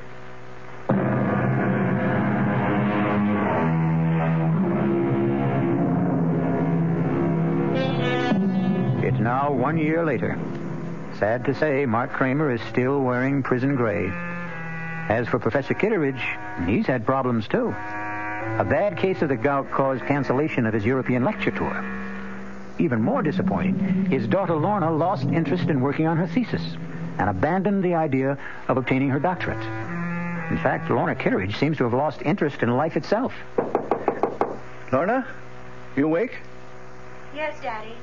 I'm up. Darling, it's almost noon. It's not like you to be in bed so late. I just didn't feel like getting up. Did you sleep badly again last night? Last night, the night before that. Oh, Lorna. If you don't see Dr. Isaacs voluntarily, I may have to drag you to his office. You know there's nothing wrong with me. What's all this paper for? All those little crumpled balls. Can't you guess? Oh, Lorna, no. You haven't been writing Mark again? I keep thinking that I might hit on exactly the right words. The magic formula that would make him answer one letter. Just one letter. You know that's not possible, darling. Face it, the man is filled with bitterness. He blames you for something he did to himself. Probably never reads any of the letters I send him. Probably sees my handwriting and tears them up immediately. It would be so much better if you forgot him, Lorna. Do you know that I even thought of sending him a disguise letter? Making it look like some important document that he would have to read? Isn't that ridiculous? What's ridiculous is the way you've tortured yourself over that man for so many months. Who's tortured who, Daddy? Which one of us is really guilty? Oh, Kitty. Stop calling me that name. My name is Lorna.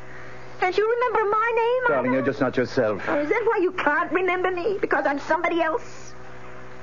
Well, you may be right, Daddy. Every morning I look in the mirror and I can't recognize the woman I see. Lorna, you're just not giving yourself a chance to forget. You'd start getting out into the world, start meeting new people. You become a hermit. I thought you liked having me here, Daddy. I thought you couldn't live without my company. I honestly believe you need medical attention. If not from Dr. Isaacs, then from somebody else. You mean a psychiatrist, I suppose? No, darling, no. Just someone who can help you get over this distorted guilt that you feel. The only one who can do that is Mark. And he won't see me or write me or anything. Lorna. Oh, please go away. Please. I'm going to try to sleep. It's the only time I'm happy. When I'm asleep.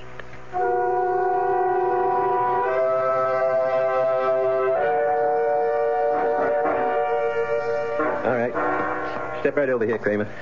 Anything you say, guard. Remember, visiting time is limited to 15 minutes. Look, I don't want the 15 minutes. They're being forced on me. Sit down and behave yourself. Yes, sir. Anything you say, sir.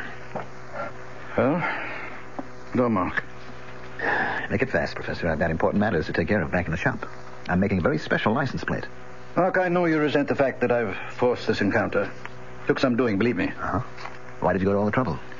Because it's a matter of health. Lorna's health. She's finding a way for me, is that it? Well, tell her to stop, Professor. My nights are filled with sweet dreams, and she is in none of them. You tell her that for me. I want you to see her, Mark. Oh, I wouldn't force that issue, Professor. I don't have anything nice to say to your daughter. You misunderstood Lorna. Couldn't expect you to applaud what she did in court. But if you really thought about the ideals that motivated her... Whose ideals? Yours or hers? Do I have to separate them? Yes. But you can't, Professor. Because she's your monster. You've got her all twisted up between her ethics and her instincts. I suppose you're proud of the result, but it's a fake. There's nothing fake about her principles. She doesn't have principles. All she has is you. Her shining example. She wants you to love and admire her, so she does what you expect. That's why Daddy's little girl always tells the truth. She does tell the truth. Always. And her father? I abominate lies. You won't even lie to yourself. And tell me this. Weren't you happy when Lorna and I broke up? Didn't it save your happy home? I can see that coming here was a mistake. You're a hypocrite, Professor. This whole thing was your doing, and I'll never let you forget it. Goodbye, Mark. Wait a minute. There's something you should know. What's that? I'm being paroled next week. Tell that to your daughter. Maybe it'll improve her health.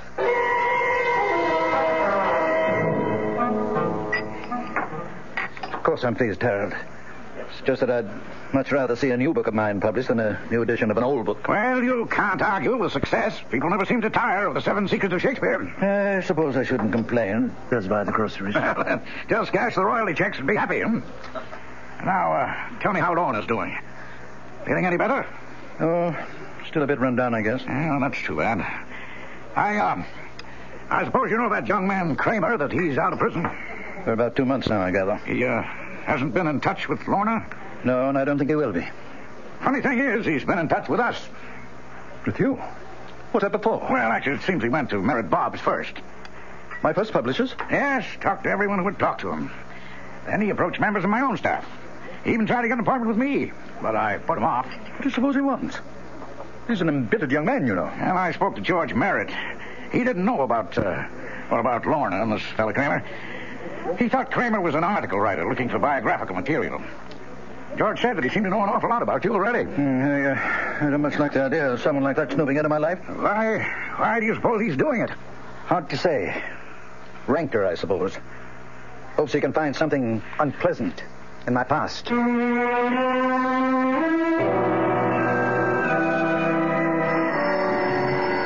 I'll get it, Lorna. Hello? Professor Kittredge? Yes? Mark Kramer, Professor. Oh. Yes, I was just speaking about you the other day with my publisher. I'd like to see you, Professor, this evening, if that's possible. See me? Or Lorna? No, just you. If Lorna wants to be there, that's her business. Something tells me she'd rather stay away. Can you give me some idea of why you want to see me? You might say it's a business matter. Who is it, Daddy? What time would be good for you, Professor? Make it, about 9. I'll make it exactly 9. Daddy, you look so strange. Who was that on the phone? It was Mark Kramer, Lorna. Mark? He's asked me to see him at 9 tonight. I have no idea what he wants to say, but whatever it is, I'm sure it won't be anything pleasant. I'd rather not be here. I didn't think you would. Mark blames me for what happened in court, not you. He refuses to admit that it was your own love of truth. My love of truth? Daddy, you never understood me yourself. How could you explain me to someone else?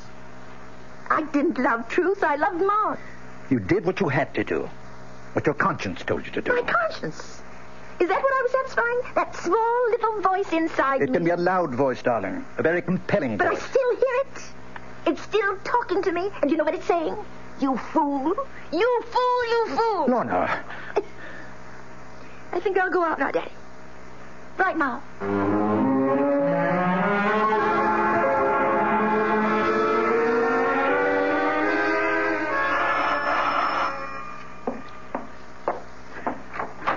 Good evening, Professor.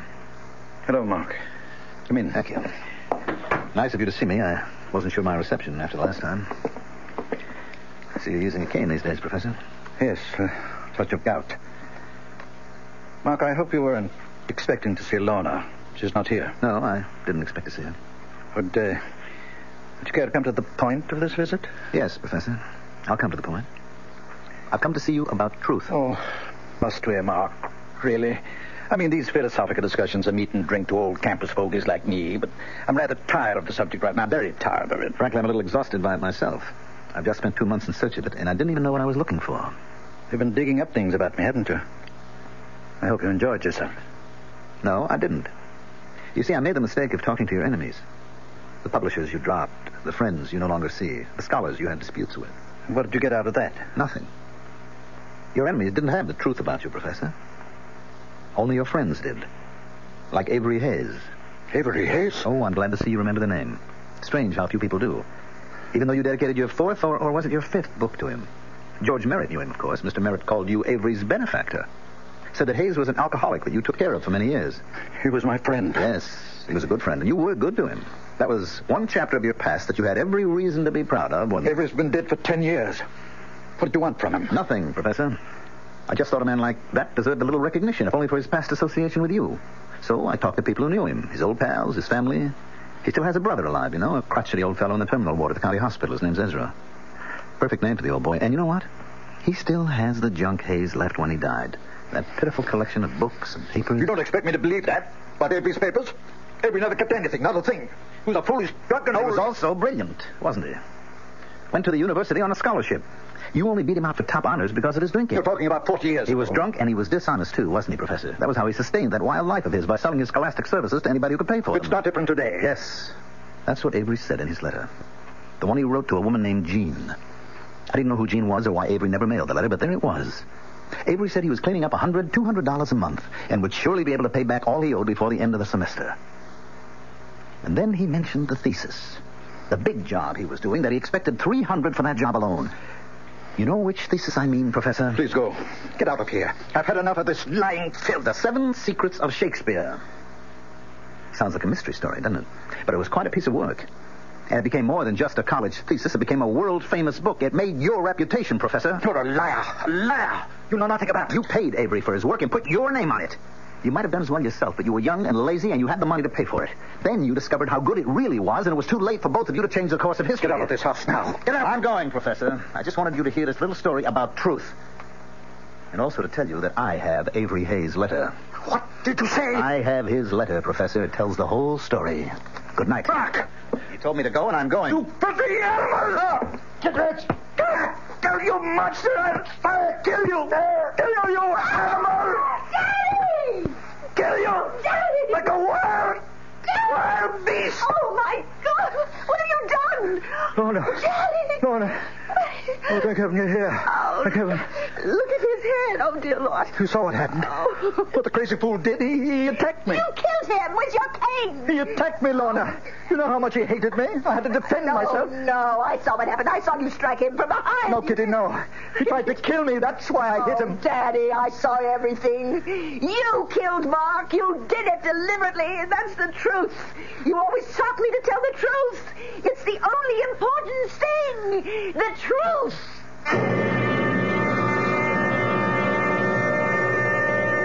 Oliver Wendell Holmes Jr. said, "All I mean by truth is the road I can't help traveling." Well, Professor Kitteridge traveled his road, and despite his good intentions, it turned out to be the road to hell. I'll be back shortly. Hello, this is Joe Franklin. Ladies and gentlemen, boys and girls, for the very latest in nostalgia, for the ultimate in remembering, please join with me on Saturday nights from 9:05 to 11 o'clock, where memories are truly happening right here over WOR Radio. It is my privilege to present radio's original Memory Lane program, but positively the original. And whether it's Al Jolson or Benny Goodman or Louis Armstrong or Eddie Cantor or Harry James or the Dorseys, Mario Lanza, Gene Krupa, the young Frank Sinatra, George M. Cohan, Bing Crosby, Bogart, Lombard, Cagney, and all those happy times of radio's comedy and drama and soap opera. We have it fascinatingly, and all the sounds are reproduced crystal clear Saturday nights from 9:05 till 11 over WOR Radio. Yours truly, Joe Franklin, hosting Memory Lane. Tune in.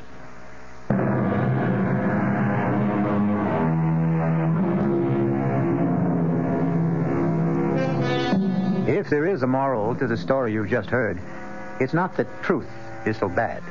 But Samuel Butler said, truth should not be absolutely lost sight of, but it should not be talked about. And we promise that's our last word on the subject. Our cast included Agnes Moorehead, Mandel Kramer, Sandus Ortega, Ian Martin, and Dan Arco. The entire production was under the direction of Hyman Brown. I swear to Sam Hill, Ethan, you deliver. After the 12th stroke of the hourglass clock's chime, there was no sound but the beat of the clock and my own heart. Everything else had stopped dead. My friend's mouth was frozen in the act of speaking. His hand poised over a chessman as though cast in bronze. Outside, like the old child's game, people had turned to statues. A car backing into a parking space was stopped in its tracks. For everyone else in the world, save only me and that damnable clock, time was standing still. This is E.G. Marshall inviting you to return to our Mystery Theater for another adventure in the macabre. Until next time, pleasant dreams.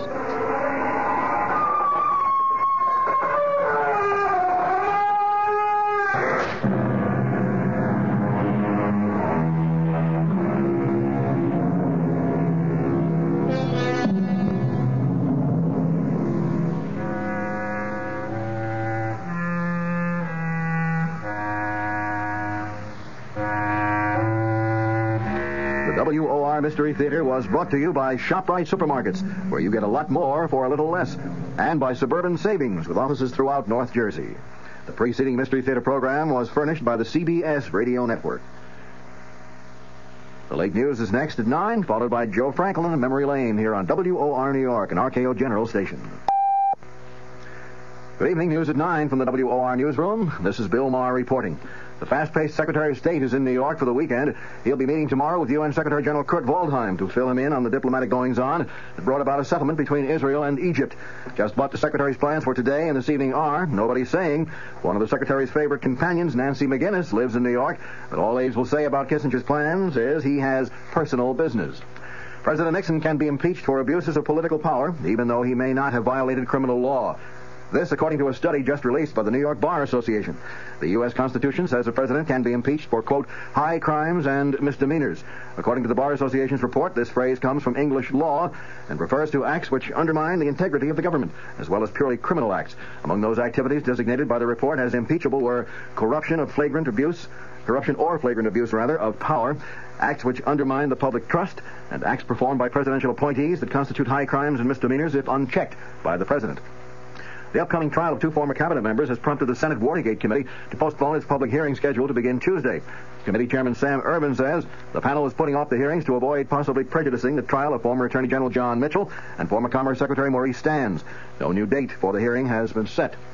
A spokesman for the Capitol Hill leadership has said the Democrats in Congress will cooperate with President Nixon in meeting the energy crisis. But, said California Democrat John McFaul, the White House must reciprocate. McFaul spoke on national radio in response to President Nixon's energy address last week. The congressman said the first positive step the administration could take is to withdraw its opposition to a provision of the Emergency Energy Act attacking excessive oil company profits. The captain of that Bulgarian fishing vessel seized off the New Jersey shore today for allegedly fishing within the 12-mile U.S. coastal limit has denied his trawler trespassed. The captain, Peter Todorov-Donchev, said in New York, where he was brought by the Coast Guard, that his vessel was 13.5 miles out to sea when his ship was overtaken by the Coast Guard cutter Unimak. Turkish officials still are seeking an explanation for a jetliner crash which claimed the lives of at least 62 persons this morning. The plane went down shortly after takeoff from Izmir, causing what authorities call the worst air disaster in Turkey's history. The U.S. Embassy in Ankara says two of those killed were identified as New Jersey residents, Dr. and Mrs. Horace Gerard of 41 Knox Road in Tenafly. Well, 51% of the population is female, and Governor Brendan Byrne isn't taking chances with their votes. The New Jersey governor has spoken before the state's first meeting of female public servants, and he promised to give serious consideration to the problems facing women. Byrne asked the group assembled in Princeton for help in recruiting qualified women for jobs in state government. The governor said he has tried to appoint a woman as state education commissioner, but said he received virtually no applications from females. The weather for New York City and vicinity, mild with occasional rain tonight and again tomorrow. Low tonight in the low 40s, high Sunday in the mid-50s, mostly cloudy Sunday night and Monday with a chance of showers Sunday night, and the low Sunday night in the low 40s. At the moment, in cloudy Midtown Manhattan, with some very light rain falling, the temperature at 44 degrees, humidity 86%, wind southeast at 4 miles per hour, the barometer 30.21 and falling. That's the news at 9. Bill Maher in the WOR Newsroom. Your AMC dealer's got the all-new mid-size car that economizes on everything but comfort. That car, the roomy 74 Matador. And another important advantage, our 74 Matador comes with an economical 6-cylinder engine as standard equipment. And consider this, Matador is the only new mid-size car backed by all the benefits of the exclusive AMC Fire Protection Plan, which means that under normal usage and accepting tires, if anything AMC did goes wrong with your new 74 Matador, in the first 12 months or 12,000 miles, we'll fix or replace it free. Come in today. Meet the unbeatable combination. 74 Matador backed by the AMC Fire Protection Plan. See your AMC dealer where you get a good deal and a good deal more. And stay tuned for Joe Franklin's Memory Lane next on WOR New York, an RKO General station. Thanks for watching Golden Age Radio. We have new episodes every day. Sit back, close your eyes, relax, and let your imagination take over. That's right. Radio is theater of the mind. So listen while you work, rest, drive, or sleep. Just be inspired. Let us know your thoughts. We strive to provide the best programming for you. Visit g3pl.com for your WordPress needs. Subscribe for more videos. Subscribe for more videos.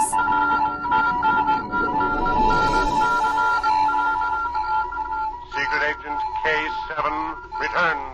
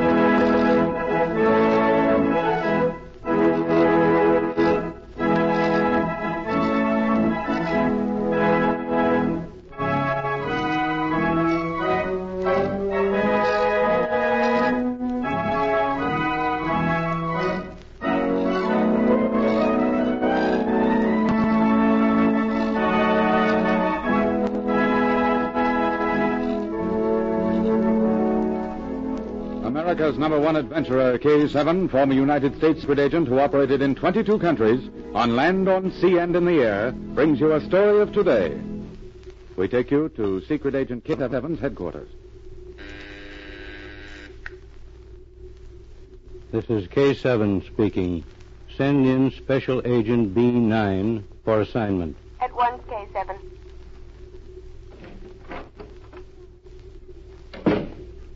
Special Agent B9 reporting for duty. Agent B9, some time ago, at my direction, Special Agent Z called upon a Chinese patriot named Wang and asked a favor in connection with the apprehension of a spy. Wang granted us that favor. Now, it is our turn to repay him. This cablegram arrived this morning. Wang asks my help. I'm sending you to him at once. Report to me when you have completed your mission.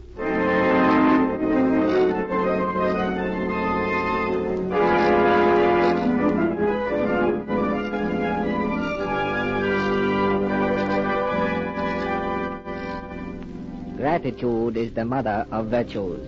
I am grateful you have made so long a trip to come to the aid of this person. Miss Drake and I are entirely at your service, Mr. Wong. Thank you. I see by the young person's lovely eyes that she wishes to ask what your task will be. That's true, Mr. Wong. But I remember that in your country they say the over-curious are not over-wise. Good. You know the words of my ancestors. Make yourselves comfortable, and I will tell you what is puzzling me. Go ahead. We're ready. Somewhere in this great city, there is one who is betraying our cause. He has sold his soul to our enemies.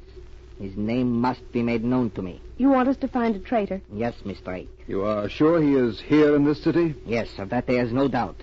This city is now one of the most important in our republic. Almost daily, supplies for our armies come to this point. It is necessary for us to store large quantities of arms here. I can readily understand that. We have tried in every way to keep the knowledge of where our munitions are stored a secret. Yet each time a warehouse is filled, it is bombed by our enemies within a few hours. Someone is sending out information, telling which of your buildings are being used as ammunition dumps. Yes, Mr. Special Agent. We have even tried to deceive the spy, but we have failed. Yesterday, arms arrived here early in the morning. We stored them in one building. Last night, when it became dark, we moved all to another building. Yet, within an hour, bombing planes arrived and destroyed the new hiding place. How long has this been going on? Nearly 3 months. It must be stopped. Otherwise, our cause faces disaster. I want to see the ruins of that last building. My assistant, Miss Drake, is tired from her long trip. I'm going to send her to our hotel. No, B9. Yes, Rita. There'll be plenty for you to do later. Mr. Wong, will you take me to the ammunition dump that was destroyed last night? Perhaps there will be something there that will give me a clue. We will start at once.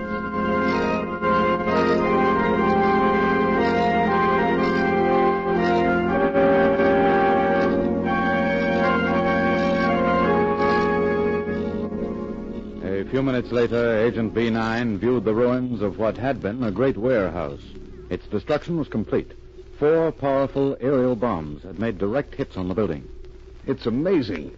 At least 4 bombs struck this building, yet none was dropped on other warehouses in this neighborhood. The bombers were sure of their target. It has been so in every case. One thing to be thankful for. The loss of life couldn't have been great. Not many people live near this section. 3 of my countrymen joined their ancestors. 2 were employed in the warehouse. The 3rd was a soldier who guarded its entrance. Look, a girl crying. It is written that tears are the overflow of the heart when sorrow has made it too full. Wait, I'm going to talk to her. Why are you crying? Please, go away. It is better to leave the sorrowful to their sorrow. I only want to help you. What is your name? It is Kai. Kai.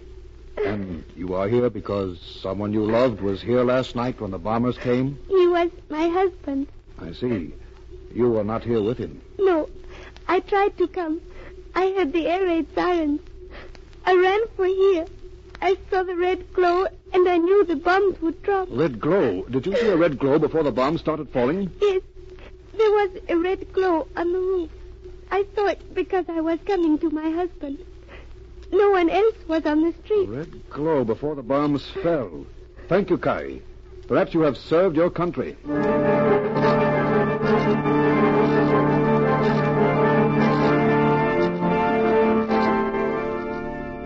red glow before the bombs fell.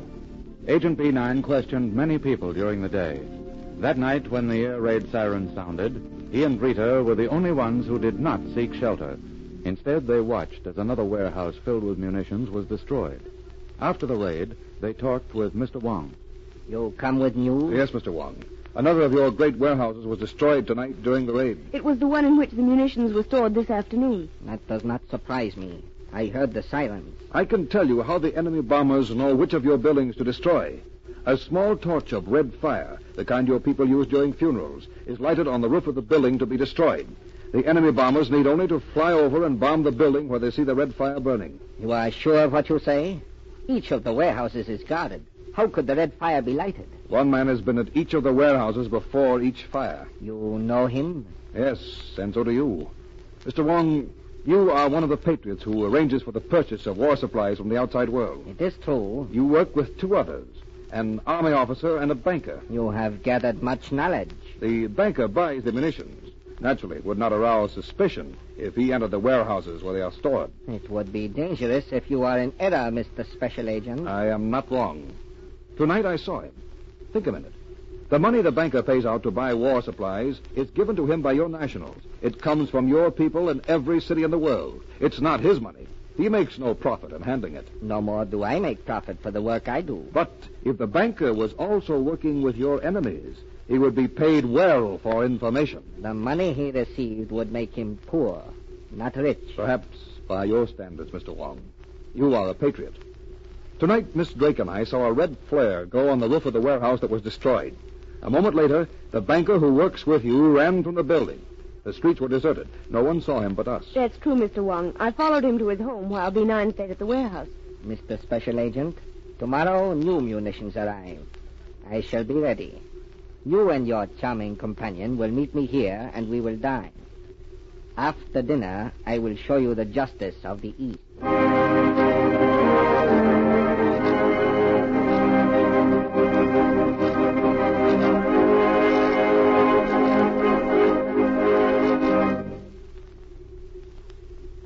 The next evening, Agent B9 and Rita dined with Mr. Wong. Before they finished eating, it grew dark, and they started for the home of the banker. Mr. Wong ordered the rickshaw stopped a block from the house. There they waited until the distant air raid siren sounded.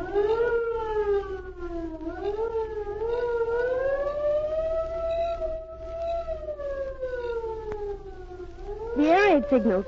The bombers are coming. We will not have long to wait. Rita, I'd feel safer if you took shelter. This part of the city has never been bombed. I'm going to stay here, B9. I think she will be quite safe. Soon we should see my countryman come to his home. I have made sure he is not already there. You saw my servant speak to me? Yes, I wondered at the time. He told me what you already know. The banker was at the warehouse checking the supplies that arrived today. Well, then they'll be destroyed. Perhaps not. We will wait and see.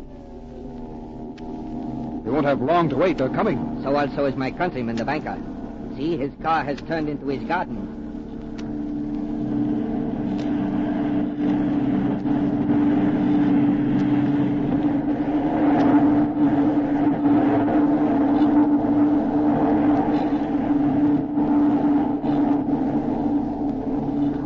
Are headed for the warehouse. No, wait, they're circling. B9, look. There's a red glow on the roof of the banker's house.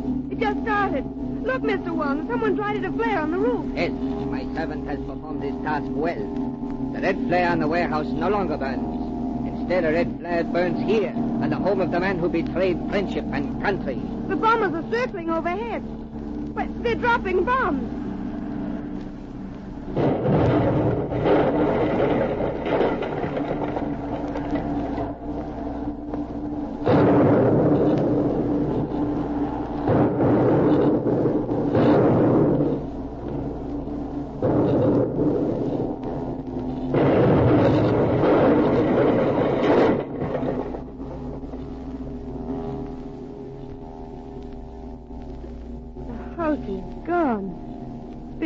To bits. The penalty of treachery is death. It is a law of the East. Our work is done. Come, let us return to the sweetmeats of our unfinished dinner.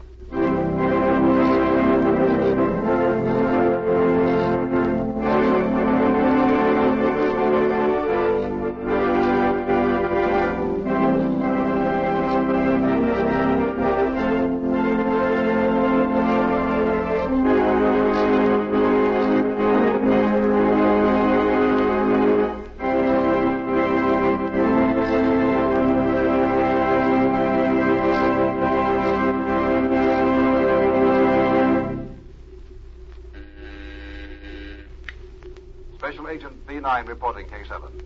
Miss Drake and I have just returned from the Far East. We have repaid our debt to Mr. Wong. A traitor whom we were asked to find was located and identified. He met the Justice of the East. The case is closed. Throughout history, there have been those willing to betray their country for gold. But few traitors have lived to enjoy their ill-gotten gains. Loyalty is its own reward. Death is the reward of treason. Listen for my next story. This is K7 speaking.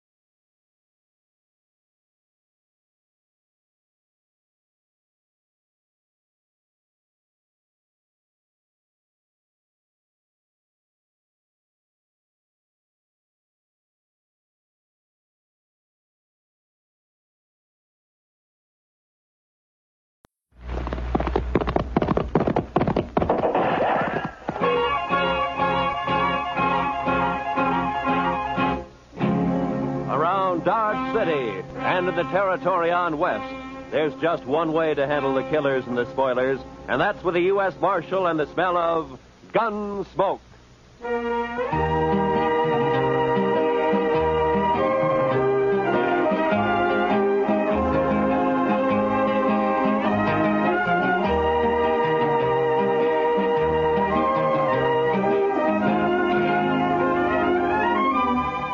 Gunsmoke, starring William Conrad. The story of the violence that moved west with young America. The story of a man who moved with it. Matt Dillon, United States Marshal.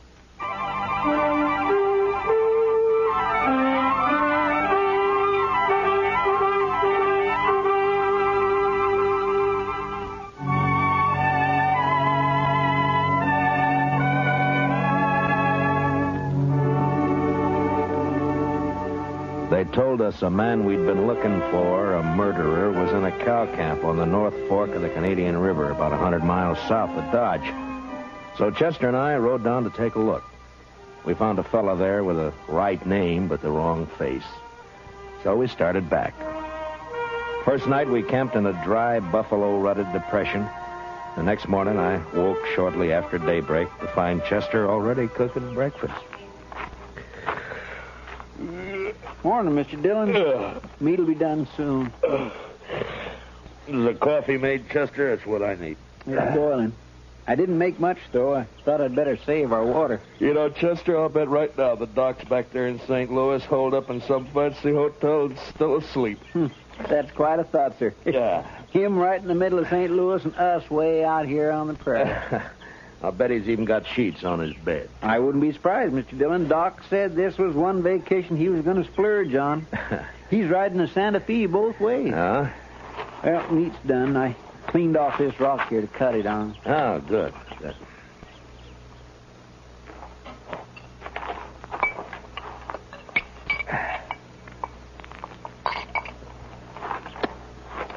Well, you got it warm anyway, Chester. Well, now, meat shouldn't be overcooked, Mr. Dillon. That takes the taste clean out of it.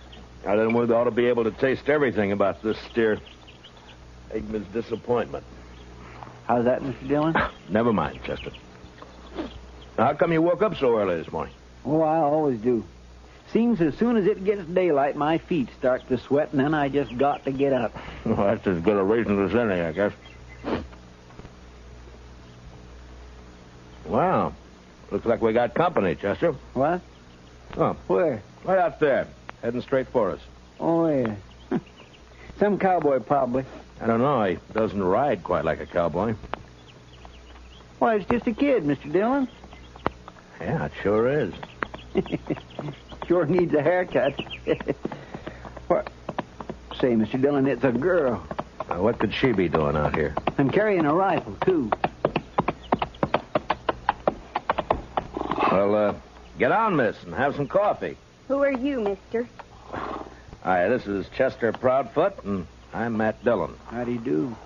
You rustlers or what? Not exactly. I'm the U.S. Marshal out of Dodge, ma'am. U.S. Marshal? Oh, that's good. It is? Why? I need help, Mr. Marshal. My daddy's awful sick. Sick? Well, where is your daddy?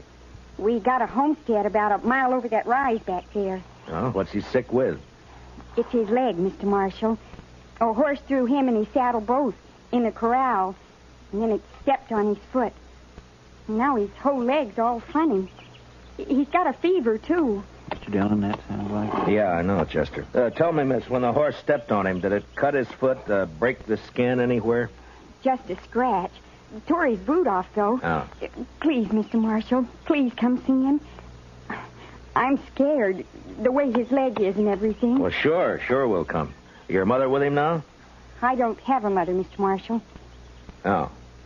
Well, then, what are you doing out here if your daddy's sick? We ran out of meat about 3 days ago, and I don't have anything to feed him. Oh. All right.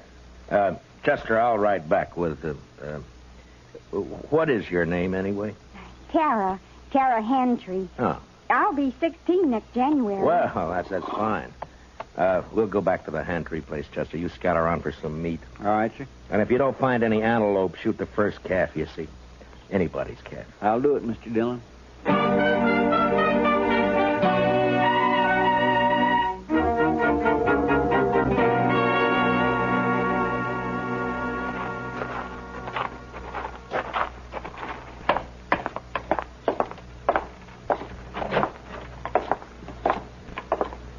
He's in the sleeping room, Mr. Marshal. No.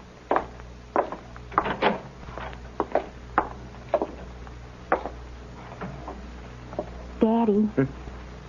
Daddy, I found a man, and he's going to help us. And, Daddy, he's a marshal, a U.S. Marshal. Matt Dillon, Mr. Hantry. How are you feeling? Dillon? I've heard of you. You're from Dodge, aren't you?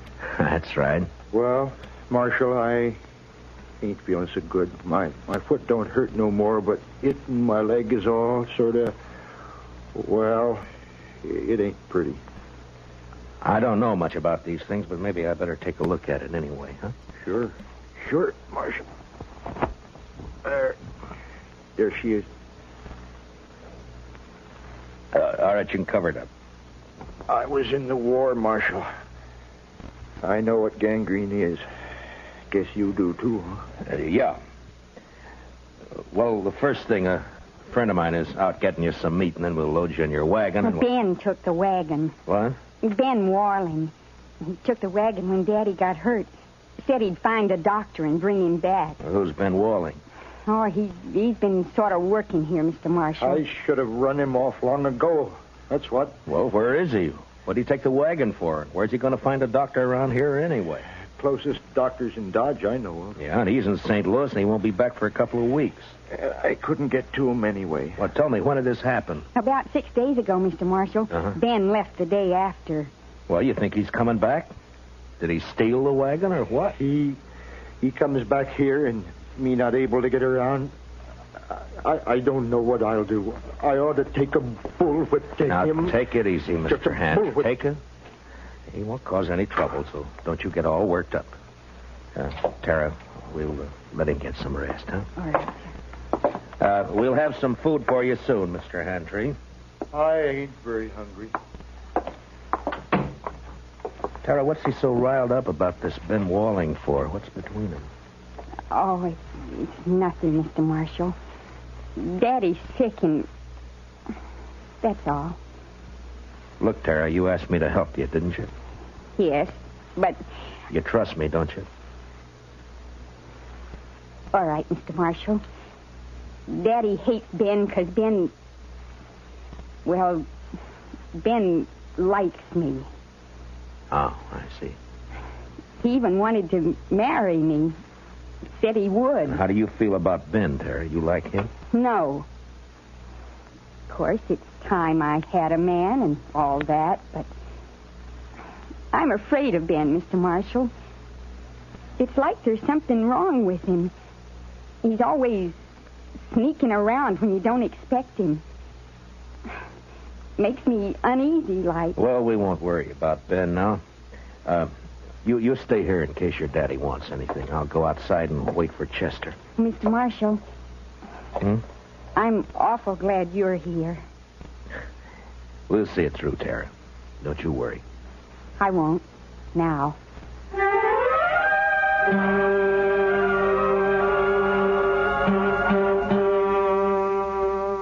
I went outside and walked over to the small corral that stood nearby. There I rolled a smoke and looked out across the flat distances of the prairie. And I wondered how anyone could survive in all that emptiness. Handtree lying on his bed back there in the house. He wouldn't survive. The prairie had got to him all right. And its vast loneliness had put him out of reach of any help. And Tara, what could she do out here in this endless land of grass? I was glad to get my mind off it when Chester rode in with an antelope across his saddle. We hung it on the corral, dressed it, took a hind quarter into Tara, and we went back outside and sat down. Yes, sir. She's a plucky girl, Mr. Dillon. Yeah, fine girl, Chester. Yeah, but this Ben fella, I just don't understand his going off with the wagon like that. Well, it doesn't matter much now. Handtree won't last more than a day or two, anyway. It's that bad, is it? Yeah, blood poisoning, Chester. As soon as it reaches his heart, he's done for. Well, isn't there any way to stop it? Yeah, sure. Cut his leg off. Oh. Too bad Doc isn't here. Yeah. Would that stop it, Mr. Dillon? Cutting his leg off, I mean? I don't know, Chester. I don't know. Maybe too late anyway. I sure wish we could do something for him. I don't take to just sitting around and waiting for a man to die. Well, nobody does. It isn't right, somehow. That poor fella. And Tara. Why, Mr. Dillon, that girl will go crazy out here all alone. All right, Chester. What do you want me to do about it? I'm not a doctor. Now, shut up. Well,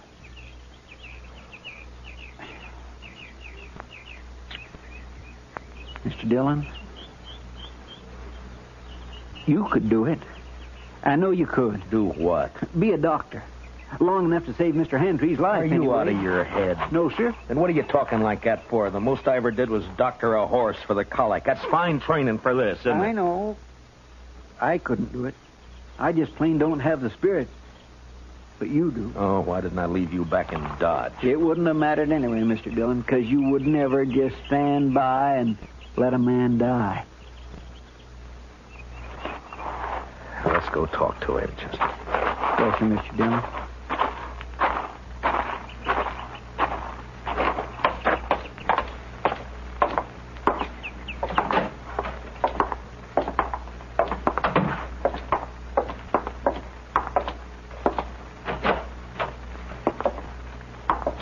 Daddy's fever's worse, Mr. Marshall. I'm going to get some more water. Yeah. How do you feel, Mr. Hentry? I don't feel much, Marshal. Outside of burning up. I've been trying to tell Tara I just can't last long with blood poisoning. She's just got to figure on it. Well, that's what I came to talk to you about. I guess you know the only thing that'll give you a chance. I know. I've been thinking about it. But I couldn't ask any man to do that. You didn't ask me. Well, it's up to you, Mr. Hantry. I'll try it if you're willing. The only thing is I won't know much about what I'm doing. I seen it done in the Union Army, Marshal. I could tell you some things. All right. The only thing is, Marshal, I don't know I'd be much use around here with one leg. Well, you'll have to decide that for yourself. I know. You could move to town, Mr. Hantry, you and Tara. That's it, Tara. If it was just me, I wouldn't do it, but I can't leave Tara alone. Now, if I can help it, I can't. All right, Marshal. Let's do it. You're a brave man. No, Marshal. I just don't have any choice. Come on. Let's get it over with. You got any liquor in the house? There's a jug of corn out in the kitchen. Get it, Chester.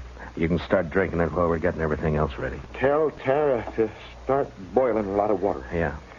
I'll talk to her in a few minutes. I'll be right back. Now, I want you to tell me everything that you know about this, Mr. Hantry. First, I'll tell you what you'll need. Mm-hmm.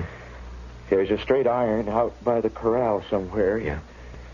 You can heat it in the main room fireplace. Right. Now, what else? Tara will find some cloth for bandages. And the rest of the stuff you can get in the kitchen. Uh-huh.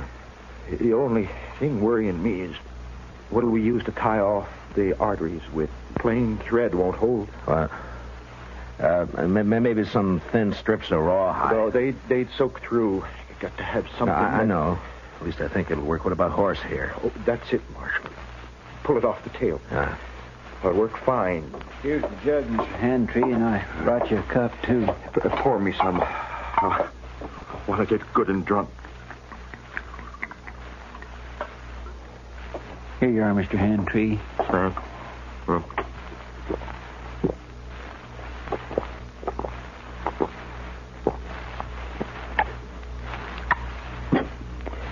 You know, I ain't been drunk in the daytime since we got the news about President Lincoln in the spring of 65. You better have your talk with Tara before that takes hold. Ask her to come in, will you? Come on, Chester. We got work to do. Yes, sir.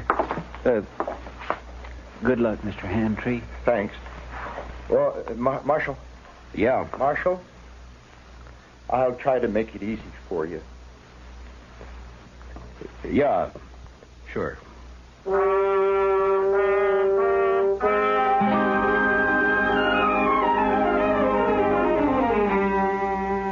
Shortly after noon, I operated. Whether it was the corn whiskey or his own hard courage, I don't know, but Hantry never whimpered. Chester stood outside the door and brought me whatever I needed. Tara waited in the kitchen, boiling more water and thinking her own thoughts. Maybe it was harder on her than any of us. Toward the end, Hantry mercifully passed out. When I'd finally finished bandaging him, I was kind of faint myself. I'd done everything I could. I just hoped I'd done it right. How is he, Mr. Dillon? You'll have to clean up in there, Chester. I've got to get outside for some air. Yes, sir, I'll do it. And put that fire out. It's hot enough around here. I don't know how you did it, Mr. Dillon. Tara? Tara, will you come on outside for a while?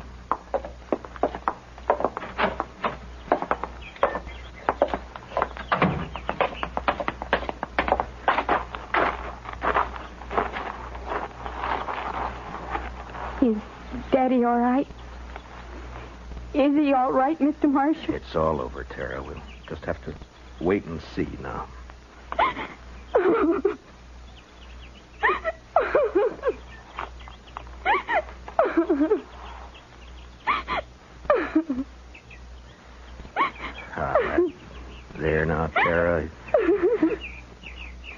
He's all right.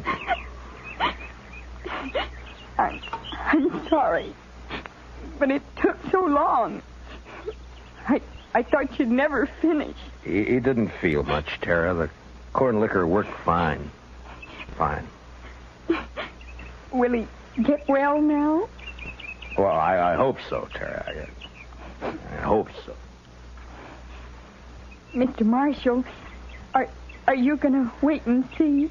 Oh, now, Tara, you don't have to worry about that, Chester, and I'll be here as long as you need us. I just wanted to be sure.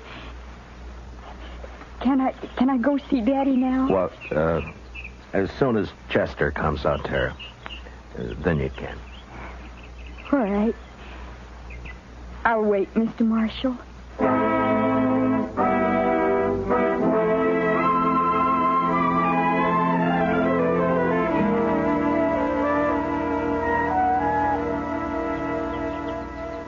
It beats me, Mr. Dillon, how he can just lay there so quiet and peaceful. It's only been 4 or 5 hours, Chester. The liquor hasn't worn off yet. He drank nearly the whole jug. No, he needed it. Say, Mr. Dillon, look yonder. Huh? Somebody coming with a wagon. Oh, yeah. It's probably that Ben Walling they were talking about. I'll bet that's who it is, all right. Wonder what he'll have to say for himself. Ah, you'll think of something, Chester. His kind always do. You recognize him? No, sir. Do you? No, I never saw him before.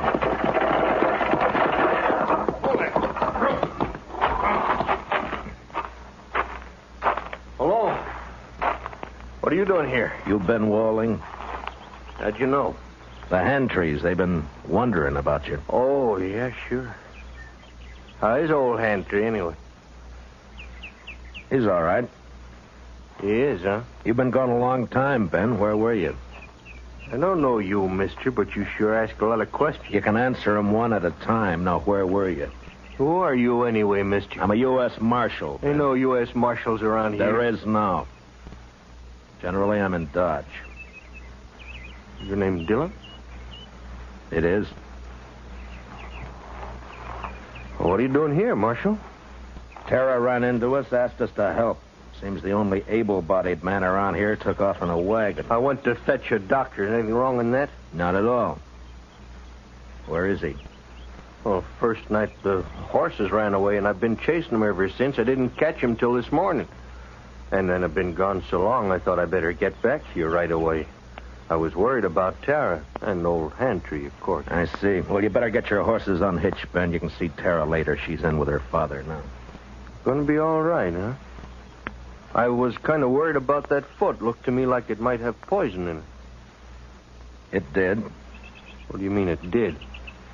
I took his leg off about noon today. You what? Mr. Dillon did it all by himself, just like a regular doctor. Oh, but how'd you know what to do? You might have killed him.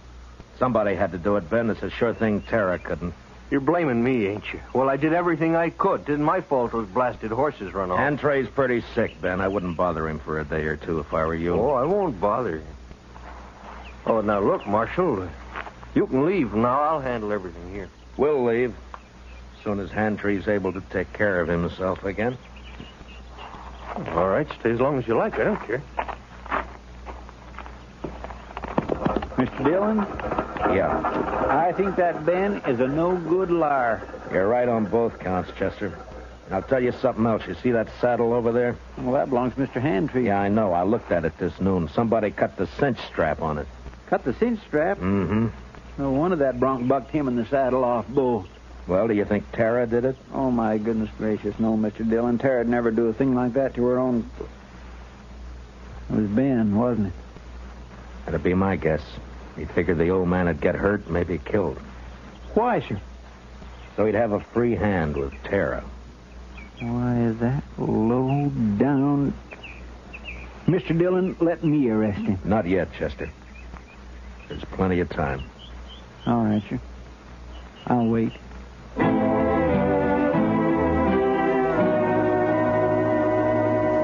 There wasn't as much time as I figured. Hantry had a bad night, and by morning he was so weak he couldn't lift his head. I tried to take his pulse, but I could hardly find it. Maybe Maybe I'd operated too late. Maybe the poison had already moved up into his body. I didn't know. I had no way of knowing. So there was nothing to do now but wait. Want some more coffee, Mr. Dillon? Yeah, thank you, Chester. We'll fill it up, huh?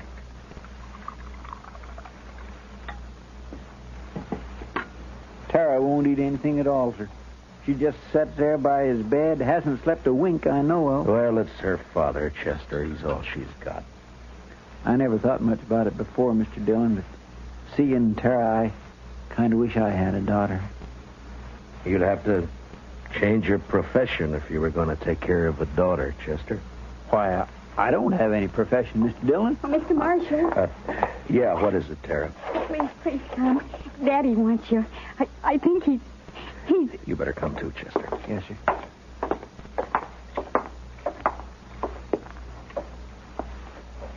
It's Matt Dillon, Mr. Handtree. Can you hear me? Marshal, I can't hold out no more. Now, don't say that. You keep fighting, man. You'll pull through. No, Marshal. I'm going to die. Oh, Daddy. Daddy. Tara. It's about Tara, Marshal. Don't leave her here. Ben Walling, he's no good. He'll try to keep her. Now, don't you worry about Ben Walling, Mr. Handtree. I promise you he won't get anywhere near Tara. Now or ever. Thanks, Marshal. He's a bad one. Tara can't stay here alone. She can't work this place. It's a bad way to die. Not knowing. Now, I want you to listen to me. Listen to me now. Yeah? I promise you something else, too. I'll take care of Tara. I'll see she's all right. I'll see she's cared for. Now, I promise that. I thank you, Marshal. I sure... Where's Tara? Daddy, I'm right here. Daddy. Tara. Come on, Chester. Daddy. Daddy.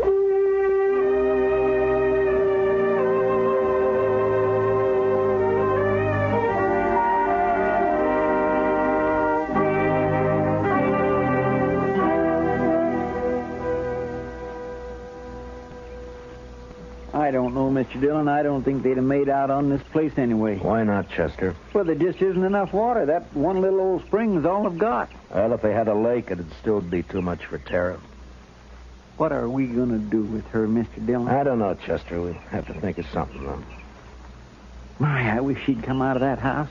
I don't like it, her in there breaking her heart. Give her a little time, Chester. She'll be all right. Don't you move a finger, either one of you. Well,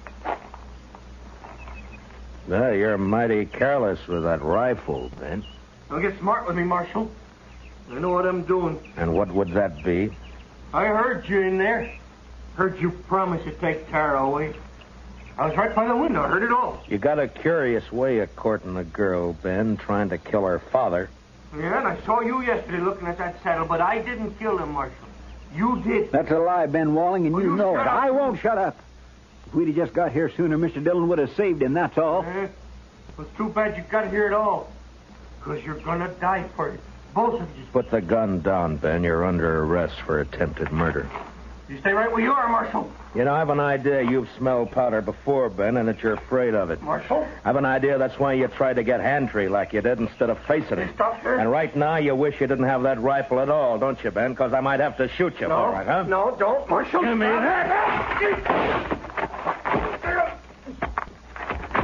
You all right, Mr. Dillon? He didn't even try, Chester. Rifle went off when I knocked it aside. That's all. He was scared to death. Well, I didn't feel exactly comfortable. Well, tie him up and keep an eye on him. I'll go see Tara. Yes, sir, Mr. Dillon.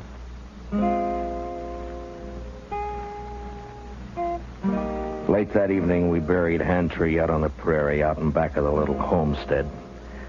They would die now, too, and fall apart without him. The next morning, we loaded everything we could get into the wagon. With Tara beside me, we started out for Dodge. Ben Wallen never said a word. Chester led his horse, and they rode along ahead of us.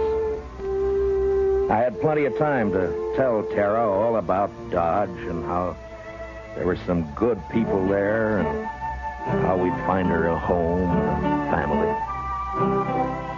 She sat there, tight-lipped. She didn't say much, but she never once looked back.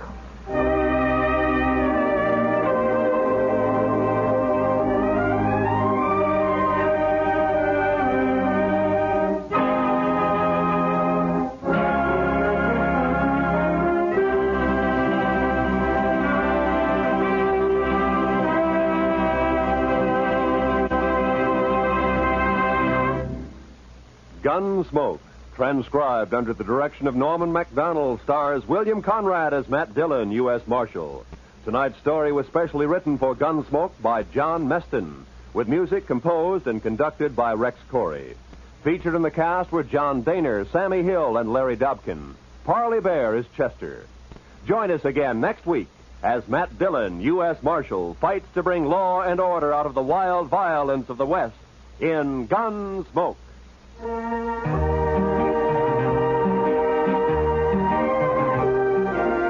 case you didn't know, Jack Benny and his gang begin their new season tomorrow night. Jack, Mary, Don, Dennis, and Rochester welcome a new member to the team, the head man of CBS Radio's Club 15 show, Bob Crosby. Roy Rowan speaking. Remember, the top dramatic show of them all, the Lux Radio Theater, is heard Monday nights on the CBS Radio Network.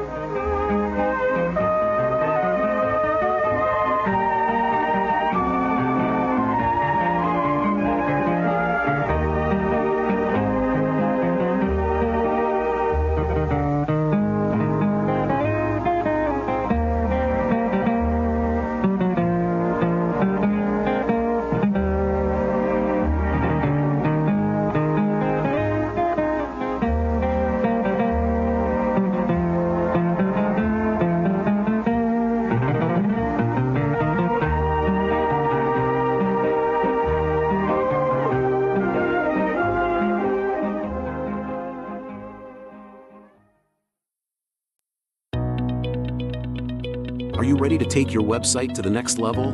Introducing WordPress training from G3PL.com. Learn from the experts with live training sessions.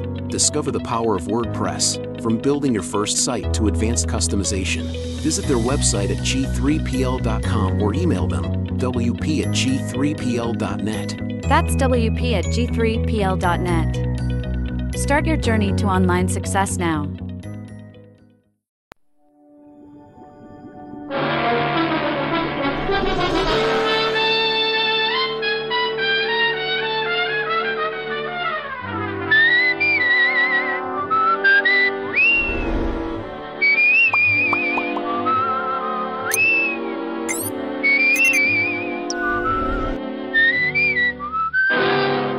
Dick Powell as Richard Diamond, private detective.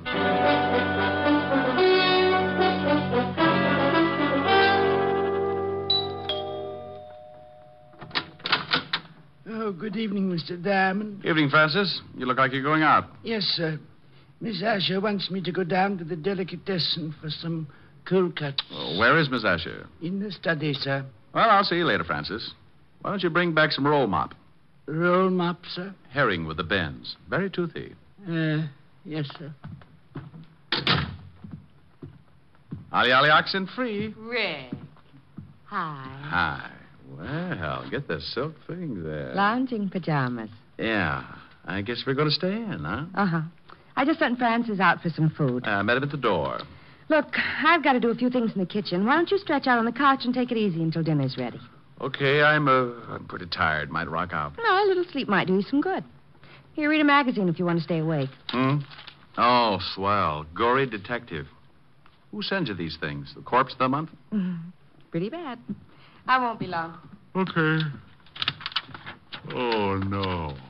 The case of the bloody... Oh. It was going on 11 o'clock, and the fog encircled the old house like a thin, wet blanket. Oh, swell. The figure of a man crept stealthily across the gravel of the garden path. These writers really dream it up. Mr. Diamond? What? How did you get in here? I followed you from your office. Shh. You left the door unlocked when you came in. Well, now, look. I know I shouldn't have come into someone else's house, but this is a matter of life and death. Hey, stop pulling down the blinds. I don't want anyone to see us talking. Well, you're on the 8th floor. Who's chasing you? A herd of monkeys? Please, you must listen. Now, look, if you got troubles, come to my office in the morning. Tomorrow morning may be too late. I'm supposed to die tonight. Try breathing. You expand your chest, take a lung full of air. No, Yes, it does wonders. Keeps you around for days. You better get out of here. Please, Mr. Diamond, don't give me away. Please. Yeah, baby. Wait a minute. Duck under that desk. Oh, bless you, Mr. Diamond. Yes. I thought I heard you talking to someone. Talking? Oh, no. Must have been reading out loud. This is swell literature. The case of the Grizzly Ghost. Oh. I like to keep up on the exploits of a private detective. You don't tell me anything about your cases. I'm modest. Hey, you got your coat on. Where are you going? Oh, Francis just called. He's had a flat tire. I'm going to pick him up in the other car. Don't you want me to do it? Oh, I'm not going to let you out of this house. I'll be right back. Okay. Read The Grizzly Ghost. It's not bad. Bye, baby. Bye. Okay, Spider-Man, you can come out now. Oh, thank you. Now, what the devil's going on? I told you my life's in danger. I need help. Tell me about it. I haven't time now. Come to this address in about an hour. My name's Leeds. Leland L. Leeds. Oh, for Pete's sake. I must get back before they miss me. I don't want them to know I got out. Say I called you and told you to come over. Here's the address on this card. Please don't fail me, Mr. Diamond. Now, wait a minute. My fee's $100 a day in expenses. Of course. I'll have a check for you. Goodbye.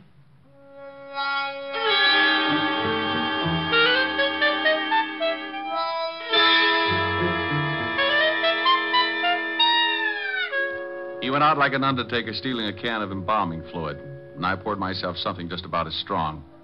Helen would scalp me for leaving, but for some reason, nutty little guys like that interest me. I left Helen a note saying I'd be back later and took off to the address Leland L. Leeds had given me.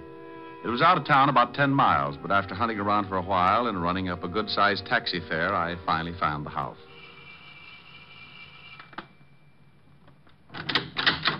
Yes? Yes. I got a call from a Mr. Leeds at this address. He asked me to come over. My brother? I don't know. Well, it couldn't have been. He's very sick. He's upstairs sleeping. Well, he was just coasting off to Dreamland when he called me. I think you'd better let me in. Oh, a detective. All right. Just what did my brother tell you, Mr. Diamond. He said his life was in danger. I'm Nina Leeds. I think you'd better come into the living room, Mr. Diamond. Dr. Miller can explain things better than I can. Sure. Roger? Hmm? This is Mr. Diamond. He's a detective. Oh? Lee just called him. This is Dr. Miller, Mr. Diamond. Hello, Doctor. How do you do? You from the police? No, private stuff. Oh, I see. Now, Mr. Diamond, I'm afraid you made a trip for nothing. Well, here are the drinks. George, this is Mr. Diamond. He's a private detective. What? Mr. Diamond, this is George Brodeen. How are you? Well, fine, thank you. Anything wrong? I don't know. Lee phoned Mr. Diamond and told him he was in danger. How did you know that, Doctor? I told Miss Leeds what he said, but not you. I'm Mr. Leeds' doctor. He's having a nervous breakdown and suffers from an extreme persecution complex. If he called a detective, I'm sure he must have said something like that. That's quite correct, Mr. Diamond. What do you do, Mr. Brodeen? Why, I'm with the New York Museum. I'm a friend of the family. I've been watching Lee break up for the past month. Mm-hmm. May I talk to your brother, Miss Leeds? I don't think you can. I gave him a very strong sedative. Let me get you a drink, Mr. Diamond. When Lee wakes up, you can talk to him. Sure.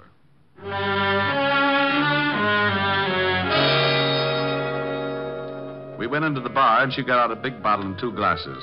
I forgot all about Leland L. Leeds for a while and started concentrating on his lovely sister. It was easy. Champagne? Sure, but I've run out of slippers. I've got a small foot. Might take you a long time to get enough. I drink fast. It's the open toes that bother me. I like the patter. Where'd you come from? Same place you did, lover. Experience Alley. What do people call you after they get to know you better? Oh, different things at different times. For now, you can call me Rick. And later? Oh, you'll think of something easier. It's like that when you haven't got much time to talk. Here's to later, Rick. Yeah.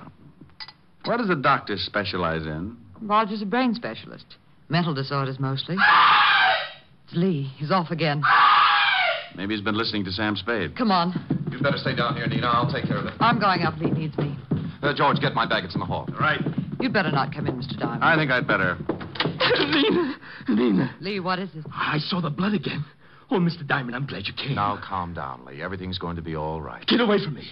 He thinks I'm insane. You all do. You want my idol, and you stop at nothing. Now, there's no sense in this much self-indulgence. Here's your bag, Roger. Thanks. What are you going to do? Just give you something to make you sleep. I don't want to sleep. I'll wake up and see the blood again. There's no blood. It's just your imagination. You're overwrought. You think I'm crazy. But I saw it. I tell you, I saw it. Now, this won't hurt. No, I don't want to sleep. Please, Mr. Diamond, help me. Lee, do what Roger tells you for my sake. Come on. The injection should take I'll get up. Just a minute. I won't go to sleep. Lee, please. Then leave Mr. Diamond with me. I want to talk to him. Well, I guess it'll be all right. Don't stay too long, Mr. Diamond. I want him to rest. Okay, Doctor. Remember, he's not at all rational. Come on, Nina. I'll see you downstairs, Mr. Diamond. Hey, what's the idea, Leeds? I'm locking the door. I don't want anyone coming in. Pardon me for walking around in circles. I've got to stay awake. Uh-huh. Those people downstairs are trying to drive me crazy. They must have been working overtime. They're after my idol. Your what? My idol. That carved image standing on the night table. Oh, yeah. Here, look at it. Look at it. Well, that's dandy. How many box tops did you have to save? Mr. Diamond, at this moment, you are holding $100,000 in your hand. I am? Last month, my grandfather passed on and left his entire estate to my sister and me. Among the effects was that idol. It was left to me. What is it, platinum? Oh, no, Mr. Diamond. That is the lost idol of King Tut. I always wondered what happened to it. Oh, then you know the legend. Well, I'm a little hazy on it. Maybe you'd better bring me up to date. Oh, of course. It was supposed to have been buried with King Tut. However, the story goes that a slave absconded with it before they sealed the tomb. And that makes it worth $100,000? I guess so. You guess. You don't know? I only know what my grandfather told me before he passed on. He told me its value and said there was a curse on it. What does it say? Crime doesn't pay? Well, Mr. Diamond, it seems that on the first night of the new moon, after one has gained possession of the idol, he will die. Next week, Tom Swift and his electric grandmother. You don't believe me? Oh, sure. No, you don't. You're just like the rest. But it may interest you, Mr. Diamond, to know that 1 month after the idol was uncovered and my grandfather gained possession, he died. It was a new moon. How old was he? 74. Oh, well, that couldn't be it. Now, relax and tell me why you came to me. What about your fee? Oh, forget it. You can just buy me a broom to ride around on. Good night, Mr. Leeds. Remember, Mr. Diamond, it's a new moon. You don't have much time. Oh, brother. Did you talk to her, Mr. Diamond? You might call it that. Now do you understand? Your point's well taken, Doctor. What about that hunk of stone? Maybe if you gave him a teddy bear? Oh, the idol he's got is absolutely worthless.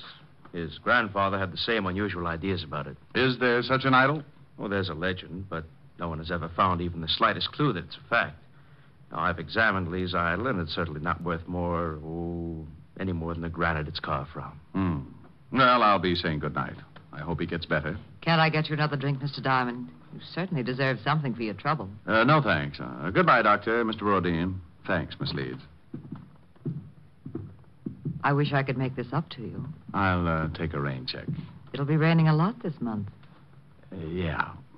Well, good night, Miss Leeds. Good night.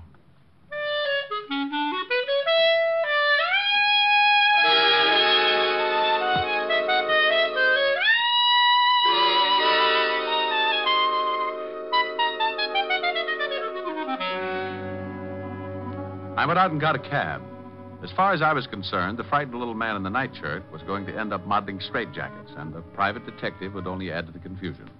It was 8 o'clock, and I told the cabbie to take me to 975 Park Avenue. Helen would be angry, but it was worth going back to. A couple of hours with her could make a guy as contented as a bear that had just cornered the honey market.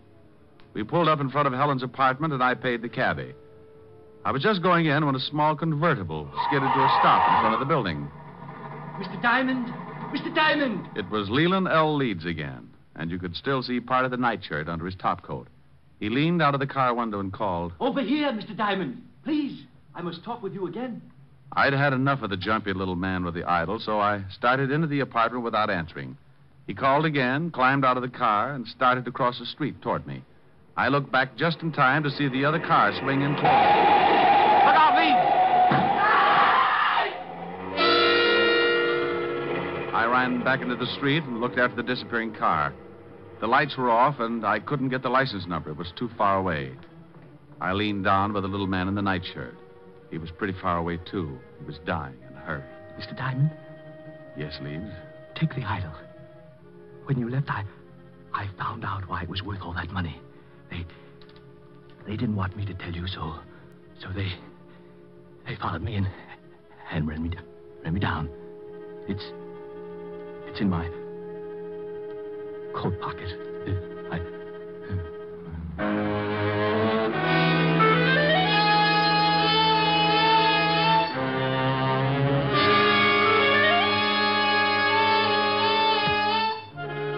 He died lying on his back in the street. Several people were coming out of the building, so I reached into his pocket and pulled out a chamois bag. I guess the idol was inside, so I put it in my coat and went in to call the police. Oh, Mr. Diamond, Miss Asher's been worried. Hello, Francis. Tell her I'm back and let me use the phone. Certainly, sir. She's upstairs. Is something wrong, sir? You look worried. The man got hit by a car. I've got to call the police. Oh, my goodness. Is he hurt badly? Bad enough to get buried. Oh, my goodness. Homicide, Sergeant Otis. Otis, let me talk to the lieutenant. Is this Diamond? No, it's the Beaver boys. Now put the lieutenant on the phone. And what do you do with all those tired jokes? You can't keep using them. I give them away to idiots. Want to start a collection? Oh. Lieutenant Levinson, Walt, this is Diamond. I got a body for you. I go off duty in 20 minutes. Call back then. Lying out in front of Helen's apartment, 975 Park. Rick, my stomach is bothering me. Why can't you be a good boy and stay out of trouble? Take some soda and get over here. Take some soda. Every time you call, I end up taking enough to give an elephant the hiccups. Well, you're a fine one. Oh, I'm sorry, Rick. I didn't know you were on the phone. Wait a minute, Walt. Hello, baby. I'm talking to the lieutenant. Aren't you afraid you'll catch cold in that thing? I'm mad at you. Oh, you're cute. Hey, what's going on? Just Helen. If you could see her, your ulcers would start popping like chestnuts. Say hello. The law sends you his greetings. Hello to the law. She says... I know. I heard it. Now, what about the stiff? His name's Leland L. Leeds. He got belted by a car. It was too far away to get the number. What makes you think it's a job for homicide? Get over here and Helen will give you the story. I've got some work to do. But wait a minute, Rick. Oh, you're getting lazy. What's the matter? Don't you want to find out things for yourself? Rick, what happened? Francis told me some man got hit by a car. Right on your doorstep. Oh. Let's go into the other room, baby. I'll tell you all about it.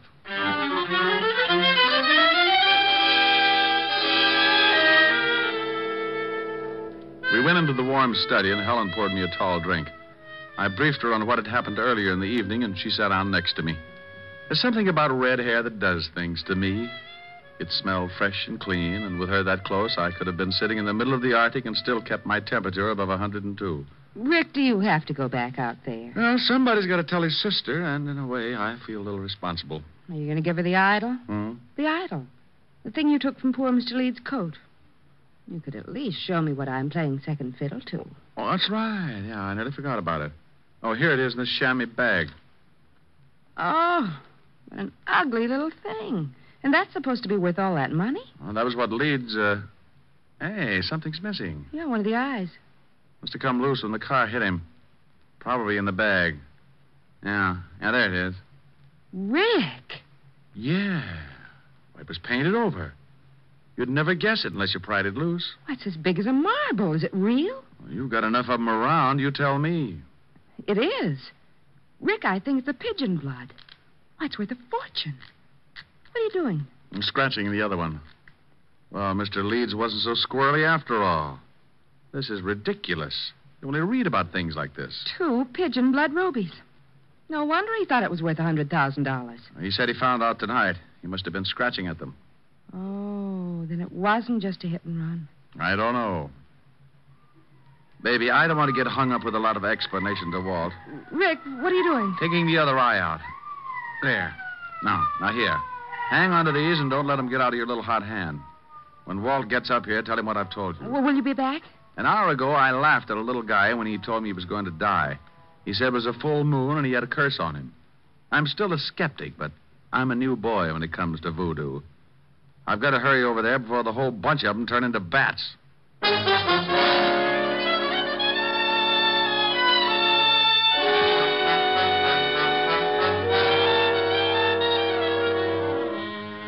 went down in the service elevator and out on the street. The wagon was driving off with Leeds, and Walt and Otis were going into the building when I slipped up to the convertible and got in. Leeds had left the keys in the ignition like I figured, so I took off and headed across town. 20 minutes later, on a lonely stretch of road, I started counting suspects. All three of them could be in on it. Dr. Miller, who said Leeds was insane, George Brodeen, a man from the museum who said the idol was worthless, and that lovely sister. I didn't notice the car pulling up behind me until it was too late. It was doing a good 70, and as it swung around to pass me, the guy at the wheel cut in sharp and hit me broadside. Hey, look out!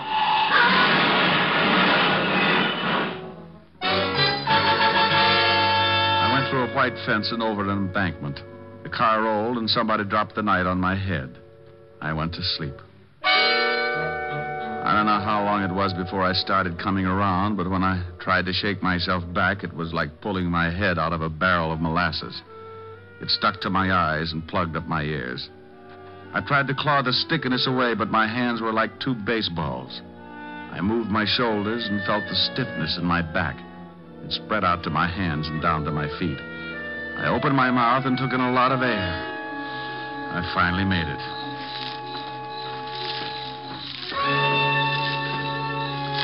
Someone was trying to get me from the highway, so I pulled myself clear of the wreck and started moving in a circle, keeping whoever it was at a good distance.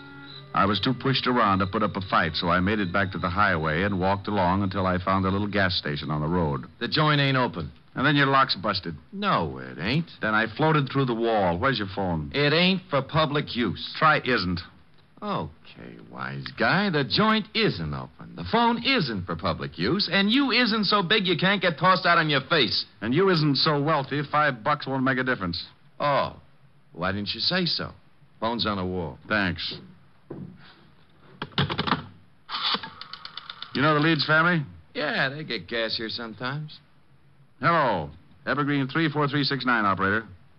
How far is the house from here? I'm a little turned around. About a half a mile. Hello, Francis? Is Lieutenant Levinson still there? No? Well, just tell him to get out to 19319 Jackson Heights Boulevard. I've got a killer for him. Yeah, oh, my goodness. Now, hurry it up. You a cop? Shamus. What do you take for the use of your car for an hour? My wife would kill me. I'll drive you wherever you want to go.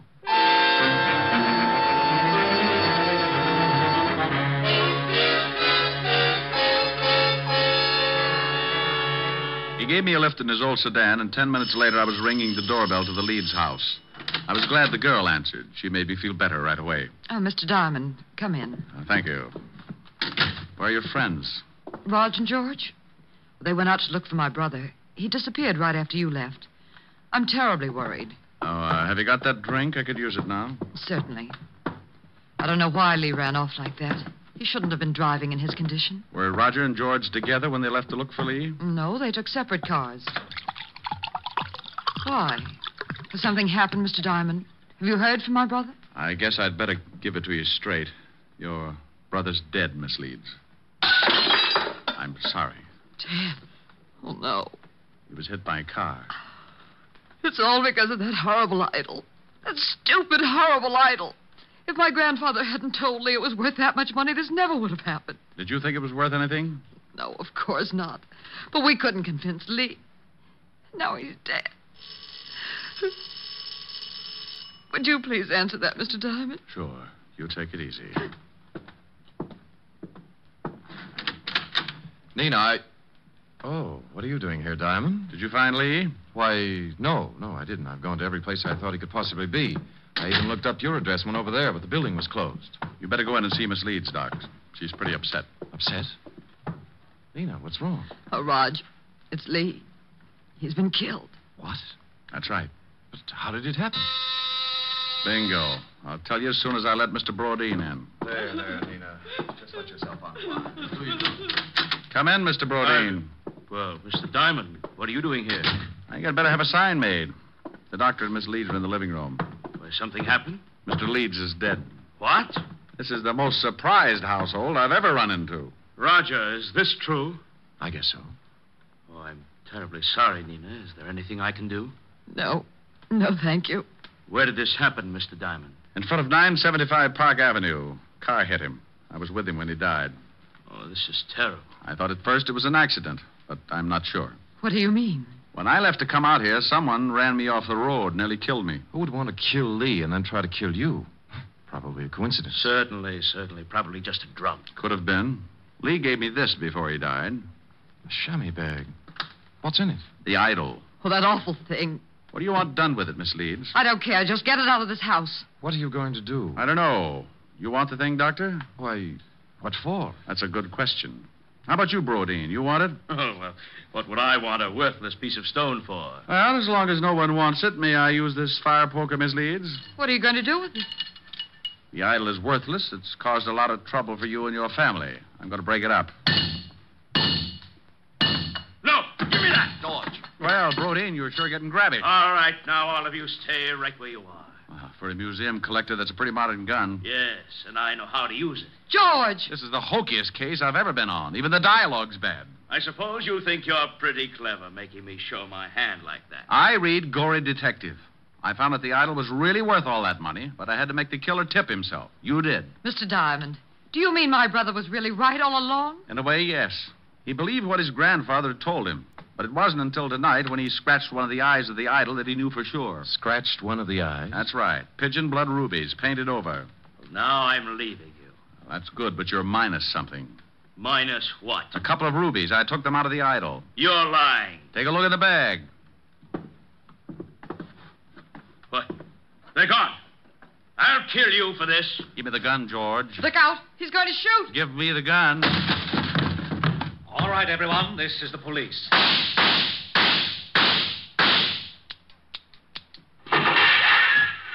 Oh. You killed Mr. Diamond. He shot Diamond, all right, Lieutenant. Put the bracelets on him, Otis. Sure. Come here, you. Not him. Put him on Diamond for disturbing the peace. Pin the medal on the other guy. No. Sure thing. How do you like that, wise guy? Oh, no. Rick? Oh, I'm dying. Ricky? Oh. Rick, wake up. All right, George. Drop the gun. Rick, you've been dreaming. Oh, Helen. Oh, you were having a big, fat nightmare. I came down from upstairs and you were asleep on the couch with Gory Detective. Oh, well, I started reading some story and I got mixed up with Egyptian idols and the rubies. I got shot. That's the case of the ruby eyes. That was the craziest dream. I solved the crime and got shot 6 times for my trouble. Oh, Lieutenant Levinson and Otis came in and arrested me for disturbing the peace. After you were shot 6 times? Yeah. Otis loved it. That wasn't in the magazine. I worked out my own ending. Move in. That's pretty. What are the lyrics? Well, an awful lot of them. I'll sing them. Okay. I'm sitting high on a hilltop. Oh, I remember that. Tossing all my troubles to the moon. It's from Thanks a Million. Where the breeze seems to say, don't you worry. With Alice Faye. Things are bound to pick up pretty soon. Here, 'neath the sky on the hilltop, seems to me the world is all in tune. I forget all the bustle and hurry, tossing all my troubles to the moon. I know someone will love me, and everything will be just grand. Just so the stars up above me continue doing business at the same old stand. It's mighty sweet in the evening when I've had a busy afternoon, sitting high on a hilltop, tossing all my troubles to the moon. Sing it again, Rick. I'm sitting high on the hill. Oh, Rick, the grouse. Yeah, listen to that. Where the breeze seems to say, don't you Hey. worry. How you like that, wise guy? Oh, that's really awful. Yeah, well, maybe you know how I feel when you open that big bazoo of yours. You mean I sound like you do? Look, Diamond, what do you think the rats keep jumping out of my window for? Well, maybe if you had some plastic surgery. And your crummy jokes are as bad as your crummy singing. So please, save the world from a horrible fate and cut your throat or something. Oh, yeah? Well, let me tell you, old boy. I'm sitting high on a hilltop. Hey, you! Shut up! We want to hear Diamond. Yeah, shut your big bazoo! Yeah, shut up! What's that? You heard us. We want to hear Mr. Diamond. No. Rick. Yeah, my dear public.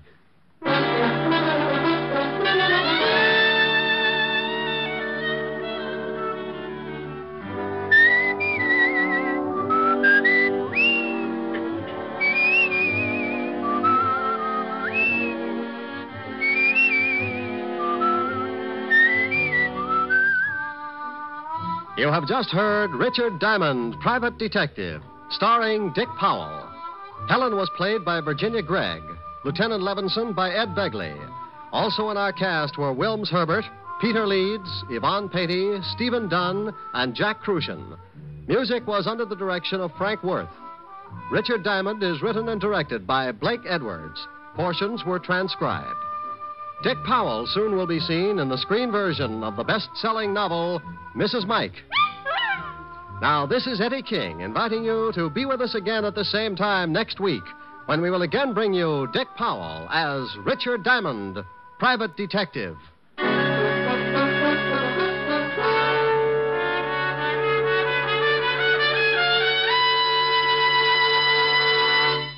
What's on NBC tomorrow? Detective story fans will want to hear Madeline Carroll and Basil Rathbone in the detective melodrama The Amazing Dr. Clitterhouse, tomorrow on Theater Guild on the Air. And for more detecting, listen tomorrow for The Adventures of Sam Spade. He'll present his most humorous caper of the season. Yes, you'll enjoy both Theater Guild and Sam Spade tomorrow on NBC.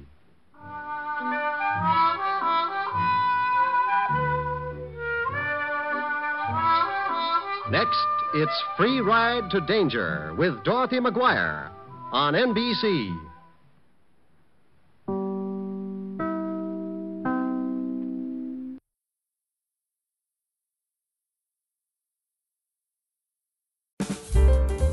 Thanks for watching Golden Age Radio. We have new episodes every day. Sit back, close your eyes, relax, and let your imagination take over. That's right. Radio is theater of the mind. So listen while you work, rest, drive, or sleep. Just be inspired. Let us know your thoughts. We strive to provide the best programming for you. Visit G3PL.com for your WordPress needs. Subscribe for more videos.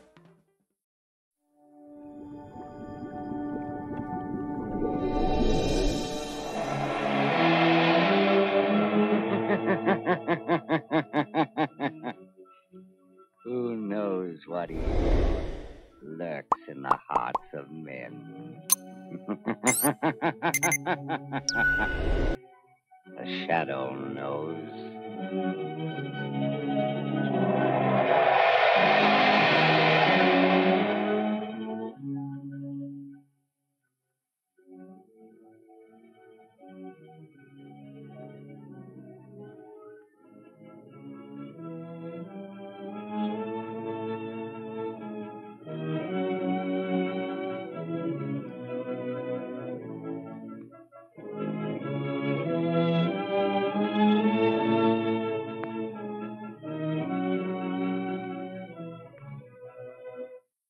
Ladies and gentlemen, the Shadow's exciting adventure starts in a moment.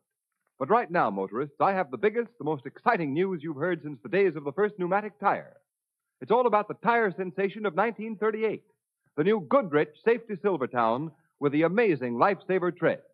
This new kind of tire is utterly different in appearance, design, and action than anything you've ever seen or felt. At the first sign of a skid, it turns the wet road under your car into a dry track and stops you quicker, safer than you've ever stopped before. Hard to believe? Just listen to this startling proof. In exhaustive road tests made by the largest independent testing laboratory in the country against regular and premium price tires of America's 6 largest tire manufacturers, no tire tested, regardless of price, came up to this new tire in non-skid action. These severe tests, made over a 3-month period, also proved that the Silvertown gave more non-skid mileage than any of the other tires tested in its own price range. Averaged 19.1% more miles before the tires wore smooth. You'll never know what the word stop really means until you've felt the grip of the new Silvertown on a wet, slippery road. For safety's sake, make your next set of tires Goodrich, spelled Goodrich. Goodrich Safety Silvertown.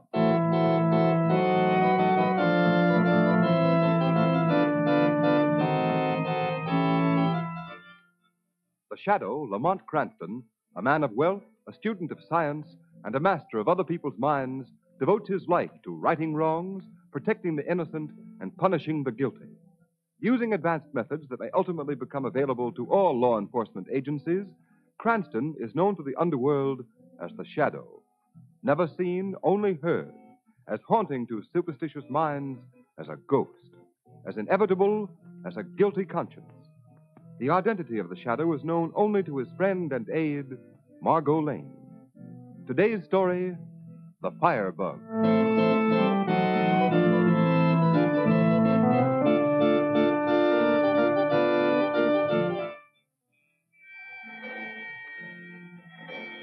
Fire reported at 4th and Chestnut Streets. Blaze at 4th and Chestnut. Fire reported at 4th and Chestnut Streets. Blaze at 4th and Chestnut.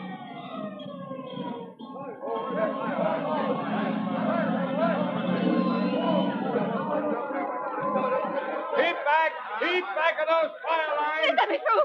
Let me through! My baby's in there! I've got to save her! I'm sorry, ma'am. We can't let you in there. You'd be burned to death. Look, officer, I've got to get through there. I've got to, I tell you. My mother and sister are in that I building. don't care. Get back. Hey, you, get back. Stop that guy. Don't let him get in there. Stop him.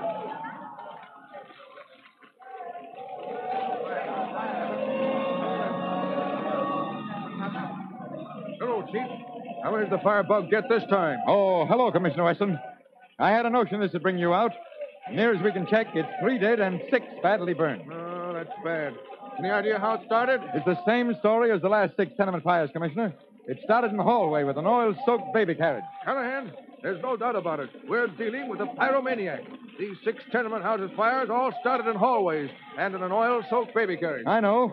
That's what my department's been trying to hammer into your heads for the past 10 days. What's the matter with your police force?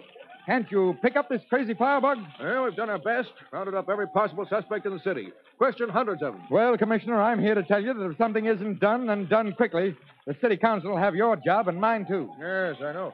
Careful what you say, Callahan. Here comes a couple of reporters. Well, Weston, it looks like that crazy firebug's put another one over on you. What's the matter, Commissioner? Can't you find this nut who's running around with a box of matches and a can of kerosene? We're doing everything possible. Yeah, and meanwhile, a couple of dozen poor devils get burned to death.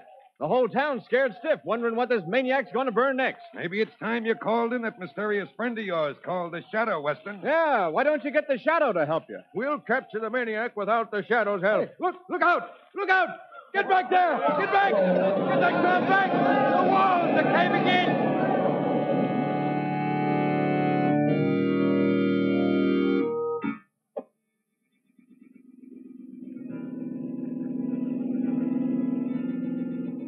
You know, Lamont, I feel sorry for Commissioner Weston. The newspapers are writing the life out of him. Listen to this editorial. Enter the Shadow.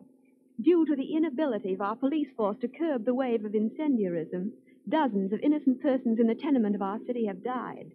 Weeks have passed, and yet the fiendish criminal responsible for these fires has not been apprehended. It would appear that again the people are in need of help from that mysterious figure known only as the Shadow. Yes, Margaret, the newspapers are treating Weston and his police force pretty roughly. Pyromaniacs are one of the most difficult type of criminals to deal with in the world. Therefore, enter the Shadow. Yes, Margot, but this time, if it's humanly possible, I'm going to see that Weston gets the credit for breaking this case, if it can be broken. Is that why we're driving through the tenement section now? Yes, Margot, I've been checking a theory of mine for several days now. Yes, but only as Lamont Cranston, the amateur criminologist. Well, here we are. It's just another tenement house, as far as I can see. Except that it has a fur dealer's shop on the ground floor. Wait here for me, Margot. I'm going in there. I won't be long. If you see a mink coat lying around somewhere, you might bring it out with you. It might make up for the agony of curiosity you're causing me. Well, I can tell you this much before I go in, Margot.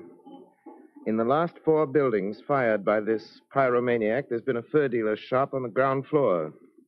The man who runs this shop here had his establishment in the last place that went up in flames.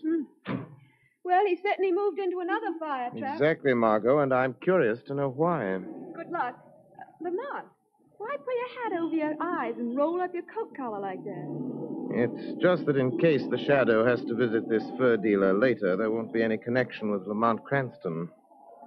Wait here, Margot. Don't under any circumstance come in that shop. All guns! All guns! All guns! Antonio, you come in the house right now. Come on, though. Hurry up. Hey, what can I do for you, miss? I'm trying to match a piece of fur. You seem to have quite a collection here. I don't sell retail. Who sent you? Didn't you used to have your shop over at 4th and Chestnut? I moved. Oh, yes, that's right. The building you were in burned down. I hear several people burned to death. Yeah, so the papers said. You lost all your stock, I suppose. Were you covered by insurance? Look here, I got no time to talk to you, mister. You better go match your fur someplace else. Wait a minute now, not so fast. I might be interested in some furs in wholesale lots if the price was right. You come back some other time. I ain't got time to talk to you now. You don't seem very anxious to do business. Could it be that you don't care very much about selling furs you carry in stock? What do you mean, mister? Who are you anyway? What are you coming around here asking a lot of questions for? Trying to make me talk. What do you want? Well, at the moment, I'd like to know why you're so anxious to get rid of me. You expecting someone? What if I am? It's none of your business. So get out of here. If you don't mind, I think I'll just have a little look around. If you haven't got what I want in the way of furs, I won't come back. Nobody asked you to come here in the first place. Hello, Vanelli. Well, I see you're all set up in your new joint. Yeah, I got a customer over here behind the rack. Oh, I see. Copper? I don't know. He said he'd come in here to match some furs. He looks phony to me. Yeah. Listen, Vrelly. Go lock the front door and pull down the blinds. We'll soon find out what he's here for. Okay. We better take him in the back room. Oh, once over quick with the brass knuckles will do the trick if we won't talk without him. He's right back there. Where? I don't see anybody. Why, right in it. Hey, he ain't here. But he was just a couple of minutes ago. I seen him go in between those two racks. Maybe he heard us talking and beat it out the back way. No, he can't do that. The door's locked. I got the key in my pocket. Then he's got to be here somewhere. He couldn't have gotten out. Hey, Eggman, wait a minute. You hear that? Yeah, you heard it. Came from back there in the corner. Come on. Hey, look out. Maybe he's a cop. Got a gun. No, Borelli. I am not from the police. And I carry no gun. Boss, that boy's. Wait. It came from the corner. But there's nobody there. Nothing. All right, shut up. There must be somebody there. Come out of there, you, and come out with your hands up, or I'll fill you full of lead. Things in the shadows are best left in the shadows, Hegman. Who are you? What are you doing here? What do you want? I'm looking for a man. 2 men. Perhaps more. Who have burned scores of innocent people to death. Caused thousands of dollars damage to property. And terrorized the whole city. I think I have found them. He knows. Keep your mouth shut, Riley. Yes, I know. You betrayed yourselves. Who are you? Come out of there, I swear I'll shoot. I am the Shadow, Hegman. Shadow? Hegman. The newspapers for days now, they've been saying the Shadow fella could find out who set the fires. And now he's here in the shop. Shut your mouth, Riley. Or I'll shut it for you for good. Yes, Hegman. A bullet would silence Varelli, but nothing you can do can keep me from reading the thoughts that are racing through your mind. You're caught, and you know it. Reading our thoughts? You're crazy. It can't be done. Yes, it can. I can read your mind. It is making pictures like the writing on a slate. You've given me the motive for these crimes. You're a broker. Sure, that's right. Hegman's a broker. Shut up, Varelli. Yes, Hegman, you write heavy insurance on the stock of men like Varelli. On stock that doesn't exist. You're not reading my mind, Shadow. You're just guessing. You're smart, but you're not smart enough or you wouldn't have walked into this place. And I'm telling you here and now, you'll never walk out. The door's locked. I don't care how much you know. Because you'll never live to tell it. A bullet from that gun won't save you. You've set your last fire. Hey, boss, he knows everything. What are we going to do? I tell you what we're going to do. Varelli, get me that can of kerosene. But it's in the back room, boss. I'm afraid to go. go. As I tell you, you yellow-livered fool. So I've set my last fire, have I, Shadow? Yes, your last fire. Morelli, don't stand there. Do as I tell you. Get that kerosene. Go on. Hey, but this Shadow, I can't see him. I don't know where he is. Listen, you fool. I've heard about the Shadow. He has some trick of being able to appear in a room without being seen. But he's here all right. And if he lays a hand on you, if he tries to stop you, grab hold of him and I'll do the rest. Go on, I tell you. Lamont! Oh. So you don't work alone, Shadow. You've set a trap for us. Well, you're caught in your own trap. Quick, Morelli, get that kerosene. All right. I'll get it. Lamont, Andre, are you in trouble? Why don't you answer, Shadow? I'll deal with you alone, Hegman. Lamont, I'm going to get the police. Before the police can break in here, you'll be burned. Here's the kerosene. Pour it on the floor. Throw some on those fur racks. Hurry up. That girl's gone for the cops. We go out the back way and lock the door, huh? And then this Shadow, he die quick. All right, Shadow. Now, you just try to come through this back door, and I'll finish you off with a bullet before the fire can get you. Come on, Burley, that's enough. Get back. Get ready to slam this door the minute I touch a match to this newspaper. You're signing your death warrant, Hegman. No, Shadow, yours. Don't think you can break through the front window and get out because it's covered with steel wire. All right, come on, boss. She go up quick. Hey, boss, what's that noise? Just a car in the street. Come on. We're getting out. Close the door. Lock it.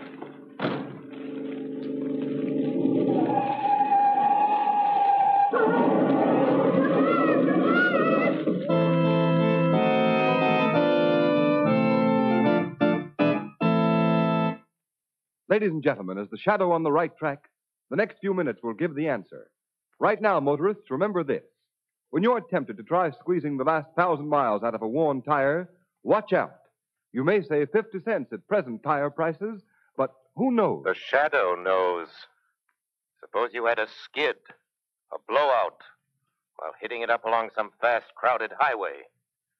Think what it might cost you in repair bills, doctor bills, hospital bills. Take the Shadow's advice. Play safe. Yes, motorists. And the way to play doubly safe is to ride on the new Goodrich Safety Silvertowns. Because this new safety sensation is really two great tires combined in one. Outside, every new Silvertown has the lifesaver tread that reduces the danger of skidding as never before, gives you and your family a new feeling of security no matter how wet the weather. Inside the Silvertown tire is the famous Golden Ply protection against high-speed blowouts that has already saved thousands of lives. Why should you risk your neck through skid or blowout when today you can get life-saving protection against both of these common driving hazards without paying a cent extra? Replace unsafe tread-worn tires with a set of the new Goodrich Safety Silvertown, the tires that give you the skid protection of the sensational lifesaver tread, plus Golden Ply blowout protection at no extra cost.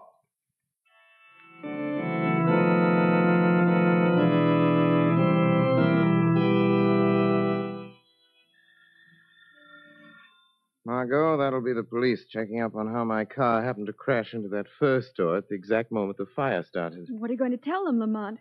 I got away in the crowd before anybody had a chance to see me. The police said over the phone that my car was being driven by a young woman. Then they suspect... I don't think so, Margot. I told them the car was stolen. Well, that makes a criminal out of me, doesn't it? No, but you're safe, and that's all that matters. Yes, for once I'm glad you disobeyed my orders, Margot, but now you'd better go in my study and wait. I don't want the police to find you here. All right, Lamont. I hope they don't get suspicious as to what really happened and discover that you are the Shadow.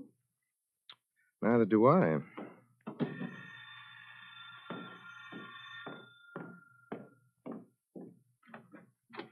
Oh, good evening, Sergeant. Come in. Sorry to have kept you waiting. That's all right, Mr. Cranston. I've just got a few routine questions to ask you in addition to the information you gave us over the phone.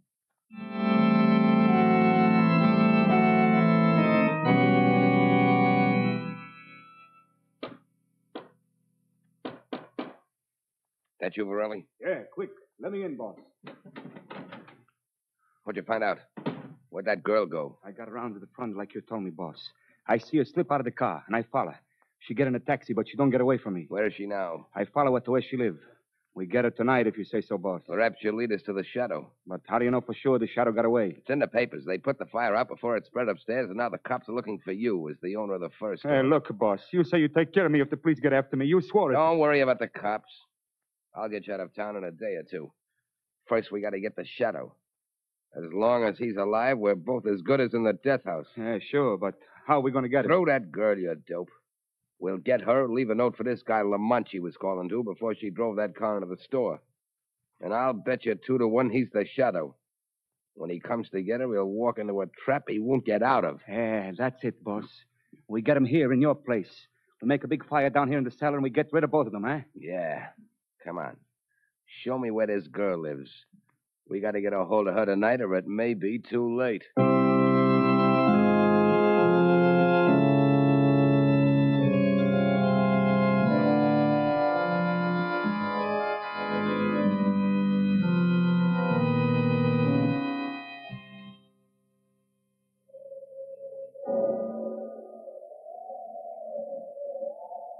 Right here. This is the house I trailed the girl to. And that's the window in a bedroom. Yeah? She's got a maid, but I think she's gone now. Okay. She's had plenty of time to get to sleep since that light went out. Go in the window into her room and get her, Varelli. But suppose she wake up. Maybe she screams. Not if this gag you put in her mouth quickly enough. It's soaked with chloroform. You wait here and help me carry her down the fire escape, huh, boss? Yeah, I'll wait right here by the window. While you're getting her, I'll pin this note on the curtains. Now go on, get that window up and get in there. Okay, boss. Now don't bump in anything. Just grab her and slap that gag in her mouth and hold it till the chloroform does its stuff. All right, I'll get her. You watch.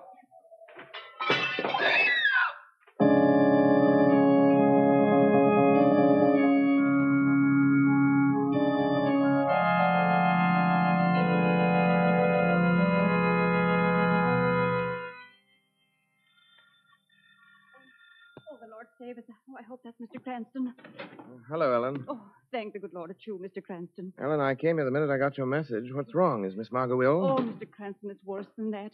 Miss Margot, she's gone. She's been taken right out of her bed and out of the window. She's been spirited away. Well, how do you know? Did you see it happen? Oh, no, sir, but, I know. I was in my room and I heard a scream. And I run in here and there was the note. A note? Where? Oh, in the bedroom there, pinned to the curtains. Come here, look, see. Good heavens, Ellen. When did this happen? Oh, about an hour ago, I think. The clock had just struck 2. You notified the police? Oh, no, sir. I didn't dare because I read that note first and it said not to call the police or Miss Margaret would be killed. Here, read it, Mr. Cranston. Hmm. Oh, dear. You Poor did Miss right Margot. in not calling the police, Ellen, so they trailed Margot here. Knew that perhaps she could lead them to me. Oh, what are they going to do to Miss Lane, sir? Hold her for some ransom money? No, it isn't that, Ellen. Oh, but Mr. Cranston... I can't explain now, but listen, Ellen. If you want to help your mistress, you must do exactly as I say. Oh, yes, sir, I'll do anything. I'd give my life. I know you would. I just want you to stay here. Don't talk to anyone. Don't tell anyone what's happened till you hear from me. Do you understand? Oh, yes, sir, I understand. Where are you going? I'm going to do exactly as the note says, Ellen. I'm going to find Miss Margot and bring her back with me. If I'm not back in 2 hours and you haven't heard from me, turn that note over to Commissioner Weston of the police department. Remember that, Ellen. If I'm not back in 2 hours, take that note to Commissioner Weston. Oh, dear God. Don't let nothing happen to him. Don't let nothing happen.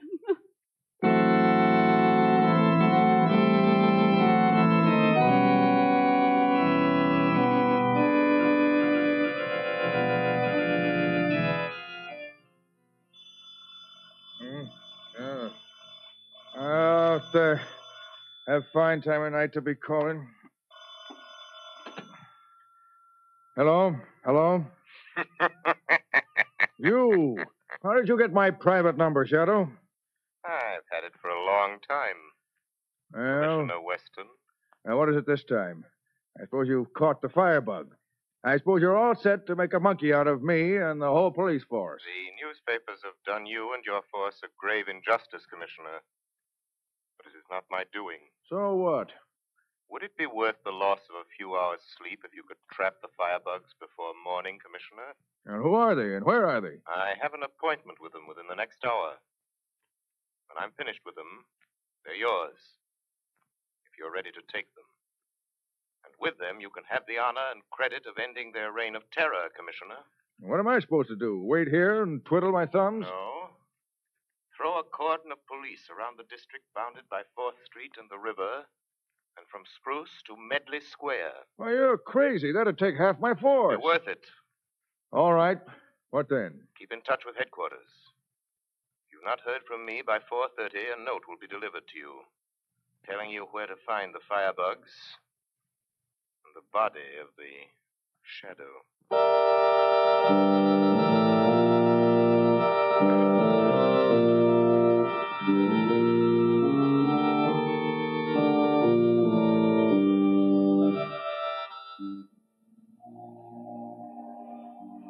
Listen, you, I'm going to give you one more chance to talk. You can't make me talk. I'll never tell you. Oh, well, maybe you'll think different after I've burned your fingers with a few more matches. I won't tell you. I won't. Who is the shadow? Where is he? Talk! Or is this only a taste of what you'll get? You don't like that, eh? Well, talk. Oh, no, I won't tell you. Hey, listen, boss. Yeah? I ain't gonna stay up there in the dock anymore. I'm scared. I don't wait no more for somebody I can't see. Get back up there, Varelli. Get up there and wait till I tell you. If you don't, I'll give you something to be scared of. But it's dark. I can't see. All the time in the dark, I keep hearing noises, sounds. Just now, I think I hear somebody laugh. What? Boss, something slammed the door. So we meet again. Boss, he's here. The shadow is here. Shut up, you gibbering fool, Varelli. Sure he's here, and that's just what I want. Listen, Shadow. Don't come near me. I'm warning you. I've got a gun pressed against this girl's head. One false move out of you, and I'll pull the trigger. Go on, you. Tell him I'm not bluffing. Lamont, why did you come? They used me to get you here. To make you walk into a death trap. They're going to kill you. They'll kill us both. It's all right, Margot. Maybe we can... Varelli, stand by that door. If the shadow tries to get out, use your knife. Remember, if he gets away, you'll go to the chair. All right, boss. I watch. Oh, Lamont, I'm sorry. This is my fault. All my fault. Just a minute, Margot. Now that I'm here, Hegman, what do you want? I just wanted you here, Shadow. That's all. I see. And you prepared another trap, another fire trap. You guessed it. And this time the girl won't get you out of it because she'll be right down here in the cellar with you. Come on, boss. Quick, we get out now. Lock the door and start a fire. Stay where you are, Varelli. Don't open that door till I tell you. Yes, Varelli. Listen to him. Do as Hegman orders you. And you live a few minutes longer. Then you'll die with a bullet in the back. Who'd do that? Your boss, Hegman. No, the boss would not do that. You're lying, Shadow. He plans to kill us because we know too much about him. But you, Varelli, know more. Not until you're dead will he be safe. It may be a few minutes, an hour, a day. What do you mean, Shadow? Don't listen to him, Varelli. He's thinking about killing you, Varelli. I'm not going to kill you. You can trust me. You forget I can read Hegman's mind, Varelli. Don't you believe him, Varelli? He's just saying that to get you. But he can read the mind. In the shop, he did it. No, I tell you, you're my friend. You know too much about Hegman, Varelli. The Shadow is right. I know too much. Only when I'm dead will you be safe, boss. Two can keep a secret. Only when one is dead, Varelli. When one is dead, Varelli. Listen to me. When one is dead. When one is dead.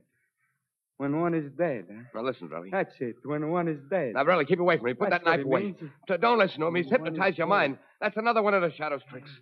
Dead, huh? No, Varelli. Oh. All right. Yeah, I meant to kill you, Varelli. I was going to do it the minute we got rid of the Shadow and his girl. But I don't need you now. I got them trapped, and I'll give you yours now. Here. You killed me. But before I die, I'll get you, boss. Get up. I stab you. I take you with me, boss. We keep a cigarette together. Oh. Lamont. Here, let me cut your ropes, Margot. Oh, yes, Lamont. Then get out of this place and go back to the apartment. Get that note from Ellen. Destroy it. The secret of the Shadow must remain a secret. Lamont, come with me, please. There's nothing more can be done here. The pyromaniacs are dead. Yes, Margot. The firebugs have set their last fire. There's one more thing to be done. Well, what's that? I must get in touch with Commissioner Weston. I promised him I'd give him the credit for capturing the criminals. And he and half the police force of the city are waiting out there in the streets. The Shadow always keeps his word.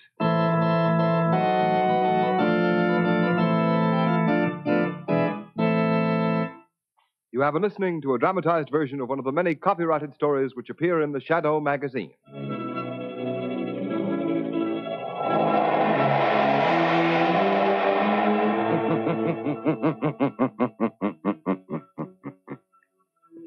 The weed of crime bears bitter fruit. Crime does not pay. The Shadow knows.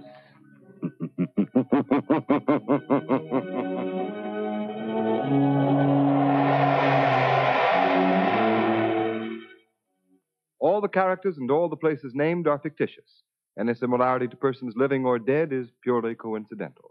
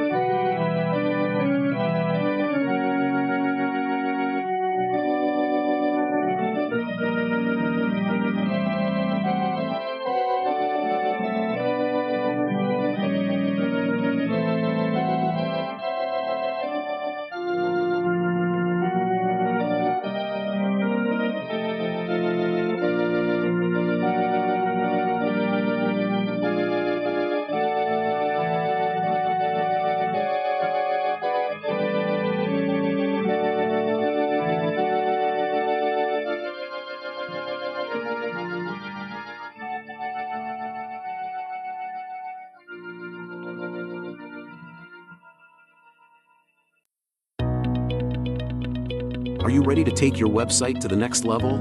Introducing WordPress training from G3PL.com. Learn from the experts with live training sessions. Discover the power of WordPress, from building your first site to advanced customization. Visit their website at G3PL.com or email them wp@g3pl.net. That's wp@g3pl.net. Start your journey to online success now. Hello? Yes, this is the Falcon speaking. Oh, Paula. I'm glad you called. Now, you'll have to cut me out tonight, Angel. I'm all jammed up. Some girl just learned that things have been kind of slow for me lately, and she's planning to give me the business.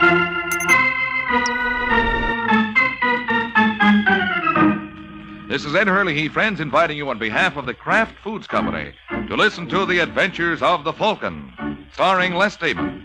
You met the Falcon first in his best-selling novels. Then you saw him in his thrilling motion picture series. Now join him on the air when the Falcon solves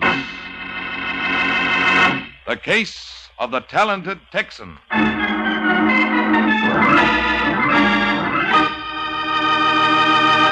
Before the Falcon solves today's case, I have a question for you.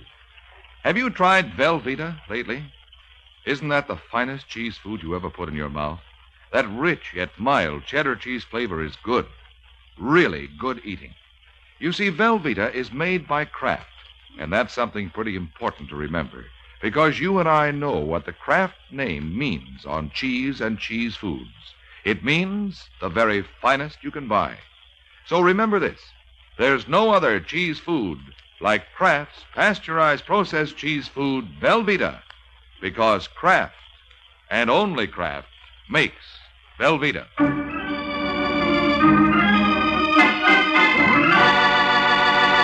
Now, the case of the talented Texan.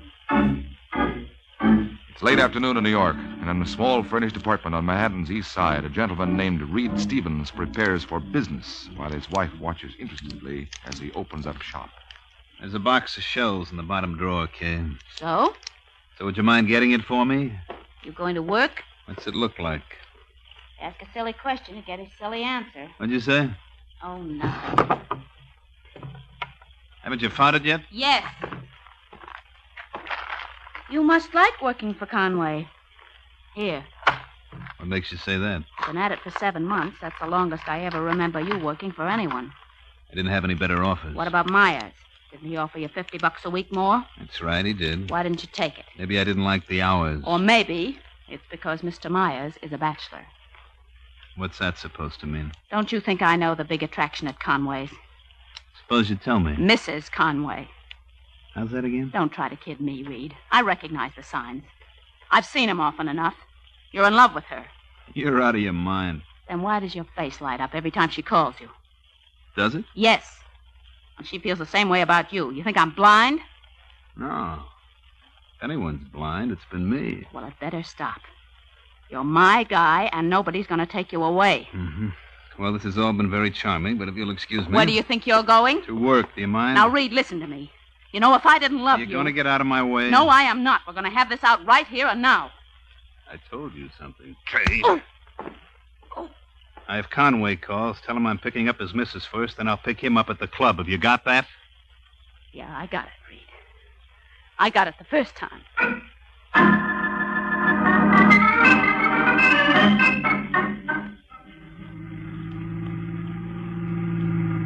I don't want to heckle, Reed, but you know where you're going? That's a very good question, Mrs. Conway. Oh, do you?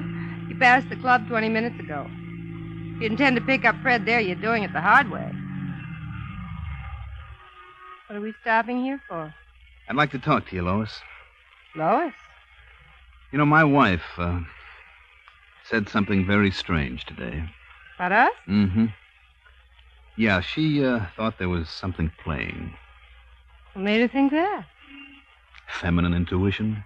Don't ever sell it short. And she was right? Well, no, as it happened, she was wrong, but that's your fault. I went for you the first day I saw you at the club. 7 months ago? 7 months ago. We wasted a lot of time, Reed. You're right, baby. We got a lot of time to make up for.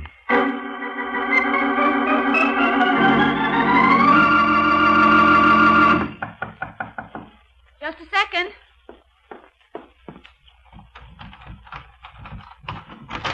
Yes? You're Kay Stevens, aren't you? That's right. My name is Fred Conway. I know. I'm flattered. May I come in? Well, Reed isn't home. That's why I picked this time to call. Oh. Won't you sit down? I believe I will. Would you like a... Not a thing, thank you. I have everything I want. Or perhaps I should amend that statement. I had everything I wanted. I don't follow you, Mr. Conway. Please call me Fred. Your husband does. Well, Reed doesn't like me to take liberties. Obviously, what's sauce for the goose isn't sauce for the gander. I don't understand you. Of course you do, Kay. You're a smart woman. I'm sure it won't come as any shock to you that Reed has been seeing my wife for 5 weeks now. Well? Well, what do you propose to do about it? Nothing. Nothing? This may be a new experience for you, Mr. Conway. Fred. But it is an old story in this department. Oh, have there been others? Dozens. And Reed always comes back to me. Did it ever occur to you that one day he may not? What do you mean? Someday he might meet the one woman who can keep him interested. Who knows? It could be Lois.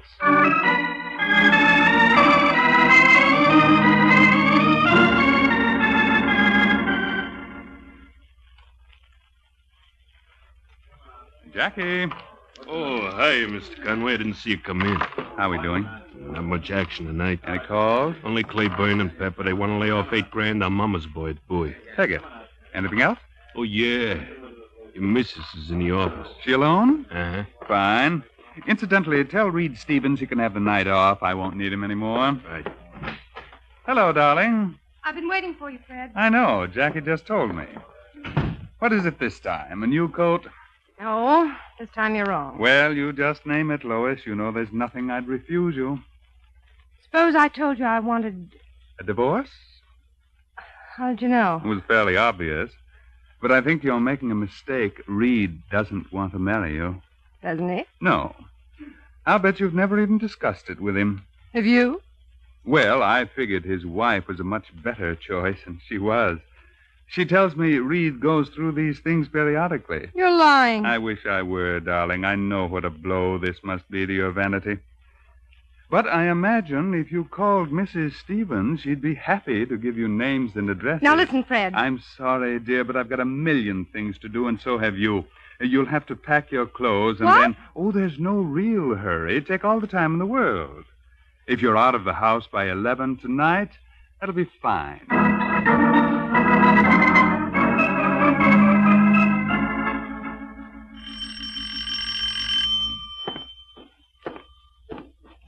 Hello, I guess you must have been expecting someone else. What do you want? You Reed Stevens? That's right. I want you. Now, look, mister. Just call me Tex. What's the idea of the cannon? What's generally the idea? You nuts? If somebody don't like you, Reed, you must have gone out of your way to... Just keep your hands right where they are. Hey, it's a nifty-looking solo you got there. Mind if I see it? Boy, that's what I call a beauty. But it set you back. Now listen, Tex. Sure wish I could afford one like it. Yeah, don't think much of your shooting iron. Too clumsy. Look at all the effort you got to use to pull the trigger. I guess I was wrong. It don't seem to take any effort at all.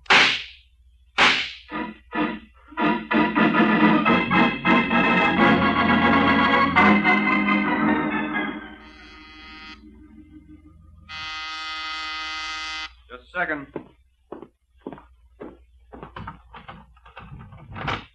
Yes? I'm looking for Michael Waring. Come in. Well, I'm afraid there must be some mistake. Are you Mr. Waring? That's right. I mean, are you a private detective? I got a license that says so. Well, where's your office? I don't have one. I work right out of here. Disappointed? Well, And I don't have a beautiful blonde secretary or a desk full of empty liquor bottles either.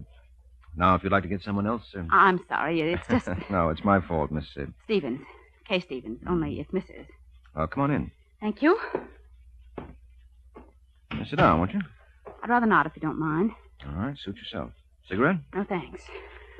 Okay, let's get down to cases. I want a divorce. What do you expect me to do about it? Well, I'll need evidence. So you want me to do a little keyhole peeking? Huh? Yes, his name is Reed Stevens. You mean his name was Reed Stevens? What? That's a funny thing, Sergeant, but I don't remember you knocking. Come to think of it, I don't remember that either. What do you mean my husband's name was Reed Stevens? Well, don't you always use the past tense in connection with a deceased? What are you trying to say? He's been murdered, Mrs. Stevens. No. Yes, nobody knows that better than you. Where is he? Where is he? I've got to see him. You will. You care to join us, Mike? Is it a pinch? It is indeed.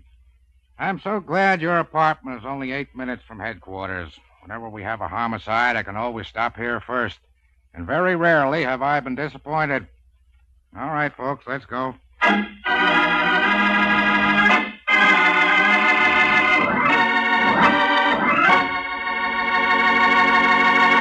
This is Ed Hurley again, friends. Well, while Sergeant Corbett and Mike go to headquarters with Mrs. Stevens, I'd like to tell you about an idea that will save you money next time you go to your food store. Just get a loaf of Velveeta, Kraft's smooth melting pasteurized processed cheese food. You can melt Velveeta for a golden smooth cheese sauce that'll do wonders for leftover bits of meat or seafood or vegetables. And it's so easy to make. Just melt a half-pound of Velveeta in the top of your double boiler. You needn't cut that half-pound piece of Velveeta up at all, because it melts so easily and smoothly without any lumps. Then simply stir in a quarter cup of milk, season, and there you have a fine-tasting cheese sauce with a grand, rich, yet mild cheddar cheese flavor. And this delicious sauce adds fine nourishment to those leftovers, too, because Velveeta is so rich in important food values from milk. It's digestible as milk itself, so even the smallest youngsters can enjoy it. Whether you melt golden Velveeta for a wonderful cheese sauce or slice it thick for hearty hot or cold sandwiches or snacks, make Velveeta your handy helper-mother. Get a 2-pound loaf tomorrow and enjoy America's favorite pasteurized processed cheese food, the one and only Velveeta, made by Kraft.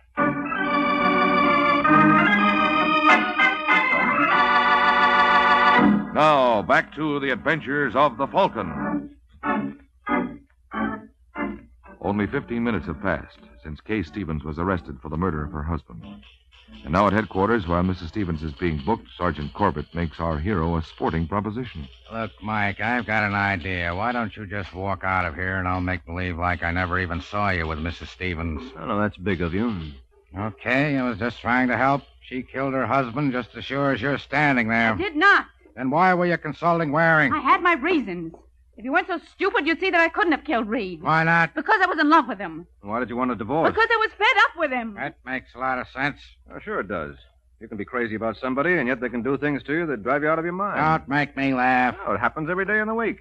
It's the old story of not being able to live with someone or live without him. She managed it nicely. I tell you, I didn't kill him, Sergeant. You knew he was chasing around. He did it before? But this time he wasn't coming back. He always came back. If you were so sure of that, why did you go to Waring to get you evidence for a divorce? Oh, I don't know. I'm all mixed up. You weren't so mixed up that you couldn't hire a professional gunman? That is not true. All right. Lay off it, Corbett. What's this about a professional gunman? We got a description of the lad who actually pulled the trigger. Who is he? We're not sure yet, but according to the building superintendent, he was a tall, red-headed boy who spoke with a Western accent. You think Mrs. Stevens hired him? Yes. You're crazy. I would never do anything to hurt Reed. All right, that's enough, Kay. Who was the other woman this time? I've no idea. Well, if she's bashful, I'll tell you. It was Lois Conway. Lois Conway? Freddie's wife. You know her? Not personally. Oh, really? Maybe I'm missing something. Take it easy, Kay. I'll keep in touch.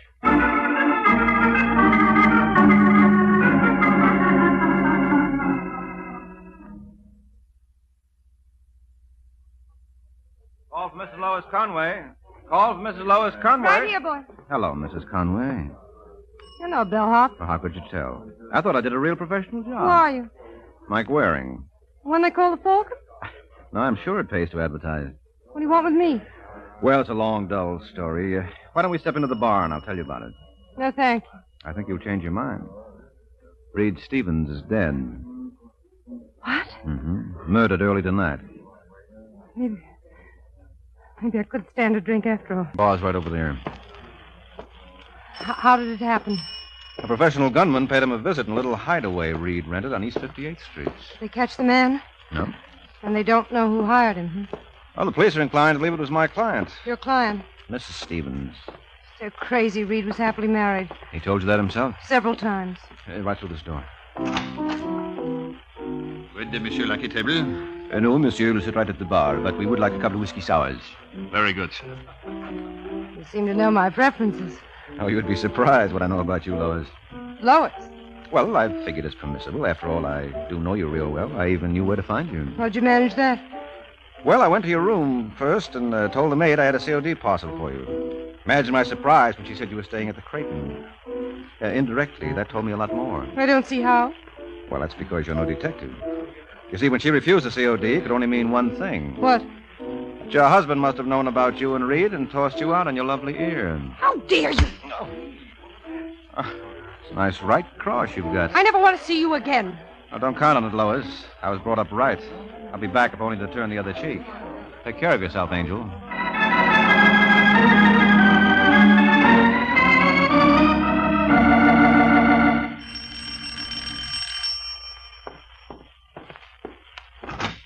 Hello, Conway. Waring. I dropped by earlier tonight. So the maid told me. Come in. Thanks.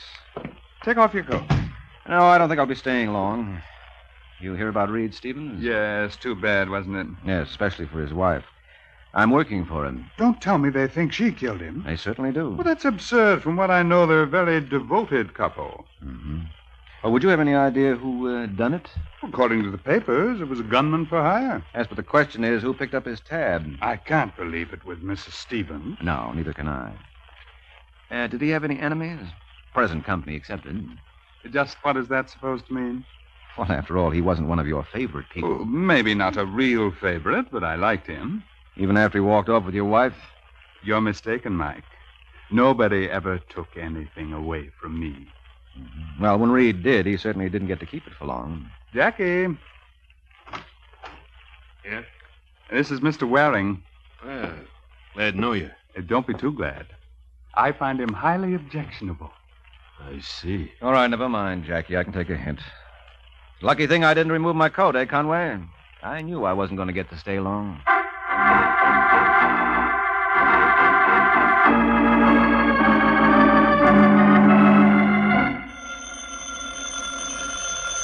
want me to... Never mind, Jackie. I'll take it. Hello. That you, Freddie? Yes, Lois. I called several times before. So Jackie told me. Will it be all right if I come home and talk to you? No, it won't. Just for 5 minutes? It's out of the question, darling. Look, Freddie, I don't blame you for feeling the way you do. I realize how you must hate me. Nonsense. I'm extremely fond of you, Lois. Well, then couldn't we... No, I'm afraid we couldn't. It won't ever happen again. Certainly not with Reed Stevens, anyway. You've got to give me another chance. I'll make it up to you. I swear I will. You just don't seem to understand, Lois. I'm not interested. Who do you think you're talking to, anyway? I'd like to tell you, but I think the telephone company might be shocked. Listen, Mr. High and Mighty, I know plenty about you. How would you like it if I went to Mike Waring? I wouldn't bother him. He's a very busy man. I think he'll clear time to hear what I've got to say. Don't do it, Lois. You've made one mistake already. I hate to see you make another. Are you threatening me? Would I do that to my own wife? But then you won't be my wife much longer, will you? Goodbye, dear. It's been grand hearing from you.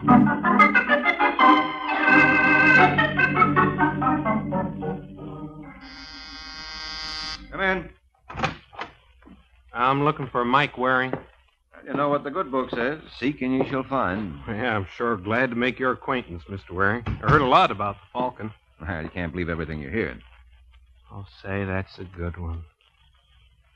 What's on your mind, Mr. Just call me Tex. Everybody does. All right, Tex it is. Sit down. Thanks. Make yourself comfortable. I'll be back. Oh, where do you think you're going? Down the hall. Come back here. I just remembered. I said come back here.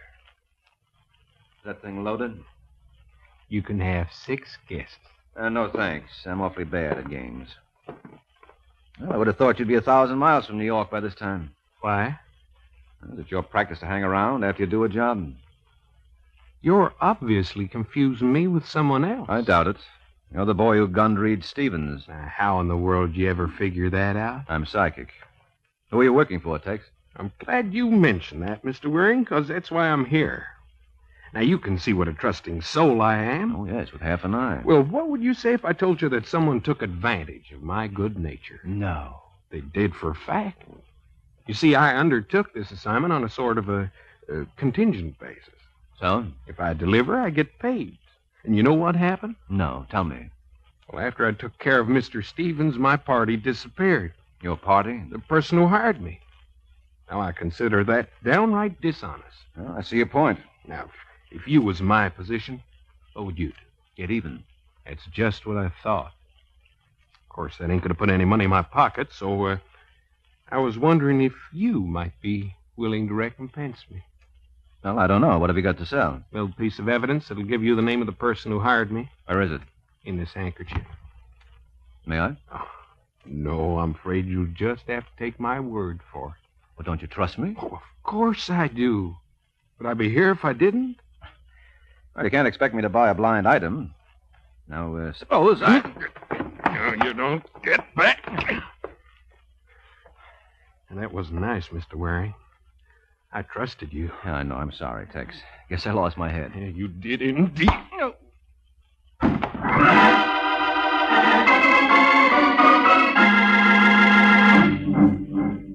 Oh. Good morning, Mr. Waring. What? You must have made quite a night of it. No, where's my head? Must be around somewhere. Oh, don't try to get up. No, I don't think I can make it. What happened? Well, I had a visitor. Our friend from Texas? How did you know? The elevator boy gave us a description. It tallied with the other. That was Tex, all right. What did he want with you? He said he had some evidence to sell. Seems he never got paid for gunning Reed. That's modern civilization for you. You can't trust a soul these days. Well, that was his feeling, too. What was this evidence he had? I don't know. He had it wrapped in a handkerchief. In this handkerchief? Where'd you find that? In the hall. Look what was wadded up inside. Empty cartridge shell. Yeah, from one of the babies that killed Stevens. What? You heard me. Well, that won't do any good. Boy, can you call him? There was a thumbprint on this shell. Whose? Whose do you think? Mr. Stevens, that's whose. I don't believe it. Well, maybe you don't, but I'll bet a jury does, and strangely enough, Mike, that's all I care about.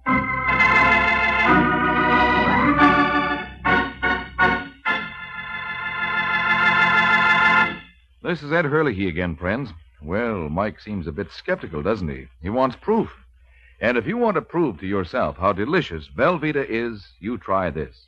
Fix toasted sandwiches of Velveeta, Kraft's delicious pasteurized processed cheese food, and serve them with relishes and your favorite beverage. You can be sure those sandwiches will taste good, because Velveeta has such a fine, rich, yet mild cheddar cheese flavor. And they'll be nourishing, too, because Velveeta is rich in important food values from milk. So make Velveeta your handy helper, Mother, for company snacks and sandwiches, and for the many ways you'll fix it for the family. Get Velveeta in the handy half-pound package or the economical 2-pound loaf. Just be sure you get genuine Velveeta.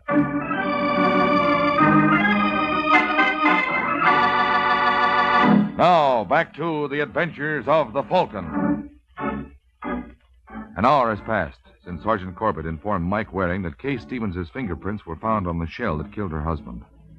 Now, as we find the good sergeant, the Falcon, are on their way to headquarters, Mike still refuses to accept the evidence. Listen, Sergeant, there must be some mistake about that shell. What kind of a mistake? You're certain that's Kay Stevens' fingerprint on it? Absolutely. Well, there must be a logical explanation. Wait a minute. Oh, no. What's the matter? I know what's coming. You see it all now. You know who was responsible for Reed's murder. Well, I do. Can you pick up Fred and Lois Conway? What for? All right, just humor me, will you? Okay, Mike, if you're going to act like a jerk, there's no reason why you shouldn't have an audience. They'll be there.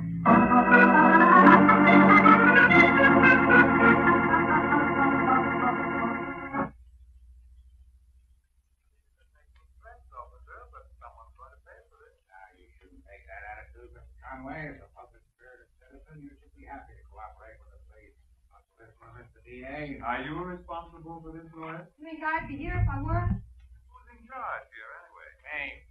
You know what's going to happen to you, Sergeant? Don't take it out of him, Conway. This is all my doing. Oh, it was? What's the idea, Will? Idea is that we're trying to determine who was behind Reed Stevens' murder. Well, why isn't Mrs. Stevens here? Looks like she should be. He is. You come in, Mrs. Stevens. Is Mike here? He's here. Okay. Think you know Mr. and Mrs. Conway? We've met. Good, then we can begin. Okay, they found your fingerprints on one of the shells that killed your husband. That's impossible. Nevertheless, it's true. How do you explain it? I can't. Did Reed pack a gun? Yes? How did he wear it? In a shoulder holster. Was he ever without it? Never. Funny we didn't find one on his body. Oh, that's not so funny. Why couldn't that torpedo have removed it? That still doesn't explain how her fingerprints got on the shell. Suppose Reed was killed with his own gun. So what? So, at one time or another, Kay might have handled it, along with the bullets. I did. I remember one night in particular, about 5 weeks ago. And how would you remember that? Because that was the night that I accused Reed of being in love with your wife. Are you nasty little... Temper. Well, there you have it, Sergeant. There I have what? Your case. Isn't it clear now who's the guilty critter? No. All right, just ask yourself, who was the first to know about the romance between Reed and Mrs. Conway? Listen, Waring. Conway? No, of course not, Sergeant. Logically, it would be Mrs. Conway. What are you talking about? I'm sorry, Lois, but I had to help them out. Otherwise, we would have been up all night. And after the evening I spent with your friend Tex, I just couldn't take it.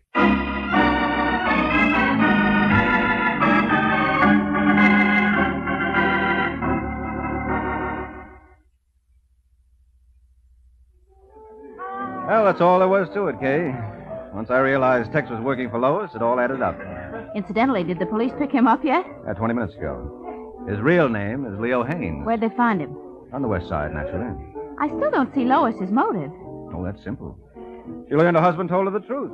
She was just another girl to Reed. And look what she gave up for him. What? Well, Conway threw her out, didn't he? Now, that's the part I don't understand. You think that Conway would have gone after Reed? Wasn't worth it to him.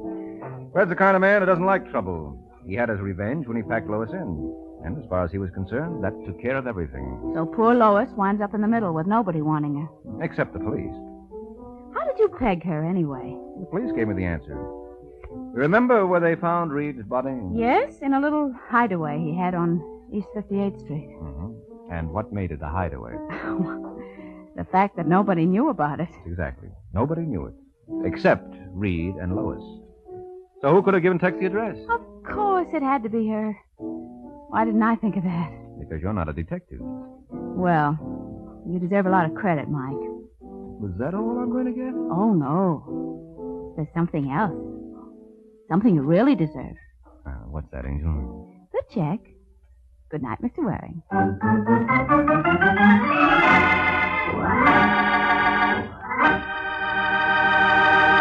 Ever find yourself at a loss when you need a hot main dish in a hurry? Well, don't let that happen to you. Always keep a package or two of Kraft Dinner on your pantry shelf. Because with Kraft Dinner, you can make delicious macaroni and cheese in just 7 minutes cooking time. Tender, fluffy macaroni with perfect cheese flavor all through it. You see, every package of Kraft Dinner gives you a special quick-cooking macaroni and just the right amount of Kraft grated to sprinkle in for wonderful cheese flavor.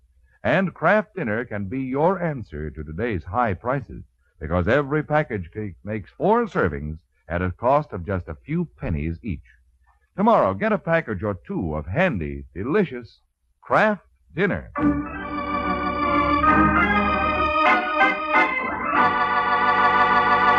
The Case of the Worried Wife.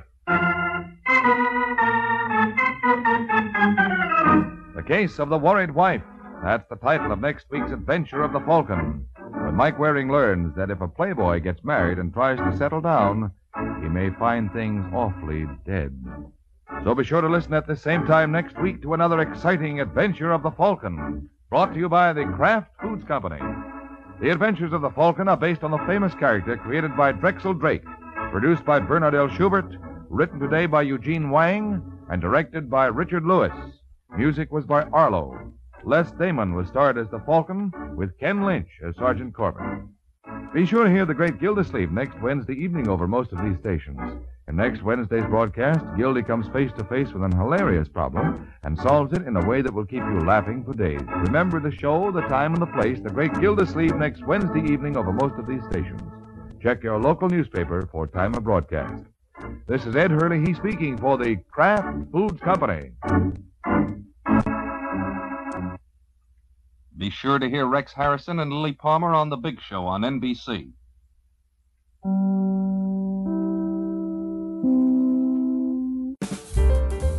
Thanks for watching Golden Age Radio.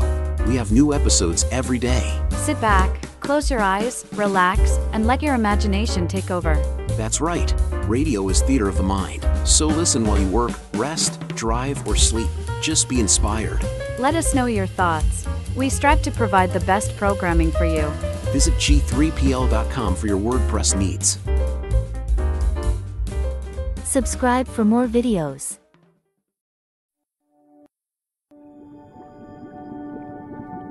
Ladies and gentlemen, the secret word tonight is lamp. L-A-M-P. Really? You bet your life.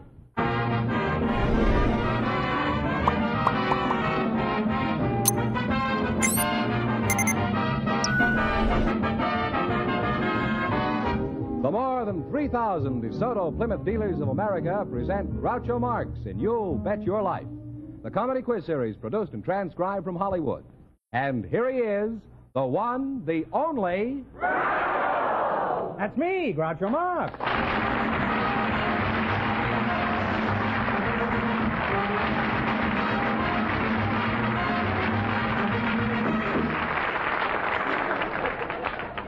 Well, here I am again with $1,000 for one of our couples. Fenneman, who's first to try for it? Well, we asked if there were any young single people present tonight who'd like to get married someday. Mm-hmm. Just before we went on the air, our studio audience selected Miss Ellen Chambers and Mr. Charles Crum. And here they come. Folks, step up here and meet Groucho Marx.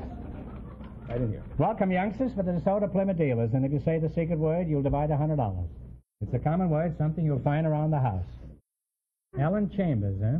Where are you from, Ellen? Baltimore, Maryland. Baltimore? Mm-hmm. Very pretty girl. Thank you. Is that the standard Maryland type? Oh, much better than Much better? Mm-hmm. Is there a straight train that runs right from here to Baltimore? I mean, without touching Johns Hopkins? I've never touched Johns Hopkins right now. I tried to touch him for $5 once, but I didn't quite make it. How old are you, Ellen? 20. 20, huh? Mm-hmm. And, Mr. Charles Crum, is that right? Correct, sir. How old are you, Charlie, my boy? 25, sir. 25, huh? You're not married? No, sir. Why not? I haven't found the right one yet. Well, the evening's young, and so are you. And so am I. And one of us is a liar. Where are you all from, Charlie? I was born in Breckenridge, Texas. Oh, a couple of Southerners we've got here tonight. Huh? I'm not Southern. You're not Southern? Well, you're half Southern. Half Southern and half Maryland fried chicken. Charlie, what sort of work do you do? I'm a caller. A caller? What kind of a caller? A hog caller? A train caller?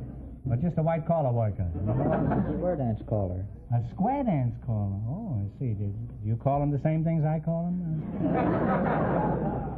Can anybody dance a square dance? Anybody, sir. Could an old rounder like me dance a square dance? Well, anybody that knows their right from their left can square dance. Well, that answers the question, all right. I'll take up hopscotch. Or just scotch. Do you take your wife with you when you go square dancing, Charlie? No, sir. I don't have a wife. Oh, that's right. And whose wife do you take with you? Nobody's wife. You don't take anybody's wife with you? And you're a square even when you're not dancing. What is your favorite square dance, Charlie, and how does it go? Well, I like, best of all, I guess, Sally Gooden. Sally Gooden, well, that sounds... That's if I'm dancing. Well, how does that go? Well, start with the first... Swing it loud and clear? You mean call it? Yeah, let's hear you call it. Right? Right here? Yeah, stop giggling, Charlie. I'm not giggling. Well, you bow to your partner, lady, on left knoll. Join hands in circle south. Now circle right about a mile, lady, in a leading Indian style. Right back home and swing.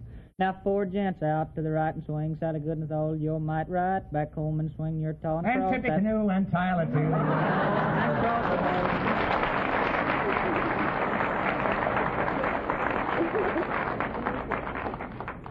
You have a very fine voice, Charlie. That's a lie, but you're among friends here. So. Do you work, Ellen? Oh, yes. What do you do? I run the elevator at the Broadway Hollywood here in town. Is that so? Well, that's the finish of the May Company as far as I'm concerned. Do you listen to what people are saying in your vertical cement mixer? No, I don't pay attention. You don't pay any attention at all? You don't, eh? Somebody says second floor, you just ignore him and haul him up to the roof. Now, Ellen, you girls must have a few complaints against the public. Now, this is your chance to talk up. What annoys you most in your job? Men that smoke cigars on my car.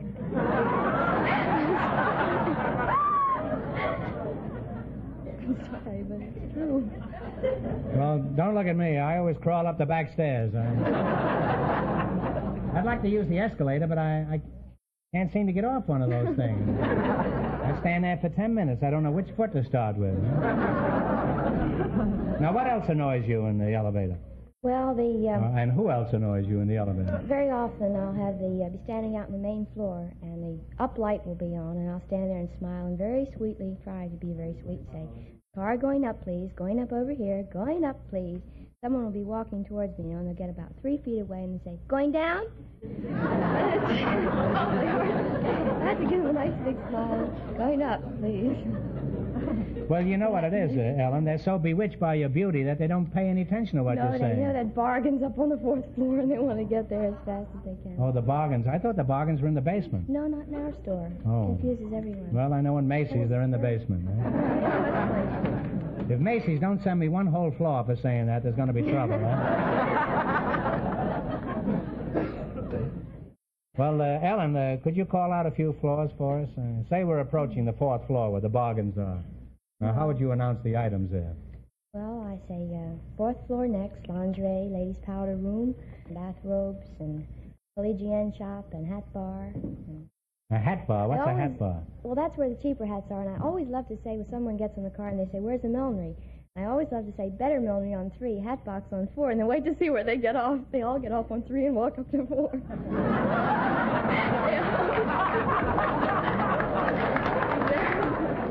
She's very pretty, but I wouldn't like to be married to her. I'd always be getting off at the wrong floor.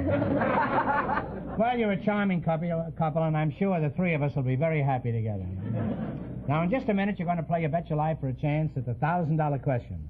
But first, a word about the exciting new Plymouth.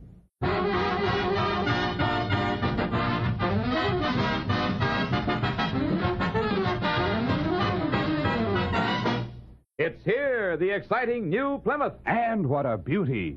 From every angle, a brand new look. And inside, luxurious new styling and color harmony. And wait till you drive it. You're in for a brand new riding sensation. Plymouth Safety Flow Ride, a revolutionary new use of hydraulic principles. First time in any car at any price. Ruts in the road? They just don't exist in a new Plymouth. Dips in the detours? Your new Plymouth eats them up. Backseat bounce? Not on your life. Rolling along in your new Plymouth, even the bumpiest roads feel like a super highway. And the result? You drive relaxed, free from tension, and with a new confidence and peace of mind that means you drive more safely, too. So see your DeSoto Plymouth dealer and arrange for your ride. Put the new Plymouth through its paces on the roughest roads in town. Then you'll know why the new Plymouth is today's biggest value among low-priced cars.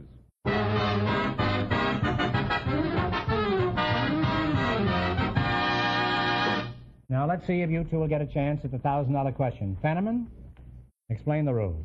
Each of our three couples has $20. They bet as much of that 20 as they want on each of 4 questions, and the couple that earns the most money gets a chance at the $1,000 DeSoto Plymouth question at the end of the show. Here we go. Let's see how high I can build you $20. You selected Western movie heroes. Here's your first question. How much of the 20 are you going to try? I don't know. Do you? You say. All right, $10. $10. What was the name of the masked man of the West with a pal called Tonto? Lone Ranger. The Lone Ranger is correct. You're off to a good start. You have $30. You got $30. Remember, you're going for $1,000 tonight. How much of your 30 are you going to bet on this one? How much? Talk up, and Well. And play your bets and Tippecanoe and Time to $15? Okay. 15 smackolas. What is the name of the cowboy with a pal named California and a horse named Topper? That's Hopalong Cassidy. Hopalong Cassidy is right. You have $45. All right, you got $45. Here's your third question. How much of the 45 are you going to tamper with? $20? That'll be fine. All right. What is the name of the cowboy who has an Indian boy named Little Beaver as a pal? Red Rider. Red Rider is correct. And you're talking about $65. $65. Here's your last chance to beat the other couples. How much of the 65 are you going to go for? No. Uh-oh. No We want to coaching, have please. some left. Not fair. Oh, Tippecanoe and Tile 2, and here we go, and the Salakazam. Now, look, don't coach them because it's not fair to the other couple. Now, you might like one of the other couples better. It's not conceivable that I'm going to like anybody better than this, but it's possible. $30. What is the name of the singing cowboy with a horse called Trigger? Roy Rogers. Roy Rogers is right.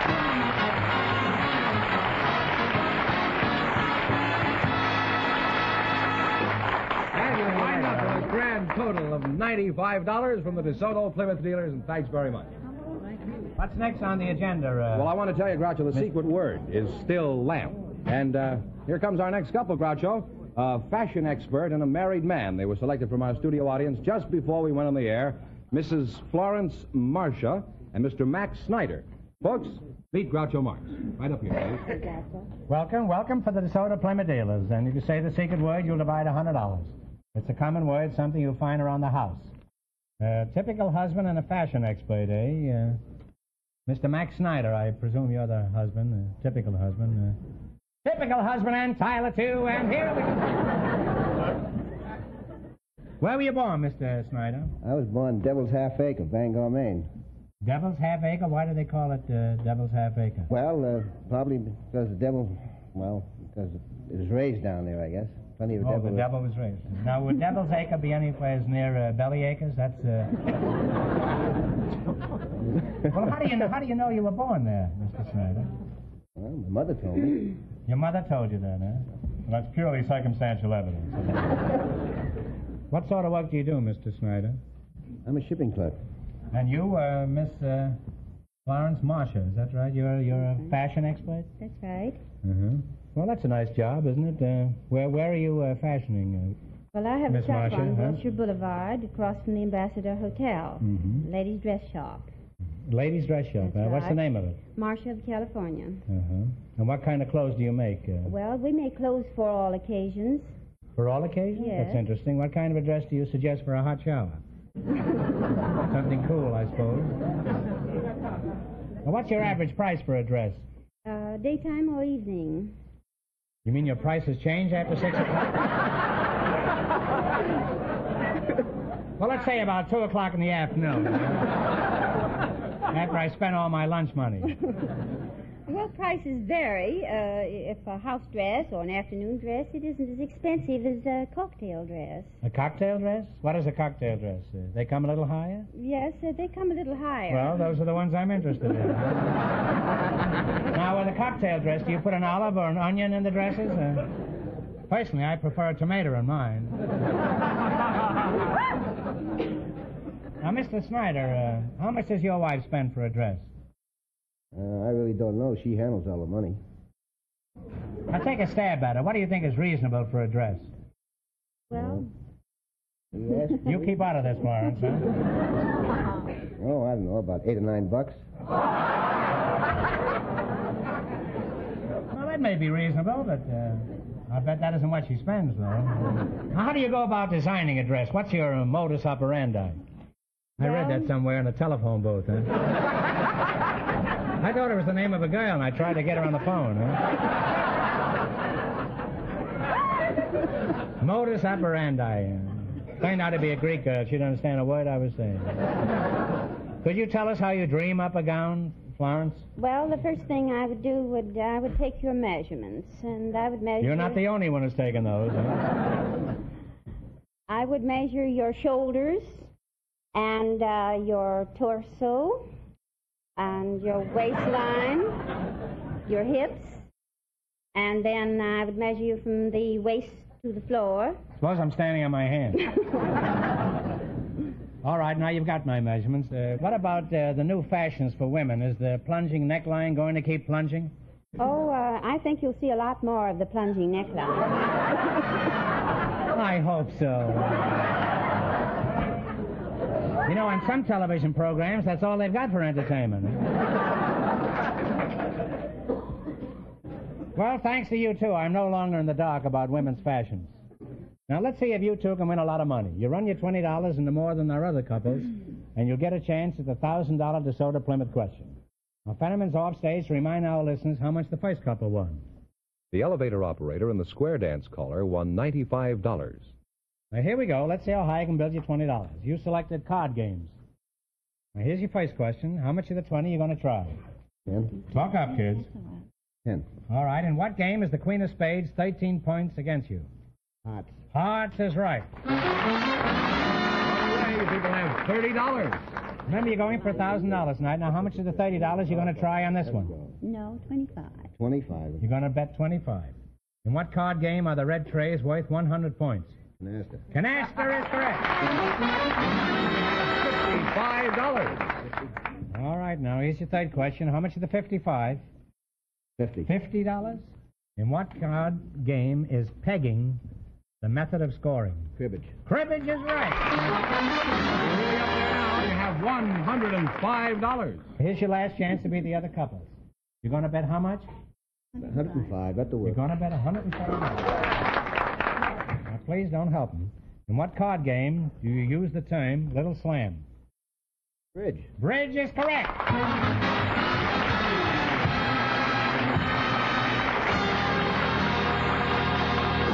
And you'll wind up with a grand total of $210. Thank you very much. Groucho, the Yes? secret word is still lamp. We invited some people in uniform to the show tonight, and just before we went on the air, our studio audience selected Private Mary Gillespie of the United States Marines and Seaman Clarence Mulheron of the United States Navy. And here they are. Folks, step up here and meet Groucho Marx. Well, welcome, kids, to You Bet Your Life. And if you say the secret word, you'll divide $100 between you. The common word, something you'll find around the house. A sailor and a lady Marine, huh? Where are you from, Lady Marine? Mackinac Island, Michigan. How old are you, Mary? 25. 25, huh? Where are you from, sailor boy? Princeton, West Virginia. How old are you, Clarence? 26. 20, and you're 25, huh?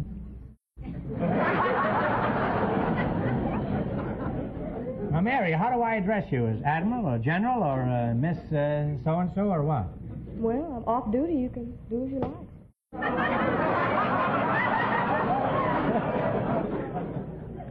Well, isn't that a shame? At the moment I'm on duty. Huh?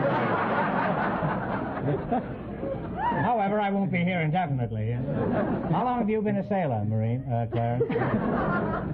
I was in the Navy 3 years during the war, and I was recalled to active duty August this year. Uh-huh. You like it? Yes, sir. How long you been in the Marines? 4 months. 4 months, huh? Well, Mary, I'll just call you Honey, huh? All right. First time I ever called a Marine Honey, huh? Where are you stationed, Mary? At the Marine Air Station, El Toro. El Toro? El Toro, what does that mean? Means the bull. It sounds reasonable. A tough male Marine could be likened to a bull, I suppose, only what does that make a lady Marine? Skip it, I never should have brought it up. Huh? Where are you stationed, sailor? Coronado. Well, that's a pretty flossy place down there, isn't it? Well, why are you stationed down there? That's where the base is. Speaking of base reminds me of an old story of Will Rogers. Many years ago, I was playing baseball, and he was on the other team. He was playing second base for the other team. And somehow I got on first, and I started to get down to second, and Rogers is standing between second base and the pitcher. So the catcher throws the ball to Rogers, and he turns around to me, and I'm way over there, and he says, "You're out." I says, "You're crazy. Well, you're nowhere near me. You have to touch me on second base. You're not near the base." He says, "Look, son," he says, "when you get to my age, wherever you stand is second base."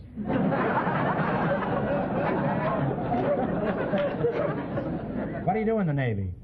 I'm a UDT man. UDT? Is that like DDT? You're not an insecticide, are you? No, sir. Well, what is UDT besides UT? Well, that's what it is. Imagine asking somebody what he does, and he says, "I'm an UT." Now, what is a UDT? It's underwater demolition teams. Oh, well, that explains everything. Except that I still don't know what you're talking about. What's an underwater demolition team? Well, you might have heard us call frogmen.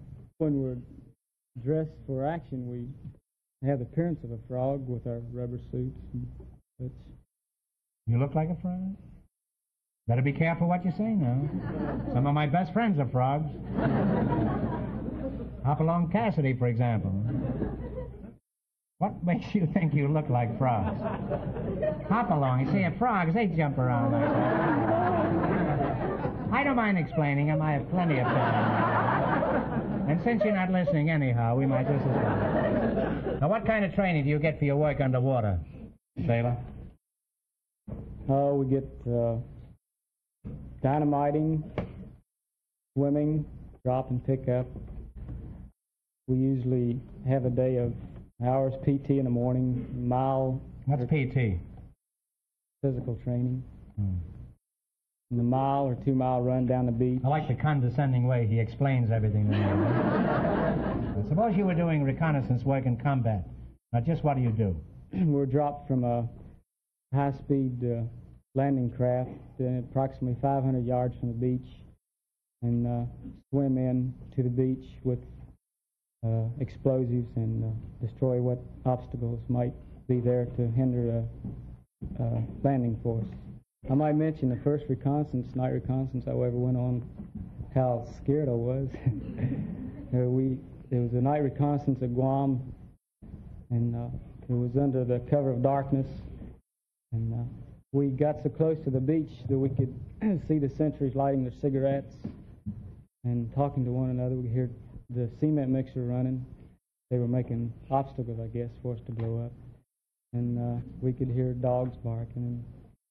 It was quite an experience for a green lad like me right out of high school. I should think so. Right? You know, I don't think the American people appreciate the hazardous work you kids are doing to keep our country safe.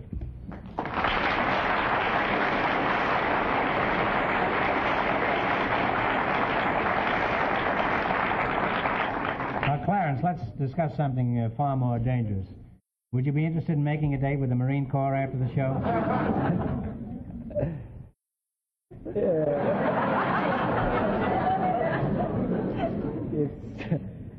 It's between paydays, and You mean you're flat as a pancake? pretty well bent. Well, now, suppose you won some money in the quiz. Would you take Mary out for a date? Yeah, sure thing. Mary, would you like a date with an eager fellow who likes to croak at the moon? I might. Fine, I'll meet you right after the show.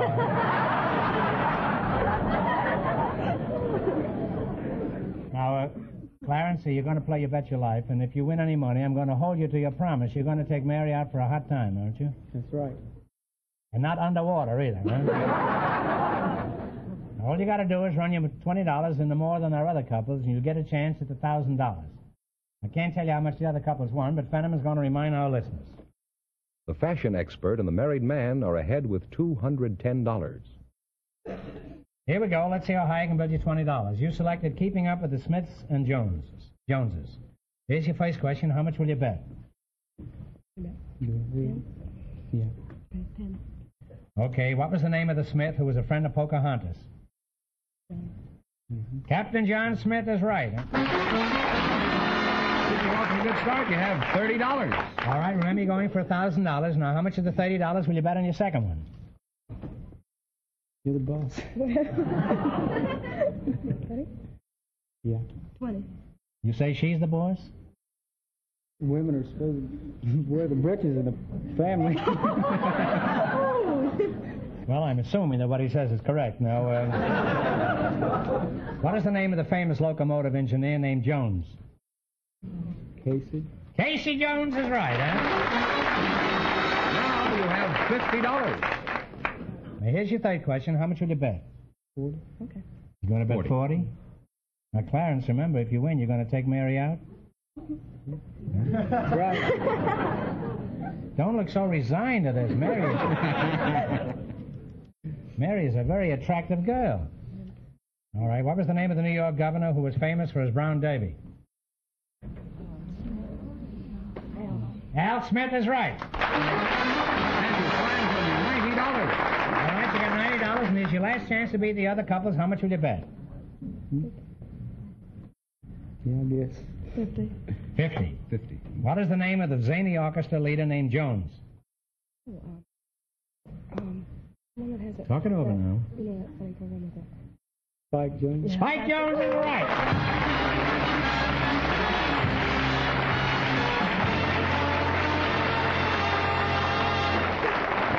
And you wind up with a grand total of $140. And that means the fashion expert and the married man with $210 get the chance at the DeSoto Plymouth $1,000 question.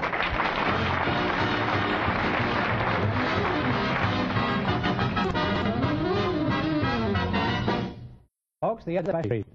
A ride in the wonderful new 1951 DeSoto. It's by far the finest car DeSoto has ever built. It's too long and low, beautiful and wide enough for real comfort, with plenty of trunk space. But the most outstanding thing about the 51 DeSoto is its ride.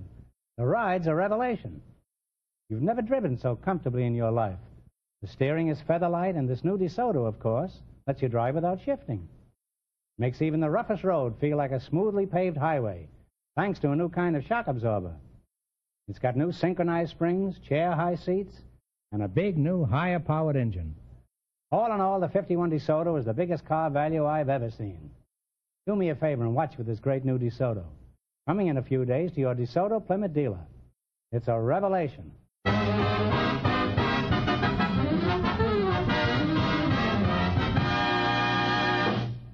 And Groucho, here comes the winning couple, the fashion expert and the married man, all set for the $1,000 DeSoto Plymouth question. Well, you can buy me a new dress if you win here tonight, Mrs. Florence Marshall. All right, here we go for $1,000. I'll give you 15 seconds to decide on a single answer between you, so think carefully and please, no help from the audience. Here it is. Hollywood's first Oscar was awarded to a young actress in 1928. Who was the first Academy Award winner?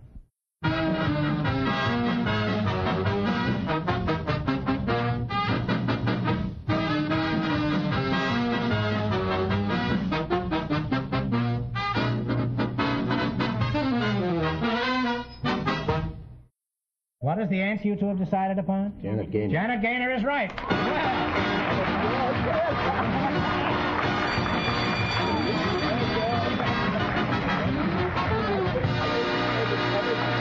I'm sorry, but I did it. Well, now, let's see. You win $1,000 plus $210 in the quiz. Hey, you really cleaned up tonight. Okay. Congratulations. From the more than 3,000 DeSoto Plymouth dealers from coast to coast, you bet your life. Thank you.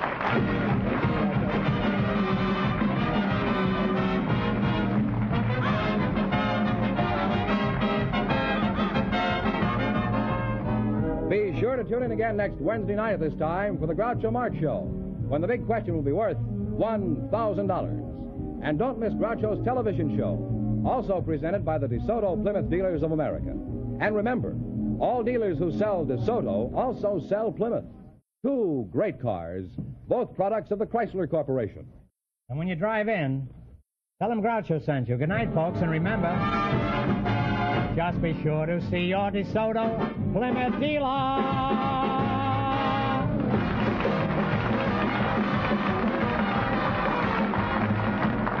Folks, here's a reminder from the National Safety Council. When parking on a hill, don't depend on your handbrake.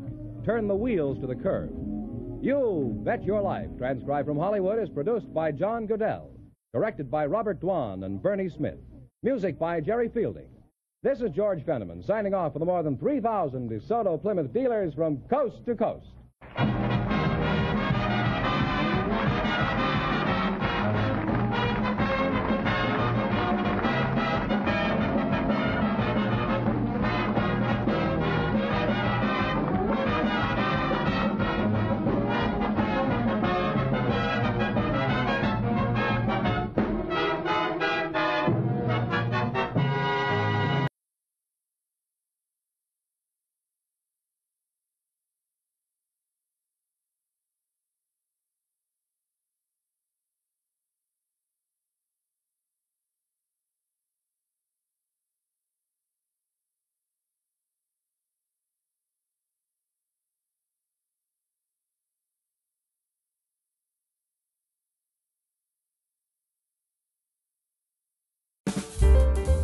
Thanks for watching Golden Age Radio. We have new episodes every day. Sit back, close your eyes, relax, and let your imagination take over. That's right. Radio is theater of the mind. So listen while you work, rest, drive, or sleep. Just be inspired. Let us know your thoughts. We strive to provide the best programming for you. Visit G3PL.com for your WordPress needs.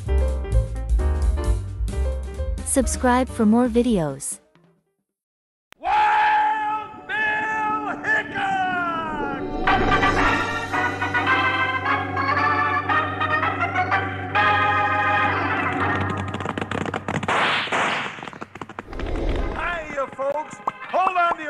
And pass those Kellogg's Corn Pops, because here comes Guy Madison as Wild Bill and his pal Jingles, which is me, Andy Devine.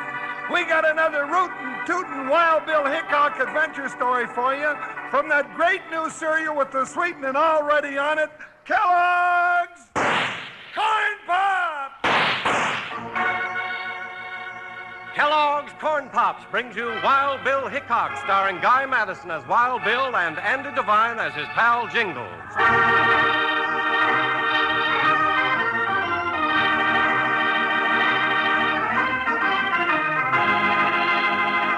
In the early days, great wagon trains carried emigrants into the West, many in search of peaceful homes along a new frontier.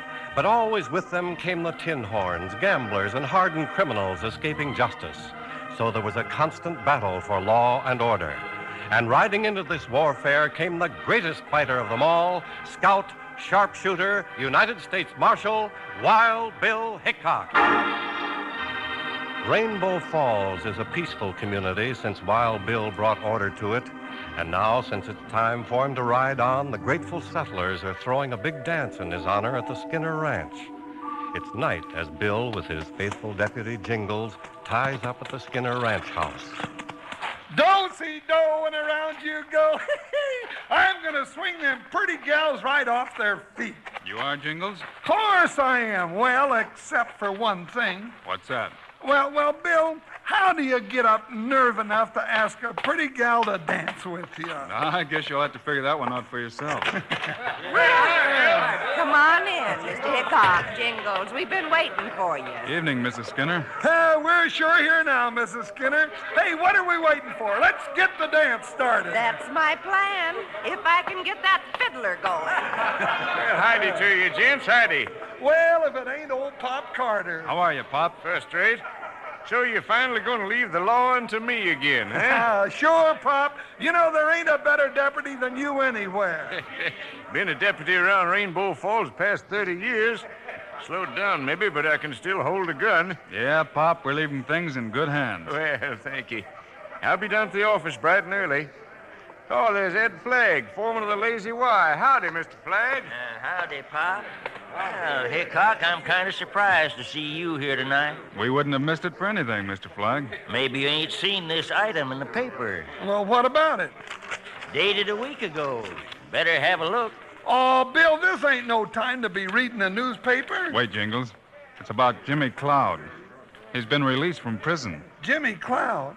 Oh, he's the young fellow you sent to prison for that payroll robbery a couple of years ago. He's the one.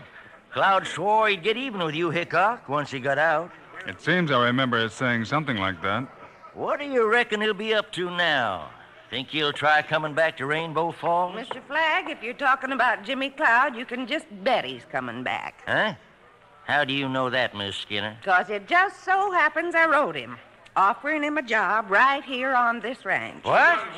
You bringing that no-good thief back into this community? Yes, and why not? He's paid for what he did. Jimmy's just a young boy. He's got a right to a new start, and I'm giving it to him. Well, there's other folks got something to say about that. Let 'em say it. I'm saying Jimmy Cloud's entitled to another chance. Well, Hickok, what are you going to do about it?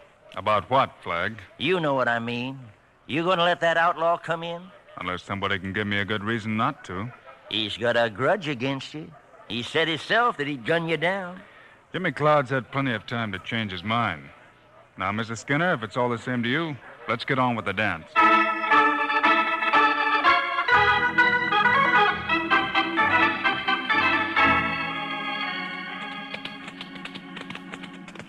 Well, I got up my nerve, Bill. I sure got up my nerve. So I noticed, Jingles. It was a great party. Yes, sir. You know, them gals sure knew they was getting swung. Best dance I've been to since Sitting Bull stood up. You know, I kind of hate to leave this country. Folks have been mighty friendly. Yeah, I know what you mean. Mrs. Skinner and all the rest, Ed Flagg, and... Hey, say, Bill. Yeah, Jingles? About Jimmy Cloud. Now, I heard him myself when he swore to get you. Well, just the same, Jimmy's not a hardened criminal. He's just a kid who never had a chance. He got off on the wrong foot, and, well, he's never even learned to read and write. Well, just the same, that don't mean he ain't smart. Now, he was the best shot in the county, and the way he pulled that payroll robbery... He had quite a trick, setting fire to that building. Yeah, then, well, everybody was fighting the fire. He made off with the money, and if it hadn't have been for you... Well, Jingles, let's just hope Jimmy's learned his lesson and goes the right way rather than the wrong. Dark, ain't it? Easy, boy, now, easy. The horses know the way through this draw, even if we can't. Bill, look out! Behind the rocks, Jingles, quick! He missed us. Missed us a country mile, and we was setting ducks out there. There, across the canyon. Smoke 'em out. Hold it, Jingles. There he goes, flogging over the hill. Gave up quick, didn't he? After him, Jingles. Let's go.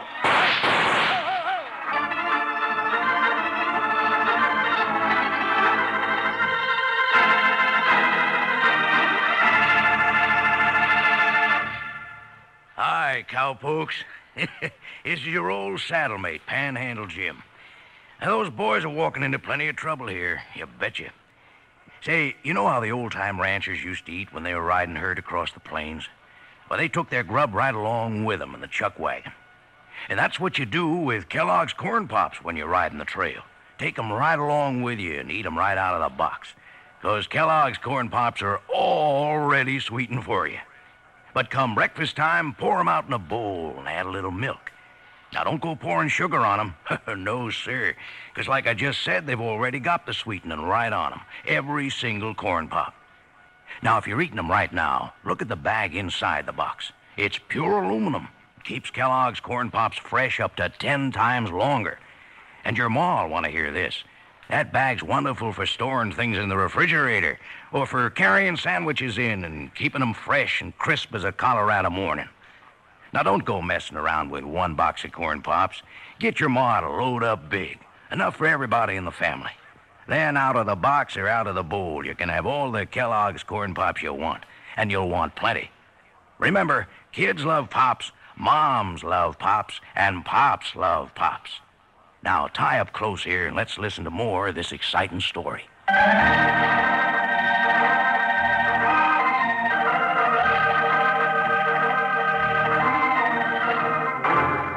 Now, back to Wild Bill Hickok and his pal Jingles. Returning late at night from a dance given in their honor, they rode right into an ambush. Neither was hit, and as the gunman broke for the hills, they went after him.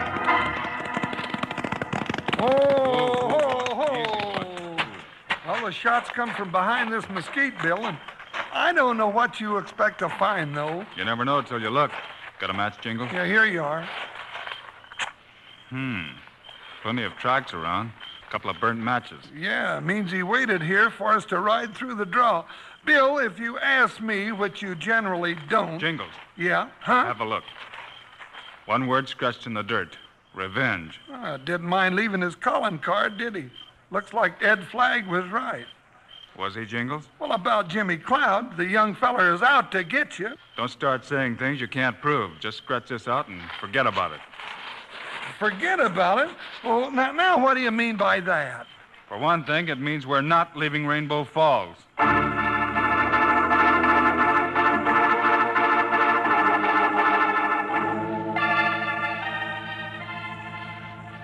I sure can't figure you two out. You said you was pulling last night, but you've been hanging around the marshal's office all day. We decided there was no rush, Pop. No, me and Bill kind of like it around Rainbow Falls. Or maybe you just figured I wasn't a good enough deputy. That it? No, nothing like that, Pop. Oh, come in, Mr. Flagg. I see you're still around, Hickok. You know Pete Driscoll, one of my hands. Howdy, Hickok. Yeah. Hello. What's on your mind this evening, Mr. Flagg? Well, us and the boys just finished loading a big bunch of cattle over to Sidon. The buyer paid us off in cash. Yeah, over $10,000. Too much money to carry around, considering. I'll tell it, Pete. By the time we got the money, the bank was closed. Of course, I'm only the foreman of the Lazy Y, but I sure hate to see the boss have this much money laying around the ranch house all night. Well, don't you trust folks around here, Flagg? Not with that no-good Jimmy Cloud around, I don't. So you want us to take care of the money for you, that it? Yeah, if you don't mind, Hickok. It ought to be safe here. Guess you know Jimmy Cloud's here in town. No, I hadn't heard. Well, he is. Making plenty of big talk about what he's going to do to you, Hickok. And carrying his gun ready. You mean you saw him? Just a minute ago. He's over at the eating house. We'll keep the money here for you, Mr. Flagg, if that's what you want. It's all here in this envelope. I'll feel better when you lock it up. Just don't tell anybody about it. Thanks, Hickok. We ain't telling nobody. Come on, Pete. So Cloud did come back. Now, Bill, you gotta be careful. Pop, I've got a little job for you. Why, sure, Bill. Anything you say. Stay here in the office till we get back and keep your eyes open. Oh, got my gun right across my knees. Nobody can outfox old Pop Carter. Good. Right now, Jingles and I are going over to the cafe and welcome Jimmy Cloud home.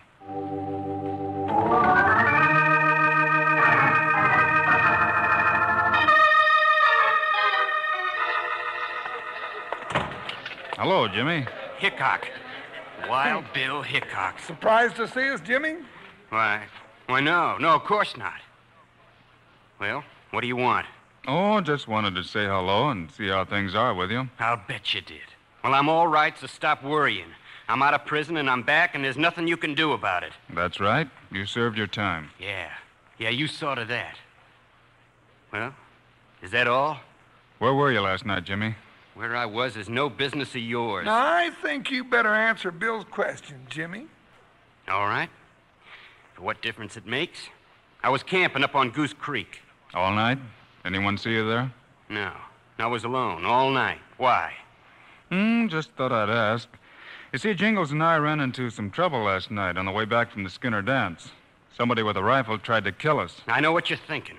I no sooner get back to town than it all starts again. Well, I didn't do it. I never accuse a man till I know he's guilty. And if you want to know something else, I'm staying. Mrs. Skinner's in town and still wants me to come to work for her. And that's just what I'm going to do. All right, Jimmy. We wish you luck. Now, hold on, Jimmy. Where do you think you're going? Down to my shack. And nobody's stopping me.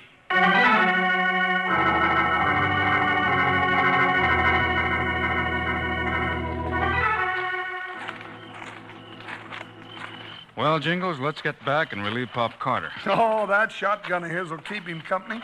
Hey, you know, I wonder if he ever used it. He might if he had to.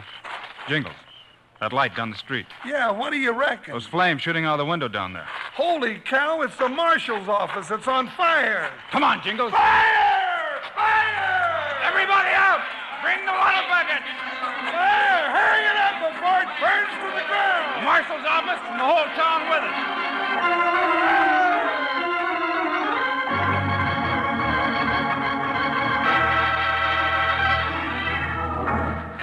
There's a little spot going over there. Fire's about out. Nothing much left but smoke, Bill. Let me through the door now. I'm going in. Careful, Bill. Stay behind. Well, the lamp busted. I don't know what else could start it like this. Jingles, here on the floor.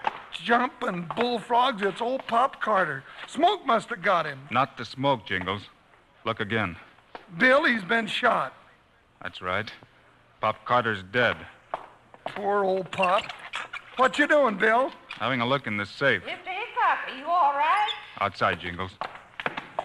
What's going on, Hickok? Just a minute, Mr. Flagg. Folks, we didn't just have a fire here tonight. We've had a robbery and a murder. Robbery? Not the money I left here. That's right, Mr. Flagg. Carter's dead, and your boss's cattle money's gone, every cent of it. I thought as much. And you know who done it? It's the work of Jimmy Cloud. You've got no right to say that, Mr. Flagg. Nobody saw Jimmy here. Nobody had to. It's the same kind of job he pulled 2 years ago. Firing the building and making his getaway in the excitement. Just the same, a man's innocent till you prove him guilty. We got all the proof we want.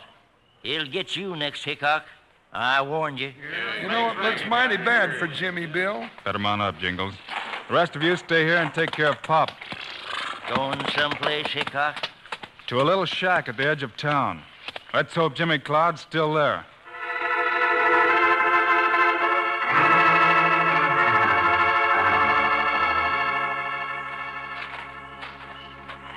Well, there's his horse outside the shack, Bill. Yeah, Jingles. Means Jimmy's inside. Well, he must be loco, staying around at a time like this. Shh. We won't bother to knock. Hickok, what's the idea? Freeze, Jimmy. I ain't drawn. Why should I? Packing to go somewhere, Jimmy? Well, what if I am? It's no business of yours. It could be, Jimmy. Or didn't you know? Somebody just set the marshal's office on fire after killing Pop Carter and taking over $10,000. Well, that doesn't mean I had anything to do with it. Then maybe you wouldn't mind if I searched the place. No, search all you like. A lot you'll find around here. Keep an eye on him, Jingles. Yeah, go on. Keep looking. I got nothing to hide. Then why are you packing your war bag? Why are you fixing to pull out when the ruckus starts? That ought to be easy to guess. I thought folks in Rainbow Fall would give me a chance. Well, Mrs. Skinner wanted to. And I was going to take her up on it, till I realized it wouldn't be fair to her. Everybody's making it hard on her just because she wanted to give me a job. Because she believed in me. I still believe in you, Jimmy, no matter what anybody says. Mrs. Skinner? Mrs. Skinner, I appreciate what you wanted to do, but it's no good. They don't want me here. They'll get over it. Now, you pick up your things and come on out to the ranch right now. Mrs. Skinner, I'm afraid Jimmy can't do that. And why not? Jimmy, this envelope I just found in the bottom drawer. What was it doing there? Why, I don't know. I never saw it before. You sure about that? Bill, that's the one that had all the Lazy Y money in it. Money? Well, I don't know anything about any money. Jimmy, if you know, tell him. But I don't know, Mrs. Skinner. I swear I don't. You'd better give me your gun, Jimmy. There's nothing I can do now but lock you up.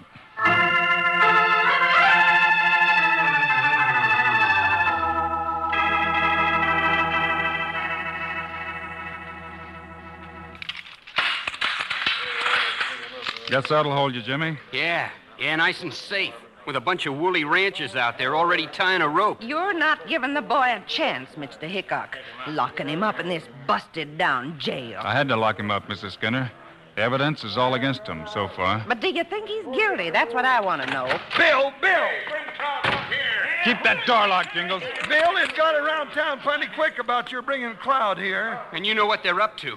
Let me out of here, Hickok. Not just yet, Jimmy. It ain't just the mob outside either. Flagg and Driscoll are over at the Apache and doing plenty of talking. They'll all be down here before long. Mrs. Skinner, do you know how to handle a shotgun? You just bet I do. Give me one and I'll show you. Here you are. Jingles and I have a job to do. I'll keep 'em off, all right. Where are you going? To get the man who killed Pop Carter.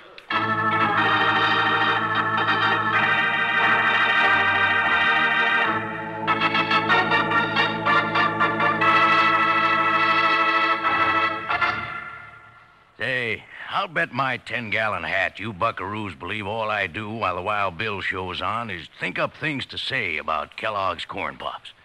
Well, it just isn't so, 'cause I'm too busy eating Pops and listening. And thinking up nice things to say about Corn Pops don't take a bit of effort at all. It's as simple as this. Kellogg's Corn Pops are the two-way cereal. You eat 'em out of the box or out of the bowl with milk. Now, no sugar, mind you. The sweetening's already on Corn Pops, and plenty of it. Ah, they're sweet, crisp, and crunchy, and mighty good for growing young ranch hands. Tell your ma that Corn Pops give you B vitamins, vitamin D, with important minerals and food energy, too. That means you can eat all you want, which is going to be plenty. Say, and that pure aluminum bag inside keeps Corn Pops fresh up to 10 times longer. And it's wonderful for packing sandwiches in or for storing foods in the icebox. So if you aren't already settled back enjoying Kellogg's Corn Pops right now, you better saddle up and ride down to the store tomorrow and get a load of them. You'll need plenty, because the whole family's going to be getting into them and maybe leave you without enough. Now, let's say our little saying together. Kids love Pops, moms love Pops, and Pops love Pops. Good for you. Right now, I'm almost busting to get back to the show. Let's listen.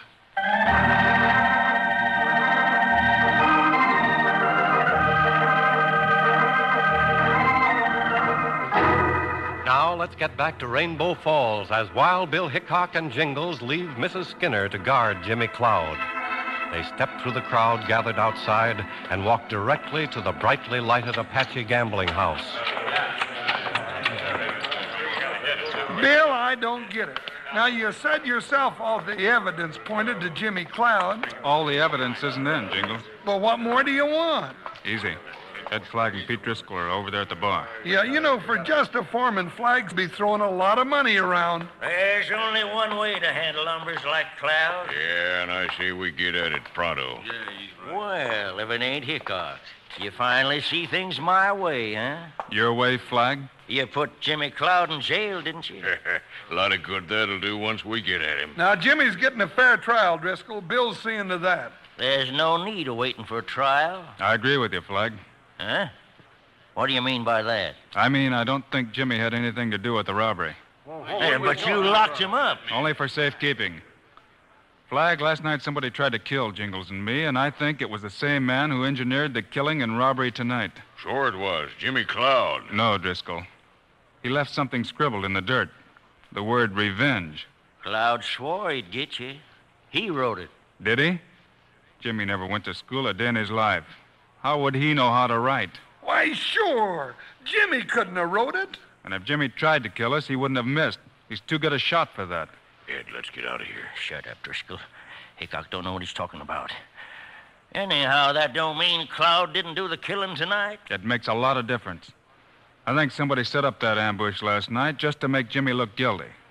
And then plan the robbery knowing Jimmy's the one we'd go after. You're guessing, Hickok. You don't know nothing. Only one thing more. Besides Pop, Jingles, and myself, only two other men knew the money belonging to the Lazy Y was at the marshal's office. Why? That was Ed Flagg and Pete Driscoll. Ed. Bill, watch out!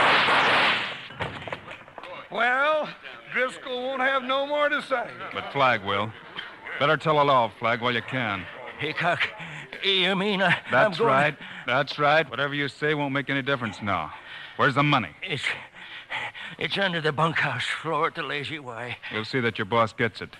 You fired the shots last night. Yeah.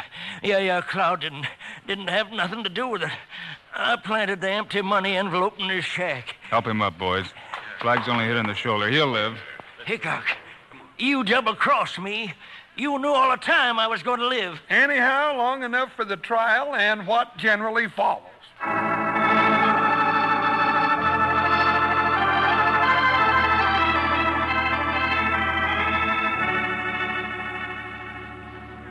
Well, Mrs. Skinner, looks like you're going to have to throw another big dance. That's right, Jingles, and this time in honor of my new cowhand. You're going to work for her after all, Jimmy. Yeah, Bill, thanks to you. I guess I had you all wrong. But believe me, I didn't come back to get you. I know that. I think folks around here will think differently toward you from now on. Well, it's about time. Folks gotta learn to have some faith in humanity. You're right, Mrs. Skinner. Showing a little kindness does a lot more for a boy than a prison could ever do. You really mean that about showing kindness, Mrs. Skinner? Well, of course I do, Jingles. Why? Well, I was just thinking, if we all went with you to the ranch right now, we'd just get there in time for breakfast. Well, then, come along. I'll fry you up enough bacon and eggs and potatoes to hold you till Christmas.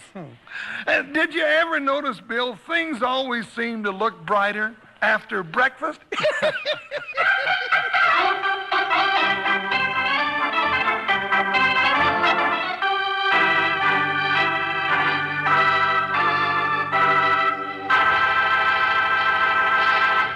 And now, here are the stars of Wild Bill Hickok, Guy Madison, and Andy Devine.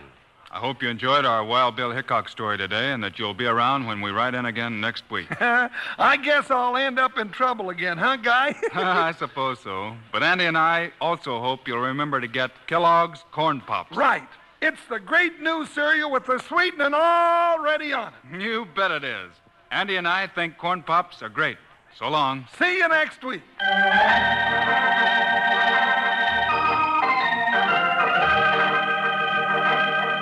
Yes, sir. Be sure to listen next week at this same time on this same station when Kellogg's Corn Pops brings you another exciting story of Wild Bill Hickok, starring Guy Madison and Andy Devine in person.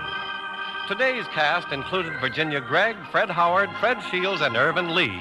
Our director is Paul Pierce, music by Dick Orant. This is a David Heyer production. This is Charlie Lyon reminding you, kids love Pops, moms love Pops, Pops love Pops. Kellogg's Corn Pops.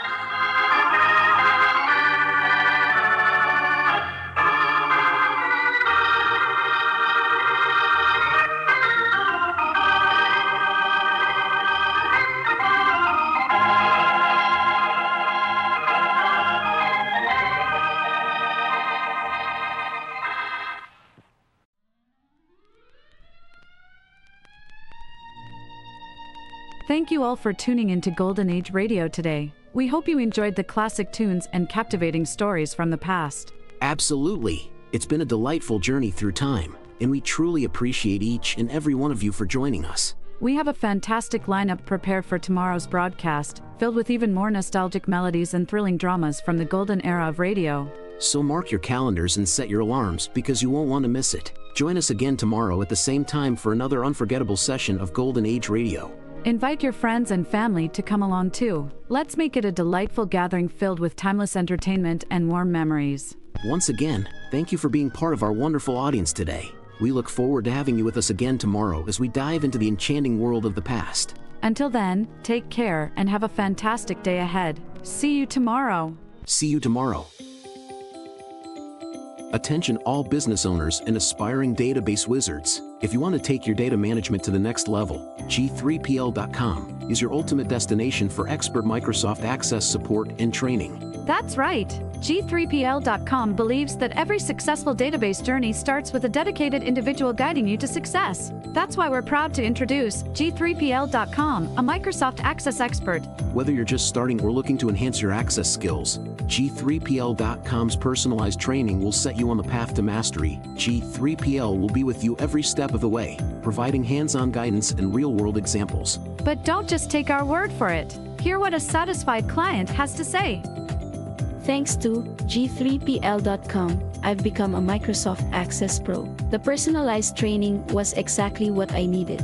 I learned to create and optimize databases, run powerful queries, and automate tasks with VBA. Now, I'm confidently handling complex projects with ease. It doesn't stop there. G3PL.com is your go-to for top-notch support and solutions. Exactly. If you're struggling with your existing database, G3PL will troubleshoot, optimize, and fine-tune it to perfection. G3PL.com designed a custom database that transformed our business operations. We needed a streamlined system to manage our services and customer data. Their expertise delivered a tailor-made solution that exceeded our expectations. I can't thank them enough. G3PL.com understands that every project is unique, and we're here to offer individualized attention to your specific needs. So, why wait? Take the leap into the world of Microsoft Access Excellence with G3PL.com. Contact G3PL today and embark on your database journey with an Access expert. Send an email to db@g3pl.net or call 615-420-2040 and ask for Mark to learn more and get started.